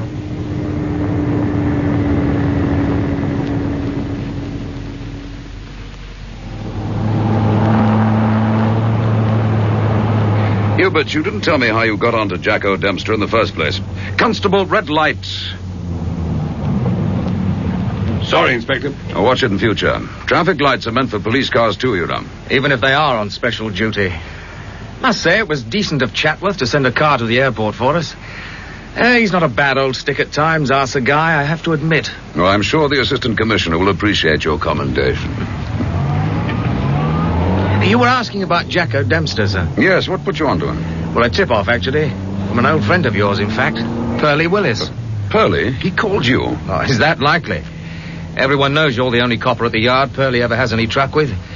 No, we got his information through your wife. He contacted Janet, did he? Crafty old so-and-so. Chief Inspector, about Mrs. West. Well, she's all right, isn't she? Nothing wrong? Oh, no, sir. No, she's fine. That's really what I wanted to say. I've been inclined to think a policeman shouldn't get married, you know. Well, too tough on the woman and all that. But I've rather changed my mind. Because of Janet? Yes, sir. You know, these last few days haven't been any fun for her. But she's taken it all damn well. Yeah, she usually manages to.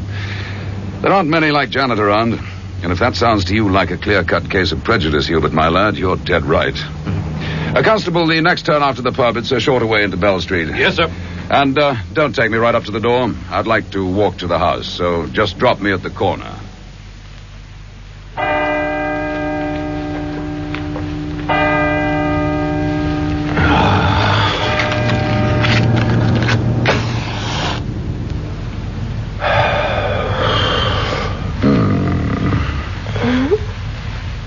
Roger? What's wrong? Oh, at this moment, not a thing, Jan. Not a thing in the world. I'll go back to sleep. What's the matter? Can't you sleep? Oh, I'm just happy to lie here. Listen to the sounds of the night. I'm not all that sleepy myself. Roger? Oh, nothing, never mind. Now, come on. What were you going to say? Well, I suppose you wouldn't think of asking the guy to take me off the case. Give it to someone else. No, forget I spoke, darling. It's just me wishing for the moon. Oh, Jan, I can't give it up now. I've got to follow it through all the way. I've got to find out what Corrosian's scheme is. And the means of stopping him. But what chance have you got? You deliberately put yourself at his mercy to try to find out, but how much further did it get you? A little, I think. I've known he was hatching something big all along. Now I know just how big. And he's lost Canara, his headquarters. We could just have him on the run. But he'll be all the more dangerous because of it, with more reason to hate you than ever. Well, let's not lose any sleep about that.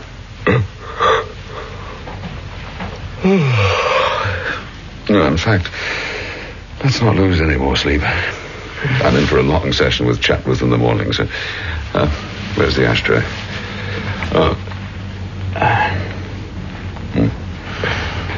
Good night, Janet Carr. Oh, thank heavens you're home. Night, darling.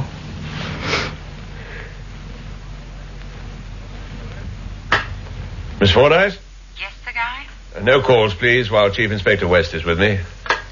Sit down, Roger. Thank you, sir. I had it in mind, as you may possibly imagine, to tear you off a strip for taking off on that solo crime-breaking act of yours. But in view of the general rejoicing at your return, I've decided to forgo it. It's good to have you back, Roger. Oh, nice of you to say so, sir.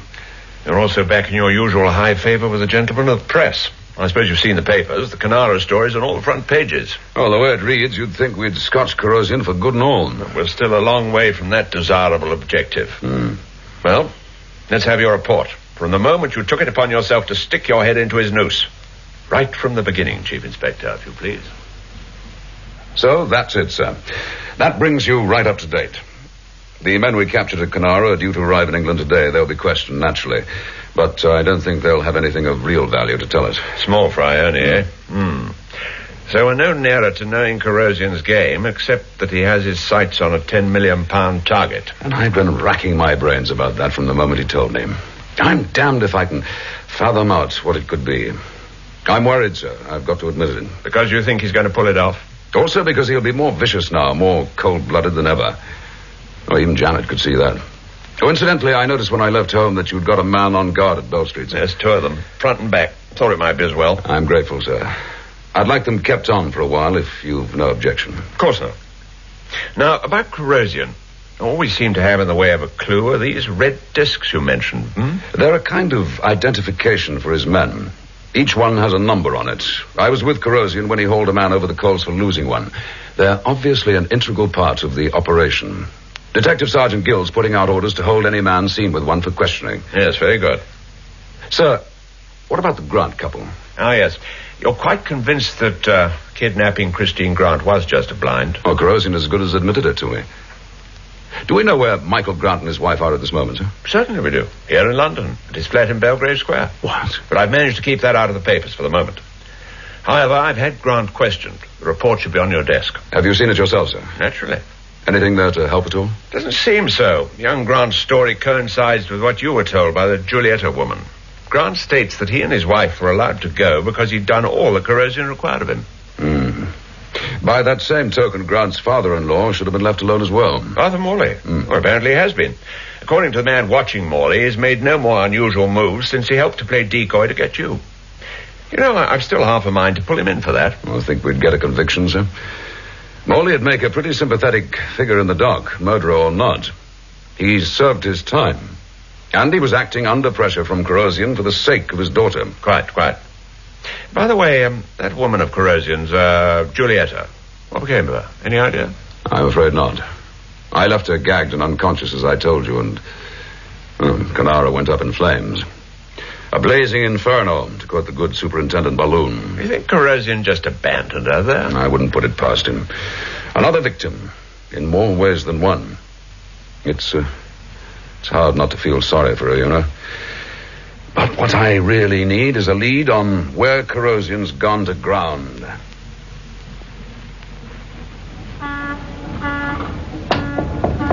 Yes, come in. Ah, Giulietta. Rega said you wished to see me.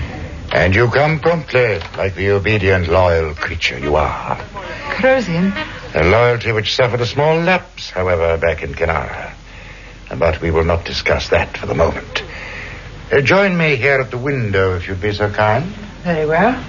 An interesting view, don't you think? The busy dockyard scene. Possibly not as inviting to the eye as Canara's green lawns and spreading oaks, but a more convenient pied-à-terre, perhaps. Quite safe, at least, from Chief Inspector West, wouldn't you agree? He will search hard for you. I very much doubt if it would occur to him to search above a shabby warehouse overlooking Limehouse Reach. In any event, time is in my favor. What do you mean? Look below you. The freighter is at the wharf. It docked early this morning. The Snow Queen. Not the most fitting name for such a battered ancient vessel, but hardly likely to arouse suspicion purely on that account. Corrosian, you propose to go ahead? Certainly. The first instructions have already been issued. But are you crazy? You must have seen the newspapers. They're full of the disaster at Canara. The papers give the impression that you have taken flight. Do you think all your people will still feel sure of you? Each one will be thinking of himself, of his own skin. Is that what you are thinking of, Giulietta? I? You make me wonder, my dear. I had intended to forget what happened at Canara because I thought I understood the reasons for it. I put it down to the unfortunate mishap to your dogs, so much the objects of your affection. I believed that for a short time you were not yourself. What is myself? The Giulietta I made of you. But for that, you would have been left to burn with the house. I'm beginning to ask myself, however, whether I could have been mistaken. If it was something more than the death of your Alsatians. I loved them. They were all you allowed me to love. Even that was an error, it seems. It was something more, wasn't it? Not the dogs, but a man. A man named Roger West. No. You're lying. You've never lied to me before, and you know how I dislike it. I want the truth, Giulietta. West was the real reason. The first man to stir you, to make your heart beat faster. You're hurting me. I want the truth. Yes, very well, yes, I was satisfied to be what you made me. No more than a mind and a beautiful body. Until West came. I watched him with you and I heard him. And I saw what a man could be. With strength and courage and other things too. Things that are kind and warm and good. All the things you took away in me and taught me to despise. You didn't learn the lessons well enough, apparently. Are you learning now? I think that will be enough. There's still a lesson you have to learn. That for all the qualities you find to admire in Roger West, against a man like me, he can do nothing. You must be allowed the opportunity to witness that for yourself.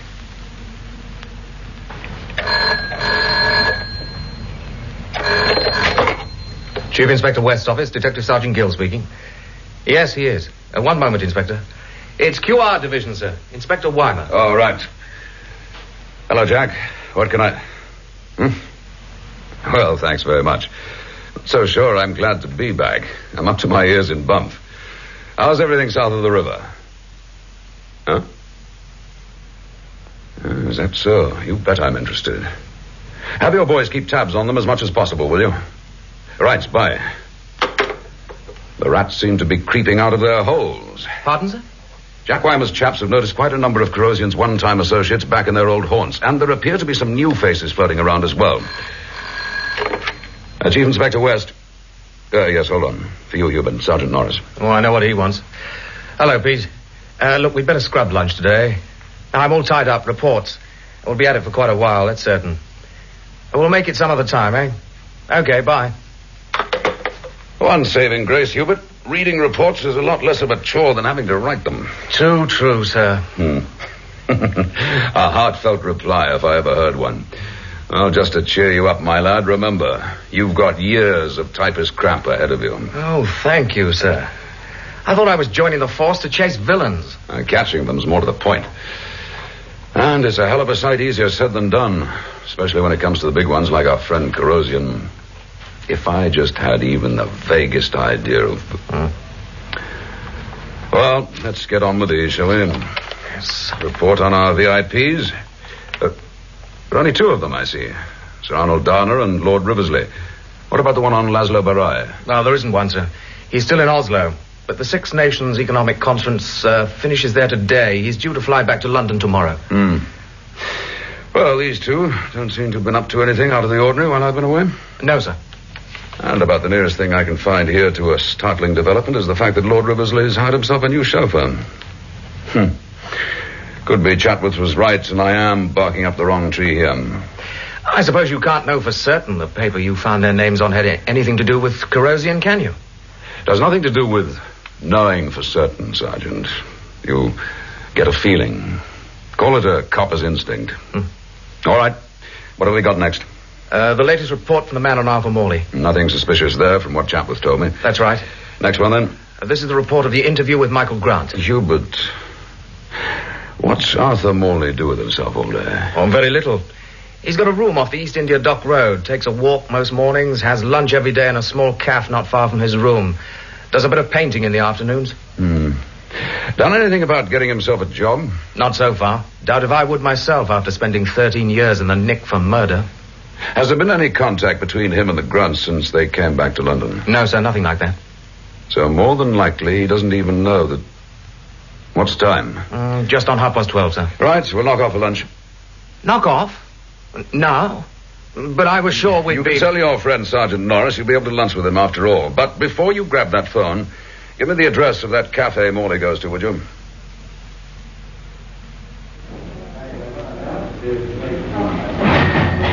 Is anyone sitting here? No, it's quite free. Inspector West. Mind if I join you, Morley? What are you doing here? Oh, just happened to be round this way, fancied a cup of tea, and this place looked as good as any. It's a small world, as they always say. You've been having me followed, isn't that it? What makes you think that? What's it going to be for you next? Just tea, thanks. Rightio. 1 tea, Maisie. Inspector. Yes. I've seen the papers. I would just like to say that I'm glad you got away from Corrosion. It was a great relief to me. I felt responsible for my part in it all, but I had no choice. Morley, you've heard nothing more from him? No, nothing. Not even to tell you that he's let your daughter go? Is that true? Yes, she and Grant were set free. Inspector, what is this? Are you trying to trick me for some reason or other? No, why should I? You don't seem to believe what I'm telling you, Morley. There was nothing about it in the papers. Well, the information is not being released for the present. But Christine's safe with her husband. They're here in London, in his flat at this moment. It's good of you to tell me, Inspector. Thought you'd want to know, that's all. Yes, thank you. Are you proposing to see her? Oh, no, certainly not. I don't want to spoil things for her anymore. I did enough damage when I killed her mother. Now it's more than sufficient for me to know that she's safe and happy. That's all I want. Here you are, Dax. 1 tea. Here, never mind the change. Follow. Time I was going.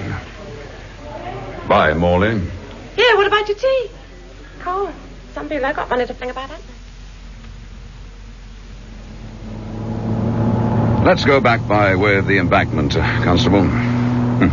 Drive past the old headquarters, huh? Slow down. Constable, I said slow down. Can't be done, sir. Not in this traffic. Then turn around, first chance you get, and drive back to that last intersection. Something wrong, Inspector? Spotted a pair of faces in the crowd. I want a second look. There's your chance now. Round you go.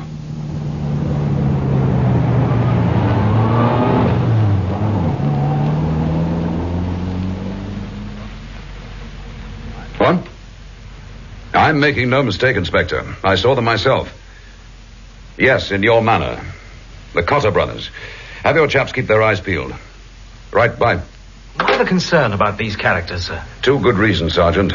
Lanky Cotter and his brother run the toughest mob of villains in the north of England. And the most interesting thing about the Cotter boys is that they've never been known to move south of the Mersey. Get that, will you? Right. Chief Inspector West's office, Detective Sergeant Gill speaking. Yes, hold on a minute. For you, sir. Who is it? No name, sir, but there's no mistaking that voice. It's Pearlie Willis. Give me that phone. Pearlie, I've been hoping I'd hear from you. I'm in your debt, me old son. If you hadn't given my wife that tip-off about Jacko Dempster, I might not be here at this moment. Huh? There's something else for me right far away. I'm all ears. What? Yes, I spotted a couple myself, the Cotter boys. Now, go on. From all over, huh? Have you any idea? What was that? What color? Red. Right, keep talking, Pearlie. I'm listening to every word. Well, Sergeant? That was the last of the divisional headquarters, sir. Superintendent Goff. And what did you get from him? The same story? Same story. How about you, sir? I've made 6 calls, and there's not much room for doubt, Hubert. What Pearlie Willis told me was right. Not that I've ever known him wrong. Pearl of great wisdom, you might say. Hold the fort, Sergeant. I'm taking all this to Chatworth. Roger, are you absolutely certain of this? Yes, sir. It all adds up. Sergeant Gill's checked with all the divisions. I've talked to the police in 6 major cities. Manchester, Birmingham, Glasgow, Liverpool, Hull, Cardiff. And they confirm Pearlie Willis's information? They do, sir. There's no question of it. The villains are converging on London from all over the country. Deviators, tea leaves, and tearaways. From the top boys like the Cotters down to the small-time mug Charlies. They've been coming in since early this morning, and they're still coming. And the red discs? The place is flooded with them, according to Pearlie. This is it, sir. It's got to be. The build-up for Corrosion's £10 million caper. And now we know what it is. It can't be anything else. A full-scale Huns, Goths, and Vandals operation, modern style. Sack, pillage, and plunder. The target? London.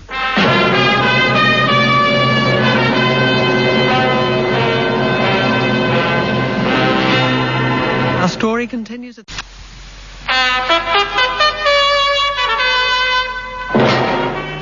Calling Chief Inspector West. Calling Chief Inspector West. Stand by for West.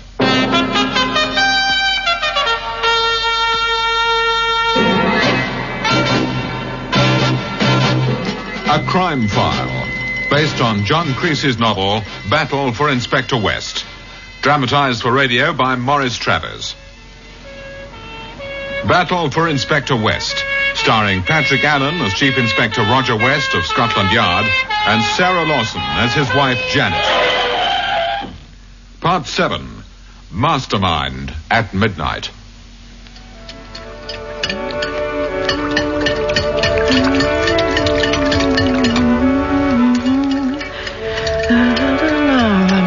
Two eggs and the almond essence. Oh, who's that? Oh, Roger, darling, how you startled me. Did I? Jan, I've told you to keep the back door locked when you're alone in the house at night. Well, I must have forgotten. I went out to empty the tidy bin. But why on earth have you come in the back way? I saw the kitchen light on. What are you up to in here at this hour? I'm making a cake. As those sharp eyes of yours should tell you, Chief Inspector. Oh, at this time of night, it's after 10:30. Oh, it's the best time for trying out a new recipe with the boys in bed and all peaceful. We bred a pair of young wolves. Did you know the way Martin and Richard go through a cake? Who spoil those two? Doesn't that radio have to be so loud? No, of course not. It needn't be on at all now that you're home. Not to stay, Jan. I need it back at the yard. All hell's going to break loose any time now. Is it Corrosion? No one else but Mr. Mastermind himself. We finally got on to what he's been planning all this time. What is it?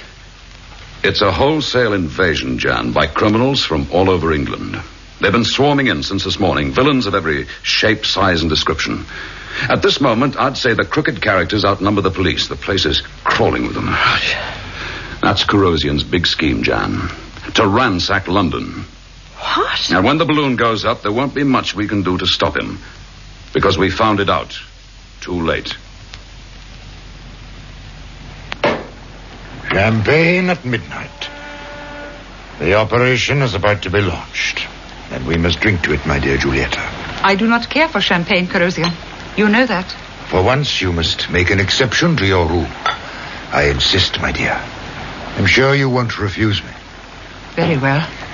One might, I confess, have wished for surroundings somewhat more appropriate to the occasion than a test-side warehouse. However, your glass, my dear. Thank you. I give you the 24 hours to come. Phase 1 of the operation is about to be initiated. For the rest of tonight and the whole of tomorrow, it will intensify, and the police will be powerless to stop it. And after that, phase 2. Precisely. At the end of which, by next midnight, with the high tide, the Snow Queen will sail from the wharf below us.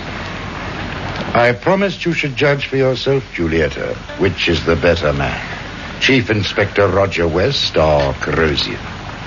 The day ahead will provide you with the opportunity to find out. Yeah, who's that? Only me, Mrs. Lowry. And who's me? Oh, Mr. Morley, you just come in. As a matter of fact, I'm just going out, Mrs. Lowry. Oh. I thought I'd take a breath of fresh air.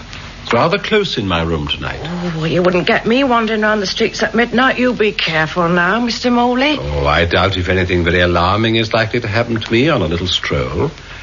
Good night, Mrs. Lowry. Want me to get it, sir? No, I'll take it. Chatworth? Sergeant Gill, yes? What? Roger. Is this it, sir? Pad and pencil, quickly. Here. Right, give me the details, Sergeant. A bank broken into in Aldgate. Raid on a gaming club, Berkeley Square. 2 burglaries, where? Roger, get that other phone. West here? Yes, sir. Go on, Sergeant Gill. GS Division, yes, Inspector. Burglaries, Knightsbridge. Smash and grab, sir. How many, Inspector? Anything more, Sergeant? 3 of them. Very well. And what else, Inspector? 2 lorries hijacked, right. Thanks for letting us know. Well, Roger? This is it, right enough. Corrosian's £10 million killing underway.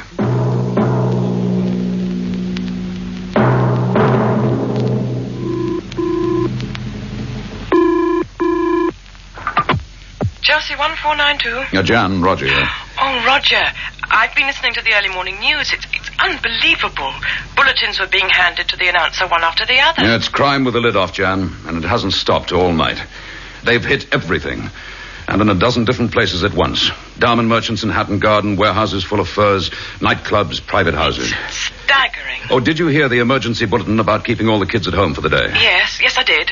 There've been no complaints from our 2. Well, I thought you might have missed it. That's why I'm phoning. Oh, and Jan, I don't want you to move out of the house either, understand? Stay indoors with Scoopy and Fish. Well, have to hang up now. Bye, love.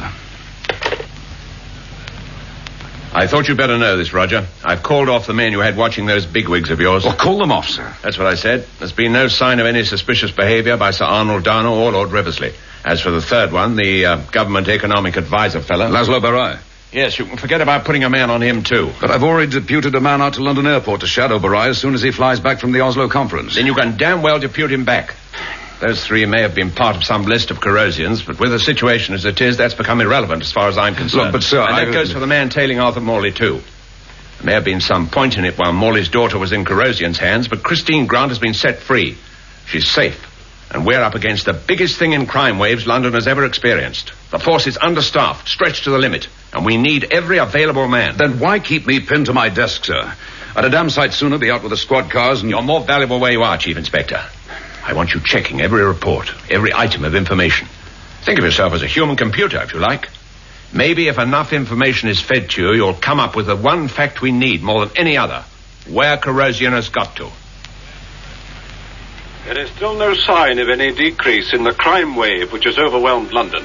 Robbery and violence are continuing all over the city. Within the last hour, there's been news of an outbreak in Regent Street. A bank, a jeweller's shop, and a department store were raided almost simultaneously. And there is news of 2 more payroll robberies. Well, my dear, what do you say now? I have London in turmoil. The police, and that includes Inspector West, don't know which way to turn.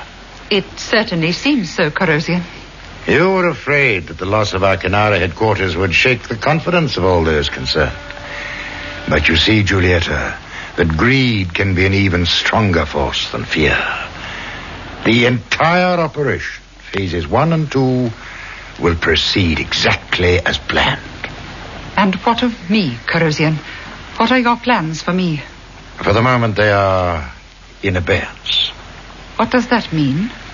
In spite of my displeasure with you yesterday, you may have noticed that I have not questioned you further as to what happened between you and Roger West before his escape from Canara. Yes, I had noticed. And perhaps you wondered what has made me refrain from doing so. It would appear that I have a small chink in my armor. And it is you, my dear Julieta.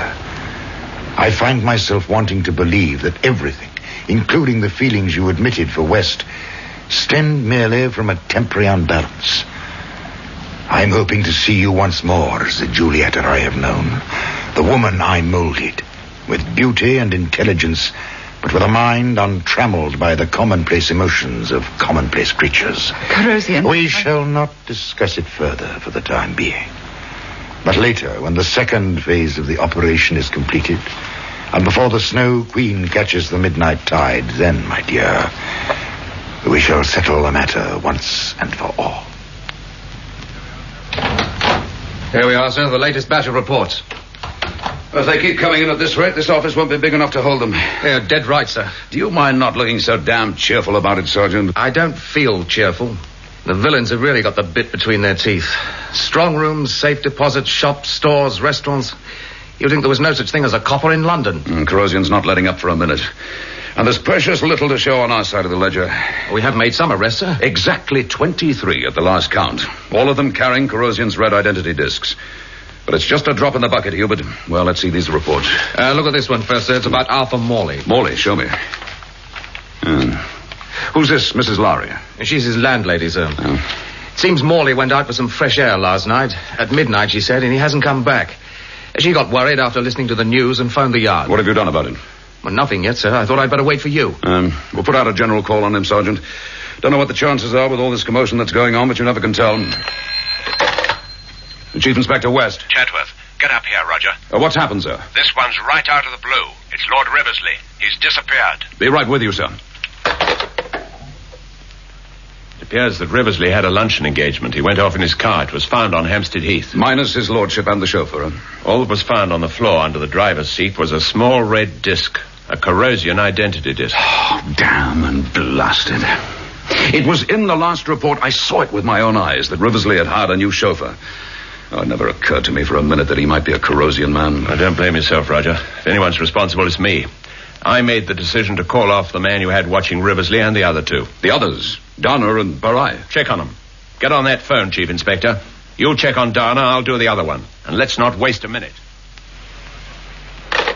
Well, Roger? At 10:45 this morning, Sir Arnold Dana left the Dana Industries building for a business appointment. He didn't keep it, and he didn't come back. No one has any idea where he's got to. What about Laszlo Barai, sir? Barai arrived at London Airport from Oslo on schedule. He was due to go straight to the offices of the Ministry for National Expansion. But he didn't turn up either. Exactly. They've also checked at his home. No sign of him there. Corrosian's grabbed the three of them. And there'll be more of the same to come. You're thinking of that list? Yes, sir, I am. Riversley, Dana, Barai, they were just the names at the head of it. The hell of it is, we've no idea what others are on it or how many there are. But one thing's certain. This is Corrosian's real target. Kidnapping on a vast scale. That's right. With this whole crime wave thing as a smokescreen. A typical piece of Corrosian conjuring. One huge exercise in misdirection. He keeps us running round in circles while he snaps up his real victims. And by the look of it, he's going to pull it off. I guess that Christine Grant's kidnapping was some kind of cover-up, but I didn't guess it was a rehearsal as well. I want to talk to the Grants, sir. For what reason, particularly? Oh, it's been nagging at me ever since I saw them being driven out of Corrosian's headquarters. What has? Why Corrosian let them go at all? Why he let... Confound it, man. You've seen young Grant's statement. It's all there. He did what Corrosian told him, so he was allowed to take his wife away just like that? Reward for services rendered? Well... Does that read like Corrosian to you? He unleashes a raging horde of criminals on London with no compunction whatever. But when it comes to Michael and Christine Grant, he just waves them bye-bye. Because they've been a good little boy and girl. No. That just doesn't gel with me, sir. I want a few words with Mr. and Mrs. Grant. And this is as good a time for it as any. West, I thought we were all through with the police. You've got my statement to the yard. I'll not have the thing raked over and over. All I want now is for Chris to forget the whole ghastly business. Yes, I can understand that. Can you? I doubt it. If you'd seen her as I did last Michael, night, please. waking up from a nightmare, half terrified, reliving it all from the very first day of what should have been our The honeymoon. last thing I want is to distress you or your wife, Grant. But I think I'm entitled to expect cooperation from you more than anyone. I know what you're thinking. The way I let Corrosion get away from you out of my father's house, and how I've done whatever he told me ever since. Do you imagine I've enjoyed it? I did it all for Chris. And if I had to do it all over again, I would. I'm not concerned with that any longer. Then what is it you want from us, Mr. West? Well, to be honest with you, Mrs. Grant, I'm not really sure. I'm just hoping for something to give me a lead to Corrosion's new hideout. Corrosion's your problem. It's nothing to do with Chris or me any longer. Nothing to do with you. Do you think you're living on a desert island? Outside this fine luxury flat of yours, London's in chaos, or hadn't you heard? While we stand here, people are being robbed, injured, some of them killed. Others are disappearing, just as your wife did. All that is Corrosion's work. If I can find him, there might be some hope of putting an end to it. Well, Michael is right. You know he is. Look, there's just nothing more to tell him. Everything's in my statement. Look, there might be something you've forgotten. Some little thing. Try and think. No, there's nothing. Did Corrosion tell you he was allowing you to take Christine away, or were you just drugged and put in the car? No, he told us right enough, didn't he, Chris? That's what I don't get. Why go to all the trouble? Drugging you, having you sent all the way back from Ireland, when he could simply have had you killed. I think he was persuaded against it, Mr. West. Persuaded? How do you mean? Well, he implied that, more or less. Well, that's how it seemed to me, anyway. What are you talking about, Chris? Oh, don't you remember, darling? Wait a minute. Yes, there was something. One of those oblique remarks of his. Well, what was it? I can't remember the exact words. Something to the effect that we should be grateful for influence that had been exerted on our behalf. Influence by whom? I thought perhaps he meant the woman who was always with him. Oh, Giulietta. I can't see her influencing Corrosion. Well, the other way round, I'd have thought. Yes, quite true. Well, I don't know that this gets me any forwarder, but it's certainly something new to think over. I'll say goodbye now, and good luck to both of you. No, don't bother to show me out so I can find a way. Hello, Hubert. Oh, you're back, sir. Any luck with the Grants? Not what you'd call luck. What's been going on here? Oh, I'm having the crime of my life, sir. Oh, that's nice for you. Well, look here, sir. Another half dozen disappearing tricks. What, 6 more of them? Making a total of 14 up to date. And just cast your eye over the names in this lot. Well, here's the well-known MP, and this is one of England's richest art dealers. And 2 more big industrialists. And one of our millionaire playboys. But who's this? Henry Kimber. Won 250,000 quid on the football pools 3 months ago, sir. Don't you remember? They're all either well-known or wealthy or both. What are all these? More of the crime wave reports? Yes, sir. It's not easing up one bit, is it? No, sir. One stroke of luck, though, considering the general panic. The call we put out for Arthur Morley, sir. He's been traced. Well, a constable down Limehouse Way spotted him working in a warehouse by the river. Simley's, it's called. Simley's. Yes, I know it. They're general shipping merchants. Not a very big concern, but they have their own wharf and warehouse on Limehouse Reach. Well, according to the constable, it seems Morley strolled that way last night. Saw the place was busy, loading a freighter, and got himself a temporary storeman's job. Started straight away, which is why he didn't go back to his lodgings. I see. Well, that's that then. Now, let's see what we've got here. Chief Inspector West. Yes, go ahead. 2 more. Yes, I'll take the names. Scott Valance. Thanks, bye. Another 2 men who've been reported missing. General Sir William Scott Valance and Viscount Derringham. Corrosion's building up a pretty healthy ransom collection, isn't he? And there's not a damn thing we're able to do about it. I thought I knew what frustration meant, Sergeant, but I didn't know the half of it until now. Giulietta? I'm here, Corrosion, by the rail. The moment has come, my dear. In less than an hour, it will be midnight. The tide will be high, and this vessel will put to sea. To carry its special cargo out of the country. Quite so. The question, however, is whether it will also carry you, my dear. Corrosion, But if you are to sail with me in the Snow Queen, it must be only as the Giulietta I created, my Giulietta. Understand that clearly? I do. Then I should like to hear your decision. I come with you, Corrosion. You're certain, Giulietta? I'm certain. Whatever feelings I may have believed I had for Roger West no longer exist, if they ever really existed. You were right, Corrosion. It was no more than a temporary disturbance, as you said. I'm happy to hear it. In any case, you have now proved yourself his master. And mine. You have outmatched him. Once and forever. West is a good policeman, astute and intuitive.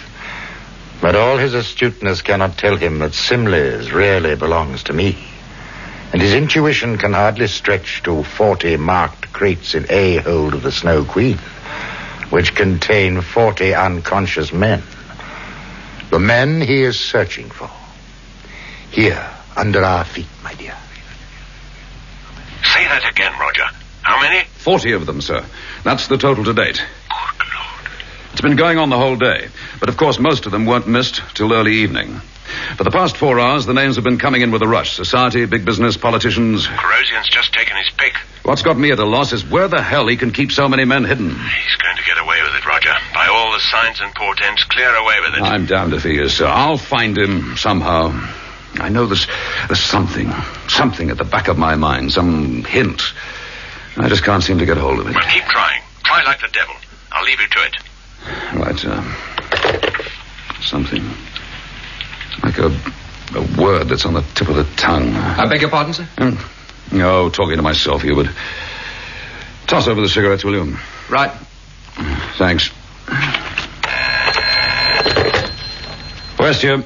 Roger, it's me. Oh, Jan. I just had to phone you before I went to bed. I haven't heard from you since the first thing this morning. Well, I haven't had a minute, Jan. Are you all right? Yes, I'll live. Oh, you must be dead on your feet. It's after 11. You've had no sleep for nearly 40 hours. I'm not the only one. We're all walking zombies at the yard right now.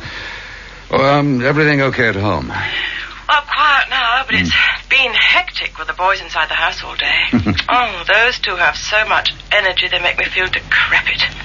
I must say I couldn't help wishing for a good strong dose of father's influence around the place.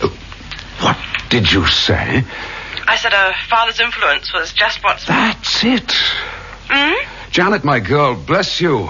Can't talk anymore now. You go to bed and sweet dreams. Bye. Influence, of course. Chief Inspector West, put me through to the Assistant Commissioner and make it quick. Yes, Chief Inspector.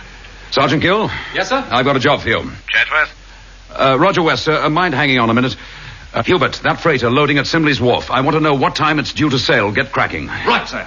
What's all that about, Roger? I've got it, sir. The answer. Now I know why Corrosion let the Grants go, where he's got his kidnapped victims, and where he is himself at this moment.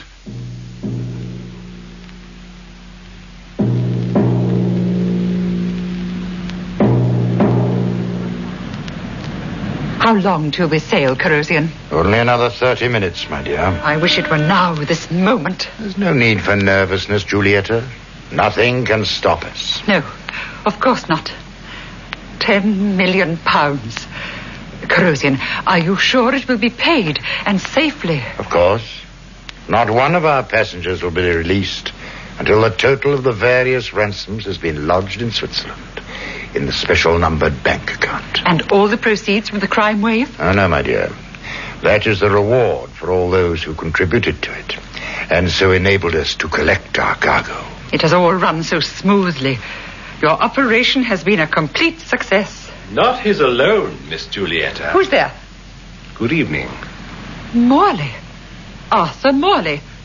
Why are you here? For the best reason in the world, my dear young lady. I am the one who designed the whole operation. You?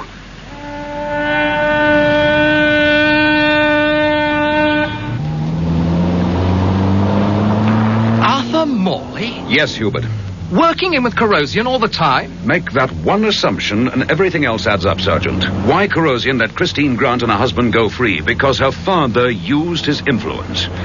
The one thing Morley genuinely cares for is his daughter. But if he's in league with Corrosion, he must have agreed to having her kidnapped. I'd say Corrosion pulled that one off his own bat, and Morley had to play along. And all his go-between activities only helped to throw suspicion off him. So you think that Morley suddenly taking this job means that Corrosion's at Simley's Wharf? Yeah, my bet is that Corrosion owns it, just as he owned Canara. And can you think of a better place to stow 40 kidnapped men than in a freighter due to sail at midnight? What time is it now? Just after 11:30, sir. Constable, keep your foot down. Let's just hope the other cars and the river police get there in time. Keep your fingers crossed, Hubert. Oh, yes, Miss Giulietta. It was all my idea. You see, Corrosian and I have been associated for a very long time. Why did you never tell me, Corrosian? I saw no need for it, my dear. Indeed, our association was the real reason for my wife's unfortunate death, you know. Everyone believed I killed her out of jealousy. In fact, it was because she'd found out that Corrosian and I were working together. And she threatened to go to the police. I spent 13 years in prison for it. But the time wasn't wasted. I used those years for thought and planning, to work out this entire operation in detail. So there was not one mastermind, there were two. Like Siamese twins. Without Corrosian, the plan couldn't have been carried out. But without me, there would have been no plan at all. And therefore no 10 million to be shared between us. Eh, Corrosian? Quite so, my dear Molly. 13 years, Miss Giulietta. But at the end of them, 5 million. Well enough worth it, don't you think? I regret to tell you that I have something of a disappointment for you, my friend. Disappointment? Corrosian! Be quiet, Giulietta. And as for you, Morley, stand quite still. What? What is all this? Why the gun, Corrosian? I am afraid that 10 million pounds seems too satisfactory a sum to divide. Corrosian, you can't. Not after all these years. Listen to the next blast from that tug, my dear Arthur. It will be the last sound you hear. No, Corrosian, no! You will realize now, Giulietta, why I told you nothing about Morley. I had a plan of my own. They're preparing to pull up the gangway, I see. Corrosian, on the wharf, those cars. Police! Hold that gangway! Get the spotlights on them! You, all of you, follow me! It's West! There he is! Corrosian, throw that gun down. It's all over. Over for you too, West! No! Juliet, let go of my arm! Juliet! I'll have that gun, Corrosian. You're finished, Corrosian. I've got you at last. Sergeant Gill, get the handcuffs on him. I'll take a look at the girl. Giulietta. No, don't try to talk. I wish I knew why I could not let him kill you, Roger West.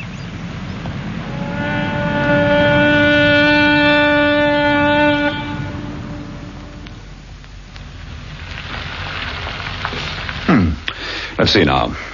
Eggs and bacon on, kettle on, what else? Toast. You stay right there. Oh, Roger, it's only you. Morning, Jan. What do you mean, only me? Well, I heard noises from the kitchen. I thought I might have forgotten to lock the back door again. Is that what the umbrella's for? Well, not much good if I'd have been a burglar, my girl. Well, I just snatched up the first thing I could find. How long have you been home? About 20 minutes. I thought you'd still be in bed. Well, that's where you should be instead of getting your own breakfast. You must be dropping. No, as a matter of fact, I feel fine. It's all over, Jan. Over? Mm-hmm. All the kidnapped victims are free. And Chatsworth's put out orders to watch all ports, railway stations, and air terminals. At least all the loot the villains have raided from London won't get out of the country. And what about Corrosian? Safely behind bars at the moment. And you helped put him there, Janet Gunn. I did? Yes, something you said on the phone made me cotton on to Arthur Morley. A funny thing. You remember the day we saw him outside St. Catherine's at his daughter's wedding? Mm-hmm. If I'd have known then he was Corrosian's partner. His partner? Mm-hmm. And he died for it. Giulietta's dead, too. She got the bullet meant for me. Oh, Roger. She saved my life. Now, suppose you do likewise, Mrs. West. Here, take over. You make the toast.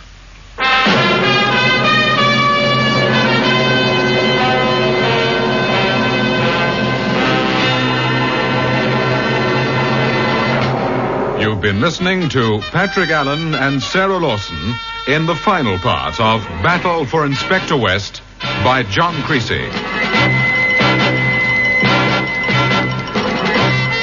Battle for Inspector West was produced for the BBC by John Fawcett Wilson.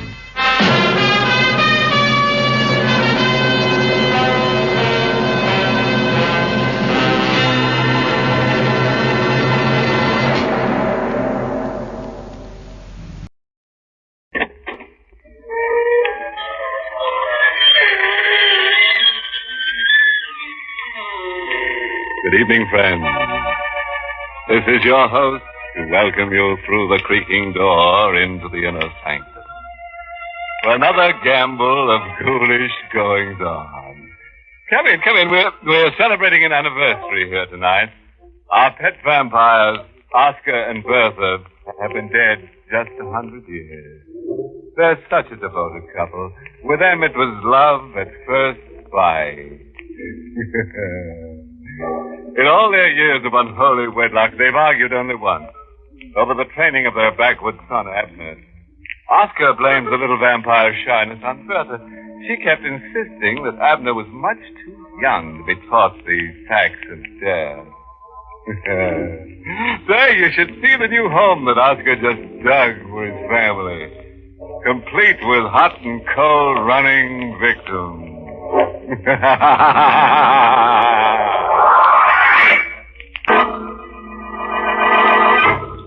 Tonight's Inner Sanctum Mystery, Fearful Voyage, was written by Ed Adamson and Robert Sloan, and stars Arnold Moss in the role of Steve, with Elspeth Eric as Rita. All right, folks. Set for another saga in the sanguinary.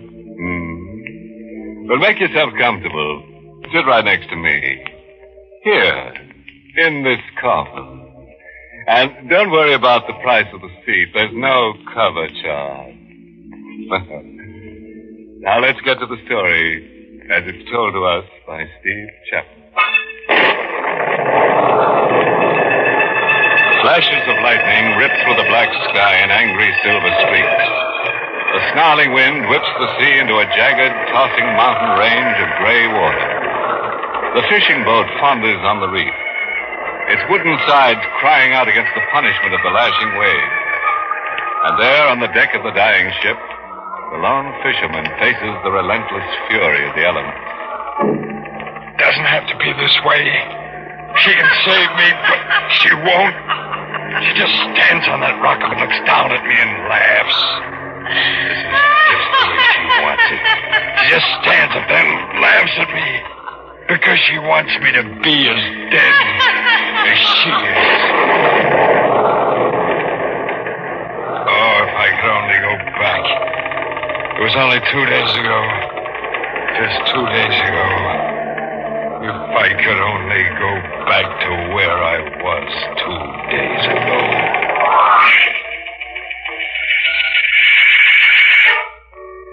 The tuna were running, and we were getting the boat ready to go out for the catch.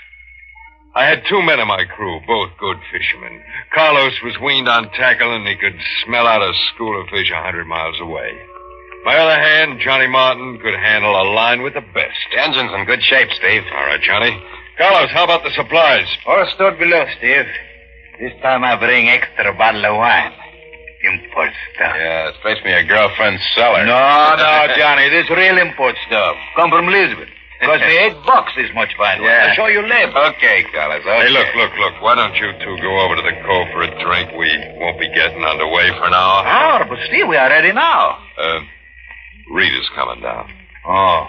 We're going up the coast to Goldwater before we head out to the banks. Steve, we'll lose 6 or 7 hours. Oh, we'll make it up, Johnny. I'm dropping Rita off at Goldwater. She's going to stay with her sister while we're out. No, Steve, you not do that. What are you talking about? A woman on board. It is bad luck. Yeah, but Rita's my wife. Make no difference. It's bad thing, Steve, to bring a woman on fishing boat. This I know. It bring much bad luck. Listen to him, will you, Johnny? Yeah, it's an old fishing superstition. Please, Steve, you hear what I say. Please. It's truth. Sure. Like breaking a mirror. 7 years back. Oh, you make fun, but it is truth, I say. Come on, Carlos, forget it. Let's get that drink now, huh? No drink, Johnny, yet. Steve. Yeah? You bring wife on boat? Sure I will. You don't think I fall for that hokum, do you? You bring wife? Then Carlos does not go. Now, wait a minute. Carlos does not go. Will be bad trip. He does not go if you bring woman on this boat. Carlos wasn't kidding. Carlos was too good a hand to lose. I quieted him down, and he and Johnny went over to the cove. I was down in the cabin when Rita came on board. Hello, Steve. She stood in the doorway holding a suitcase. Every time I looked at Rita, It's like I was seeing her for the first time. She was always new and more beautiful than ever. Young, alive. That's why I tried so hard to hold on to her. What are you looking at? You? Just you, Rita. Something wrong with me? Wrong? You're about perfect. Well, I'm just going to take my bag. Rita. Yeah? You can't come on the boat to Goldwater. Why not? Carlos. Carlos, what's he got to do with it? He won't sail with me if you come aboard. He says it's bad luck to have a woman aboard. Now, I know it sounds foolish. Okay, that's the way it is. But Rita, it isn't that I don't want you. All right. I said it's okay. Rita, What? you go to your sister in Goldwater like you promised? Sure. You promised? Oh, will you stop it? Will you let me alone with that promising business? Well, Rita, it's only because I love you so Yeah. much. I just want to get you out of this town while I'm away. I know you're young. I know it's no fun waiting weeks while I'm away. I don't blame you for going to those dances. You don't blame me. That's nice of you. Real nice. What do you expect me to do? Sit home and knit? Well, it's just that I don't want you to meet someone else who might Look, wait. Eve. About time I told you something. I did meet someone. I know, Rita. Huh? That's why I asked you to go to your sister's. Don't do any good. I wasn't going to stay in Goldwater anyway. I won't be around when you get back, Steve. Oh, Rita, Now don't. Let go. Now, Rita, you gotta wait for me. You're knocking me all out. Now let go. No, not until you Get promise your hands me. off of me. I said I can't stand it when you touch me. Oh, Get your Rita. dirty hands off of me. Look at the way they smell of fish. Always pulling me, always grabbing. Makes my stomach turn. All right. I promise you I'll give up fishing. This will be my last trip. I promise. Only you gotta wait. Wait! I wouldn't wait another 2 minutes. I always hated you. And the first time you put those hands of yours on me, I only married you because I needed somebody to take care of me. Oh, no, don't Well, what do you you say that. think I married you for? Because you're young and handsome? Stop it. Young and handsome. Oh, that's a laugh. Did you ever take a look at yourself in the mirror? A good look?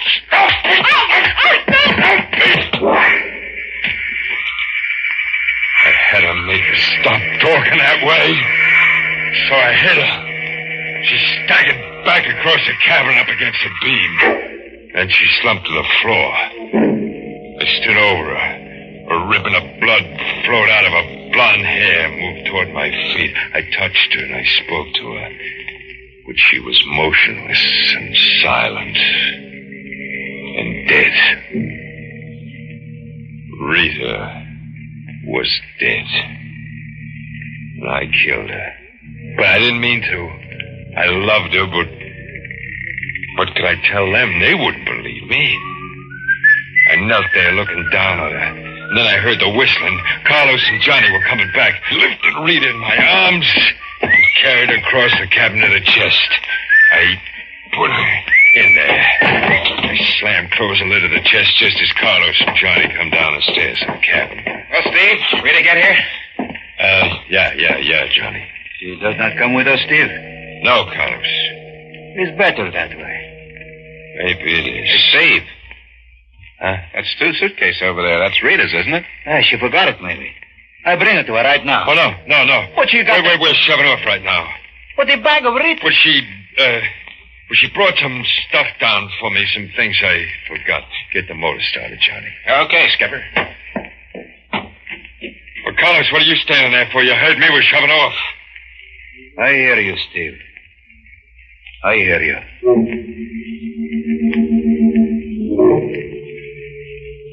I didn't leave my cabin. I didn't sleep.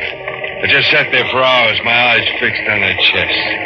I wanted to open it and look at her again, but I couldn't. I just sat there. We were only out 10 hours when things began to happen. The radio's shot, Steve. Well, fix it, Johnny. I can't. The power supply's burned out. It's a funny thing about that. I just put a new condenser in day before yesterday, a brand new one. It's funny. For no reason, it should burn out. I was never a superstitious man, but peculiar things like that. And that was only the first. What do you want, Carlos? Let me empty. Steve, whose compass? Johnny said I should show it to you. Why? Well, look at it. We are headed north. But the needle points this way. Oh, no. Now, you see? Give me that compass. Sure. Steve, what are you doing? This'll fix it. Go! Steve! You brakes, why? Get out of here. But you can't... Go on, do as I tell you. Get out. Go on, get out!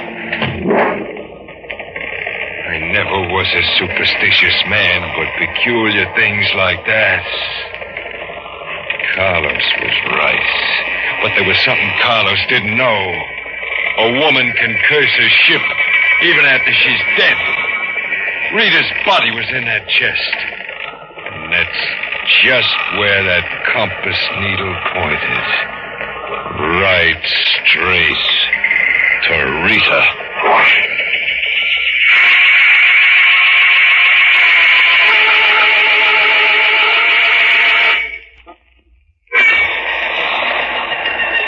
Superstition become a fact.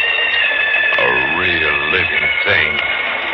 I had to get Rita's body off that boat before something really bad struck us. I put the body into my sea bag and carried it up on deck. It was a bright moonlit night, clear, except for one dark cloud that hung just above our mast. Hello, Steve. Carlos. Oh, you come on deck, Steve. I'm glad. You feel better, eh?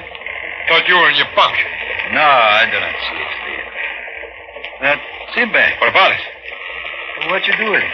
Well, why? Is it any of your business? Oh, you only ask, Steve. Well, it's, got some of my old clothes in it. Yeah, some old clothes. I was going to dump them overboard. Will you let me see what you have in the bag, Steve? Well, I told you I only got... But you all the time give me old clothes.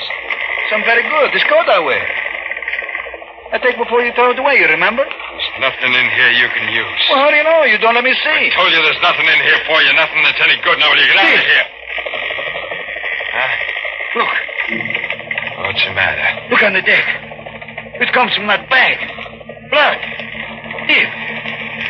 You're dripping from the back you hold. I made some kind of an excuse. I told Carlos I cut my shoulder, then I threw the bloody shirt into the sea bag. After Carlos went up to the deck house where Johnny was at the wheel, I threw the bag over the side.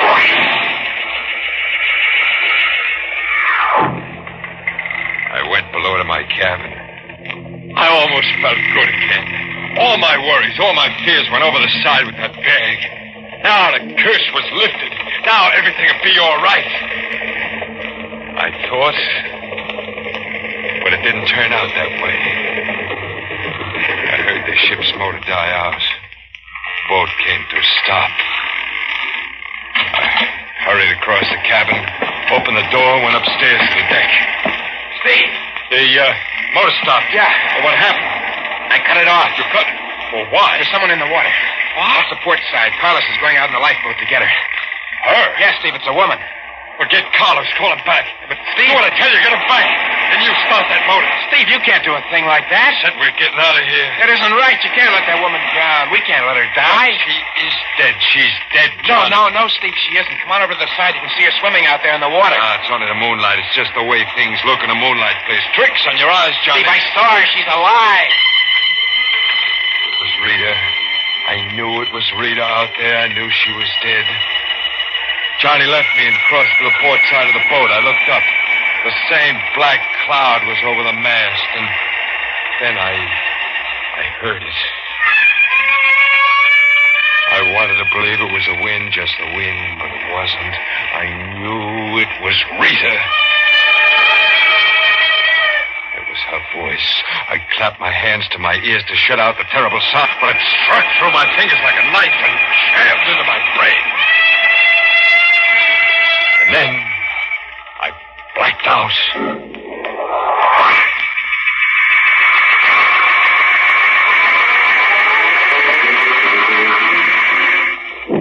Oh.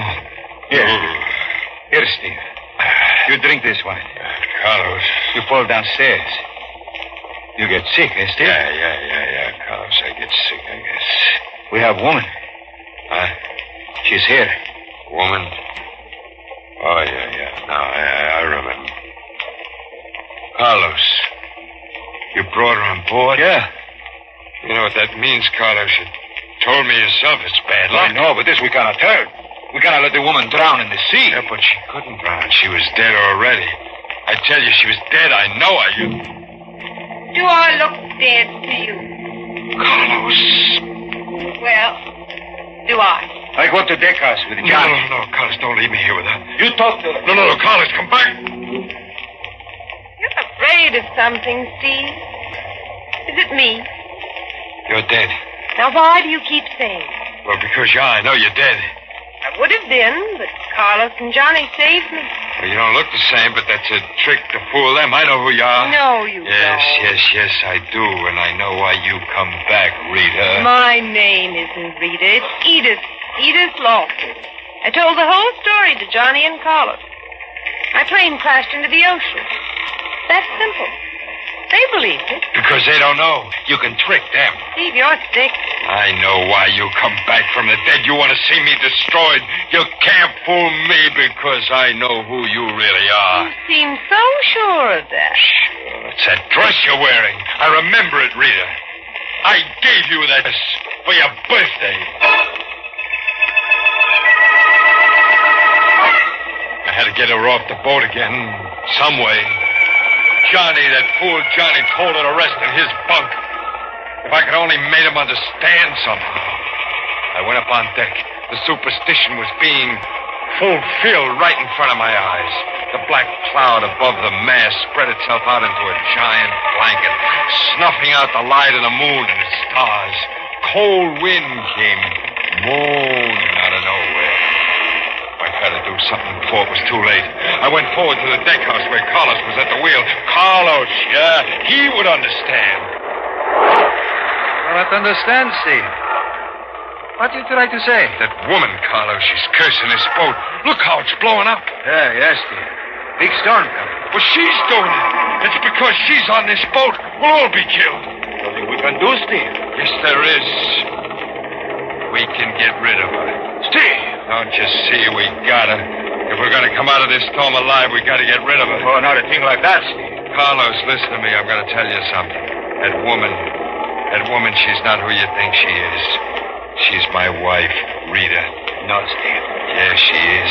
Rita, come on board before we left port. I lied to you. She didn't go back on shore. I killed her. It's a trick. The dead who return can play tricks. But there's one sure thing I know her by.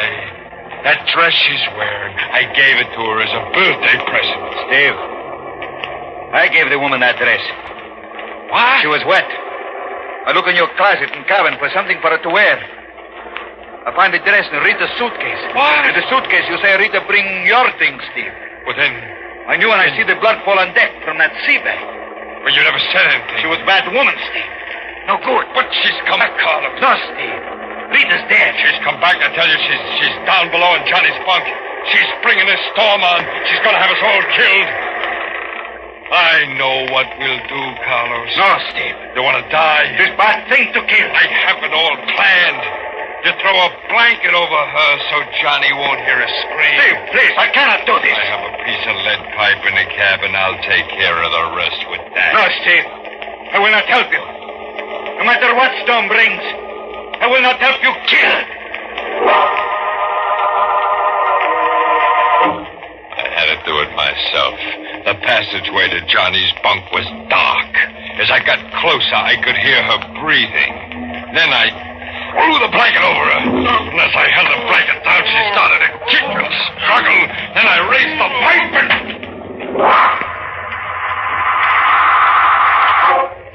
I picked up the lifeless body in the blanket and carried it up to the deck and over to the rail. For a while, I stood on the deck and watched the storm grow and grow. A wind whipped the heavy rain before it. The swelling waves lashed and kicked at the sides of the boat. I almost welcomed the storm because I knew we'd ride through it. She was gone. This time, forever. You enjoying the storm? I wheeled around. She was standing at the top of the stairs, the light from the cabin below me, devil shadows on her face. Mind if I stand here with you? Oh, no, don't you come near me. You're still afraid of Stay me. away, stay away. You mustn't be afraid of me, Steve. I'm not going to die. I'm not going to be dead like you. Why do you think I'm dead? I just killed you again. Again? How can you come back again? I had it all planned perfectly. The pipe. I knew you'd be in Johnny's bunk. I wasn't in Johnny's bunk. Yes, you were. I threw a blanket over you and... You killed Johnny. What? Carlos told Johnny wanted me to come up to the deck house, and then Johnny went back to his bunk. It wasn't you. Johnny. I killed Johnny. Steve, we've got trouble. Carlos, Johnny, Real trouble, Steve. The wheel. It will not move. It stays one way. I can do nothing with it. The CANT reef is ahead. We are coming to it soon. We will go up in the reef. You must get Johnny quick. He can fix the wheel. Johnny is the one who can save us. Johnny was the one who could save us, and Johnny was dead. I killed him. I went to the deck house. Carlos played the light beam on the darkness ahead. Well, I tried the wheel. It wouldn't budge. It was as if an invisible hand was holding the boat on a fixed course. Steve, up ahead. The reef. We've got to get out of here. We're going on the raft. Hurry. I go with him, but something held me in the deck house. It was what I saw at the top of one of the rocks. Rita. It was Rita. She was standing there waving to me. Steve, hurry. It will be too late. They're looking up at Rita as the rocks come closer and closer.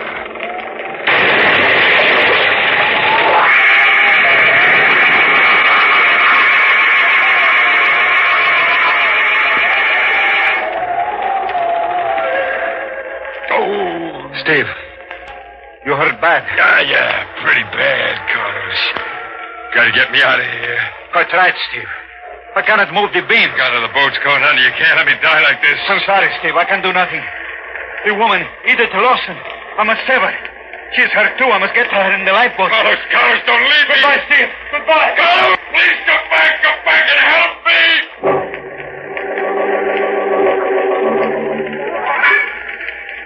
I've been waiting for you, Steve. Rita, help me. Come down here and get me off this boat. Oh, I couldn't do that, Steve. Don't you remember? It'll bring bad luck if a woman comes aboard a fishing boat. She can save me, but she won't. She stands up on that rock up there and looks down at me and laughs. This is the way she wants it. She wants me to be as dead as she is.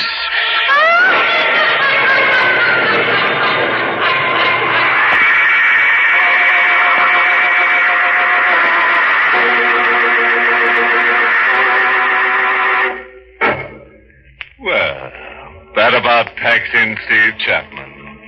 Like a salted mackerel. Now you see what can happen when you let your wife go into a dive. Say, here's something for all you folks with troublesome spouses.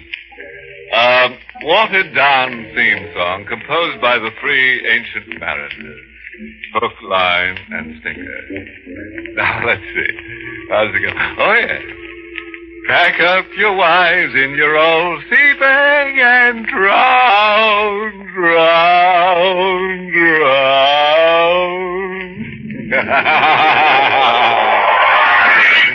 Good night. Pleasant dreams.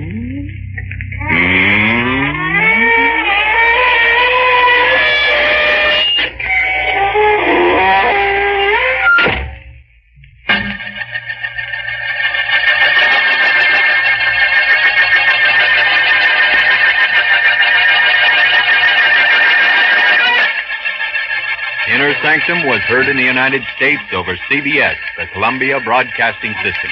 Has been rebroadcast for servicemen and women overseas through the facilities of the United States Armed Forces Radio Service, the voice of information and education.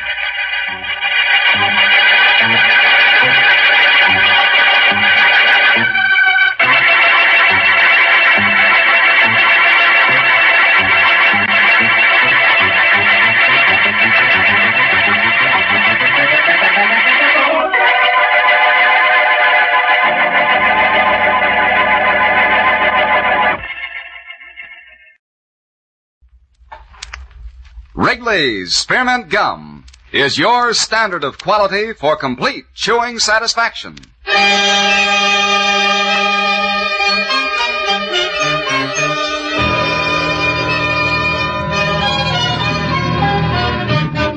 There's only one genuine Wrigley's Spearmint Gum, and it always has the name Wrigley's on the wrapper.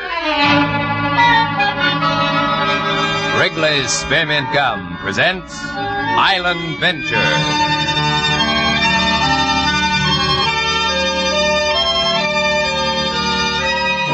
Tropical islands, scattered bits of jade from a broken necklace among the blue waters of the Central Pacific, thatched houses huddled together, dense forbidding jungles, superstitious natives plowing their meager fields with water buffalo under a blazing sky.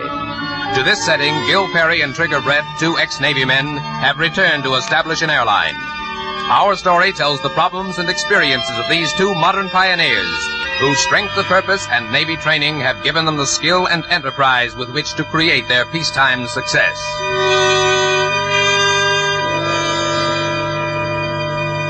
Wrigley's Spearmint Gum is your standard of quality for complete chewing satisfaction. Now, as a tribute to our Navy, and for your entertainment, the makers of Wrigley's Spearmint Gum present Island Venture.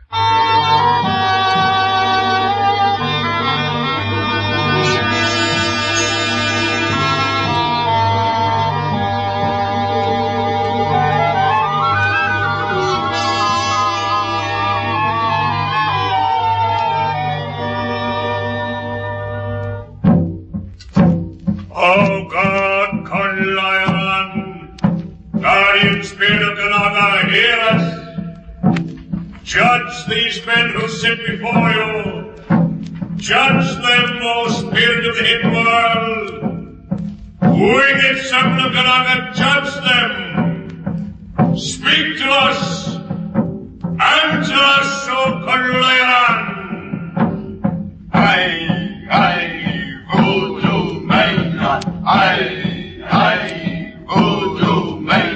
Sacrifice to Conlion! A huge cave deep in a jungle hill, with charcoal fires burning red through its deep gloom, with blazing torches like flaming daggers, etching in sharp relief the cold, impassive face of the high priest who stands on a raised altar.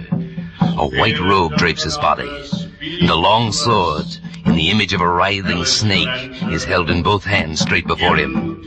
Green slime oozes from jagged rock walls that tower to lofty heights. Breech-clothed natives, their faces contorted in hideous grimaces, dance along the raised side of the cave. A hellish, soul-shaking pageant of darkness, pierced by the icy, monotonous voice of the high priest. Guilty they die. Let Conlion speak. Let him raise his hand and cast his enemies into eternity. Judge them guilty who sinned against you. Let us be guided by your decision. Guilty men will die.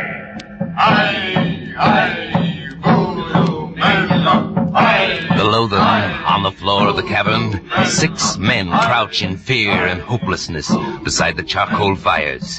Fires whose dancing, leaping tongues of blue and orange flame spread deadly gas along the bottom of the satanic hall. Judge these men, O spirit of Ganaga. If they sleep, they die. Now, the heads of the 6 doomed men roll on their shoulders as the deadly gas eats into their lungs, as it flows through their bloodstreams. Slowly, one by one, the 6 men drop to the floor, their eyes closed in the sleep of death, their bodies stilled, except for spasmodic twitching. And from the high sides of the cave, there rises a great triumphant shout. Conlion has spoken, people of Ganaga. These men who have sinned against him sleep. Their disobedience to my commands has met with disfavor in the eyes of our great spirit. May you learn from this example of his judgment that I, his appointed prophet, must be obeyed. Bring those men to me now. Bring them here to the altar. that I, the chosen one of Conlayaran, may plunge this sacred sword into their sinful hearts. Conlayaran so wills it. Conlayaran has spoken.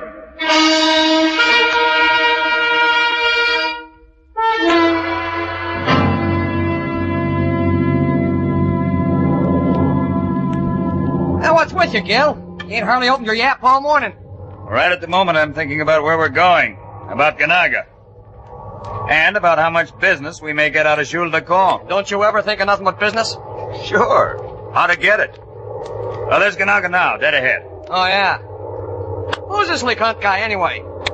How come all of a sudden we fly 1,000 miles to call on him? Didn't you hear what Mr. Dornbus said about him? Sure, I heard him say he was a big shot.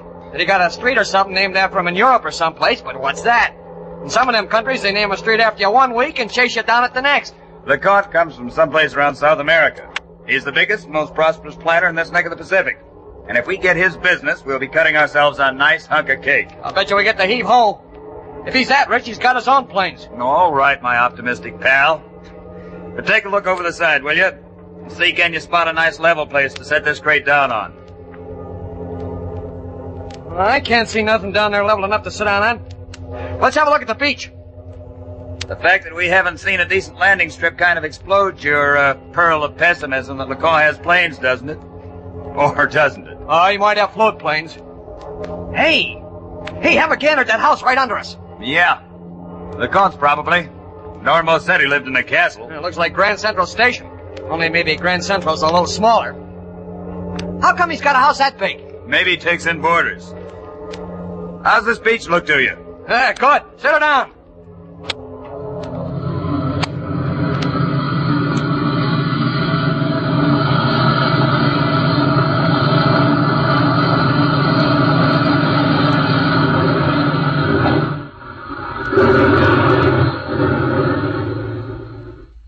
Well, you've got a welcoming committee. Here come the natives. Well, not many of them. Why so quiet? They ain't letting out a peep. Could be this is Silent Thursday. Well, let's get out and say hello. Yeah. Hey, they're saying something now. You know what? Someday I'm going to learn this Polynesian stuff. After you learn English, huh? Brother, are you carrying the ball today? You're sending them over like lead balloons. Hey, now look. What's the idea of them all kneeling down? If Pop was here, he'd say they recognized him as a big chief. Maybe it's me. They're frightened of something. Not us. You ain't that homely. I'm going to try and talk to them. Those guys are really scared. We friends, not be frightened. We friends belong you.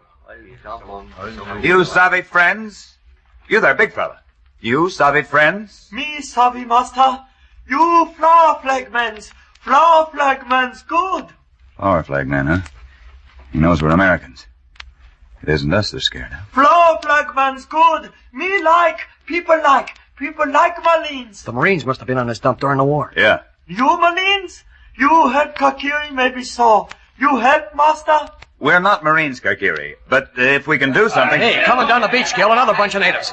And them jokers are sore about something. Listen at them. That guy leading them may be LeConte. Yeah, but what's he sore about?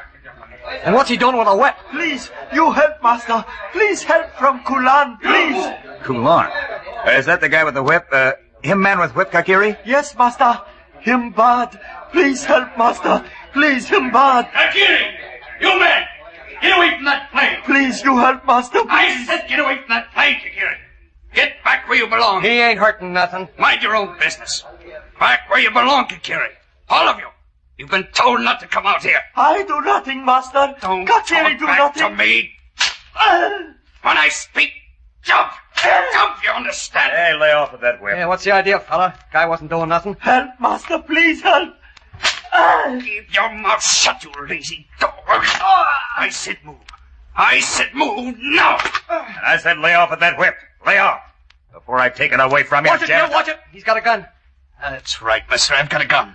So don't move. Either of you. Yeah? But what I say? I'm running things around here, and I'm running them in my own way. Now, what are you two doing down here on Ganaga? Nuts to you, you big ape. Just put down that gun and I'll pull the trigger, not now. I'm Perry, Kulan, if that's your name. It's my name, Perry. And you'll probably get to know it a lot better before too long. Yeah, and with 20 guys to back you up and a gun in your mid, I bet we... Shut up, you... Brett's the name, Mr. Brett. Cut it out, Trigger. Brett and I are with Inter-Island Air Service, Culan. We came here to Ganaga to see Jules Lacan on business. So how about telling him we're here? Orders, huh? Let's call it a request. How about it? Do we get to see Lacan? Everybody who comes to Ganaga gets to see Monsieur Lacan sooner or later. Oh, I guess you will, too. Sooner or later. You! Kagiri!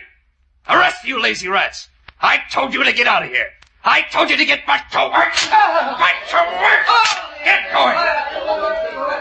You're a sweet character, aren't you, Culan? Perhaps you'll learn just how sweet, Perry. Now we'll go. To see Lacan? Perhaps. I told you you'd see him sooner or later. Now move. And don't try any tricks. I'll have this gun on you all the way. Yo, I think we're walking into something. Want to try and make a break for it? No. Well, if we're fast, we can make it, Gil. If we get into the jungle, then we can find that Kakiri. No, Trigger. I want to see Lacan. Haven't you noticed all the fields around here? Almost every foot of them under cultivation. Now, I think Lacan's going to be quite pleased to have us show him how he can get his stuff to market faster. Anyway, we're here. Now I'm going to see him. Okay. Hey, what's with that chicken with all the feathers pulled off it hanging on that tree there? A bunch of pins sticking in it, too. Keep moving, Brett. Keep going. Ah, nuts. Oh, what's with it, Gil? What's with the chicken? I think it's voodoo, Trigger. It looks like one of its symbols. Oh, you're wacky. They don't practice voodoo out on these islands. You mean you never heard of its being practiced? Well, neither have I, but... Now what? Right ahead there. Through those trees.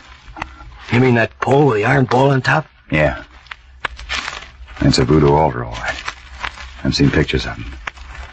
Now, I'm sure they practice voodoo here. Oh, maybe that's the angle on that whipping back there. Maybe Kakiri and his outfit are a gang of voodoo nuts. It's possible. Yeah. Well, now I don't know what to think. Who's right and who's wrong? Perry! Brett! Turn left here. Hey, look at the size of this joint. Must be 100 rooms. Up those steps, Perry. Brett! Now in that door. Get going. We're going. And why don't you try saying please? Don't get him sore, Trigger. Have a look at this room. Just like the Yale Bowl without the goalposts. Into this room here. Inside. If you put your mitts on me again... Now, Trigger. You'll stay right here, both of you. And if you'll take a tip, you won't try to get out. Spears make nasty holes, you know. Very nasty.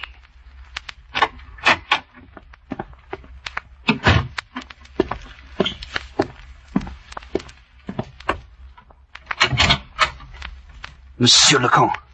Oh, I do wish you'd not, Culan. I've told you repeatedly. I'm sorry, monsieur. Oh, you're always sorry. Well, what did you wish to see me about? Tell me something that I already know? That you've brought up the two men who landed in that plane? There's something else, monsieur. More insurrection? Oh, dear, don't tell me that, Culan. Not after last night when we, subjected 6 of their ringleaders to the will of Conlayaran. They're getting most unruly, my people. And all too frequently of late they are showing a tendency toward a will of their own. Monsieur... I am speaking, Culan. They are also beginning to have ideas of freedom and of receiving pay for their labor.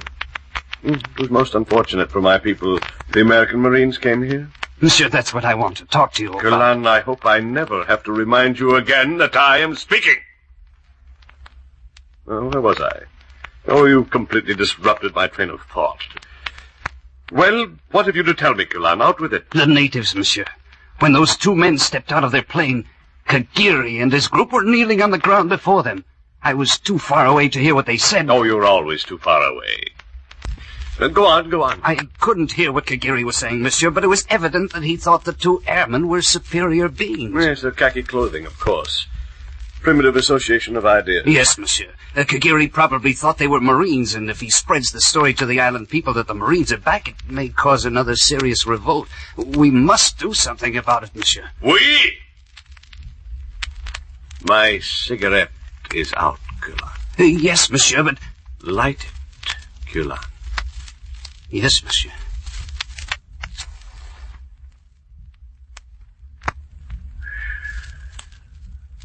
don't ever permit yourself to become so unobserving again, Kulan. It annoys me.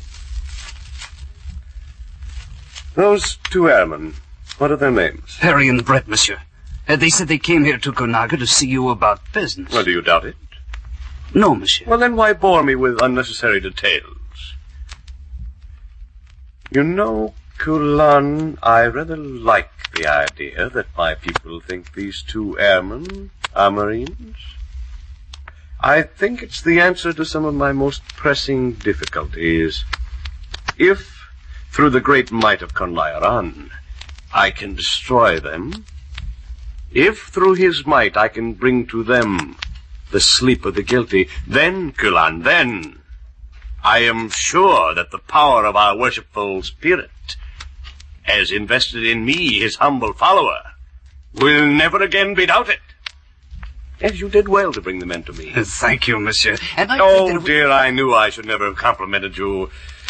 In 30 minutes, Kulan, bring the airmen here. 30 minutes, no more, no less. I have some arrangements to make. Some arrangements for their welcome.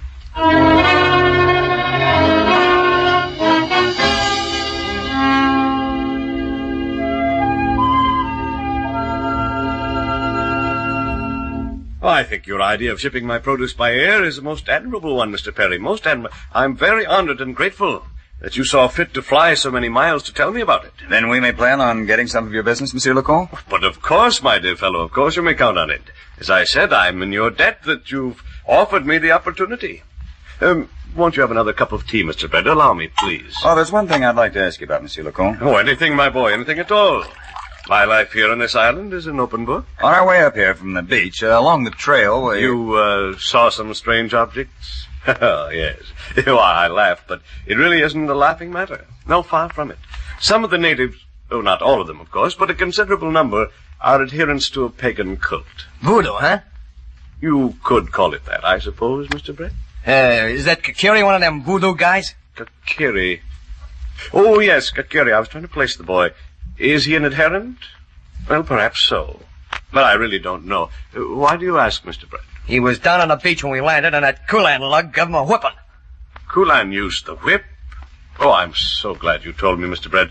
I've told Kulan repeatedly never to use force with any of the natives. I shall most certainly discipline him for it. I don't like that at all. Not at all. Not at all. Hey. You hear that? Those tom-toms. Yeah, they ain't far away either. Oh, it's a meeting of the cult we were speaking about. I was advised about it only a short while ago. Some very special meeting, so I was told. Perhaps you'd like to see it yourselves. I can promise you a most interesting experience. Well, what do you say, Gil? Do they take rabbits out of hats, like, huh? Much more than that, Mr. Brett. Would you like to go, Mr. Perry? No, don't if you don't wish to, but I'm sure you'll find it something that you'll probably never see again. Yeah, I'd kind of like to see one of those meetings. You won't find it disappointing, Mr. Perry. I'll get someone to escort you there. I regret that I won't be able to take you myself. You want me, master? This is Zula, gentlemen, my personal servant. He'll guide you to the cave. Zula, take my friends to the meeting. See to it that they have seats on the floor. It won't be too crowded there, you see, and you'll be able to see everything.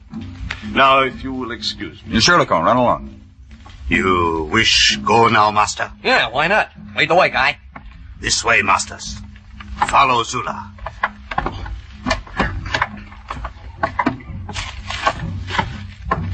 What do you think of this bird, Lecomte, Gil? I don't know. He seems all right, and yet he doesn't. Yeah, he's got a phony ring for me, too. But what the heck if he gives us his business? We are cave masters. Watch 'em head, please. You ain't kidding. Watch 'em heads. How they ought to put lights in this dump. And there's lights ahead in the main part of the cave there, Sam. Now I do. I wish they'd hold this thing outdoors. It's got a funny smell. Yeah. Hey, look at the size of this joint. It must run all the way under the hill. Yeah, and have a gander at the crowd. Yeah. There's Kakiri over there. So I guess he is one of the boys. And there's our little pal Kulan. Sit here, master. On floor. Not stand. Sit. Must sit. Why, there's fire on your nuts. It's too doggone hot. Sit. Must sit. Must sit here. Sit down, Trigger. We can move after a while. But why the fires? They don't need them in this heat. It may be a part of the ritual.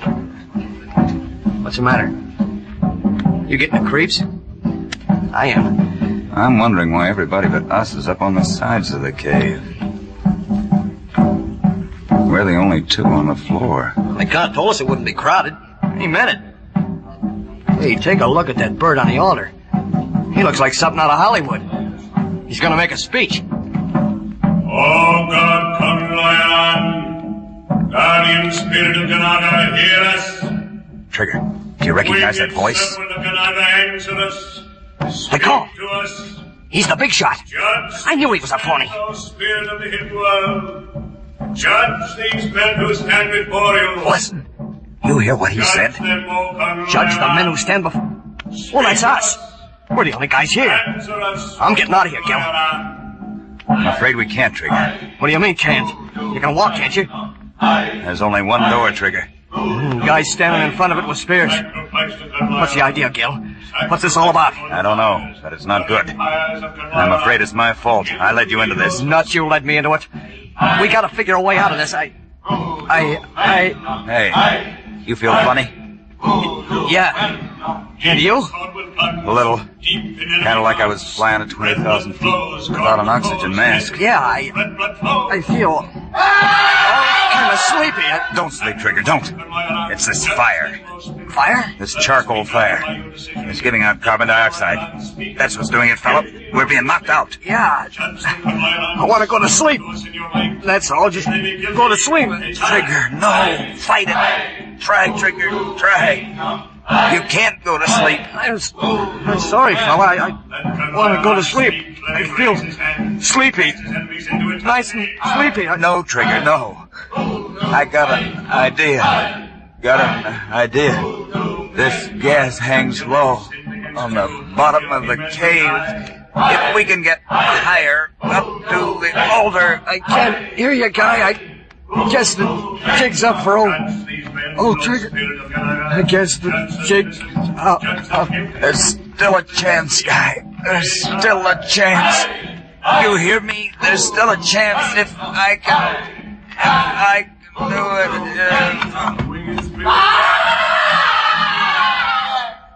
They have fallen. They sleep. The guardian spirit has answered. Lion has spoken. Bring them to me. Bring those two men here to the altar, that I, chosen one of Conlayaran, may plunge the sacred sword into their sinful hearts. Bring them here to me. Here, Master. Here are sinful ones.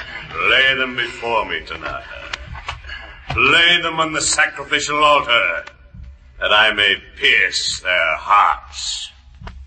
First, this one. He lies before you, Master. Plunge knife that Conloyaran may see. Plunge deep, Master. Oh, winged spirit, see me. Guardian of Ganaga, watch me as I raise the sacred sword. See me, Conlayaran, as I plunge... Not yet, the I wasn't out as cold as you thought. Now I'll take that sword. Stand back. All of you, stand back, or I'll run this sword through you. Trigger, try and snap out of it. Try, fella, try. Come on, we gotta get out of here. Trigger. Huh? What? Huh? Attaboy, Trigger, come on. Snap out of it, guy. I don't get it, Gil. What happened? Come on, try and get on your feet, fella. Here, I'll help you. I am trying, Gil. Hey, how do we get up here? What's going on? Never mind now, Trigger. We gotta get out of here. We gotta run for it. Stand back. Stand back, all of you. They're coming up here, Gil. We're cooked, Gil. There isn't a chance. The sword must mean something. The court uses it in the ritual. People of Ganaga, look. The sword of Conloyaran. They stopped. That sword does mean something, Gil. Kakiri. What, Master? Here, Kakiri. You Melina? You Malin, I know now. I'm not, but skip it. Tell your people, Kakiri. They free now. Tell them they no more slaves. Tell them LeConte no more be boss. Tell them quick, Kakiri, quick. Me tell, master. You know Kahara Honda. You know Kahara LeConte. It's got him, Gil. Kakiri's got him sold. We're okay now. What I don't get is how you got off the floor. How'd we get out of that gas? Me, I was a gone bunny. I made believe that the gas got me too, Trigger. There was only one chance of getting out of that spot. And that was to make LeConte believe that we'd both passed out. So I just folded up on the floor. Yeah, I know the rest, fella. And you're sure a guy to go places with any place at all.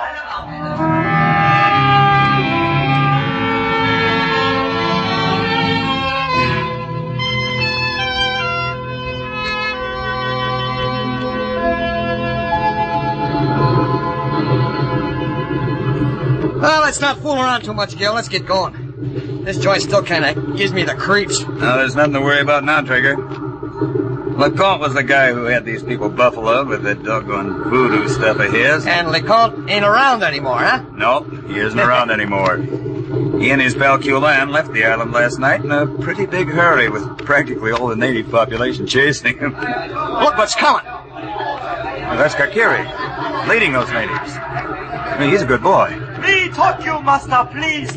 Me talk you. Sure, Kakiri. What's on your mind? What do you want to say? People want you be king, master. People want you be king, Gonaga. Me? Oh, no, they no want me, Kakiri. Tell them much obliged, but no can do. Tell them your people do elect own king. Want you, master. People want you. I'm sorry, Kakiri. Your people all free now. No more slaves for LeConte. You can work for yourselves. You have freedom now. And that's quite a thing to have. The greatest thing in the world. And brother, you can say that again.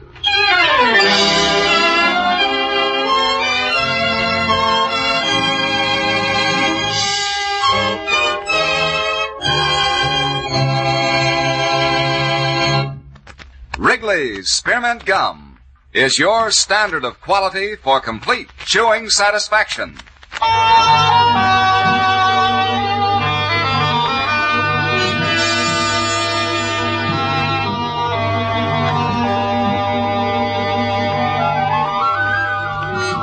There's only one genuine Wrigley's Spearmint Gum, and it always has the name Wrigley's on the wrapper.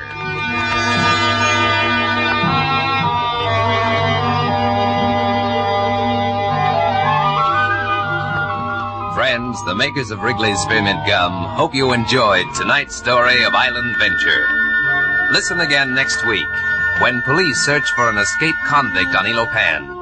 Gil and Trigger seek important evidence at the bottom of the sea when Wrigley's Spearmint Gum brings you Island Venture. Next week, part of the country goes on daylight saving time. If your area remains on standard time, tune in Island Venture 1 hour earlier. Wrigley's Spearmint Gum is your standard of quality for complete chewing satisfaction. This program has come to you from our Chicago studios in the Wrigley Building. This is CBS, the Columbia Broadcasting System. The WBBM Air Theater, Wrigley Building, Chicago.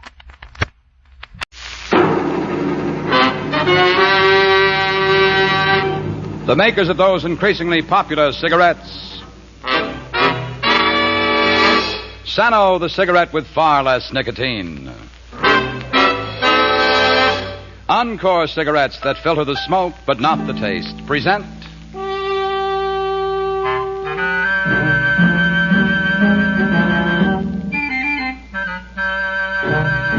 Martin Kane, starring Mark Stevens.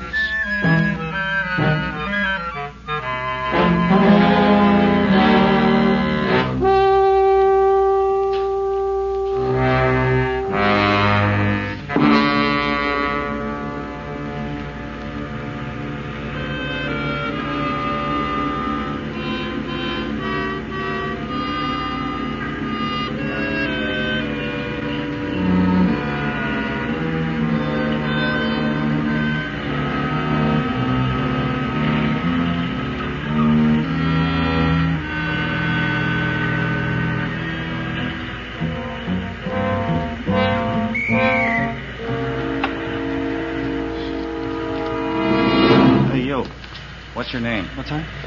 Don't try anything. I said, what's your name? Thompson. Albert Thompson. Why? Something wrong, officer? You sure this is the man? He's the one I saw, all right. He did it. Did what? I don't know what you're talking about. Who are you? I saw you running out of that store after the shooting. You killed that storekeeper. I don't know what you're talking about. What store? I haven't done anything. He's the one. I'll swear to it. Come along, mister. Oh, look, officer. Behave yourself. Officer, please. I'll need you to. But you're making a terrible mistake. I never saw this man in my life. Yes, sir. Yes, sir. We're all set on our end. Oh, no, nothing's going to happen to that witness. He's in a real safe place. Yes, sir. Yes, sir. Anytime you want him for the grand jury, he'll be there. Well, thank you. Yeah, I'll be checking with you right along. Right. Well, the DA's a very happy man. He's got a cinched case against Albert Thompson. Oh, what did you drop in for, Kane? Congratulations. Yeah? What'd you do? Not me, it's you that rates the medals, Lieutenant. You and your department, the way you solved that murder, that's pretty good. Well, the whole case just kind of walked in here. Fred Wallace, the guy who spotted Thompson at that bus stop, he's the one who gets all the credit. You got anything new on Thompson? Well, the identification looks pretty solid, Kane. You got a smart lawyer, Ed Randall. He could beat you in court, unless you come up with more evidence, including the murder weapon. Yeah, we're working on it. You know, Kane, the take of that robbery was about $200. When we examined Thompson, he had $207 on him. Yeah, maybe he saved it up. Yeah, how? His wife didn't know anything about it. Look, Lieutenant, when a fellow's planning on buying his wife a new coat for her birthday, he doesn't tell her what he's saving up for. Tell me, how do you know so much about Thompson? He's Ed Randall's client. So? Ed Randall's a client of mine. Oh. He thinks Thompson's innocent. Thinks that your witness made a mistake. He's a good lawyer. You're smart, too. Mm-hmm. Oh. You think the witness made a mistake, too? I don't know. That's what I'm hired to find out. Well, you sure picked a tough way to make a living. Some guys climb mountains. You won't even get off the ground. Fred Wallace made a positive identification. By the way, I called his house. You've taken him somewhere. Why?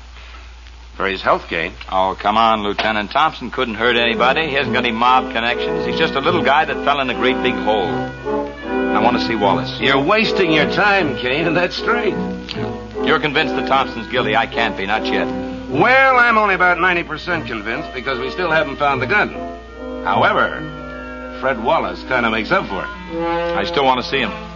Well, you'll see him all right. But not alone. I'll be there, too.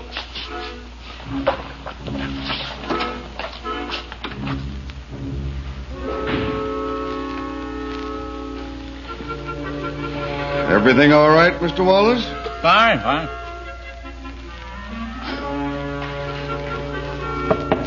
Yeah? Yes, sir. How are things? What did the commissioner say of this guy's food bill? Hello, Kane. Hello, James. Hello, Lieutenant. Hello, Mr. Wallace.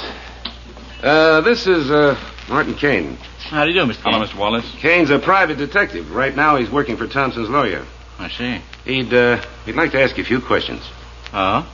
Mr. Wallace, you're sure you couldn't have been mistaken in your identification? No, sir. What makes you so positive it was Thompson you saw running out of the shop after you heard the shots? It just was, that's all. Tell me, was he wearing a hat? A hat? Yeah. Hat. Yes, he was. Thompson doesn't wear a hat, Mr. Wallace. Never does, never has. Well, he could have on this job, Kane. Do I have to talk to him? Why not, Mr. Wallace? We're both after the same thing, aren't we? The truth? That's just why I went after that policeman the moment I saw Thompson. It's my duty as a citizen. You think I like hanging around this hotel room, not being able to go about my normal business? Or seeing my name spread all over the newspapers? I have to testify at that trial. It's the right thing to do. You know, Kane, most people would be afraid to stick out their necks.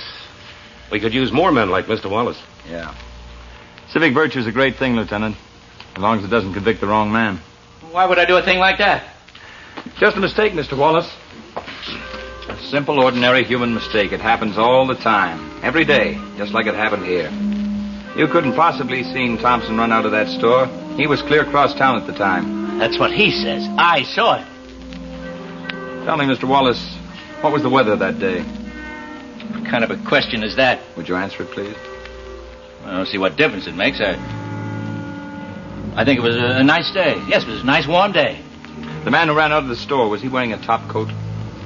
He could have. Was he? No, I just told you it was a warm day. He wouldn't be wearing a top coat. Your logic's good, Mr. Wallace, but your memory is bad. It was a warm day, and Thompson was wearing a top coat. The people at his office will swear to that. He's just trying to trick me. Now, I just want you to think and think hard, Mr. Wallace. Isn't it possible that you made a mistake in your identification? Mr. Kane, I'm not a fool. If I listened to you and changed my story, I'd be a fool. Some people would say I was scared off. Others said I was bought off. No, sir. I said it was Albert Thompson. And Albert Thompson, it stays. Well, convinced? Nope. But I got a better chance of talking back the tide.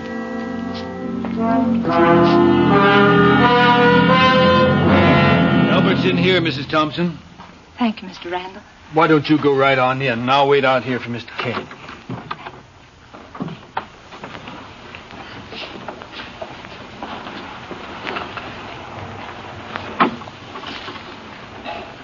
Albert?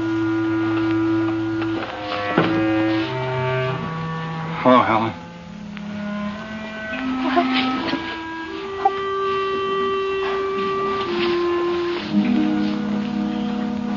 You all right? Yeah, they're treating me all right. Mr. Randall's here with me. Yeah, he said he was coming. He's a very fine lawyer, Helen.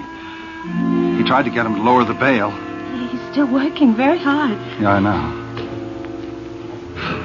They won't do it. The guard told me that $25,000 is the lowest bail he ever heard of. For a murderer.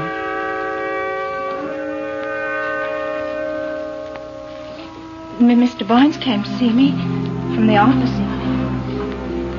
Wanted to know if we needed any money. What'd you tell him? I thanked him very much. I told him we'd manage.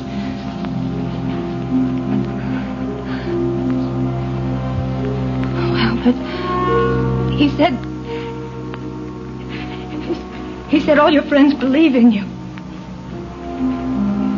Helen. Mr. Randall's very optimistic. He thinks this Mr. Kane is sure to find some new evidence.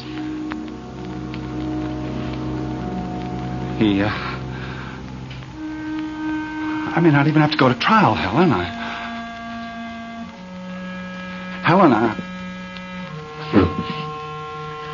Oh, Albert was going to have to do it. Oh, Helen, I want you to meet Martin Kane. Hello, Mr. Thompson. Kane, can you help us? I don't know yet. Have you talked to Wallace? Yeah, I talked to him. He'll make an excellent witness for the state. How do you see it, Ed? Well, it's not good. It's not bad. District Attorney's Office has been working just as hard as we have. Has he got enough for an indictment? Afraid he has. See, Albert, our main problem is your alibi. If we could only prove that you were nowhere near that store when it happened. No, but I wasn't. I was on my way home. A dozen people must have seen me. 2 dozen. 100 people could have seen you, Mr. Thompson. Nobody ever sees you on a subway or a bus. I'm afraid you have no alibi. Ed, I'll keep right on working, mainly on finding the gun. The big job will be yours in court. I know. I'll need everything you can get me to shake Wallace in cross-examination. Oh, now, look, let's not give up the ship. You never can tell about juries. Sometimes they go for the strangest stories. What's strange about Albert's story? That's the truth. Well, he never hurt a soul in his life. Well, he's an honest, decent, hard-working man.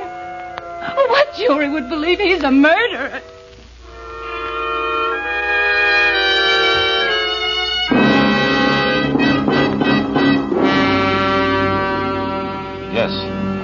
Yes, I know, Inspector. Yes, sir, I know this isn't that big, but the district attorney's been on my neck all week. Yeah. He says he's got to have the gun that killed Thompson or else. That's right. So I put all the men I could spare on it, sir. No, sir. No, sir, nothing so far. What? Well, Inspector, I think my men know their jobs. I pick most of them myself. Yes, sir. Yes, sir, I understand you. Yes, I certainly do. Thank you, Inspector. Good night.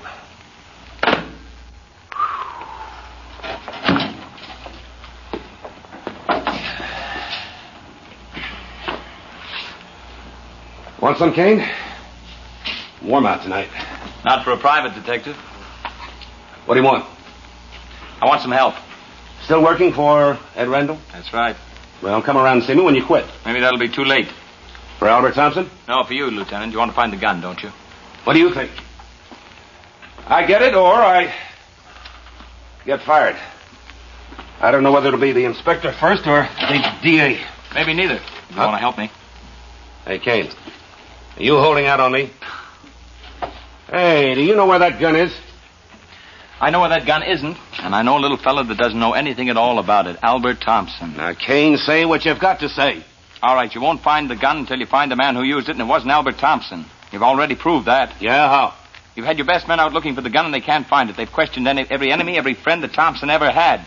They've looked every place where he could have bought or rented a gun. Yeah, and they're going to keep right on looking. Well, they can keep on looking from now until next year, but they're going to come up with nothing. Yeah, maybe and maybe not. We'll see. Look, Lieutenant, stop wasting time. Now, look, Kane, tell me what you want or take off.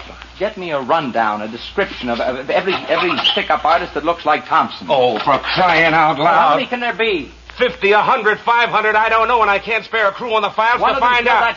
Yeah, well, then you find him, and while you're at it, try and find a witness who saw him do it. Meantime, I'll go along with Thompson. I got a witness for him. Lieutenant Gray. Yes, sir? Oh, she did, huh? Yeah, that's too bad. No, I didn't think of that. Well, all I can do is keep right after it. Yes, sir, of course, as soon as I get anything.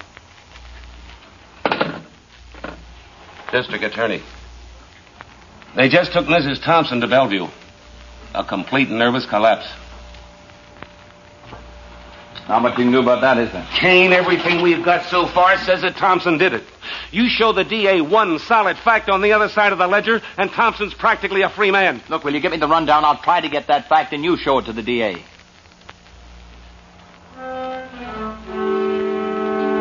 Did you ever meet Mrs. Thompson? Yeah. Real nice woman. That's right.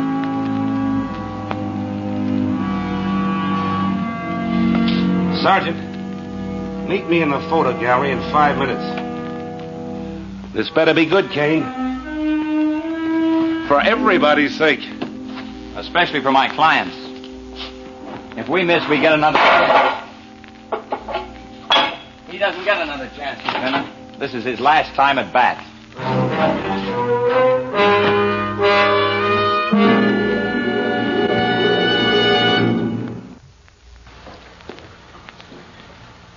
Hello there, Mrs. Malone. A carton of your usual? No, Hap. I've decided to make a change. My goodness, after all these years, a change? That's right. You see, I smoke so much, I thought I should try some of those cigarettes they claim have less nicotine. Do you know anything about them? Well, Mrs. Malone, it just so happens that I do. More and more people are switching to Sano cigarettes for exactly the same reason that you mentioned. Oh, care to have one on the house? No charge? Thank you.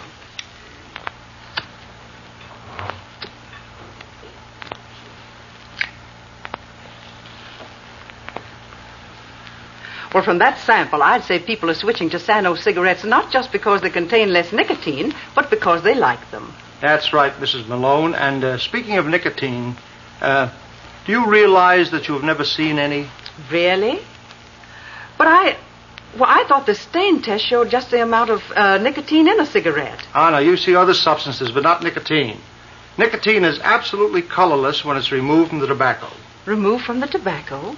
You mean they can take nicotine right out of the tobacco even before the cigarettes are made? That's exactly what I mean. That's the reason why there's less nicotine in the smoke of a Sano cigarette. The nicotine is removed from the tobacco before Sano cigarettes are made. Well, that's really getting rid of nicotine. Yes, indeed. The fact is there's less nicotine in the smoke of a Sano cigarette than in the smoke of any other leading cigarette. Actually, less than 1/10 of 1%. Hap, that certainly answers my question. As I said before, I don't know when I've smoked a better tasting cigarette. You've just sold me a carton. All right, Mrs. Malone, you'll never have to change brands again, because you can stop worrying about nicotine when you smoke Sano cigarettes. Thank you for telling me about them, Hap. You're entirely welcome.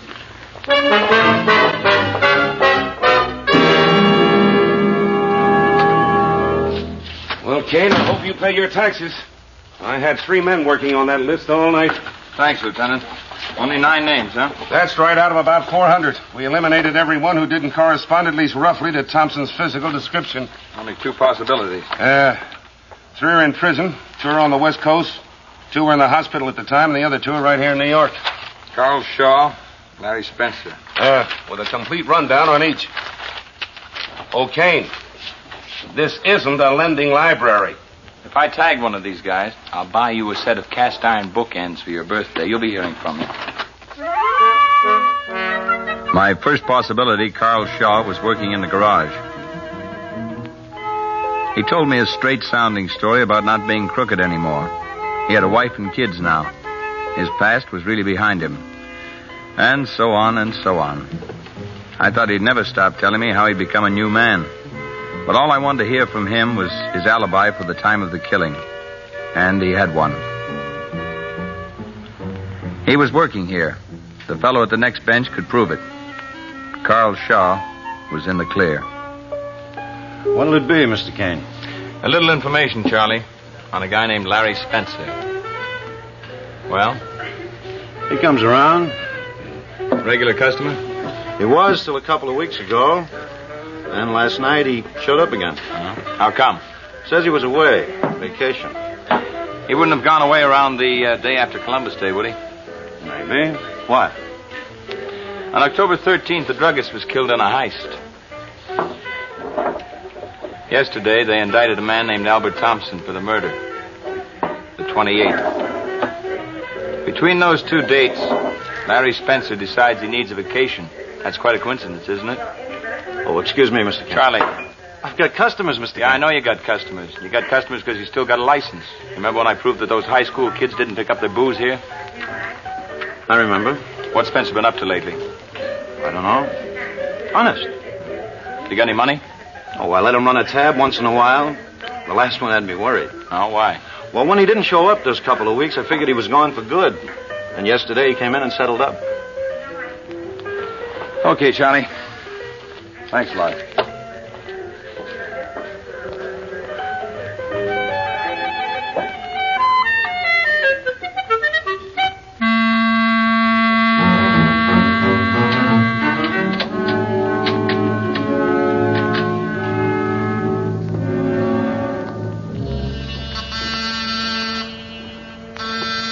Who is it?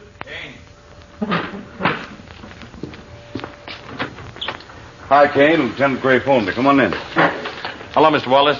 Well, Mr. Kane? How are you? What do you want? I want you to look at a picture, Mr. Wallace. What picture?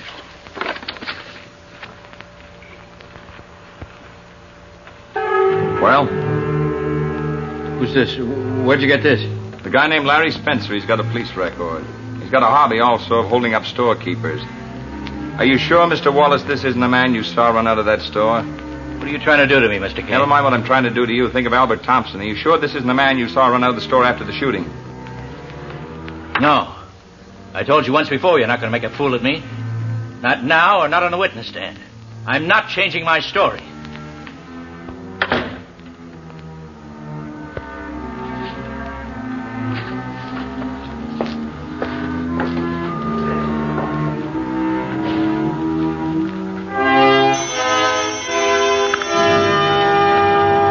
Lieutenant Gray. Oh, yes, Kane. Say, I'm glad you got my message. Listen, some of the boys down the hall brought in quite a gang of crap shooters. One of them was Larry Spencer. You want me to hold him? I don't know. Did you get anything on him? Nope. I was hoping to. Well, there's no point in holding him. He won't do me any good in the tank. You think he'll lead you to the gun, huh? I don't know. I think he's got it stashed away in some nice, quiet place ready for another job. Yeah, I'll buy that. How's it look? I made a contact with a friend of his. A hood? No, his girlfriend. She works in a dime dance place. I'm going over there now. Hey, you don't care how you spend your money, do you? Let me know if it was worth it, will you?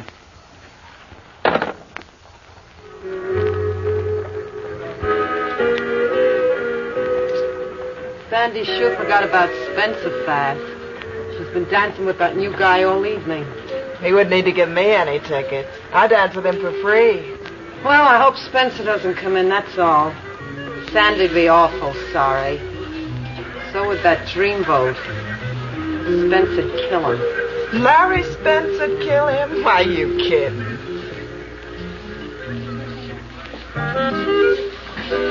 You know, I don't get it. What's a guy like you doing in this place? Maybe I like to dance. There we go. Here. Hey, you must own an oil well. Anyway, the next set's on me. No, you keep 'em. Well, I could use them.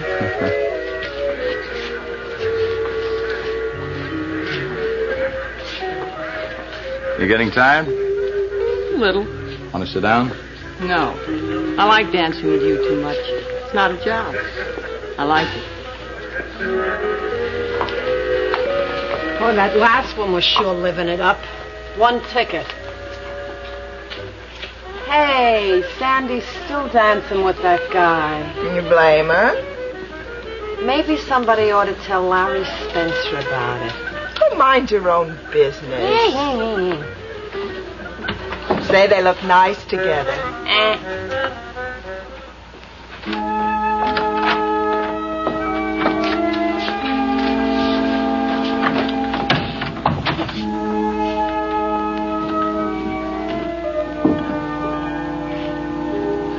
Make yourself at home. Thanks. I'll get some coffee.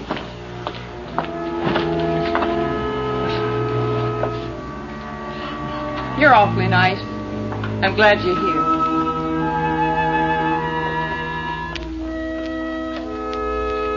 I was glad to be here, too. But all I had in mind was finding out if Larry Spencer used this flat for a gun drop. Who's the guy? His name's Larry Spencer. The girls told me about him. The guy you're going to marry, huh? I don't know. You haven't helped much. Oh, come on, Sandy. Now, please let me say something. You know, things happen quick. Too quick. If you want something, you have to put out your hand and grab it, or else it goes right by. Larry thinks fast. He gets things. I never wanted to know how, but you get what you want too, don't you? I try, Sandy. Only maybe with you it'd be different. It'd be a chance to stop being scared. Scared? I try to tell him every time I see him, but I don't know. Time rushes by and there's never enough left. What are you scared of, Sandy? What Larry done? I don't want to talk about him. What's You're he here. done, Sandy? Why? Tell me. Well, why? Why do you have to know? A long story, Sandy.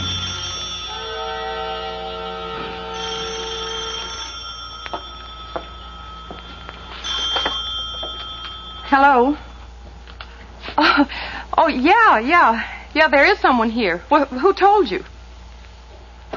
Hello? You can ask Larry yourself. He's coming over right now. There is something new under the sun. A filter cigarette that lets you taste what you're smoking. Encore cigarettes. The one filter cigarette that gives you complete taste satisfaction, as well as full filter protection. The secret of this unique advantage can be found in Encore's own open-end filter mouthpiece. It draws so freely and easily. It filters the smoke, but not the taste. Yes, Encore filters the smoke, but not the taste. It gives you the protection you naturally expect, yet it does not diminish the full flavor of Encore's superb tobaccos. And since Encore's filter element is set deep within the mouthpiece, where it cannot touch your lips, you enjoy a neater, cleaner smoke as well. Get Encore in this smart, crush-proof case. You'll agree, Encore is the one filter cigarette with a flavor you can really taste.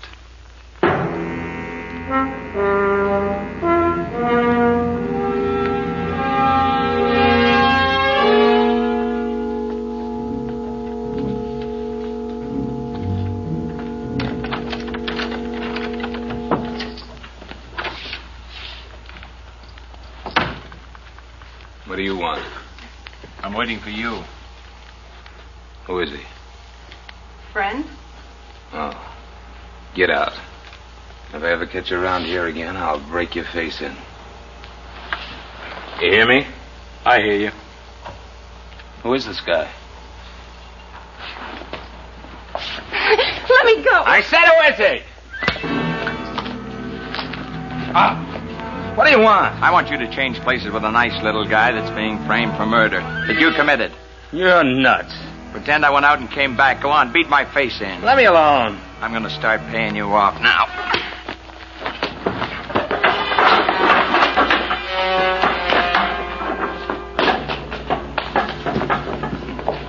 Get the gun. Go ahead, get it.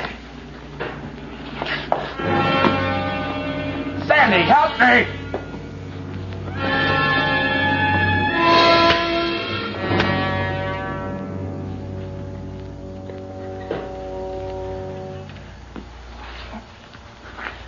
Thanks, Sandy, for not helping him. I couldn't. Not after what you said. I always thought Larry was small time. He killed somebody and hid the gun here. Kane, I told you, didn't I? If you want something, you have to reach out and get it. Will I ever see you again? If you ever need me, Sandy, if you're ever in trouble, right now I want to start the wheels rolling for somebody who is. Lieutenant Gray, please.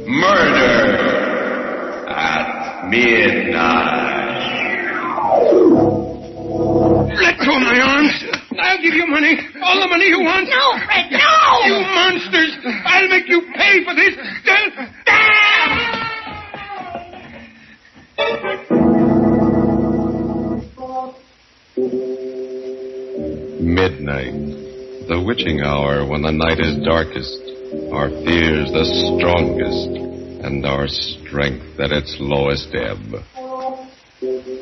Midnight, when the graves gape open and death strikes. How? You'll learn the answer in just a minute in Murder's a Lonely Business.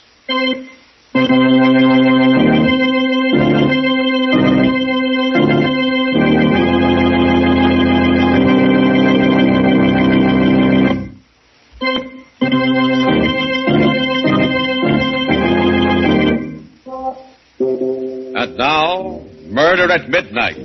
Unusual stories of terror and mystery by radio's masters of the macabre. This tale, a study of murder in duet, is by William Morwood. Its title, Murder's a Lonely Business.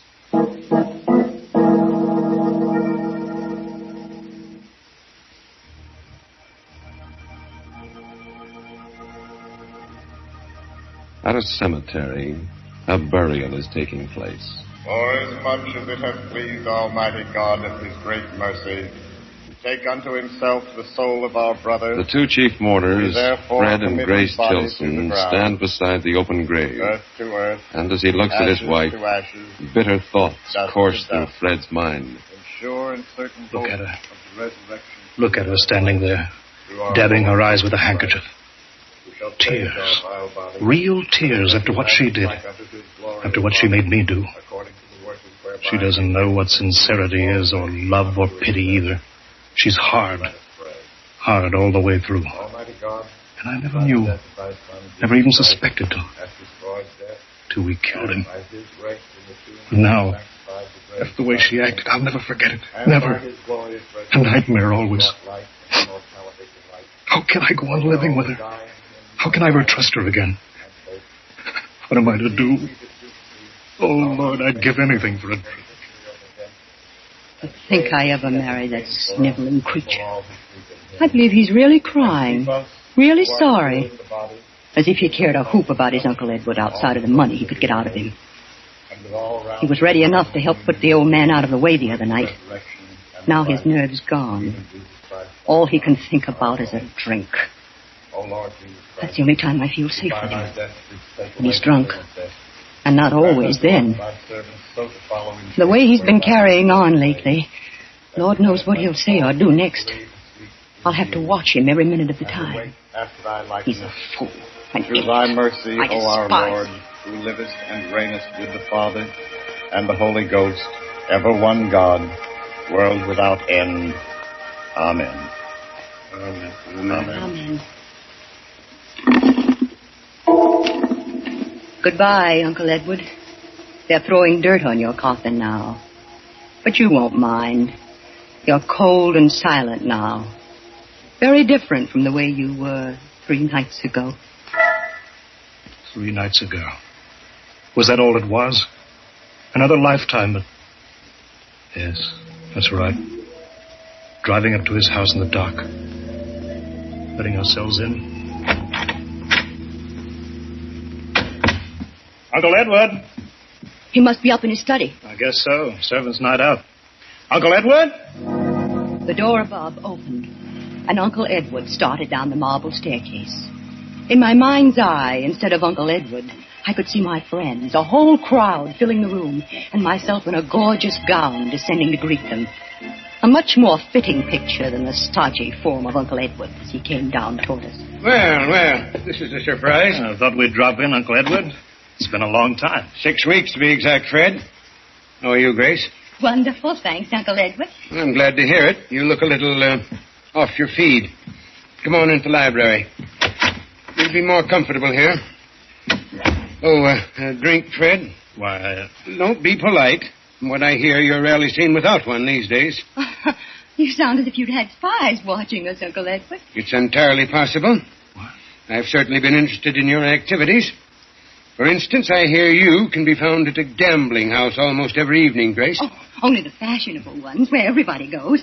You've got to keep in the swim nowadays. If you can afford it. You can't. Not on Fred's salary. That's the trouble. Well, frankly, Uncle Edward, that's why we've come here tonight. We're in a jam again. Money? What else? And you want me to bail you out, huh? Well, I'll be equally frank with you. This time, I'm not going to do it. Just this I'm sorry I've helped you out of messes often enough in the past. Each time, I hoped you'd pull yourself together, settle down, and lead solid, respectable lives. But each time, you disappointed me. Now, I've given up hoping. Uncle Edward, I promise you... Too late, Fred. I can't believe your promises anymore. I've given you and Grace every chance. Now I'm washing my hands of you. You can't expect help from me ever again. Now or in the future. Exactly what does that mean? My lawyer's coming here tomorrow, and I'm going to cut Fred out of my will. Cut him out entirely. Uncle Edward. Every cent I have is to be left to charity. Why, you're not serious. You can't be. Wait, it's not fair. I'm your only nephew, and There's no use talking, Fred. My mind is made up. Now, would you care to discuss the weather? No. I thought you wouldn't, Grace. Come on, Fred. Uncle Edward, I advise you to change your mind about this. I beg your pardon? Because if you don't, you may live to be sorry. We went outside. Grace was in a white rage, and I was all jumping myself. We walked around the garden paths, trying to get hold of ourselves before we started back to town. You know what this means, don't you, Fred? The end of everything. We'll never be able to get credit once it's known that Uncle Edward's cut us off. Yes, I know. Somehow, some way, we've got to stop him from changing his will. But how? You know there's no use arguing with him. He's as stubborn as a mule. Besides, there's no time left. He's going to do it tomorrow. I know. Unless, of course, something happens to him before that. Such as? He could die. What? Suddenly. Some chance he's as healthy. Grace, what are you thinking of? You know. You're mad. If you want to spend the rest of your life struggling with debts, not able to do anything, I don't. But... Everything's perfect for it. The old man's alone in the house. No one knows we called this evening. No one will. Stop it. I won't listen to you. Be a man for once in your life. Everything you want. Money, luxury. For 5 minutes' work. Yes, but how? The gun.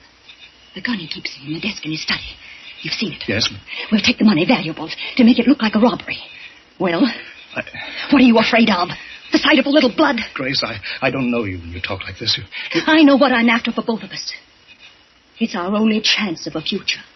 Together. Are you coming? Yes. All right. Then let's go in. The servants will be coming back. We haven't any time to waste. We went back into the house, climbed the long staircase to Uncle Edward's study. My mouth was dry, my knees were shaking. We reached the landing. Knock on the door. Grace supposes. It's too late to suppose anything. Knock. Yes? Come in. I was expecting you back. You were? Certainly. I didn't think you let the money go that easily. Not after Grace's threat. What do you mean? You should have been a man, Grace. You've a completely ruthless streak in you. You'll stop at nothing to get what you're after. No wonder you've led poor Fred around by the nose so long. Now, look here, Uncle Edward. Sorry to hurt your feelings, Fred, but you must admit it's true. Now, if you two will explain why you came back... We hope to make you change your mind. You should know me better than that. I've said my last word. Not your last, Uncle Edward. Not yet. What Grace means You is... don't have to explain, Fred. Her interest in my desk explains itself. The right-hand drawer, Grace. Were you by any chance looking for this? The gun? Yes, I took the precaution of removing it. As I said, I was expecting you back. I don't know what you're talking about, Uncle Edward. Stone heart of yours. You were foolish, all right. This way.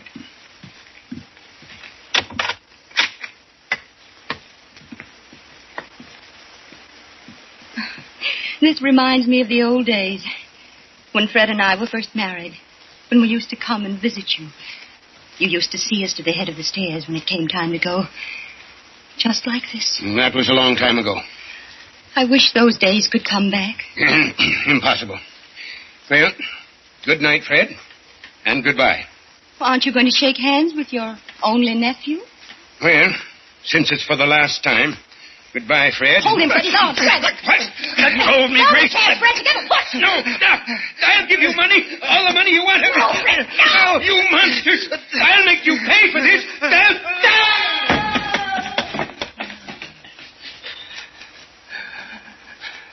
Grace, what did we do? What did you make me... Get down there, quick.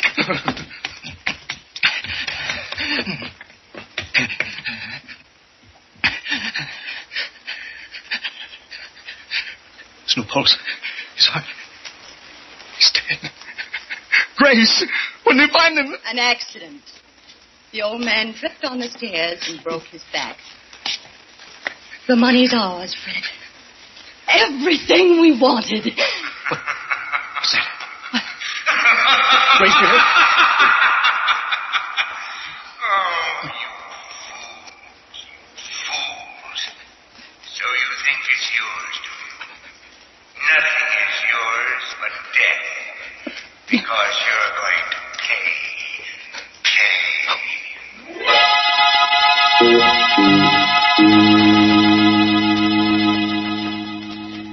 A dead man lying at the foot of the stairs, and a white-faced couple staring at each other. Did they hear a voice from beyond? Is it possible for the dead to make the living pay for murder at midnight?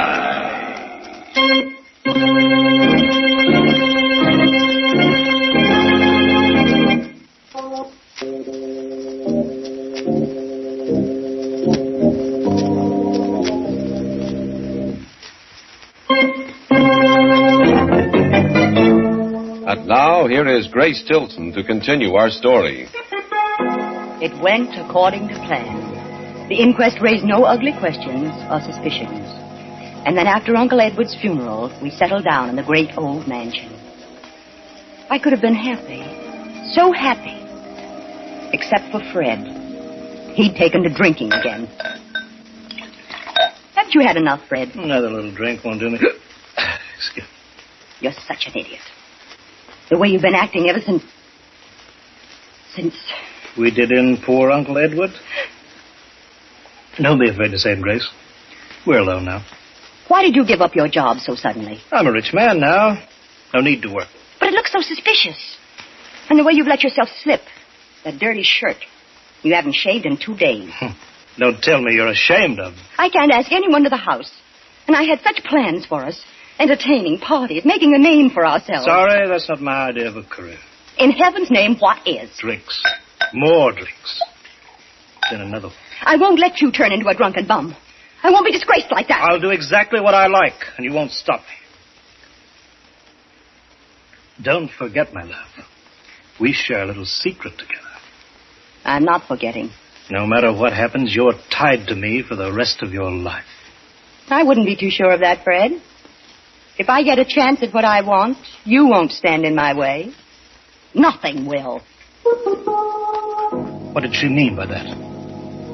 I thought about it, brooded over it, couldn't forget it. Then one evening as we sat together in a nightclub, things became clearer. Did you hear me, Fred? What? I said I wanted a cigarette. Oh, certainly, my love. Here you are. Match? If you can hold it steady enough.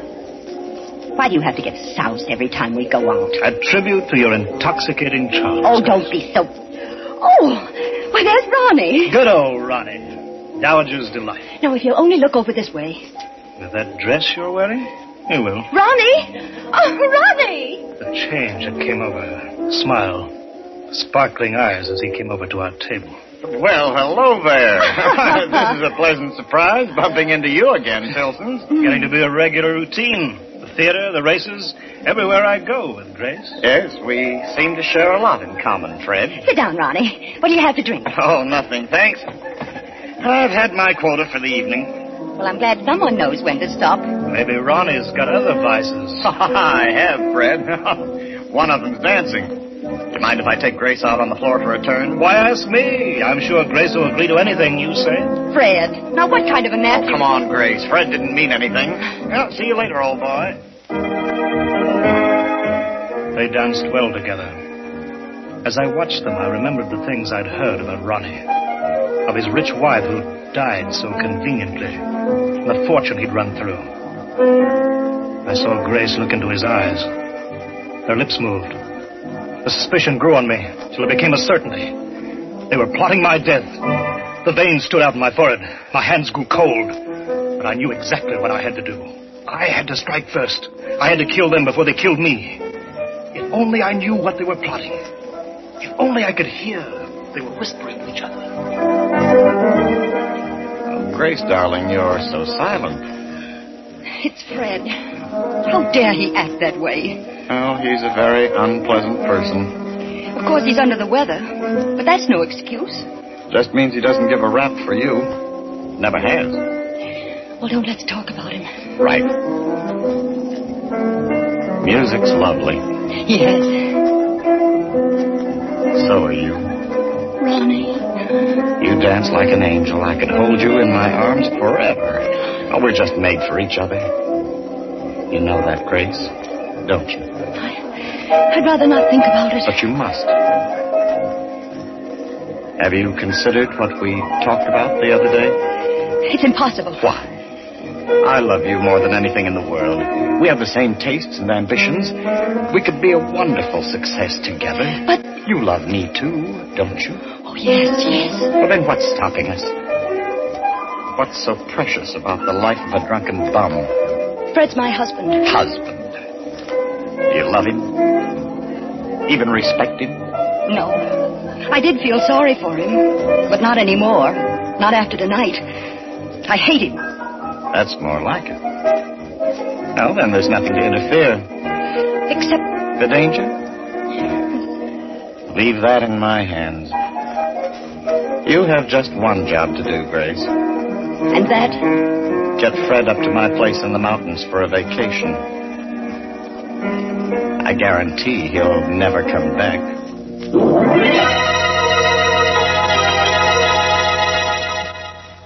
I don't know if I should have been suspicious. Fred agreed to go up to Ronnie's place with surprising ease. It was almost as if he'd been expecting the invitation. The night we planned to do it, we sat in the living room, just the three of us. Ronnie was playing the piano. I'm afraid I'm awfully rusty. I haven't practiced in weeks. It sounds grand to me, Ronnie. Why don't you join him, Grace? I know you're just dying to play with Ronnie. Duet, I mean. Well, that's all we have time for anyway. I promised the Pearsons we wouldn't be late. Oh, that beach picnic. Tell you the truth, I don't feel much like it. But you promised to go, Fred. Do you a world of good, old boy. Wonderful night for a swim. You both seem very anxious to get me down to that lake. Why, not at all.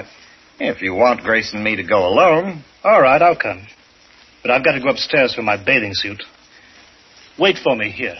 Well, hurry it up, old boy. All set, Grace? You know exactly what to do? Well, I think so. You make a great fuss about Fred drinking. That'll be remembered afterwards. I'll take care of him at the raft. Push his head underwater. He'll struggle. He'll call out. Not in the condition he's in. He's as weak as a baby.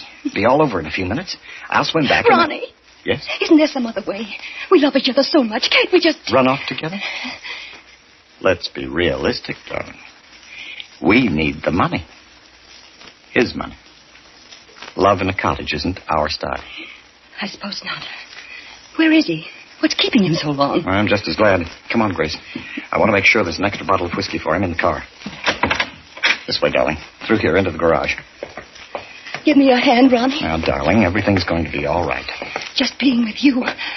Ronnie. Yes? I saw something moving. Where? Over there. Behind the car. Fred. Hello. Thought I'd hurry things up by coming straight out to the garage. Well, you gave us quite a start. Why, Grace? Something on your conscience? Well, the Pearsons will be on our necks if we don't get started soon. Now, in you go. We're off to the races. But just try to pick the winner. We drove out to the road, the winding road that led down to the valley. I knew just the spot where I had to leave them. From there on, their only companion would be the man with the sickle.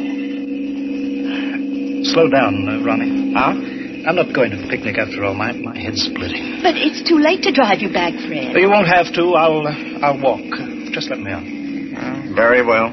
But, Ronnie... It's all right, Grace. We don't want Fred to have a miserable time at the picnic when we can settle things so much better this way. Oh, thanks. I hate to run out on you, but I've got my health to think of. Oh, sure. Oh, incidentally, there's a shortcut back to the house through the fence there. I don't see it. Go on ahead. I'll turn the headlights on it. Oh, thanks. Well, so long. Have a good trip. Where are you going? Fred, look out! Shut up!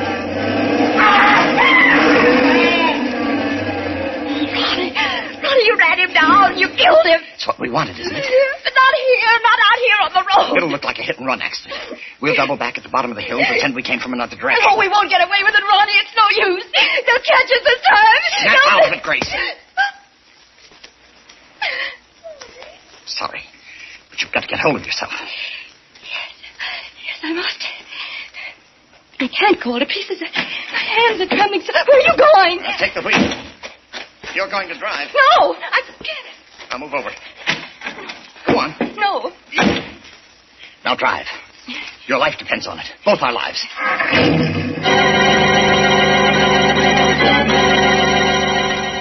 I started down the steep zigzag road, and slowly my nerves relaxed. As the car swooped around the curves, I felt a strange acceleration. Easy on these curves, Grace. It's a sheer drop if we go over the cliff. Are you scared now, Ronnie? Well, I want to keep my neck in one piece. You needn't worry. I'm a good driver.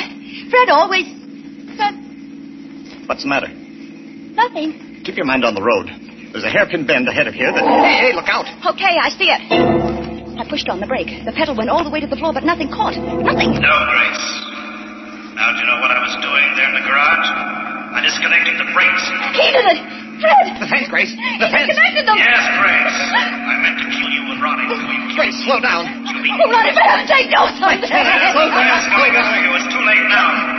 A long drop to the rocks. Ronnie! See you soon, Grace.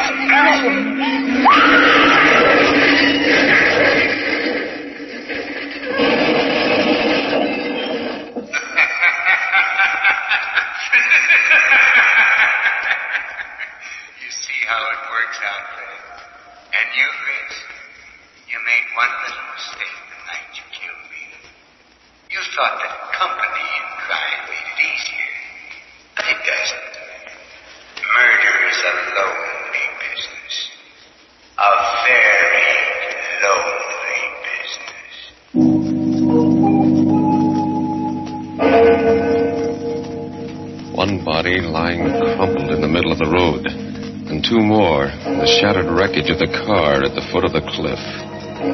3 people, lonely no longer, as the clock strikes 12 for murder at midnight.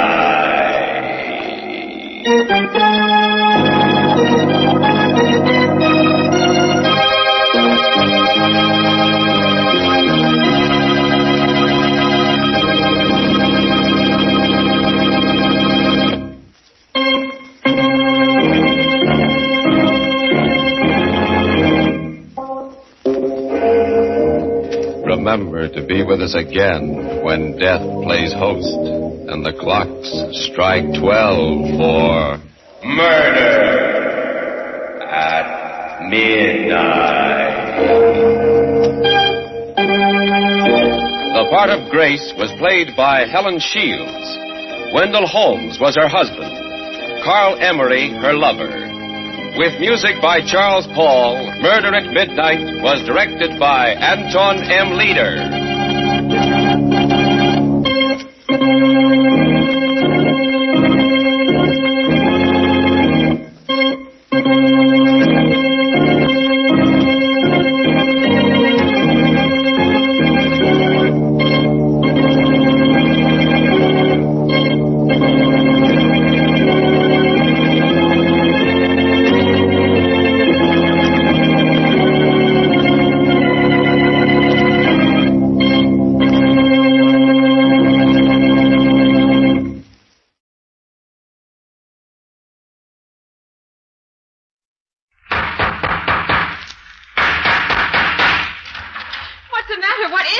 Another case for Nick Carter, Master Detective.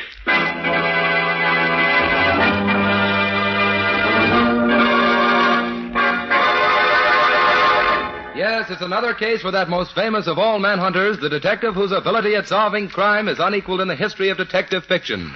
Nick Carter, Master Detective. Tonight's curious adventure... An angle on murder. Or Nick Carter and the mystery of the mutilated foot.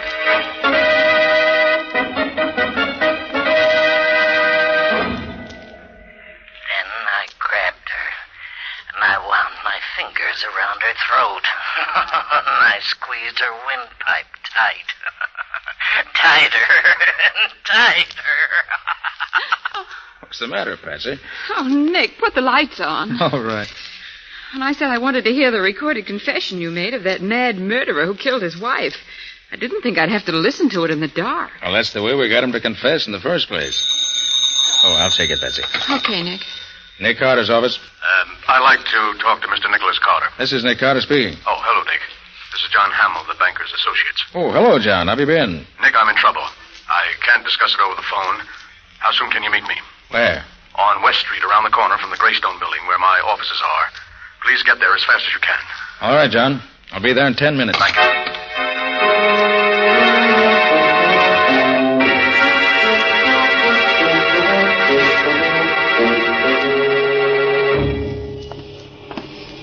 Now, Scubby, you understand exactly what you're to do? Yeah, Nick. Okay, I'll see you later. I've got a date on this corner. Okay, Nick. I'll be seeing you. Hey, look at that car coming up the street, would you? Hey, Nick, watch out. That car is headed right at you. Jump, Nick. Oh, did he hit you, Nick? Are you all right? Yeah, I'm all right. Oh, gee, that was close. It almost seemed like whoever was driving that car did that on purpose. Wouldn't be at all surprised, Scubby. I think somebody is interested in preventing me from keeping my appointment. Hey, look, maybe I better stay with you, Nick. No, I've got something else for you to do, Scubby. I got the number in that car. Hop down to the license bureau and find out who it belongs to. Then wait for me at the office.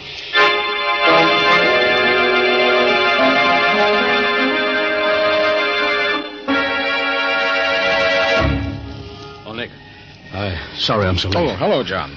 I've been on this corner waiting for you for 20 minutes. Where have you been? Trying to get here without anyone seeing me. Well, why all the mystery? What's up? Wait a minute, Nick. Here, get back in this doorway, quick. Don't let him see us. Well, who was that? Somebody trailing you? I don't know. I never saw him before. Well, then why'd you want to dodge him? You haven't done anything wrong, have you? No, Nick. Absolutely nothing. Now listen, I don't want the police in on this just yet, if I can help it. banking firm like mine can't stand any unnecessary notoriety. Well, yes, I know, John, but what's this all about? Well, let me explain. I wanted to tell you out here where I can be sure no one will hear us. You see, Nick, several days ago I discovered there's a serious shortage on our books. Somebody has been taking money from the accounts, and I'm almost sure I know who it is. I've called a meeting of my 4 partners. They're upstairs in my office waiting for me right now to have a showdown before the stockholders find out. That's why I asked you to come over here, Nick. You may have to make an arrest tonight. Well, you don't want a detective, John. You want a cop. No, you're wrong, Nick. I want you. Please come along. Well, perhaps you better wait down the lobby while I go up and see if everything's all right. That is safe for you to come No, Nick. There's no need for that. All right, I want to be in on the showdown. Come on. Anything you say. And if you really feel that something dangerous is in the wind, I think I should go up there first and look around. Then if everything's okay, let you know. No. I want to go up now and get it over with. Well, if you insist. I do, Nick. Oh, I know it's pretty late, but I waited purposely till the offices were closed to avoid any publicity. This whole business requires the greatest secrecy.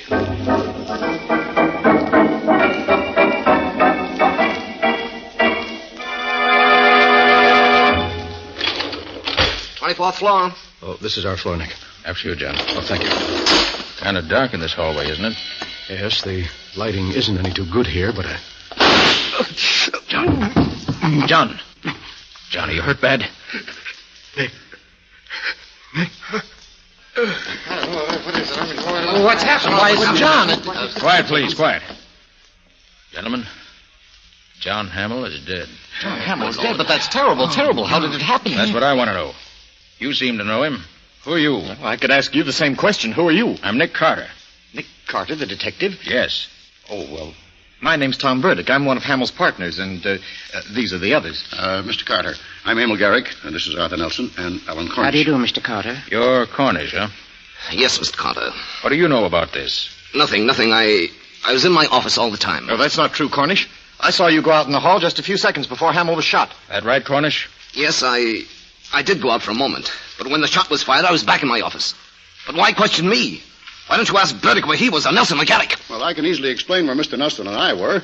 We were both together in my office preparing some papers for tonight's meeting. That's right, Mr. Carter. I was with Mr. Garrick. Which of you men belong to which office? Well, you can see the layout yourself, Mr. Carter. They all open off this L-shaped corridor. First comes Nelson's office, then Burdick's. They're on the long leg of the L. Then on the corner at the end is Cornish's office, directly in line with the corridor to the elevator. And Garrick's office is around the corner on the short leg of the L. That's right.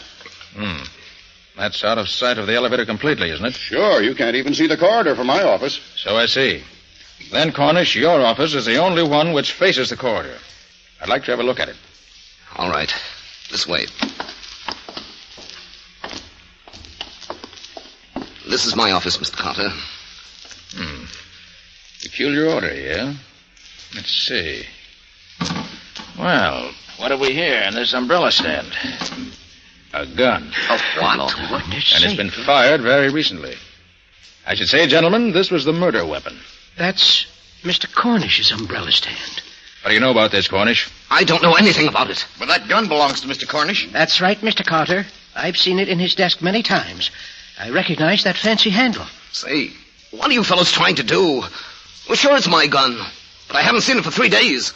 Someone stole it on my desk, Mr. Carter. Why didn't you report it to the police? Because I didn't carry a permit for it. I was afraid of getting in trouble. Cornish, I regret that appearances are against you.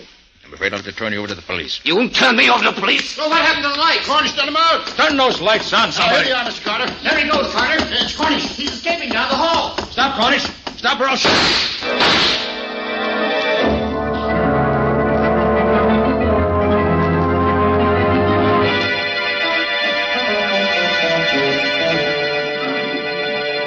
You see, Patsy, I was right with Hamill when he was murdered. What I can't figure out was how he was shot when there was no one else in the hall with us. Don't ask me, Nick. And here's something else. I heard only one shot fired. But Cornish's gun had 3 empty shells. And to top it all off, here's the bullet that killed Hamill. The coroner gave it to me. Notice how it's all banged up? Yes, how did that happen? I wish I knew. Patsy, if I knew the answer to that, I think I know the answer to this whole case. Until we find Cornish, I'll get it. Hello, Carter? Yes, this is Nick Carter. Oh, this is Alan Cornish. I suppose I'm a fool for calling you up, Carter, but I need help. I'm desperate and I can't go to the police. You've got to help me prove I didn't kill Hamill. Why'd you run away, Cornish? Because I was scared. Lucky for me you didn't hit me. Don't worry, Cornish. If I'd really wanted to hit you, I would have. Where are you now? I'll tell you, but you've got to promise to come alone. If you don't, The only thing I'll promise you is that I won't do anything till after I've talked to you. Now, what's the address? 1813 Oak Street. Come right over. I'll be waiting for you. Okay, sit tight. I'll be there. You mean we'll be there? I'm sick of sitting around here. I'm going with you.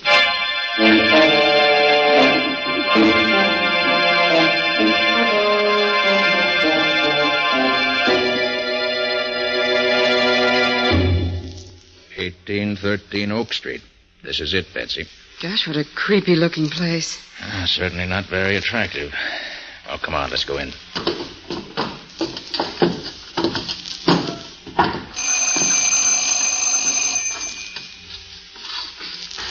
Maybe he's not here. Said he'd be here.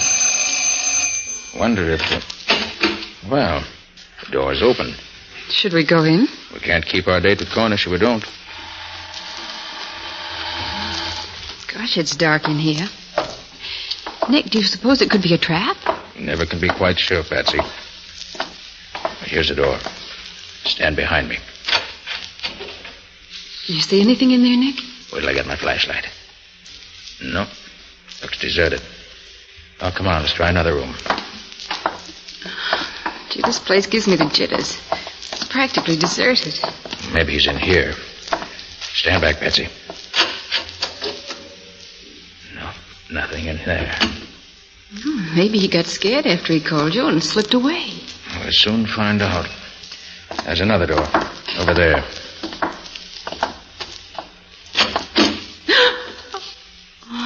Look, Nick. Is that... Yes. He's hanged himself.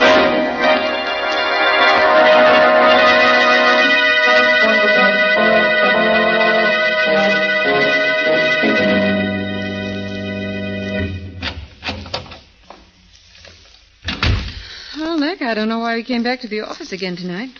Cornish is dead. I guess that closes the case. Patsy, I'm not satisfied. When I talked to him on the phone, he certainly didn't sound like a man who was going to kill himself. When a man wants to prove himself innocent, he doesn't commit suicide.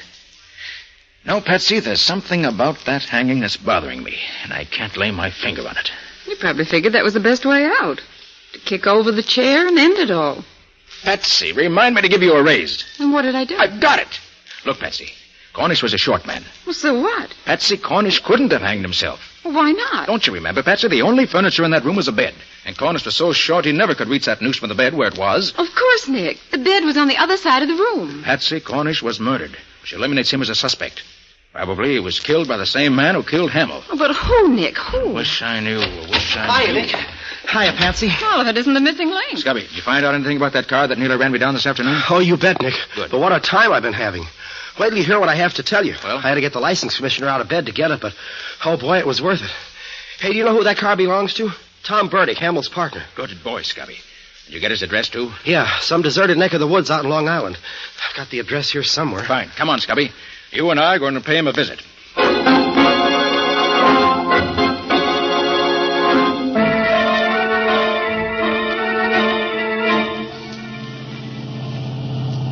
You know, Scubby, the more I think of it, the more it looks as if Tom Burdick might be mixed up in this some way. Oh, I hope so, Nick. Otherwise, we're using up a lot of gas in this jalopy of mine for nothing. Hey, have you noticed anything funny, Nick? You mean that car that's been trailing us for the last few minutes? That's it. What do you make of it, Nick? I don't know, Scubby. But I think we'll be finding out quickly enough. They're overtaking us. Better step on it. Okay, Nick. Here we go. How are we doing? Not so good, Scubby. They're still gaining on us. Can you give her any more gas? I'll try. There. They still coming up? Yes, Scubby. And fast. Duck, Scubby. They're shooting at us. You're telling me? Watch it. Here they come. Well, I've done all I can, Nick. This old bus won't go any faster. Well, let's try no tricks, Scubby. When they get close to us, slam on your brakes and pull over to the side of the road. Yeah? They won't be expecting that. It may throw them completely off balance and spoil their aim. Okay, Nick. You say when. Now, pull over. Okay.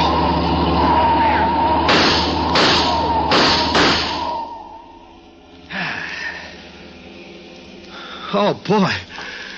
That was a close one. Hey, you all right, Nick? Yeah. Well, we won't see them anymore for a while. Get going, Scubby. We got to make up for lost time.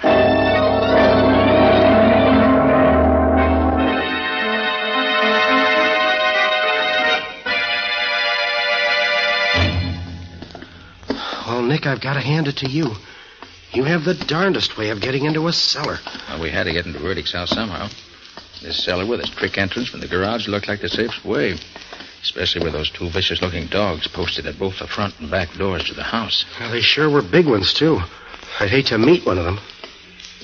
Hey, where do you think this is going to lead us to, Nick? We should find a stairway going upstairs, unless I'm very much mistaken. Yeah? Yeah. Here's one. All right, let's go up. But careful. All right, Nick, you lead the way. I'm with you. Here's the door. I hope it's open. No, darn it, it's locked. I'll soon fix that. There. All right, Scubby, come on. Oh, wait. Someone's coming into the room, Scubby. Get back. We can hear it through the crack of the door. I'll leave it open in a little. Well, Mrs. Burdick, I'm certainly glad you called me up. I'm only too happy to be here at a time like this. After all, we're practically neighbors, aren't we? Oh, I just had to talk to someone, Mr. Garrick. I'm so worried about Tom and those horrible things that have been happening at the office. What do you make of all this? Well, I wouldn't worry about it too much, Mrs. Burdick. Tom can take care of himself, if he has to. What do you mean, Mr. Garrick? Oh, nothing. But he has been acting rather strangely lately. Well, that's just it. I'm so worried. I haven't seen or heard from him all day. He's never been so late coming home from the office. Why, it's after 11. Oh, there's really nothing to worry about, Mrs. Burdick, even in a case like this. Of course, it looks very peculiar for Tom to be missing this way, especially at this particular time. Mr. Garrick, you don't think Tom had anything to do with all this sort of... Well, Mrs. Burdick, I like Tom very much. I would hate to think that Tom had anything to do with this murder. Of course, things are... Well, Scubby, we don't seem to be learning much this way. Might as well go in and let him know we're here. Sure, Nick. Good evening, Mr. Garrick. Why, Mr. Carter, what are you doing here? I just came along with one of my assistants, Scubby Wilson, to talk to Mr. Burdick. We came in this way because we didn't want to disturb the dogs. Oh, really?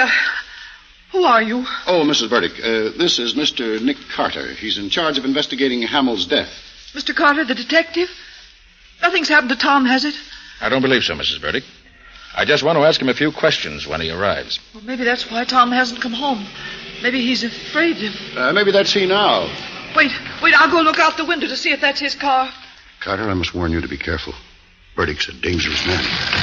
Tom, Nick Carter's here. Please, Mrs. Burdick, Nick come away from that window. Here to see you. You won't do him any good that way, Mrs. Burdick.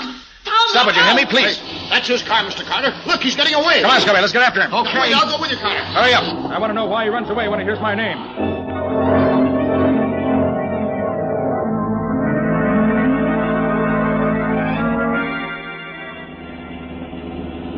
I hope this car of yours stays on the road, Carter. Don't worry about it, Mr. Garrick. Carter, I didn't want to say too much in front of Mrs. Burdick, but we've all been afraid of Burdick. All right. Scubby, just keep your foot on that throttle and keep after him. Oh, boy, we sure made that one on two wheels. Nick, I'm pushing this crate as fast as she'll go, but we don't seem to be getting any closer. That car of Burdick's can sure step. As long as we hang on and don't lose him, I'll be satisfied. Hey, watch it. We're coming to a railroad crossing. So I see. Well, maybe we can head him off now. If Burdick tries to beat that limiter to the crossing, he's crazy. Look, Carter, I think he's going to try to make it. He can't do it. He'll be killed.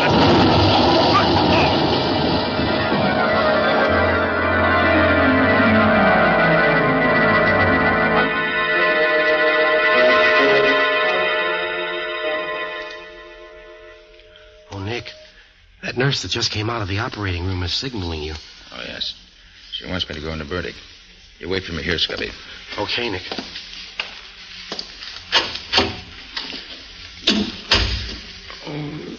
Burdick? Burdick, can you hear me? Yes, Carter. I can hear you. Carter, I'm a dying man. Yes, I know. I swear to you, I didn't kill Hamill or Cornish. Then why did you try to run me down with your car this afternoon? Carter, I didn't do that. All I know is that for several hours this afternoon, my car was mysteriously missing. I didn't find it again till I started home this evening. Bertie, why did you run away from your home tonight when your wife told you we were there? And how about those securities we found on you after the wreck? It wasn't you. It was securities. I took them so that... Yes, Burdick?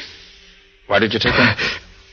I took them so I could keep him from stealing them. Who? Burdick, who? Burdick, who's he? Carter. Front office. Bottom drawer of desk. Something will lead you to murder. Yes, Burdick? Who's the murderer? He's... Oh. Burdick. Burdick. Oh, poor chap. If you'd spoken sooner, you might have lived longer.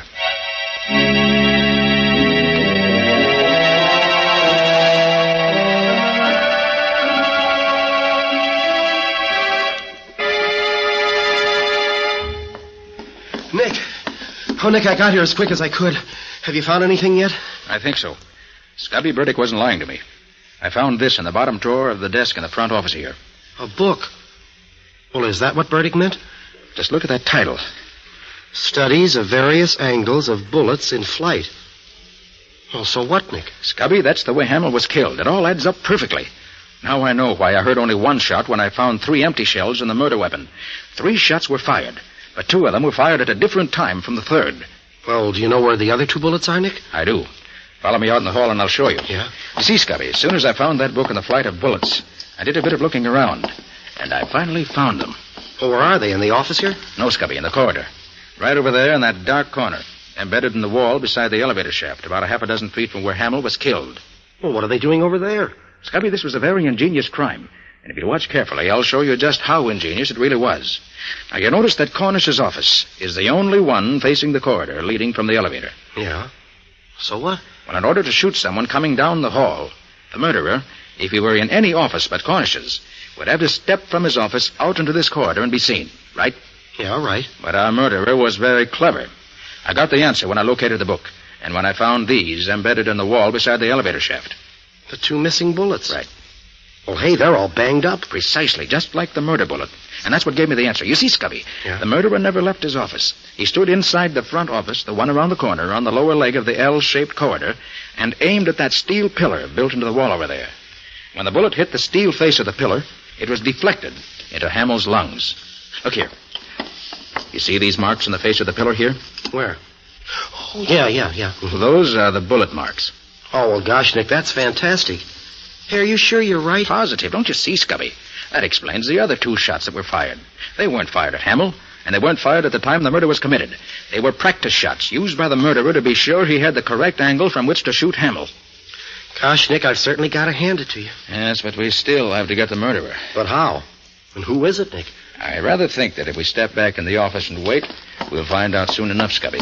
Well, what do you mean, Nick? I mean that whoever it is will be in this office within the next few minutes, because after my discoveries, I made a couple of phone calls, and I invited the 2 remaining partners to meet me here. Shh.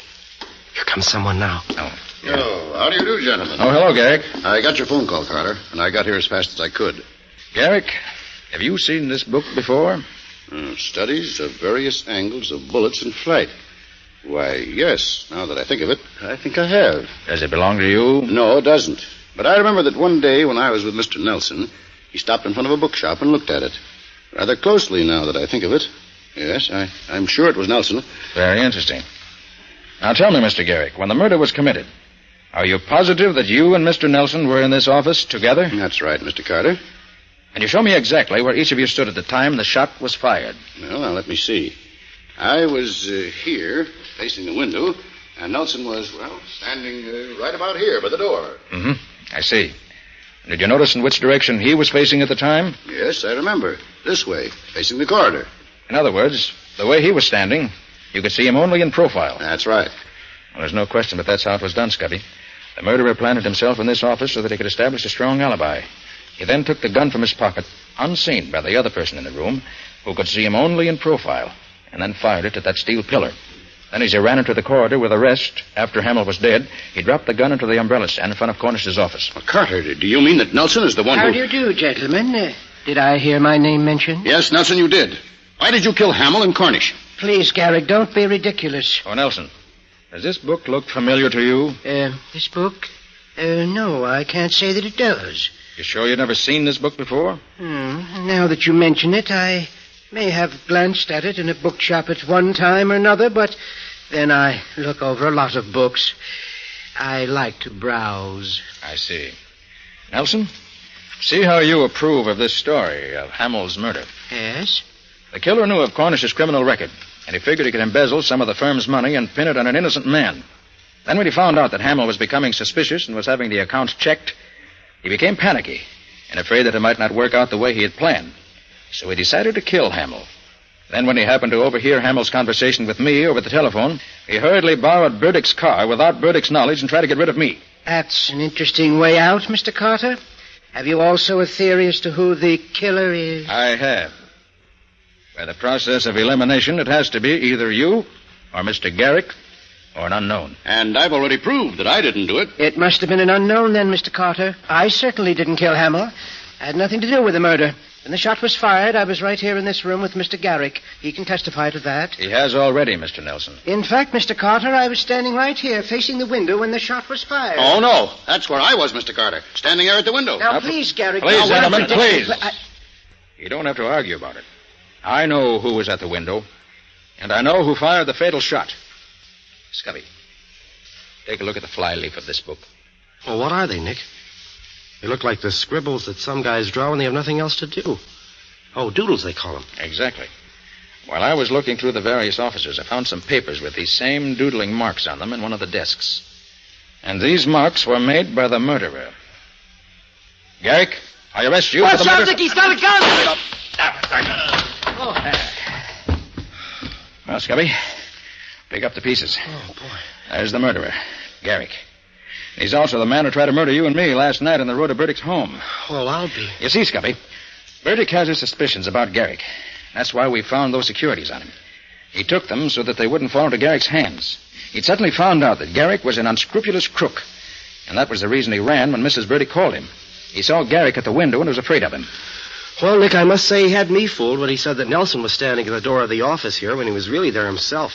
Yes, in telling us who was in this office, our clever murderer just reversed the positions in which he and Mr. Nelson were standing when the murder was committed. But once I saw the marks on that flyleaf, I knew who stood where. And that's why I had Nelson come up here, to force Garrick's hand. Well, Nick, one way's as good as another as long as you get results. And you always seem to do that.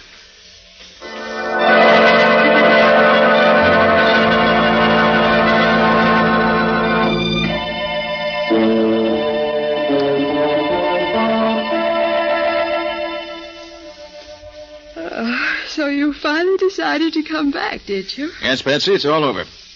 Well, I think you can go home now.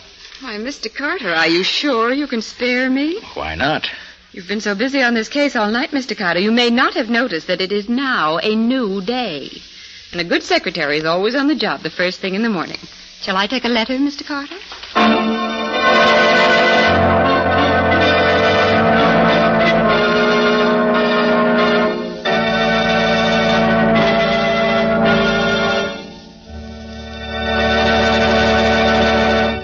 This was another strange experience of Nick Carter, Master Detective, called An Angle on Murder, or Nick Carter and the Mystery of the Mutilated Bullet. Another of the curious adventures of Nick Carter, which are brought to you by WOR Mutual. And now, Nick, what's next week's story all about? Well, when this case was first brought to me, it seemed so routine and uninteresting that I practically turned it down. But it was far from routine once you got into it, wasn't it, Nick? Yes, indeed. So far from it that I almost got myself bumped off investigating it. It's really the story of a man who thought he was so much cleverer than Nick that he could outwit him every time. I don't suppose he got away with it. No, he found he wasn't really so clever after all. Like practically every criminal I ever met, he gave himself away by being too clever. Well, sounds like an interesting tale, Nick. Not only interesting, but downright exciting. But more of that next week. So long, folks. So long. And so long to you, Nick and Patsy. In the strange adventure you've just heard, Nick Carter was impersonated by Lon Clark. Patsy by Helen Choate, and Scubby by John Kane. The story was written for Nick Carter by George Gordon. Original music was played by Lew White. The entire production was under the direction of Jock McGregor.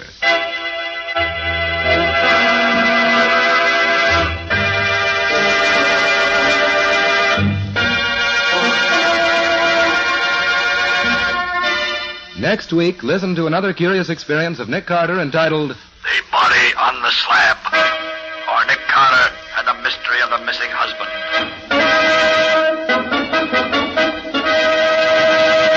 This story is a copyrighted feature of Street and Smith Publications, Incorporated. Beginning Wednesday, November 3rd, The Return of Nick Carter, which is produced in the studios of WOR, will be broadcast over most of these stations on Wednesday evenings at 8:30 Eastern Wartime. Remember the new time, Wednesdays at 8:30 Eastern Wartime, beginning Wednesday, November 3rd. This is Mutual.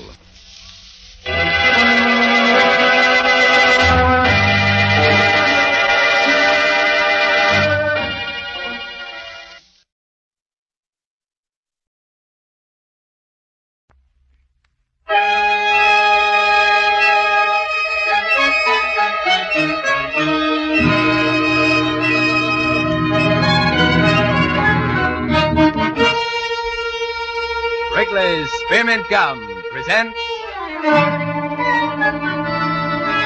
Island Venture.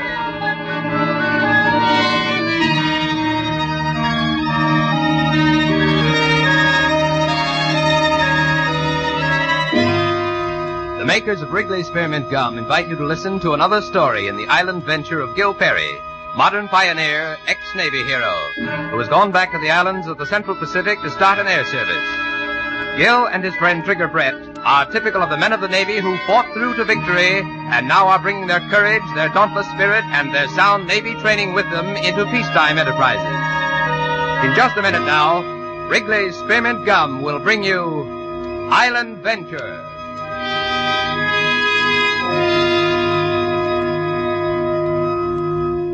You know, folks, being in the chewing gum business, we naturally take chewing gum a lot more seriously than you do. But we know that a stick of gum can be useful and helpful to you at times. And looking ahead to the day when we'll have Wrigley's Spearmint back in the market, we kind of like to remind you that chewing gum does serve a useful purpose.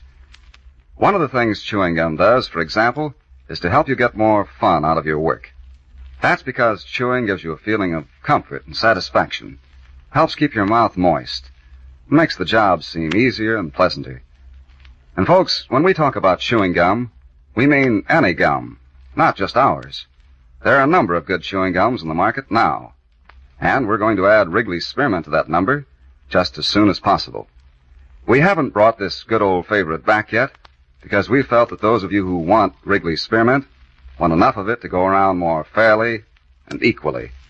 So that's what we're waiting for.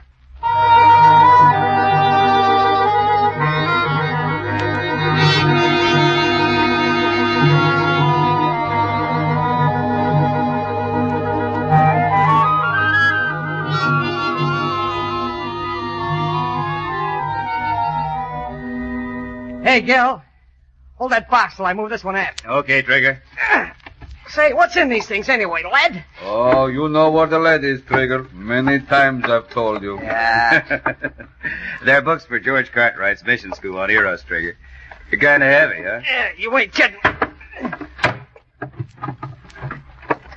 Yeah, for me, books have always been heavy. Ever since I was in the first grade at good old PS number 26. No. You go to school, Trigger?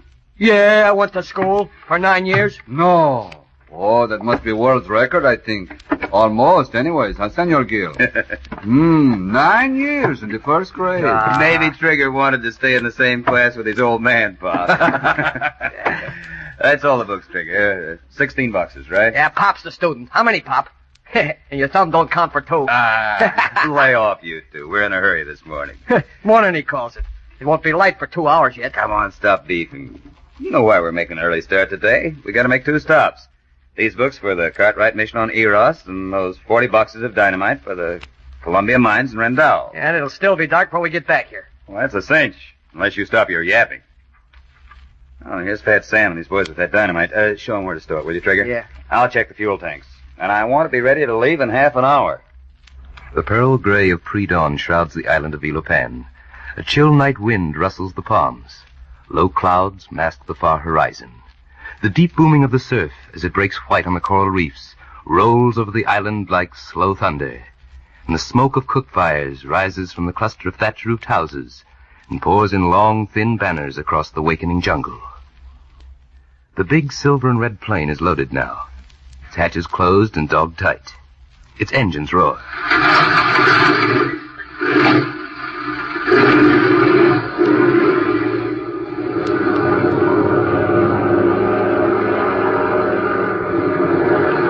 Slowly, it lifts into the woolly overcast and points its slim nose toward the distant island of Eros. Hey, Gil, what do you think about that news we picked up on the radio? About the Navy making all those atom bomb experiments out here next summer? Yeah. The spot where they plan to blow up all those obsolete ships isn't very far from here. Well, as long as they stay away from Vilopan, it's okay with me. Yeah. Boy, it'll sure focus a spotlight on this part of the world. Hey, maybe bring us some business, huh? Hey. Plenty of fog, huh, Gil? Yeah. The sun will burn it up, though. Kind of reminds me of Crow's Landing back in California. Fog like soup all the time. You ever do any training there? Some night flying, but it wasn't so rugged when I was there. Pop was sort of disappointed that we didn't bring him along. Yeah, so am I. Well, we couldn't carry his weight with all this payload aboard. I know, but I like to hear him sound off. He never lets ideas interrupt this conversation. No. You ever wish you were back home, Gil? No, sometimes, yeah. You? Yeah, if it wasn't for Polly... Hey, when are you two going to get married? Will I get milk dough? Well, this ought to be a profitable day for us, Trigger. 2 well-paying jobs. I'd like to get these books unloaded and be headed for Rendal by 9 o'clock. Well, what's going to stop us? We ought to be at Eros before 8. Say, I can't quite figure this George Cartwright and his wife, what's her name? Helen? Yeah, I can't figure them. Living on a dump like Eros.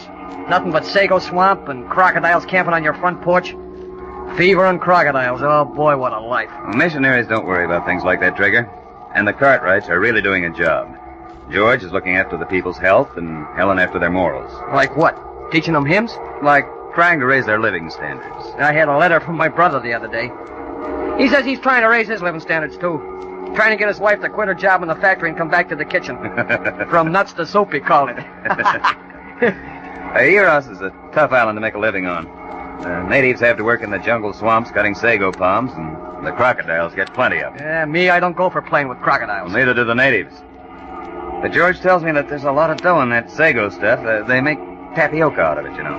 Well, I didn't, but it's okay with me. George wants to put in a system of canals and clean out the mosquitoes.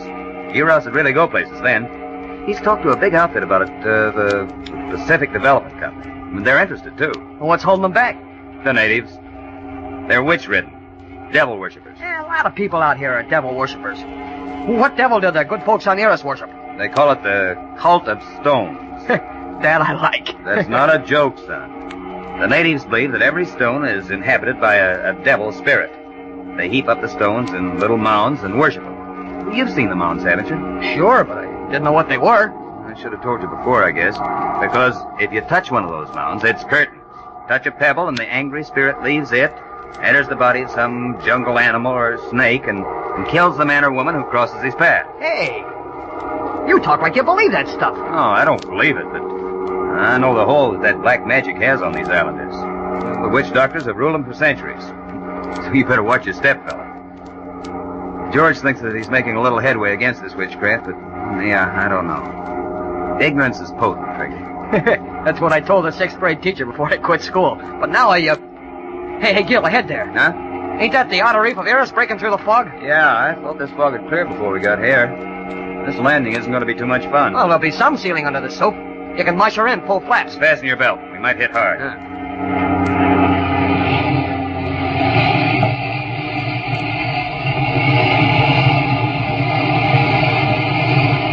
What'd I tell you? You got plenty of ceiling. Have a look at that sandbar by the reef. A guy waving. 2 guys. There's one guy. It's George Cartwright and his wife. Yeah, they go swimming this early in the morning? Now, hold it. There's something wrong. He's waving us down. He wants us to land out here. Brace yourself, Trigger. I'm going in. Full flaps, Trigger. You got him, fella.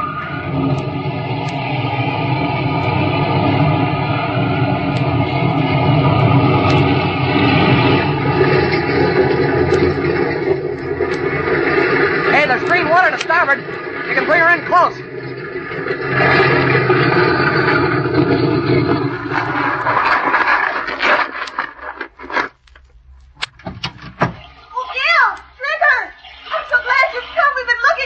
We'll be right with you. Come on, Trigger, let's get ashore. Yeah.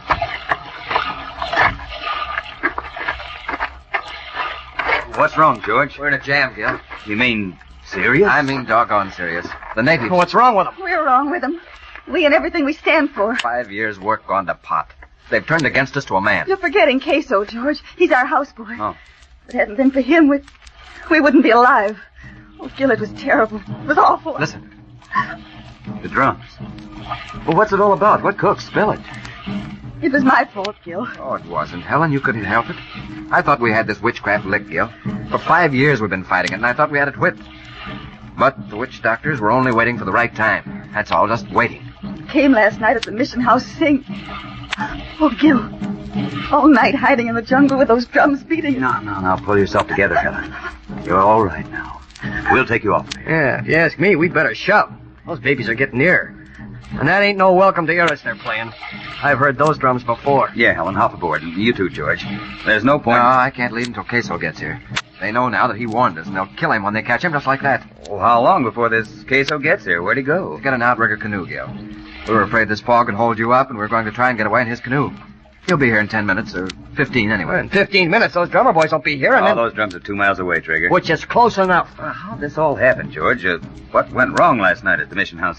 Everything. Yesterday was the island's first anniversary of freedom, Gil. It was just a year ago yesterday that the enemy garrison left here.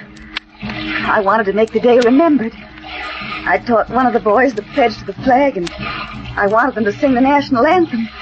But the words and music were just too much for them. So I taught them Yankee Doodle. Yankee Doodle? That I want to hear. Would have made you laugh, Trigger. Would have made you want to cry, too. They believe in us, these people. Believed is the word, Helen. Believed. They thought the song would work magic. They were sure of it. Though I tried to make them understand the song only meant freedom. Hey, those boys ain't 2 miles away now. And it ain't that I'm scared or nothing, but... I know, but we got a lady with us. We're waiting for Queso, remember? He's still got 5 minutes. Oh, what happened after the sing, Helen? You've heard of the cult of stones? Yeah. Well, while the villagers were all in the mission house, the Bokor, that's the witch doctor, built a mound of pebbles. Yes, he built it right across the path, Gil. Smack in front of the screen door. And when Helen pushed the door open... Oh, I should have been more careful. I should have looked. How could you know about it? It was dark anyway. Naturally, Helen knocked down some of the stones, which was what the witch doctor wanted her to do. He cursed me. He cursed both of us, Gil, with all the island people standing there listening. He told us that the spirit in the stones would seek a new place to live in the body of a jungle beast. That its revenge would strike with the swiftness of lightning. Yes, they got a little flowery in their talk sometimes. Yeah, I could write him a better speech myself. We thought he was just sounding off, too, Trigger. And most of the islanders didn't pay much attention to him either. We'd pretty well sold him against that stuff. But sometime after midnight, the crocodiles came out of the swamp and dragged a child, a baby, down to the river. Oh, well, that's happened before, hasn't it? Oh, sure, lots of times. But you see, last night, the Bokor called it. Well, did you see the croc grab the kid? How do you know it ain't a frame? No, it's true, all right, Trigger. Queso saw it. He came and woke us up. That's what saved our necks. After the crocodile got the baby, the people believed the Bokor. It turned back to him. And then he ordered them to chalk their faces in the war symbol and to build a council fire and begin the death dance around it. We just got out of the house in time, Gil. We hid in the jungle until it got light, and then we swam out here. Now it's the end of our mission school. There comes the first of them. There's a canoe pushing through the fog. I'll get the rifle. Oh, that's Queso, Trigger. Hold it. Hurry, Queso. Have no fear. These men are friends. Sir, I have no fear. I cannot paddle faster because of arrow in my arm. He's hurt. You can see the arrow sticking out of his arm, George. Help him. I'll give him a hand. Let go of your paddle, fella. Let me get a hold of you. Come on, hang on. Give away no more than a couple of spark plugs. Hurry with him, Trigger. George, you a first aid kit in your plane? Yes, Helen, I'll... Do not trouble, Missy. Break off arrow. It is not poison one. It goes through fat only, not through muscle. Kid, you're okay, but we'll fix you. Just take it easy till I get the kit. Thank you, sir. Master George, I must tell you, there's not much time. More canoes, sir. In only short time they will come, filled with death. People very angry now. They more afraid than before. More? Yes, Missy. Bokor show a mist hanging over Sago Swamp. Mist filled with spirits from stone, Bokor say. Soon spirit all go in body of crocodile. And they will come from swamp, many crocodile, and destroy people of island. Unless you, Missy, and you, Master, die. Look, guys, I don't want to be no wet blanket on this party, but listen to those drums. And the fog's burning off, see it? Sir, you speak truth. Warriors come in many canoes. They fear Master, fear spirits and crocodile. Adawa, headman of village, he talk against Bokor, tried to prove him lie, that crocodile not spirit. Then we have taught them something. They believe us. Not now, Missy. Adawa go to river, shoot many stone tip arrow at crocodile, but his bow hand tremble. He makes no kill. Adawa, our best warrior. And now all people believe crocodile devil spirits cannot be killed by man. Hey, wait a minute. If all you gotta do is kill a couple of those crocs to prove that Bokar guy's a phony, I got the answer. A rifle? No, you'd have to show them, Trigger. The village people would have to see you make the kill. And the crocodiles are way upriver in the sago swamps. Just the same, I think Trigger's got something. The river runs into the sea somewhere along the shore, doesn't it? Sir, excuse me. I can find river mouth. How wide is it, son? Wide enough for this plane? Sir, it is very wide. Never less than 10 spears. We can make it then. We can taxi the plane up there and knock off a few crocodiles. Okay, George, what do you say, Helen? It's worth the gamble. Anything at all. It's our chance to save everything we've worked for. Hey, they're breaking out of the fog. They see us. Helen, Queso, climb aboard. George, give Trigger and me a hand to shove us clear. Right. Hey, where are you going, Queso? Come back here. Sir, I get my bow. Weapon once my father's. I get it from canoe. Don't be a chump. We can't wait for playthings. Sir, it was weapon of my father. Grab this pontoon brace, George. And let's go. All right, now once more. Right. That does it. Shake a leg, Queso. Okay, in you go, Helen. All right. You next, George. I have my bow, Master. Now climb aboard. After you, Trigger. Yeah. They'll be here in a minute, Gil. But we won't. We're heading up the river for the sago swamps. Start the engines, Trigger.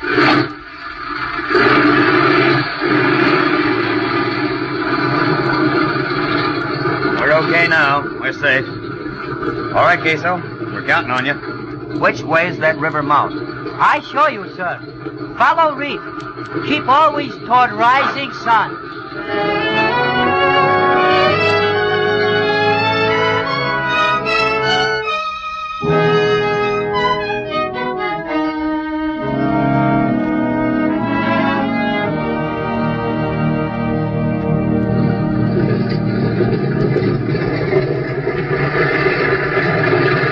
Brother, this river's as crooked as a dog's hind leg. It ain't any too wide either. You know, if we had to turn around quick, we'd Let's hope that we don't have to turn around quick. Man, oh man, I never saw trees this high in all my life. You can't even see the sky. This is called a rainforest, Gil. Those trees are 200 feet high. Yeah, me, I could use a little sunshine. This dump reminds me of the Hudson Tunnel without electric lights. Look, sir, on riverbank. There trail that lead to Sago Swamp. I'll take Broadway, even in a blackout. To your left, close to the bank. There's some of those mounds, those piles of stone.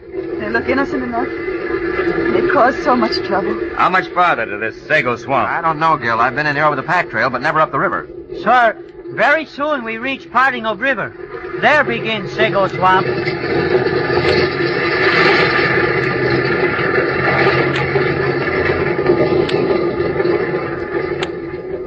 The river forks just ahead, Gil. Is this the swamp, Queso? It begin here, Master, and here... George, Gil, Yeah? there's something moving on the bank. Crocodiles, Helen. They nest along the shore. Oh, those are the babies we came up here for. I'll get the rifle. Excuse me, sir, but these men we look at. Men with faces painted white. Yeah. And they've got bows. Yeah, there must be 100 of them. See, all through the trees, crouching along the bank. Huh? Gil, these cabin walls are metal, aren't they? Would an arrow from the shore go through them? You think that they'll... Yeah, Gil. I think they will. Will these walls stop an arrow? They may. They'd break its force anyway. But if we can kill a couple of crocodiles... And where are they, by the way? Ahead, Master. On clay bank where river bends. See? Hey, look at those babies. The bank's just loaded with them. Well, if we can kill a couple and send them down the river with their bellies up before those boys start shooting, Trigger, bring that gun. Sure, bring the gun. Ah, look at the doggone thing. What's wrong? Those books. That's what's wrong. I told you books were no good. I told you. What's happened? The bolt's jammed. That's what's happened. Look at it. The gun must have jarred off its hooks when we landed. One of those doggone boxes of books shifted and... Ah, well, take a look at it. The bolt's jammed. You can't work the action. Well, can't you? They're going to fire their arrows. Watch it.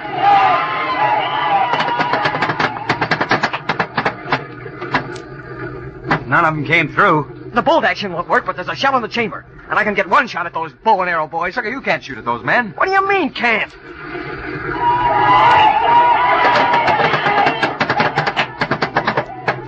Uh-oh, one of them came through. Now keep low, everybody. George, Queso, move some of that cargo forward. Right. We'll make a barricade. Helen, get over on the port side. All right. I take a shot at him, huh, Gil? I get anyway one of those monkeys. No, Trigger, George is right. It wouldn't do any good. I'm going to move the plane closer to the left bank. The more distance we put between those Men on left bank, too. See, Master? Yeah, the kid's right. They're on both sides of us. Now what do you say? If I get... No, get the anchor out. We'll hold her here in midstream. You've gone nuts? I'll cut the engine. Get that hook over the side. You've gone wacky, fella. We'll be sitting ducks. Get it out. Give Trigger a hand, George. Oh, vault it. George, open the door. The guy's following me. Hold it a second. Keep down. Now, heave the anchor. Fast with it. Quick, get that door closed. Yeah, now what now? Do we just sit here till one of them arrows wings us? Can you extract the shell after you fire that gun, Trigger? Well, maybe with a wrench. Okay, you shoot crocodiles. And you get one with every shot. And I want those boys on shore to see you do it.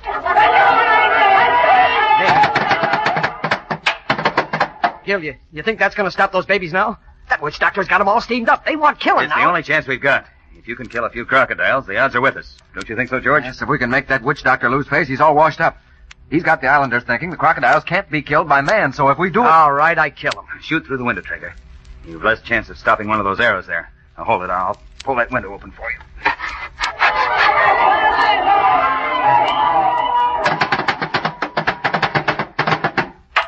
Can you get your sights on him? Now pick a big crocodile and don't miss, guy. Did you get one, Trigger? I don't know. I think so, but... Hey, hand me that wrench. I'll see if I can work this bolt. They're not shooting anymore.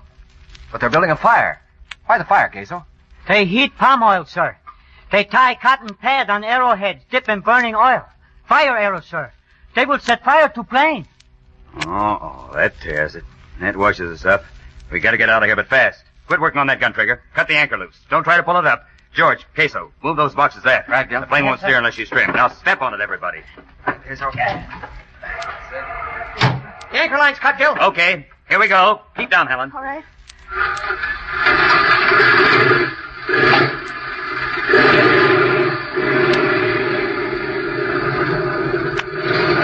Something's cockeyed. Plane's not making way. The anchor line. It's fouled around the pontoon. I'll go over the side and clear it. Don't be a fool, Trigger. You couldn't keep afloat in this current. I can, Gil. I've been swimming around No, here. George. I'll have another go at shaking that line loose by gunning the motor.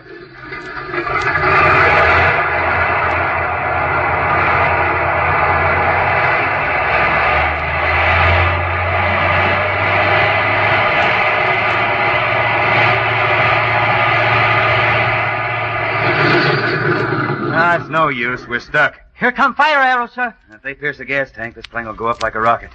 Uh-oh, there's two that have stuck in the flap hinge. Well, if we don't get them off of there, we'll be on fire.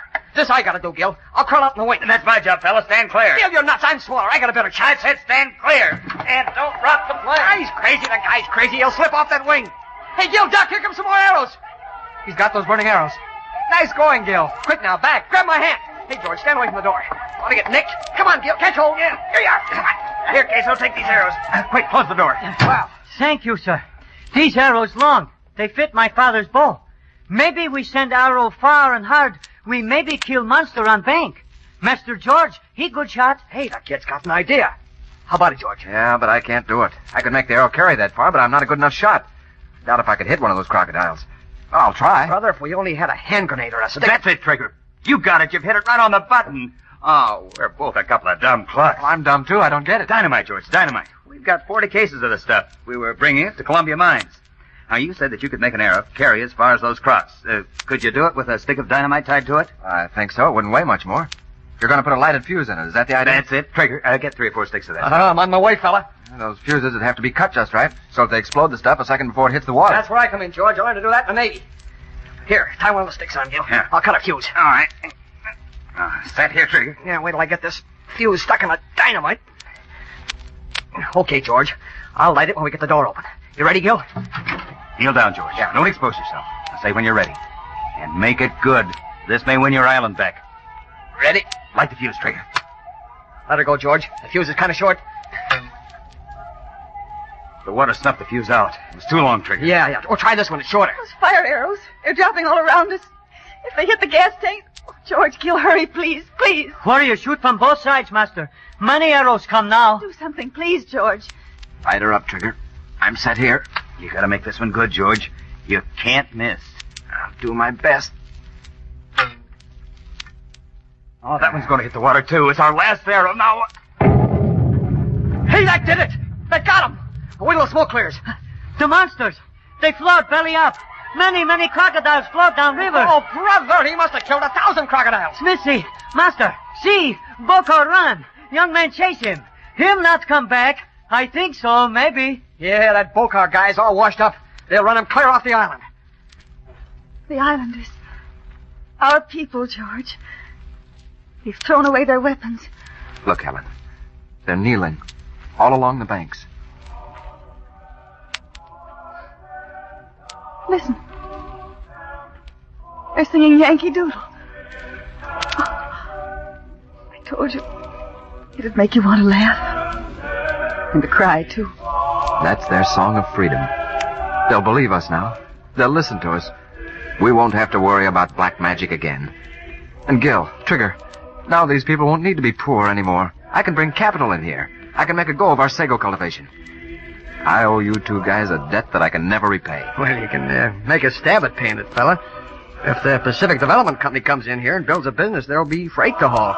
And there's a bird named Perry and another bird named Brett that'll be kind of tickled to haul it. You fellas can have all of it, every bit of it.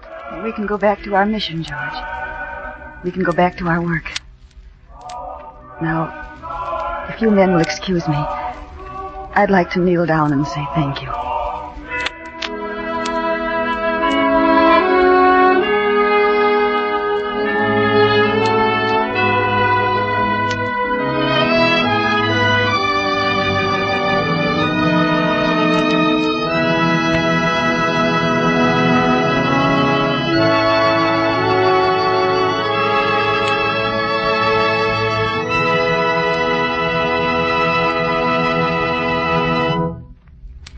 Friends, we hope you enjoyed tonight's story of Island Venture.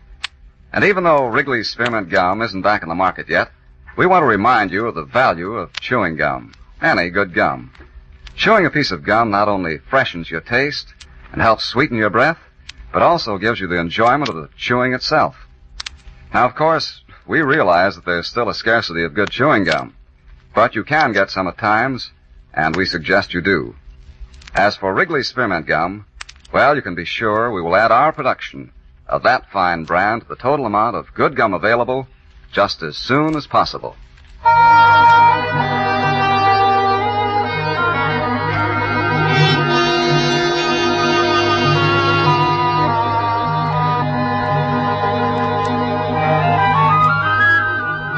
The mysterious disappearance of a valuable piece of ambergris. 2 wounded natives adrift in a storm. Gil and Trigger outwit a strange kind of thief. Hear this exciting story next week, this time, this station, when the makers of Wrigley's Spearmint Gum again bring you Island Venture.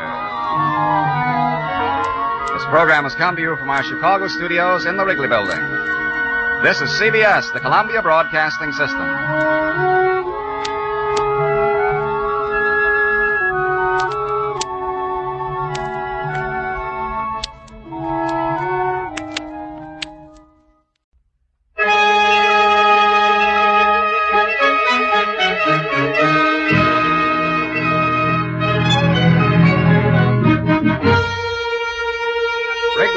Spearmint Gum presents Island Venture.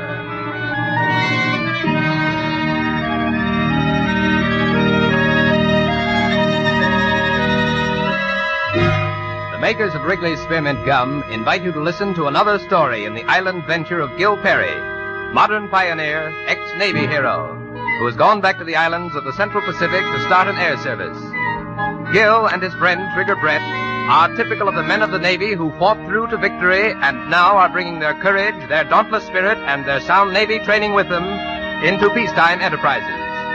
So now, in tribute to our Navy and for your entertainment, Wrigley's Spearmint Gum presents Island Venture.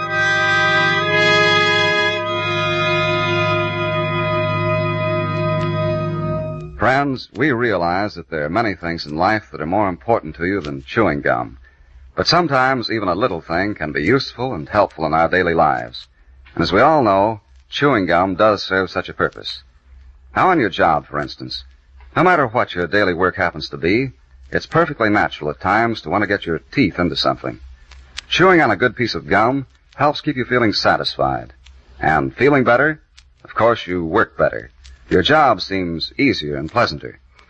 And folks, when we talk about chewing gum, we mean any gum, not just ours. There are a number of good chewing gums in the market now. And we want to add Wrigley's Spearmint to that number just as soon as possible. We haven't brought this good old favorite back yet because we felt that those of you who want Wrigley's Spearmint want enough of it to go around more fairly and equally than is possible at the present time. So, that's what we're waiting for.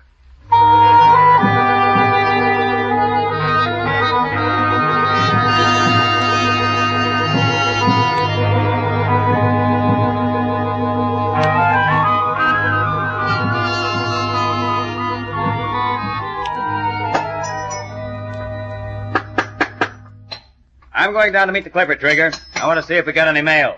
I'll be back in a few minutes, okay? Yeah.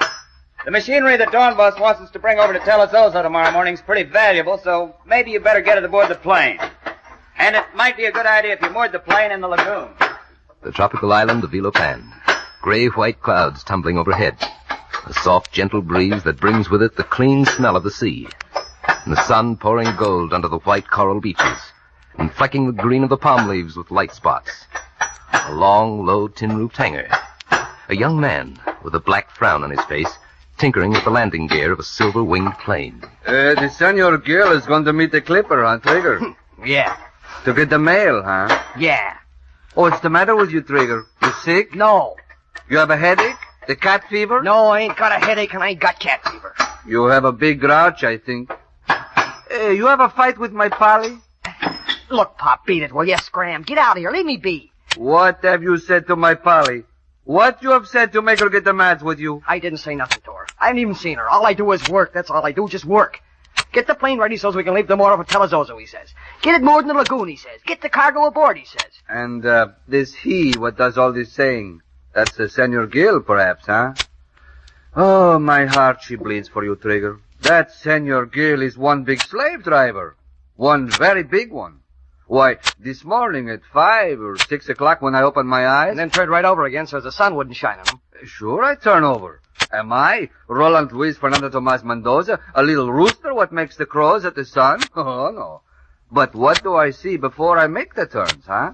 I see the Senor Gil out here and his work on this plane. And what do I see last night before I make the turns in bed? So the moon, she don't shine in my eyes, huh? I see the Senor Gil work here in the office. Okay, he works, but so do I. Nobody ever thinks I get tired. Maybe it's not the tired you get, my Trigger. Maybe... Hey, you know something? This is a very strange thing. Men, they find gold in many places. They find also the silver in many places. But the lead, it's always in the same place. You think you're funny, don't you? Well, listen... I think anyway I have a horse on you. Pop, Trigger, I want you to meet a guy who just got off the Clipper. This is Joe Standish. Joe, Trigger Brett, Pop Mendoza. Welcome to Ilopan, senor. Standish. Your name's Standish? Any relation to Miles? Is he from Jersey? From Massachusetts. Then he ain't no relation. We always lived in Jersey. But I know a guy in Montclair named Miles. Jake Miles. Maybe they're brothers. I don't Say, what is this, a rib? The Trigger, he just make the fun, senor. He thinks sometimes he's a very funny man. Yeah, well, he... Joe here used to be in the Navy, too, Trigger. Yeah? Where? I was in a boat. Hey, look, lay off, Trigger. In the Navy, anything you can't row is a ship. How about a pig boat, mister? A sub. I was in one of them boats for 3 years. I think that's a horse on you, huh, Trigger? The second horses. Joe here heard about us, about Inter-Island Air Service over on Punsabi. He's a mechanic, Trigger, and he came over here to see if we couldn't put him to work. I told him we'd give him a chance. Oh, that's good, huh, Trigger? Now you'll not have to work so hard. Practically to the bones, my little Trigger's worked his fingers. It's a very sad case. Oh, shut up, Pop. I'm very glad for you, Senor Standish. I'm very happy you have so quick a good job. Perhaps now you wish for a room in my Empire Hotel, huh? I give you one for a very cheap price. I will do more. I will give you the room with running water. Maybe Joe don't like Indians, Pop. Oh, Indians is okay by me. Oh. Another rib, huh? Come on with me, Joe. I'll show you around. 1 second. Look, Mr. Trigger. It's okay about the ribbon, understand? It's okay. But just see you stay gentle, that's all. Just stay gentle.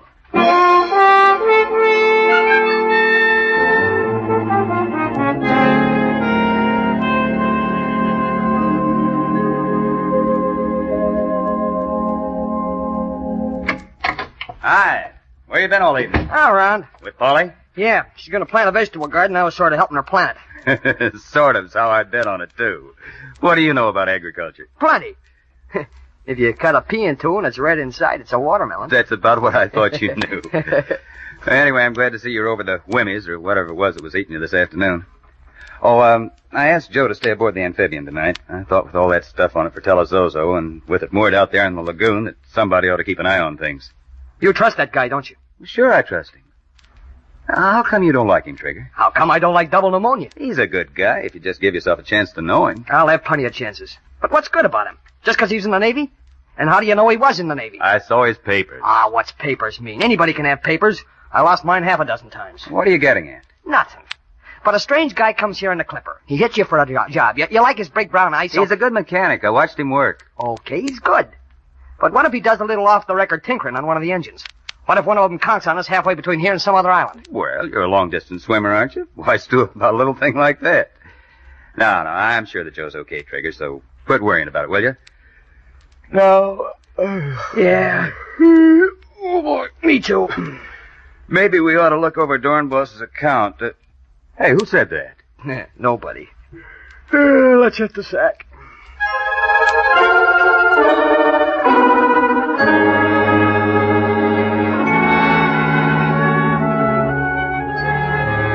Night, hot and full of the scent of the tropics. A silvery sweep of sky with its clouded froth of stars. The Big Dipper on one hand, the Milky Way on the other. A moon 1/4 gone that turns the sea to hammered silver. And silence, deep and utter and complete. Then suddenly... Hey, Gil. Gil! What? What's wrong? What happened? That's a plane motor, ours, out in the lagoon. What did I tell you about that guy? Let's get out there. Hey, he's taking off. I told you that guy was a no-good so-and-so. He won't get away with it. No? Well, how are you going to stop him? Follow him in our other plane. In this dark, you're nuts. You can't see 100 feet ahead. Our plane's faster than that job. We can follow him by the exhaust flames if we can get close enough. Come on.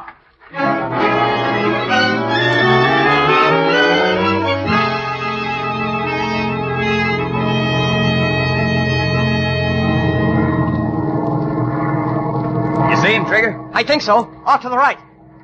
Ah, no, it's a star. I told you we couldn't follow him. Quit beefing and keep looking. What's the use? It's wacky. We haven't got a chance at...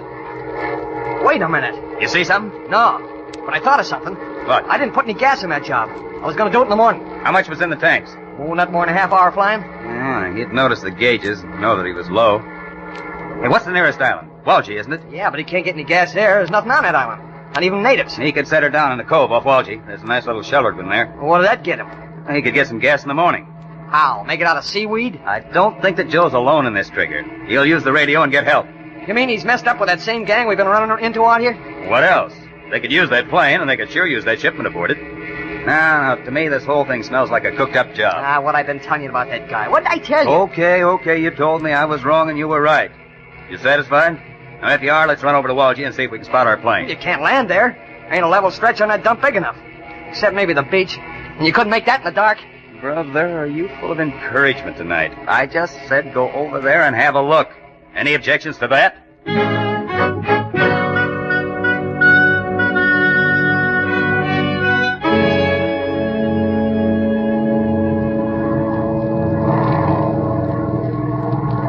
Gil, there's Walgie dead ahead. I'm going in low. Try and spot our plane. The big plane swoops low over the island. Thunder of its exhausts and props echoing and re-echoing across the tiny strip of sand and jungle. Below it, on the shawms of a palm-bordered cove, 4 men stand. They raise their heads to look and to listen. One of them speaks. Put that cigarette out, you fool. You want him to see us? I got it cupped in my hand. I said put it out. All right, all right. Standish. That's what you call yourself? That's what I call myself. It's my name. You said you didn't leave a note for those men. I didn't leave nothing. How could he, Gryer? You talk like a fool. Ourselves, we did not know where we were going until we saw how little petrol we had. What would I want to tell him for anyway? You think I want to play around with Perry and his little 2-bit outfit? I came out here to make dough. Lots of dough. How many times do I have to tell you Muggs that? That name. Muggs, was it? I do not like it, Standish. It don't mean nothing, Ritter. Back home we call everybody Muggs. You're not back home, Standish. So do not use that word again when you're speaking to me. As for how many times you must try and convince us as to your worthiness, that is for me to decide. I let you have the plane, didn't I? There was 3 of us. You couldn't help yourself. I could have put up a fight. I could have yelled. If you had Standish, you now would be a dead man. A very cold dead man. Perhaps the shark's eating at you. Yeah, they're still up there, circling this place. Suppose they stay up there till it gets light, Ritter. They'll spot their plane then. They won't stay. They can't know we're here. They're only guessing. Gilbert Perry's guesses are too often backed by judgment. He's a dangerous man to us. Very dangerous. Till he is out of the way. Totally out of the way. Our plans for the future cannot move as rapidly as we would wish. You want him took for a ride, eh? The language of your country, Standish. Particularly as spoken by you, sometimes I do not understand. But if you mean have Perry eliminated, yes, I would like nothing better. It's a cinch. You walk away. How soon do you want it done? I think you are just talking big, Standish. But if you are not... I don't talk big, mister. How soon? Tomorrow? I still think you are making big talk. But I will listen to your idea. Here it is, then. Hot off the stove.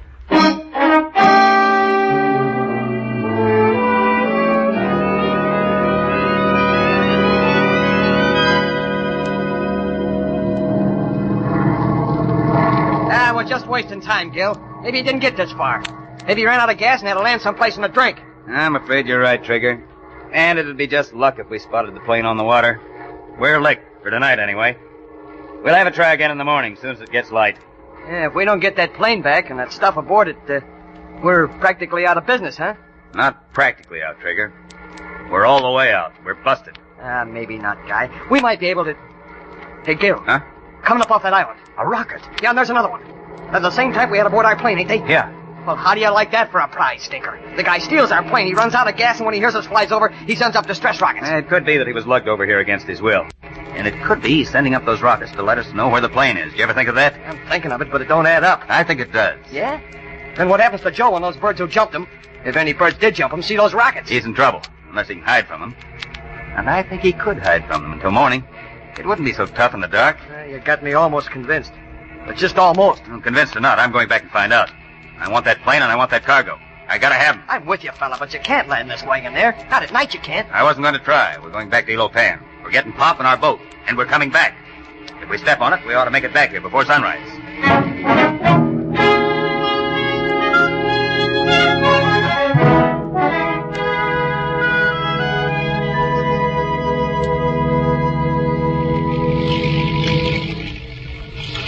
I think perhaps the Senor Gil has got the pitch on this thing, Trigger.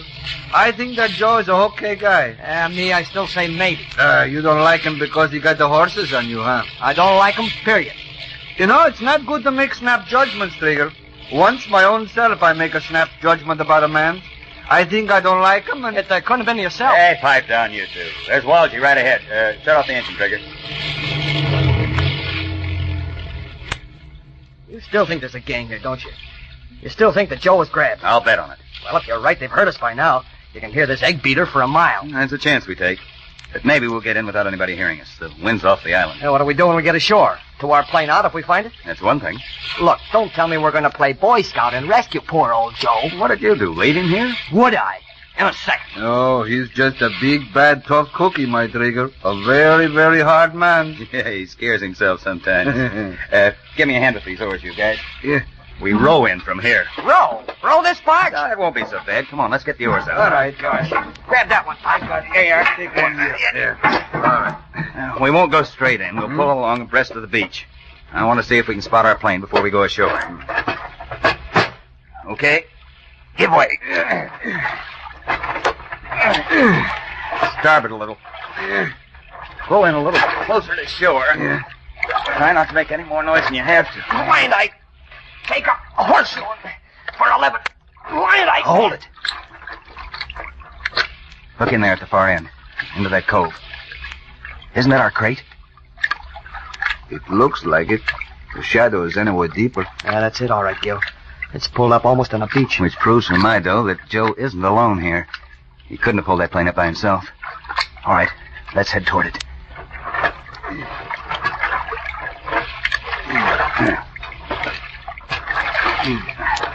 What are you stalling for, Pop? Huh? You afraid Gil will say stop rowing and you won't hear him? Pull on that oar. I show you how I pull pretty quick when I grab your nose. Pipe down. Okay, way enough. Let her drift.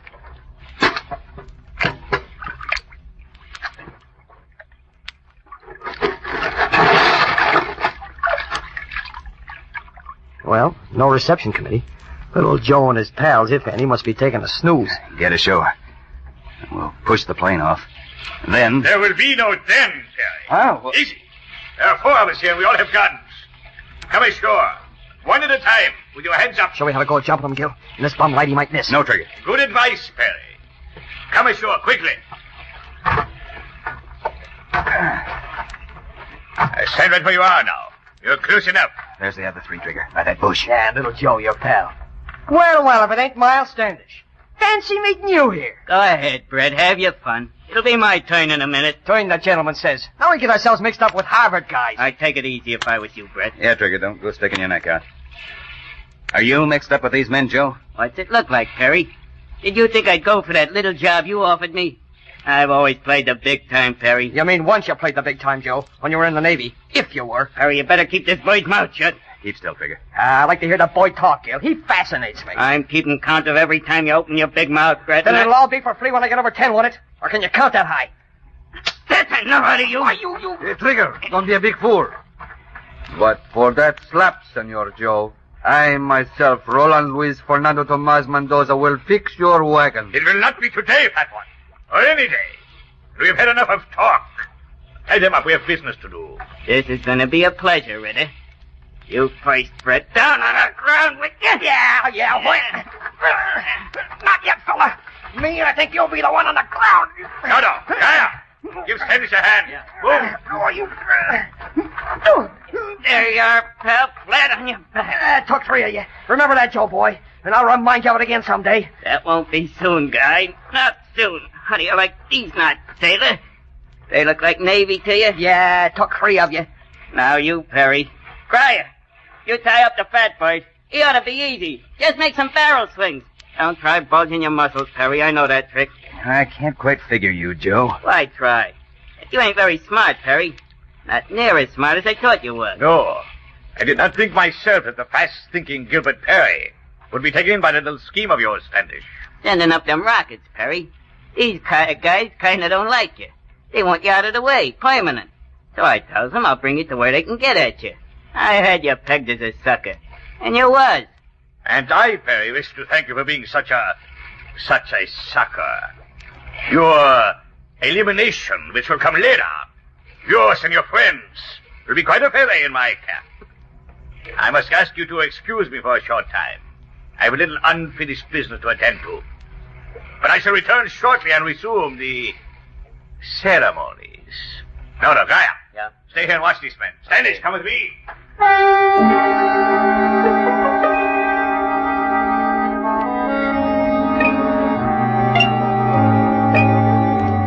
Dawn is poised on the edge of night now. Black shadows fade to a jaundiced grayness. It is the hour when ghosts go home.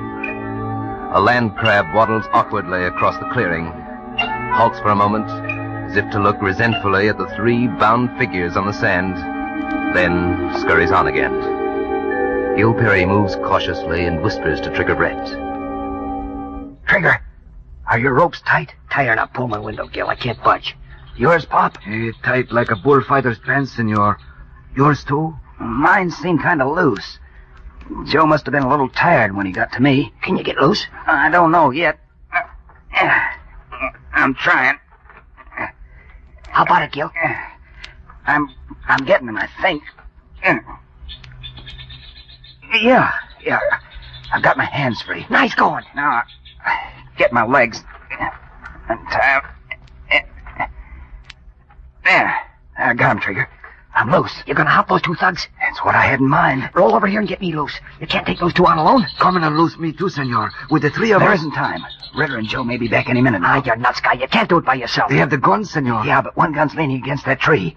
If I can get to that... You couldn't make it. Those birds are too close to it. They'll spot you before you move 5 feet. Maybe not. This light's still pretty tricky. Anyway, it's a chance. It's a chance for you get yourself killed, senor. But if my hands and feet are loose... No, Pop. There isn't time for it. Just wish me luck. Gil, don't be a fool. Don't try. I'm on my way. Keep your fingers crossed. Slowly, cautiously, Gil Perry moves ahead. Flat against the hard ground, he inches toward the guards, and that gun leaning against the tree. A foot. Then stop. 2 feet. Stop again.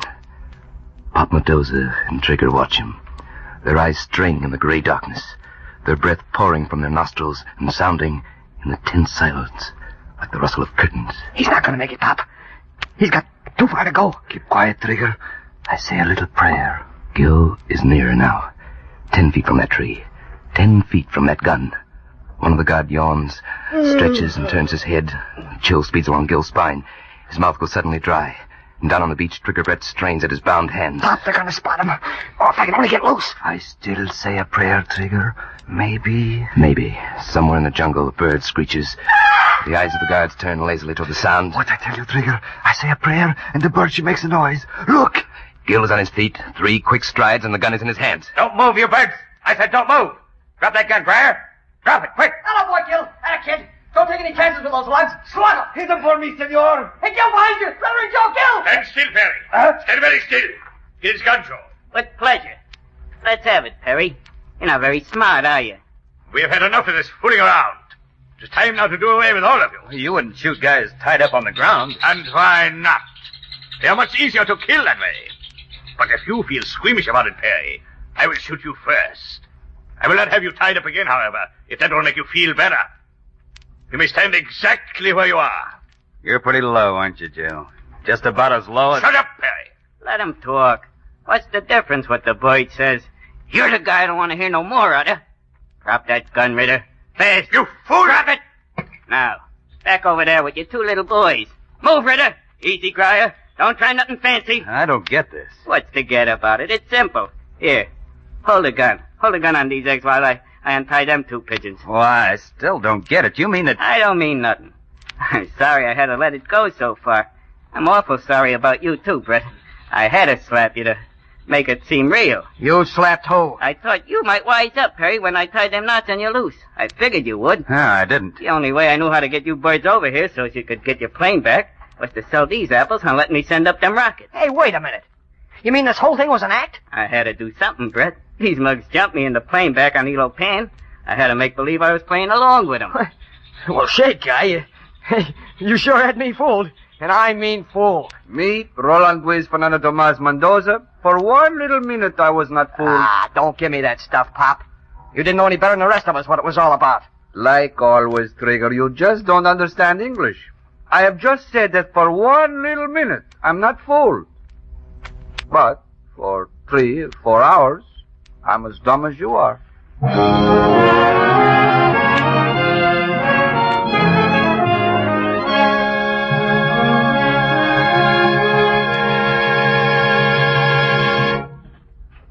Folks, we hope you enjoyed tonight's story of Island Venture. And even though Wrigley's Spearmint Gum is not yet back in the market, we want to remind you of the usefulness of chewing gum in general. When you're meeting other people, for example, you naturally want to make a good impression. And if you've chewed a stick of gum beforehand, well, your breath is likely to be sweeter, your teeth cleaner, and you feel that much more sure of yourself. And then, too, offering the other person a stick of gum is a friendly little gesture. Now, we know that there's still a scarcity of good gum, but you can get some at times, and we suggest you do. And to those of you who prefer Wrigley's Spearmint Gum, we'd like you to know that we want to add our production to the total amount of good gum available just as soon as possible.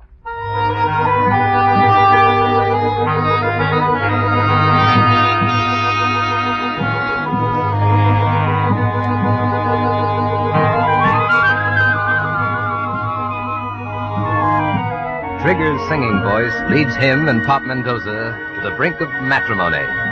Gil is forced to rescue the unwilling bridegrooms. Listen to this amusing story next week, this time, this station, when Wrigley's Spearmint Gum presents Island Venture.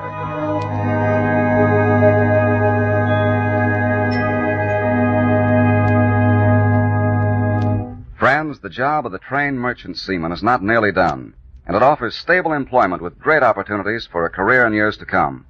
If you know an officer or man with sea experience, urge him, for the sake of his future and the nation's, to write or wire collect Merchant Marine, Washington 25, D.C., giving his name and address, his rating, license, or other qualifications. If you are a trained man, remember that here is a vital job, a good-paying job, which you and you alone can do because you have the experience. Why don't you send that wire right now? Tell the world, I'm going back to my ship, and bring America's fighting men home.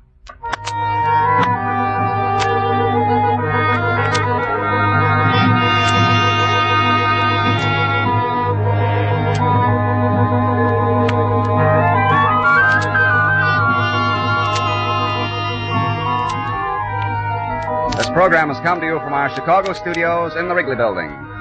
This is CBS, the Columbia Broadcasting System.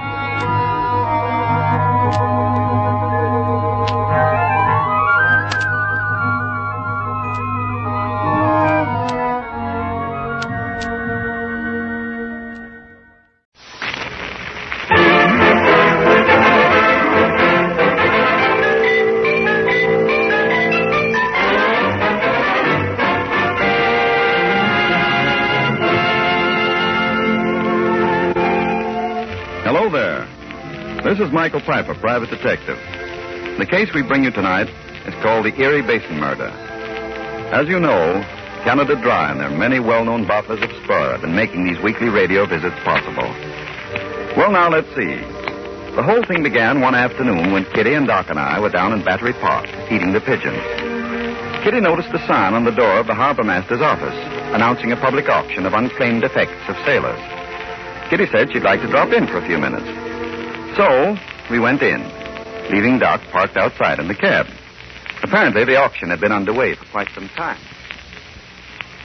I got 50 cents. Do I hear 75? Do I hear 75? 75. All right, I got 75 cents bid on this pair of fur-lined gloves.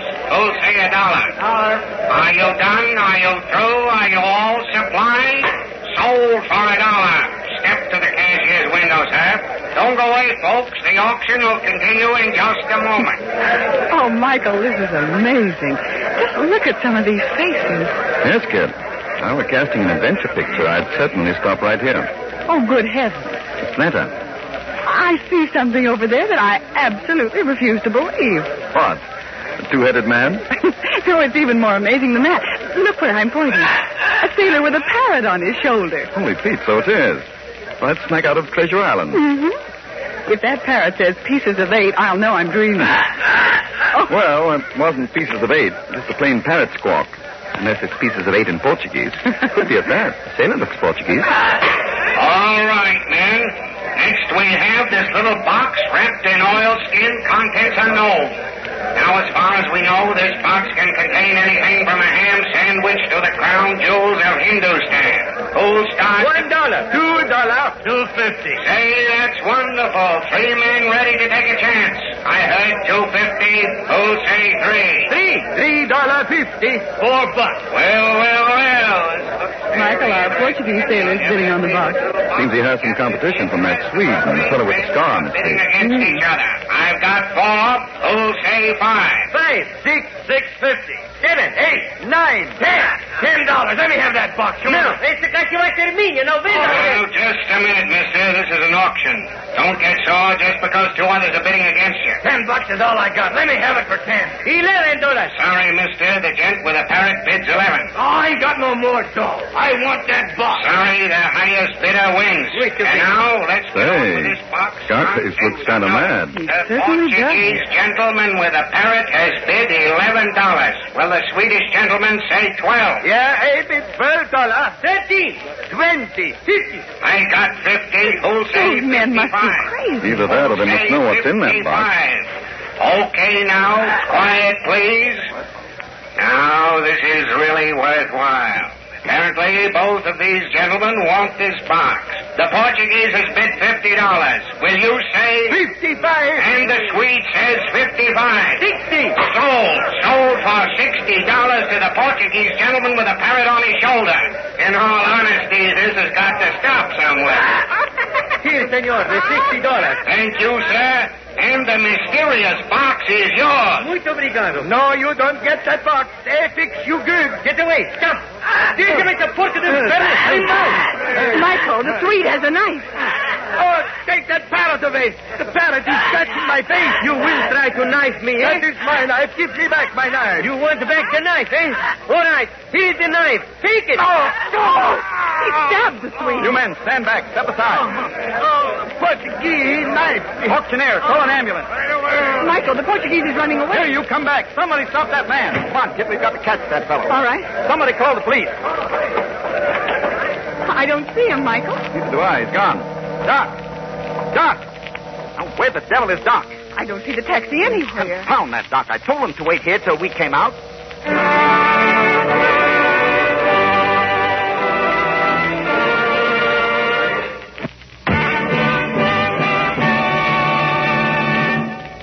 Well, you listeners, that visit to the auction certainly attracted more of our attention than we thought it would. But there's a sound that demands attention. And not just demanding attention, Mike, but really getting it. Because that sound is the fizzing and bubbling of sparkling Spur, the delicious new Canada Dry drink, a thirst quencher that tingles with real quality. America's favorite flavor at America's favorite price. Once you've tasted Spur, you'll drink it often. Just ask your dealer for the man-sized nickel bottle with the big white shield and 4 red letters, S-P-U-R. For just 5 cents, you get 2 full glasses of quality refreshment. Enjoy America's favorite flavor at its very best. Drink Spur.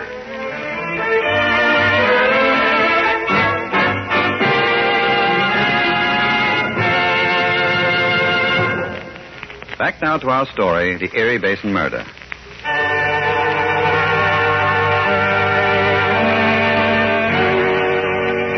As I told you a moment ago, the Portuguese sailor paid for the mysterious box and started for the door.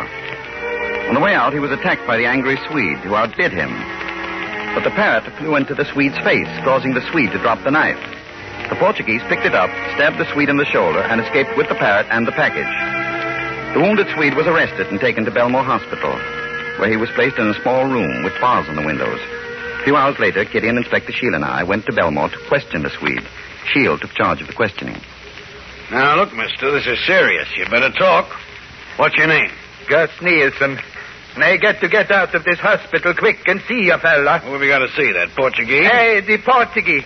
The dirty crook. I got to catch that fella quick and kill him good. Hey, maybe you don't realize it, Nielsen, but I'm a member of the police department, and you're threatening to commit murder. I don't care. When I get better, I find that Portuguese and I kill him good. Well, we'll take that up in a couple of days when you do get better. Come on, Mike, let's get out of here. Okay. Go ahead, Kit. Thank you. Now, don't forget, Nielsen, there's no use trying to get out of here. There's bars on your window, And there's a cop right here in the hall, and he's got a gun with bullets in it. Someday when I get out of here, I find that Portuguese fella, and I kill him good. Oh. Holy mackerel, Mike. Right in front of a police inspector, he says he's going to kill a guy. He must mean it. What's this world coming to anyway? Well, Michael, let's go home, just to see what it's like to be in our own apartment before midnight. Right, kid. Sheila, if you find that Portuguese or the man with the scar on his face, give us a ring. Okay, I got an alarm out for both of them. I'll see you later.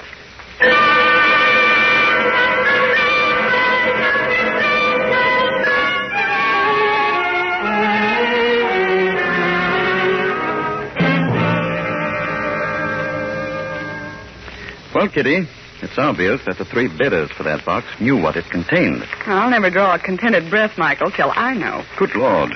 We were going to bed, and we've been sitting here gabbing for 3 solid hours. The mysterious Doc Felix. Now we'll find out what happened to him this afternoon. Hi, folks. Hello, prodigal. Doc, we thought you'd been stolen by the gypsies. Okay, Doc, talk fast. How come you deserted us this afternoon? I told you to stick around. We needed you. Now, keep your girdle on, Mike. I done what I done by sheer instinct. Oh, yes? What did you do? Well, Mike, I read all about it in the late papers. The Swede, the guy with a scar on his face, and the stabbing and everything. So what? So what? I know where that Portuguese is, Mike. What are you talking about? See, I knew you'd change your tune. Doc, before I strangle you, will you please... Okay. I'm sitting in a cab outside the auction place, see? After a while, a foreign guy with a parrot in one hand and a little box in the other comes running out hell-bent. I realize that something's up, see? And with amazing detective instinct, I swing open the door of the cab, and the Portuguese hops in and hollers, "Get going." So I get going. Where did you take him? Over to Brooklyn. What part of Brooklyn? The Erie Basin, down there past Red Hook. Doc, could you find that place again? Certainly I could. He went on board an old sand barge named the Ida. Doc, I take back all I've been thinking. You're suddenly a wonder man. What do you mean, suddenly? Okay, you've always been a wonder man. Tonight, we're going places. To the Erie Basin? Kitty, darling, how ever did you guess? Come on.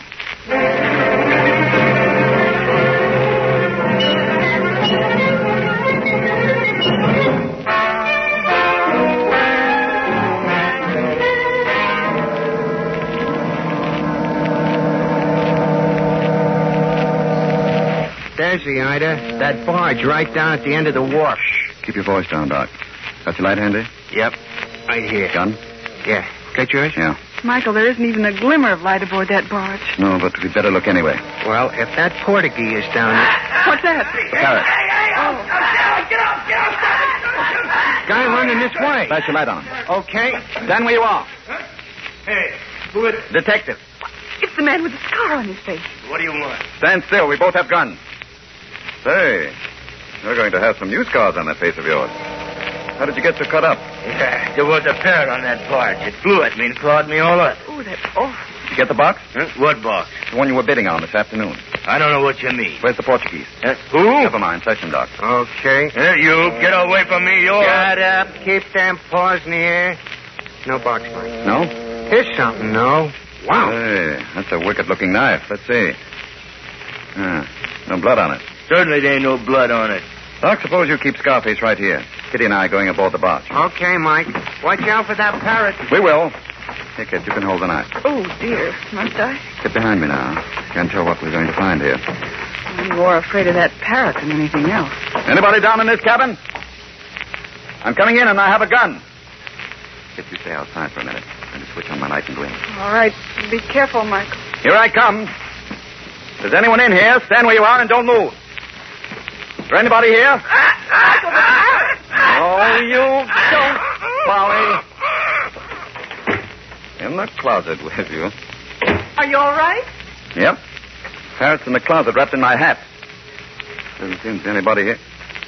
Good Lord, Kitty. What is it? Find something? Yes, kid. Don't look, please. The Portuguese. His head's been bashed in. Oh. Get me a piece of paper. All right. Here's a newspaper. Will that do? Yes, please. Just a small piece. Thanks. What are you doing? I see some traces of a reddish-brown dust in the head wound. Might be an important clue. I want to collect some of this dust and have it analyzed. Well, do you think the mysterious box is here on the barge? I doubt it. Well, Scarface would have taken it with him. Oh, Michael, this is an awful place. Can't we get out of here? We certainly can, my dear. I want to telephone Inspector Shield and make him a present of one body, one clue, and one suspect.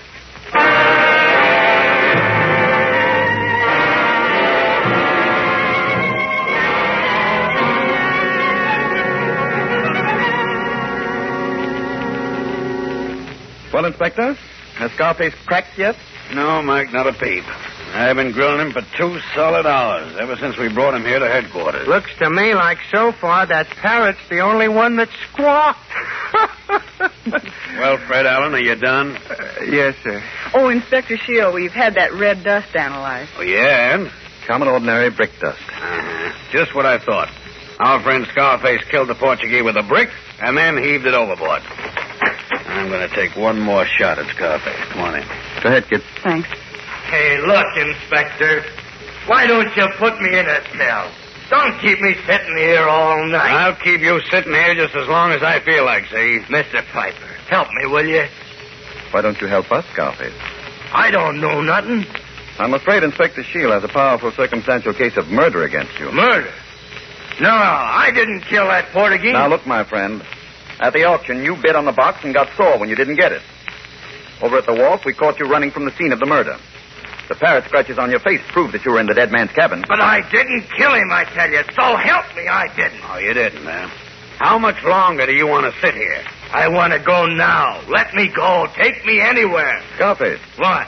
What happened to that box? I don't know. Wasn't it on the barge when you went aboard? No. I couldn't find it. Then you were searching for it. Aha, now we're getting something. Yeah, I went there to get them. Got there, I found the Portuguese dead, and the box was gone. Look, if you tell us what was in that box, I'll lay off you for a while. Honest? Honest. Okay, then. I'll tell you. That box was full of uncut diamonds. Diamonds? Wow, where'd those diamonds come from? Rotterdam. Me and that Swede and the Portuguese and one other sailor was in Rotterdam when the Nazis bombed it. And you took advantage of the bombing to loot a diamond merchant, eh? Yeah. We drew lots to see who'd keep the diamonds and smuggle them into the United States. This other fellow, this fourth guy, he was elected. But during the raid, he was hurt. We all made the ship, all right, but a couple of days out, the fourth guy died. Was he buried at sea? Yeah. When they got to New York, they found the guy had no relatives. So all of his stuff was sold at that auction. On the way over, me and the Swede and the Portuguese had a fight. So you all went separately to the auction to bid against each other, eh? Yeah. But I lost most of my pay in the crap game, and all I had left was $10. So I didn't get the box of diamonds, and that's all there is to it, so help. That you went down to the Erie Basin tonight and killed the Portuguese with a brick. No, I didn't kill the Portuguese, I tell you. I didn't kill him. There's you. Charlie, take this guy down to a cell. Yes, sir. Come on, Purdy. I didn't kill him, Inspector. I tell you, I didn't kill him.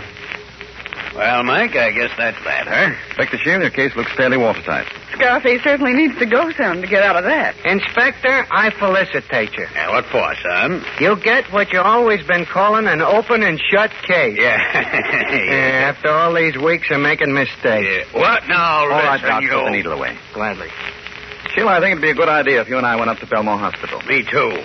I want to drop Doc off at the psychopathic ward. Now, wait a minute. Hold it, Yeah. Doc. Hold it, Doc. Pull your chest in. This is a small room. That guy, I'd like Sure you would.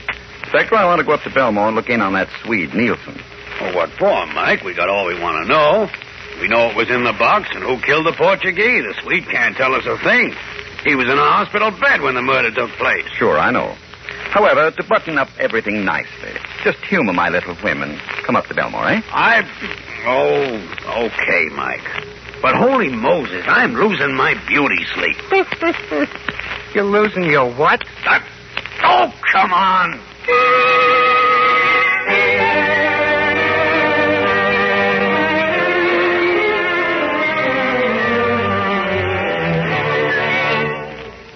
Well, Murphy, how's the Swede? There ain't been a sound out of him, Inspector, ever since you people left the hospital.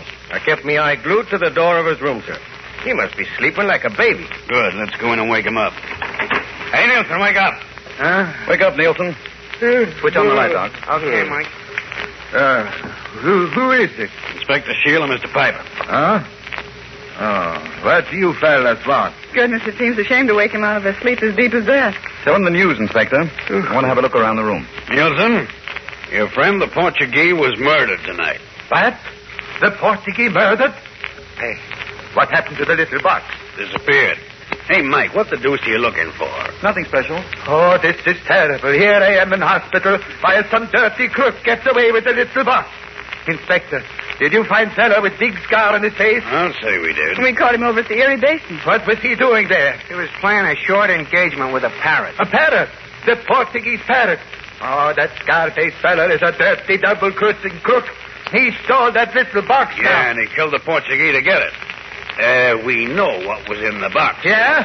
Well, that little box belongs to me. You hear what I say? That little box is mine. I got to get it. I got to get it.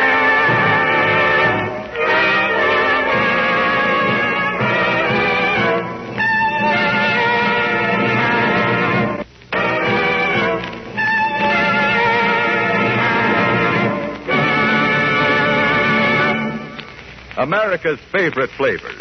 That's how we describe the tingling goodness of Spur. But it's the people who try it and then continue to drink it who say Spur, America's favorite flavor, at its very best. A swell refresher like this is bound to make new friends every day. You see, Spur is a Canada dry drink, and real quality always tells its own story. Try Spur yourself. Just a nickel buys one of those large, good-looking bottles with a big white shield and 4 red letters, S-P-U-R. And in that bottle, there's enough sparkling refreshment to fill 2 brimming glasses. Yes, 2 full glasses of tempting Spur are yours for just 5 cents. And when you buy a handy home carton of 6 large bottles, you have 12 full glasses of tingling Spur for only a quarter. Get a carton tomorrow morning first thing and keep several bottles chilled and ready to enjoy every day. S-P-U-R, Spur. It's America's favorite flavor at its very best.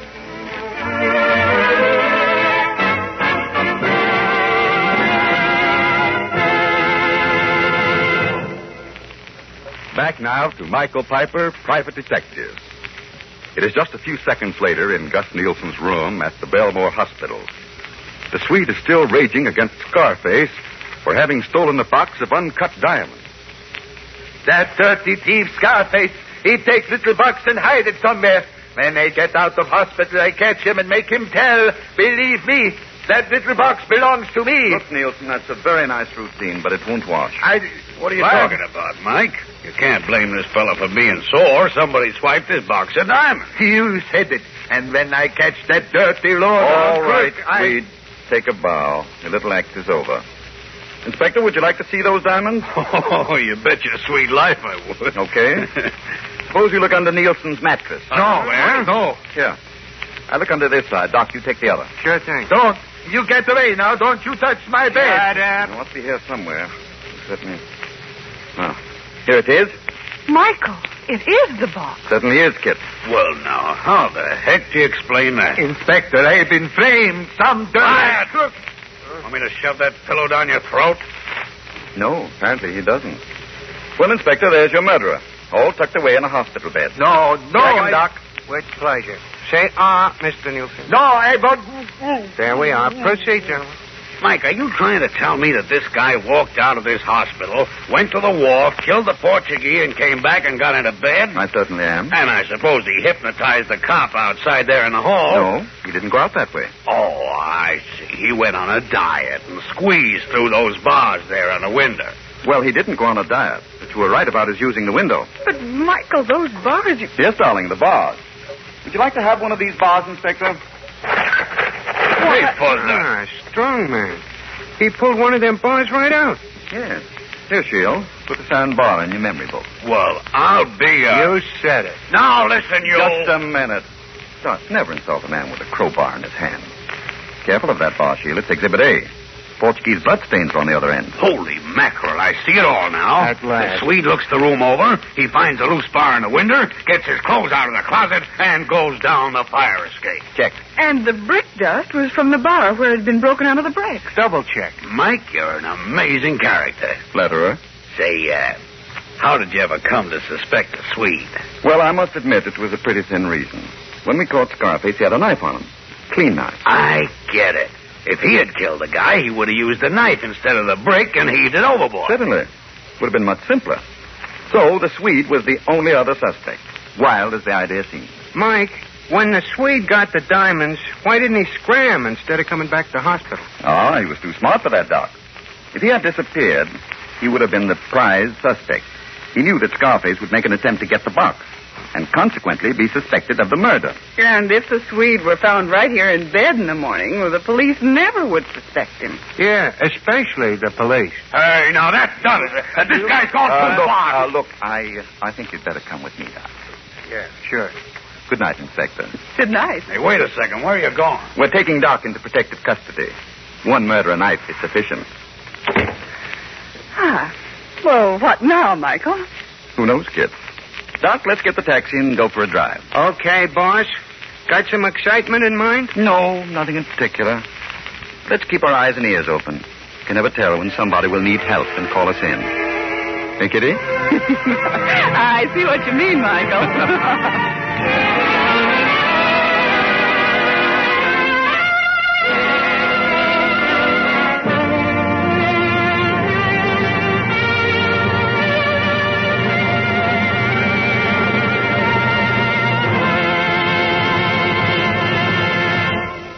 Well, so ends the Erie Basin murder case. And now, ladies and gentlemen, this is where I'd ordinarily tell you something about next week's story. But I'm sorry to say that tonight we've reached the end of the current case file. And for the time being, we're closing the book. Perhaps we'll be back on the air in the near future. I sincerely hope so. And so, on behalf of Canada Dry and the many well-known bottlers of Spur, Lynn Murray, Doc Felix, and myself, au revoir.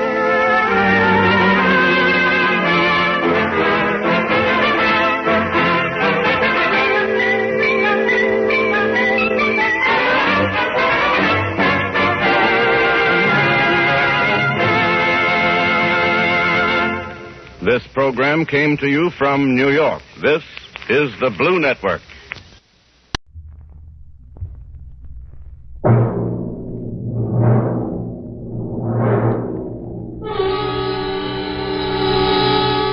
I deal in crime.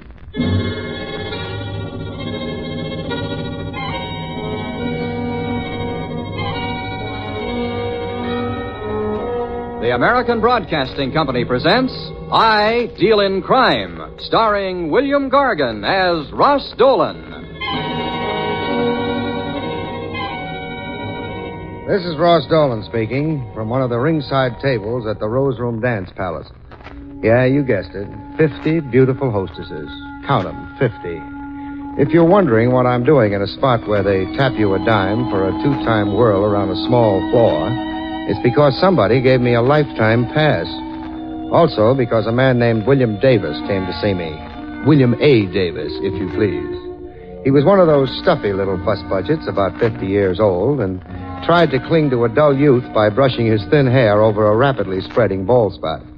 He walked into my office one bright afternoon and said, Hey, Mr. Dolan, you're a detective. I want you to find my daughter for me. Sure, mister. Sit down. I haven't time. My name is Davis. William Davis. William A. Davis. Well, glad to meet you. My name is Dolan. Ross Dolan. The only second name my father gave me I got when I broke the mirror in the front parlor. I have no time for levity, Mr. Dolan. Oh. Naturally, since my daughter has disappeared, I've been quite concerned, even a trifle distraught, if I may say so. Oh, say anything you want. I live up in Mission Valley. Lived there for 20 years. And one day last week, my daughter simply disappeared. How old is your daughter, Mr. Davis? She's 17.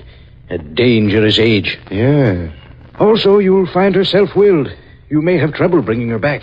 Uh-huh. Any boyfriends, Mr. Davis? I know of none. I've prepared a sort of brochure on Jacqueline. Pictures, a complete history, so you'd have something to work on. Here. Oh, thanks. She's a pretty kid, isn't she? Yes. Let us discuss your fee, Mr. Dolan. My ceiling is $5 per day. $5 a day? Mr. Davis, you better either raise your ceiling or lower your floor. You're talking to the wrong man. I'm a sporting man, Mr. Dolan. I'll make you a proposition. If you find Jacqueline, $500. If you don't, nothing. Now, of course, I'll pay your expenses. Mm-hmm. I think I'll take you up on that, Mr. Davis. Yes, I thought so. You have a reputation for being quite a gambler. Thanks. I presume her mother is quite concerned, too? I don't know, Mr. Dolan. Also, I don't care.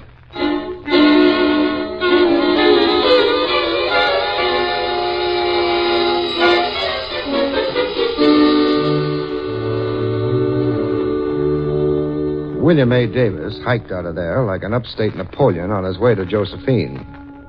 I settled down to the more serious job of finding a 17-year-old girl in a big city, and it turned out to be tough. The Missing Persons Bureau gave me no leads. Neither did the hospitals. I called and asked more questions than a quizmaster at a lawn party, and finally wound up with a pretty, nice, round goose egg. I decided to beat it down the street. But the minute I left the building, I got that uncomfortable feeling around the collar. I walked a block and looked around. I had a tail. I kept going towards the next corner. I rounded the corner and stopped. My pal was close behind me. He was a big, beefy bird, but I stopped him. Oh, pardon me. Hey, why don't you look where you... Uh-oh. What's the matter, Pally? Afraid you'll miss the bus? I'm not on my way to missing any buses. Maybe not, but you sure missed the boat. Get out of my way, mister. I'm in a hurry. Sure, you're in a hurry. So am I. Hey, what are you doing? What are you pulling it on my arm? Maybe I ought to snap it for you. My arm. Cut it out, will you? Sure, Pally. As soon as you tell me why you were following me. I wasn't following you, mister. Change your mind, Pally? My arm. My arm. Oh. The guy told me to tell you. There was a guy on that corner back there. He gave me $5. You're lying, Pally. Oh, yeah, I'm telling. He was a lawyer. His name was Clemson. He's in the Ryan building. Uh-huh. What do you want? I don't know. Just wanted me to follow you. Tell him where you went, that's all. Can I, go now? Yeah, you're going, Pally. With me. This is another of your feeble fabrications. I'll really give you something to scream about.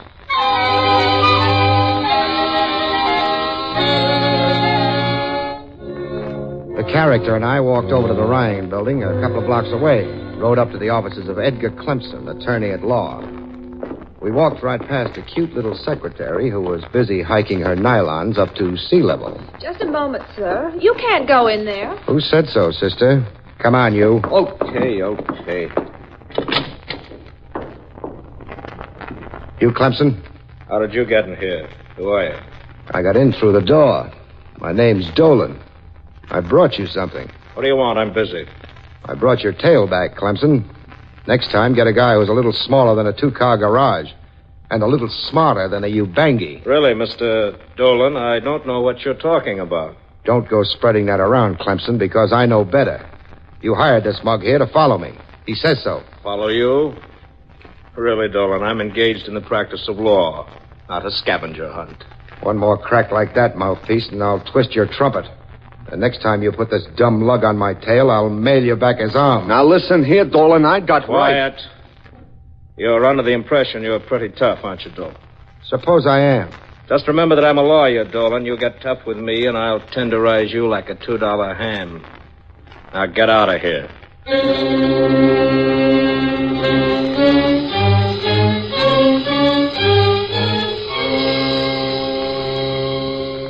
It would have been a pleasure to hang one on Clemson, but the percentage was against me. Then I remembered the story of that Greek hero, the one with the weak heel. I figured Clemson might have a weak heel, too. He did, and I was kind of sorry about calling her a heel. It was Charlotte Crandall, Clemson's secretary. I promptly picked her up and just as promptly sat her down again, in one of those cozy spots. It sure was nice of you to take me out for cocktails, Mr. Dolan. Oh, don't mention it, Charlotte.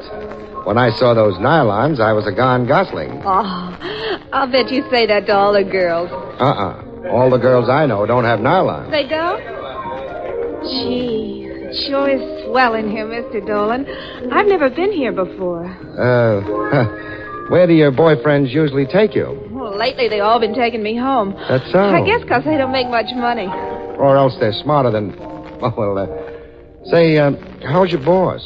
Boy, was he mad at Butch, the guy who followed you. I can imagine. Butch do a lot of work for Clemson? Just where Lucky Maxwell's concerned. Lucky Maxwell. Don't remember him. Lucky isn't a he, Mr. Dolan. He's a she. No. She's one of Mr. Clemson's best clients. And you know something? No, why? She runs a diamond dance place. It's called the Rose Room. Must take it in some evening. Oh, I don't think you'd like it. It costs a dime every time you dance with a girl. Besides, I dance with you free. Maybe you got something, Charlotte. Have another... One of my boyfriends is coming over. Well, don't worry, Charlotte. One night this week, you and I'll go out. I'll show you the sights. Okay. Make it anything but the zoo. I've seen that 7 times this month. Anything but the zoo. Hey, okay. Hey, Miss Crandall, Mr. Clemson wants you right away. He sent me to look for you. Isn't it kind of funny you came to exactly the same place? Mr. Clemson said I couldn't talk to you, Dolan. Come on, Miss Crandall. Mr. Clemson is kind of mad. Okay, I'm going. Goodbye, Mr. Dolan. See you later. Yeah, kid. Well, I guess I better beat it, too. The boss sent for me to tell you something, Dolan. Yeah, what? Lay off his secretary, or he'll nail your hide to your own front door.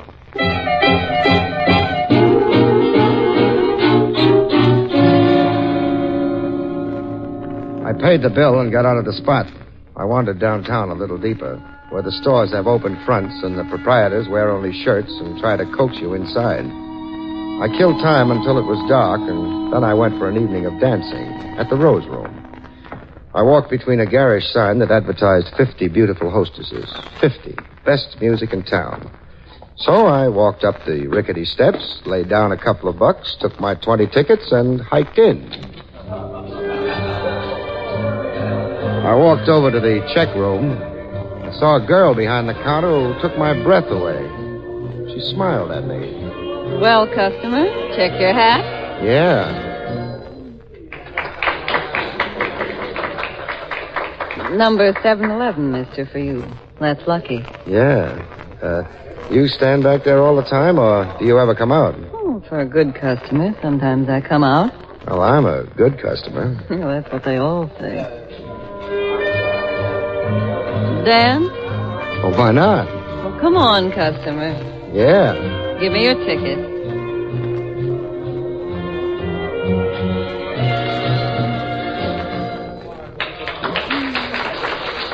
I'll have to have another ticket. That was a dance? Why, I only got a chance to do 3 steps. Well, up here, mister, you gotta be quick. You said it. How about sitting at one of those tables? Sure. Give me $1. $1 for sitting? Yeah, for 15 minutes. $3 for an hour. Holy smoke. What does the poor guy do around here? Well, he goes to a movie and saves his money. Want to sit? Yeah. And at that price, those chairs better be upholstered in platinum. Oh, how's this? Swell. Have something? Management says no. You can, though. Oh, thanks. Maybe I can't afford it. Say, who are you, mister? I've seen you places. Name's Dolan. Mean anything? Like the name, though. Wish I could stay. Yeah. Oh, what about that babe out there in the blue dress? Oh, you mean Jackie. She's popular. Too bad. Oh, of course, if you'd like to meet her, I can fix it. Would you? Fix it, I mean. Sure. I'll send her over. See you later, Dolan. I watched my erstwhile girlfriend walk out on the floor, say something to the kid in the blue dress, who I knew was Jacqueline Davis. Then she ankled back to her check room while Jacqueline came towards me. She and the band made it at the same moment. Well, hello. Hello. You want to dance? Well, shit. Let's try one, huh? That's what we're paid for.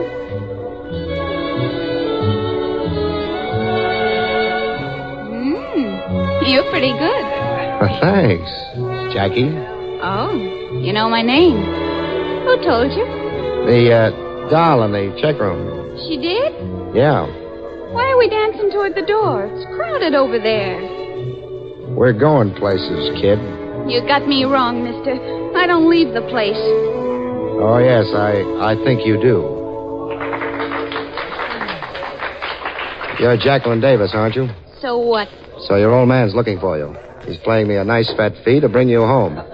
So we're walking over to the door. We're leaving, you and me. I won't go, and you can't make me. You're 17. Either you go with me now or I'll be back with a writ and shut this place up. I'm 18. Cut it out, kid. I know better. Come on, and don't say anything to anybody. Just a minute, mister. What goes? The girl. I'm taking her out. Oh, no, you're not. We don't permit girls to leave with the customers. You're in the wrong place. I'm in the right place. The kid's only 17. Her old man's looking for her. So? You want any more than that? No, beat it. And mister, don't come back. Okay. What makes you think you can get away with this? I don't think. Hustle it, kid. Your old man's waiting. I won't go back, and you can't make me. If you were my kid and you talked that way, I'd paddle you until you put on your stocking standing up for a week. Here's a cab. Get in. Okay. In, kid. Hey, Jackie, what goes? Mike, my father sent him. He's after me. Get in here, mister. The dame stays out. What do you think you're pulling? I'll get your license for this. Don't make me laugh. I don't have a license for a gun. Get in. Okay. Get upstairs, Jackie, and get Sammy. I don't have to. Here he comes now. Sit still, Dick. As soon as Sammy gets here, we're leaving. Oh, is Sammy going along? I see you caught him. Get going, Mike, out the post road. I got something for this monkey. Why, Sammy, are you talking about me? Shut up.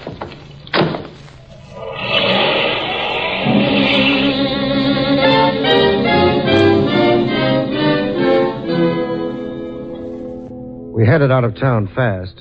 I took a look at Sammy, the dance hall bouncer, and I didn't like what I saw. He had those tight little lines around his mouth and a cold gleam in his eye. He didn't say a word until we got about 10 miles out.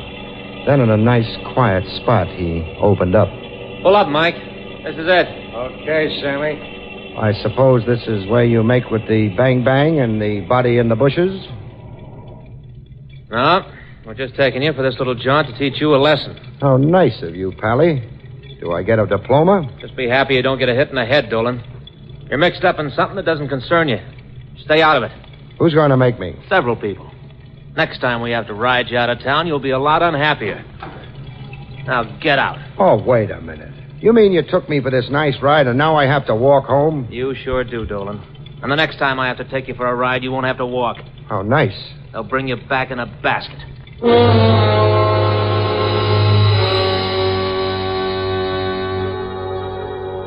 The cab door slammed and my two pals got away from there fast. There was only one thing for me to do, and that was to start walking. It was late, there were no cars, and I figured I could make it to the nearest car line by morning. By that time, Jackie Davis could be on her way to China. Hey, how about a lift to town? Where are you going, mister? Back to town. Can you help me out? Climb in, Sonny. Thanks.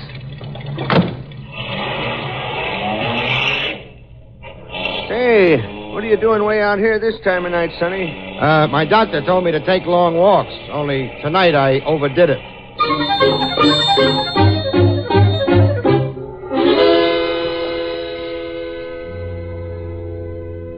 The old man edged away from me as though I were a psychopathic case, but he did run me into town. He chugged right down to the corner opposite the Rose Room where he let me out.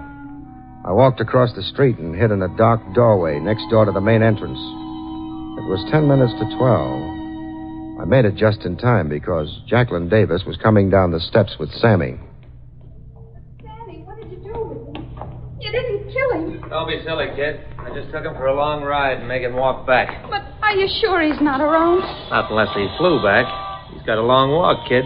Now, don't worry about a thing. I hope nothing goes wrong, Sammy. My father hired him to bring me back. I know. Now forget it, will you, Jackie? Here comes Mike right on the button. in, Jackie. I'll ride home with you. Thanks. I'm kind of scared. Hey, anybody tell you, Mike? Nah, I'm clean.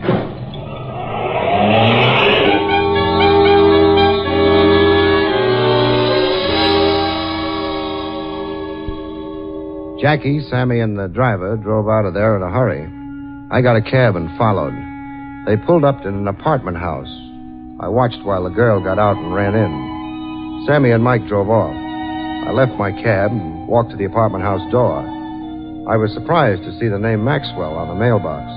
I pushed the button, and half a minute later I was knocking on a door. Come on in, Sammy. You sure got back fast, Sammy. I sure... Oh. Not kid. The name's Dolan. Come on, you're leaving. I won't go. I'll yell for help. Go ahead. I'll explain that I'm taking a 17-year-old kid back to her old man. Yes, and you don't know what you're doing. If Sammy was here, he'd show you. If Sammy was here, I'd give him a nut on the head. Now, drop the talk, kid, and let's get out of here. I wasted enough time on you. Mr. Dolan, please, can't I stay here? No, come on. Uh-oh. Here comes trouble. Oh, hiya, Jackie. Mr. Clemson sent me over to keep an eye on you, so I am. I'm glad you came, Butch. Look, it's him. I know, but I can't talk to him. Mr. Clemson says so. Thanks, pal. Now, get out of the way. We're in a hurry. No, Butch, he wants to take me back to my father. Oh, you can't do that, Dolan. Mr. Clemson says for her to wait. Out of the way, dopey. I don't like being called a dope, see? For the second time, out of the way, dopey. I just remembered I don't like you very much, Dolan. That's too bad. Now, come on, kid. We got things to do. We went back downtown for two reasons. One, to get my car, and two, to tell old Davis I had found his daughter. I called Davis on the phone. You've got her? You've actually found her? Sure, Mr. Davis. What now? Bring her up here. At this hour of the night? How soon can you leave? In about 10 minutes. Good. You can make it in an hour. Take the post road. The post road? Yes, it's faster that way.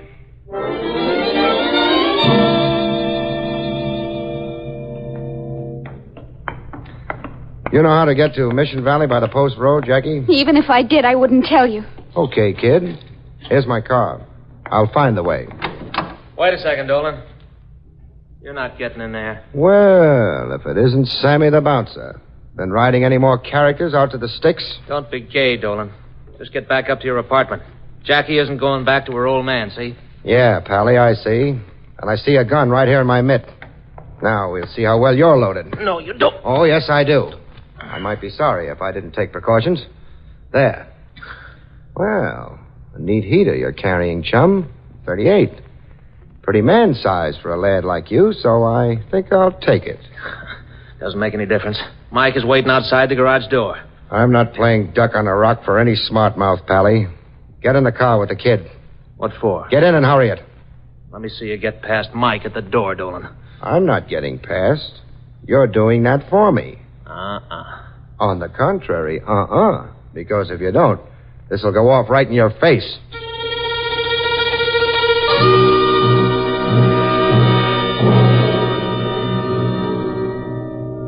Sammy had a lot of nerve, but the gun scared him.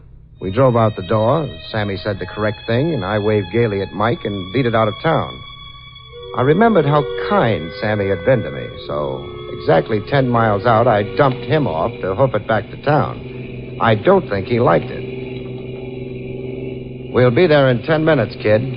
I'm sorry I had to let Sammy out so far back. You think you're so smart. You just wait. Hey, look at that chump coming up behind us without lights. Hey, you turn on your lights.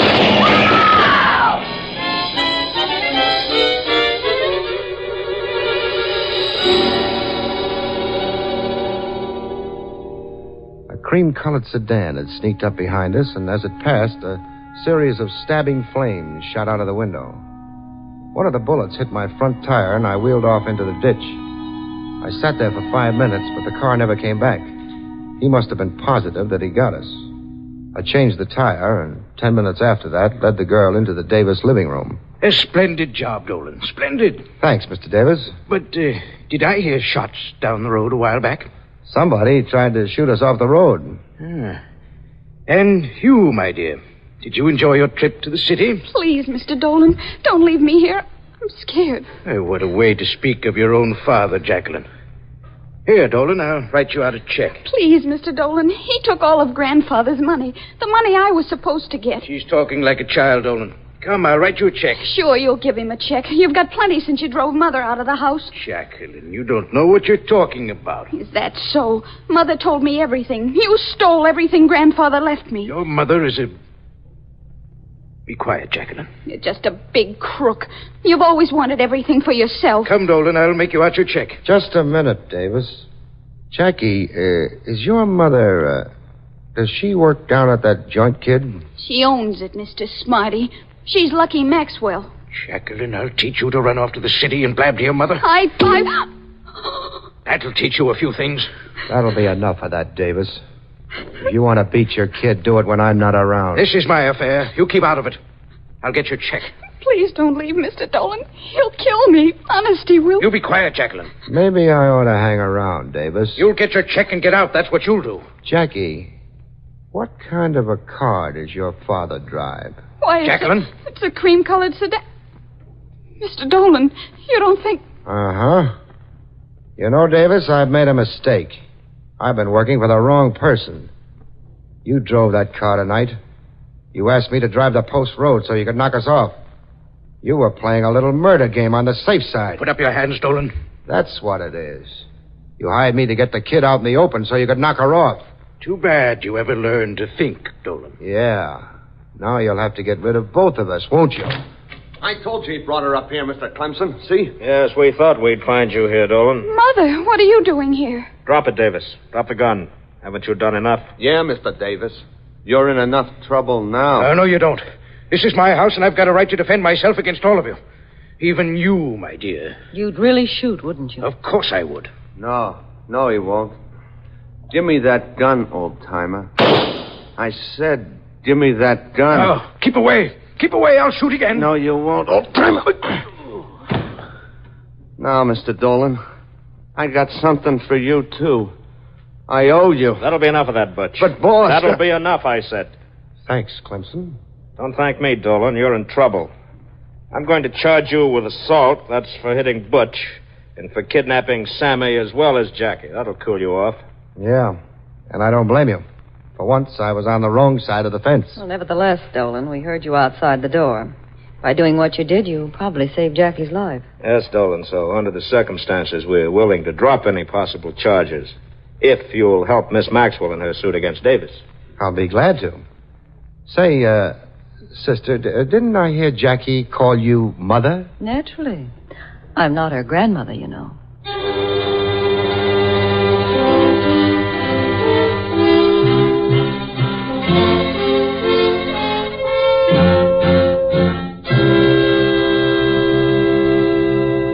The whole story came out then.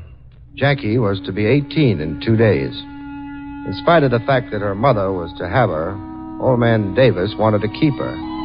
Then he could cover up the fact that he'd stolen most of the money left her by her grandfather. Clemson forgave me, and so did Butch. The kid, Jackie, kissed me for sticking up for her. Lucky Maxwell? Well, I talked to her a couple of days later at the Rose Room. Well, you look surprised, Dolan. I could have a 17-year-old daughter. You could, sure, but you're not over 30 yourself. Oh, thanks, Dolan. Only I'm 35. Sister, the years rest on you like a feather. But what about this Maxwell business? Well, Maxwell is my maiden name. He threw me out because he thought it'd make it easier for him to get his hands on the money my father left Jackie. And all the time I thought he was on the level. Well, naturally you would. But do you know that for a long time, even I was a virtual prisoner? When Jackie grew older, she sneaked down to see me after I'd left him.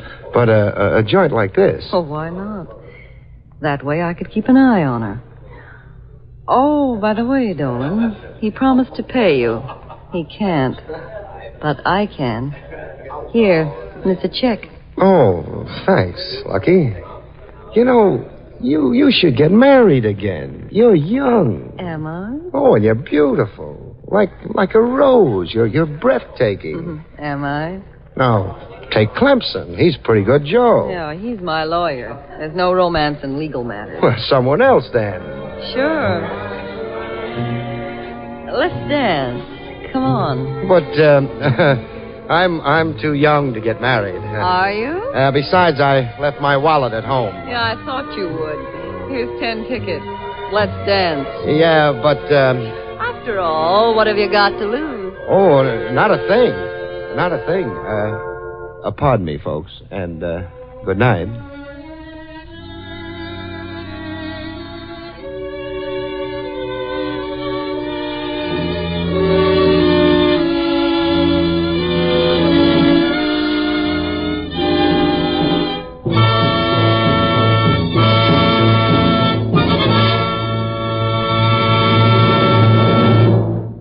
Don't forget to listen again next week, same time, when you will hear William Gargan say, I deal in crime.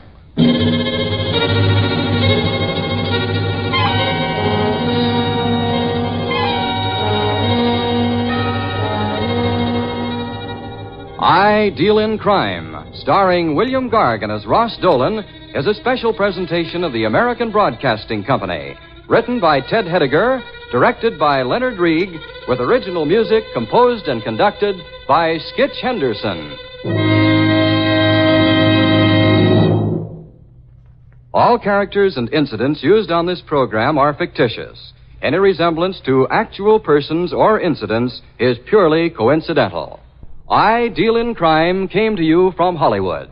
This is ABC, the American Broadcasting Company.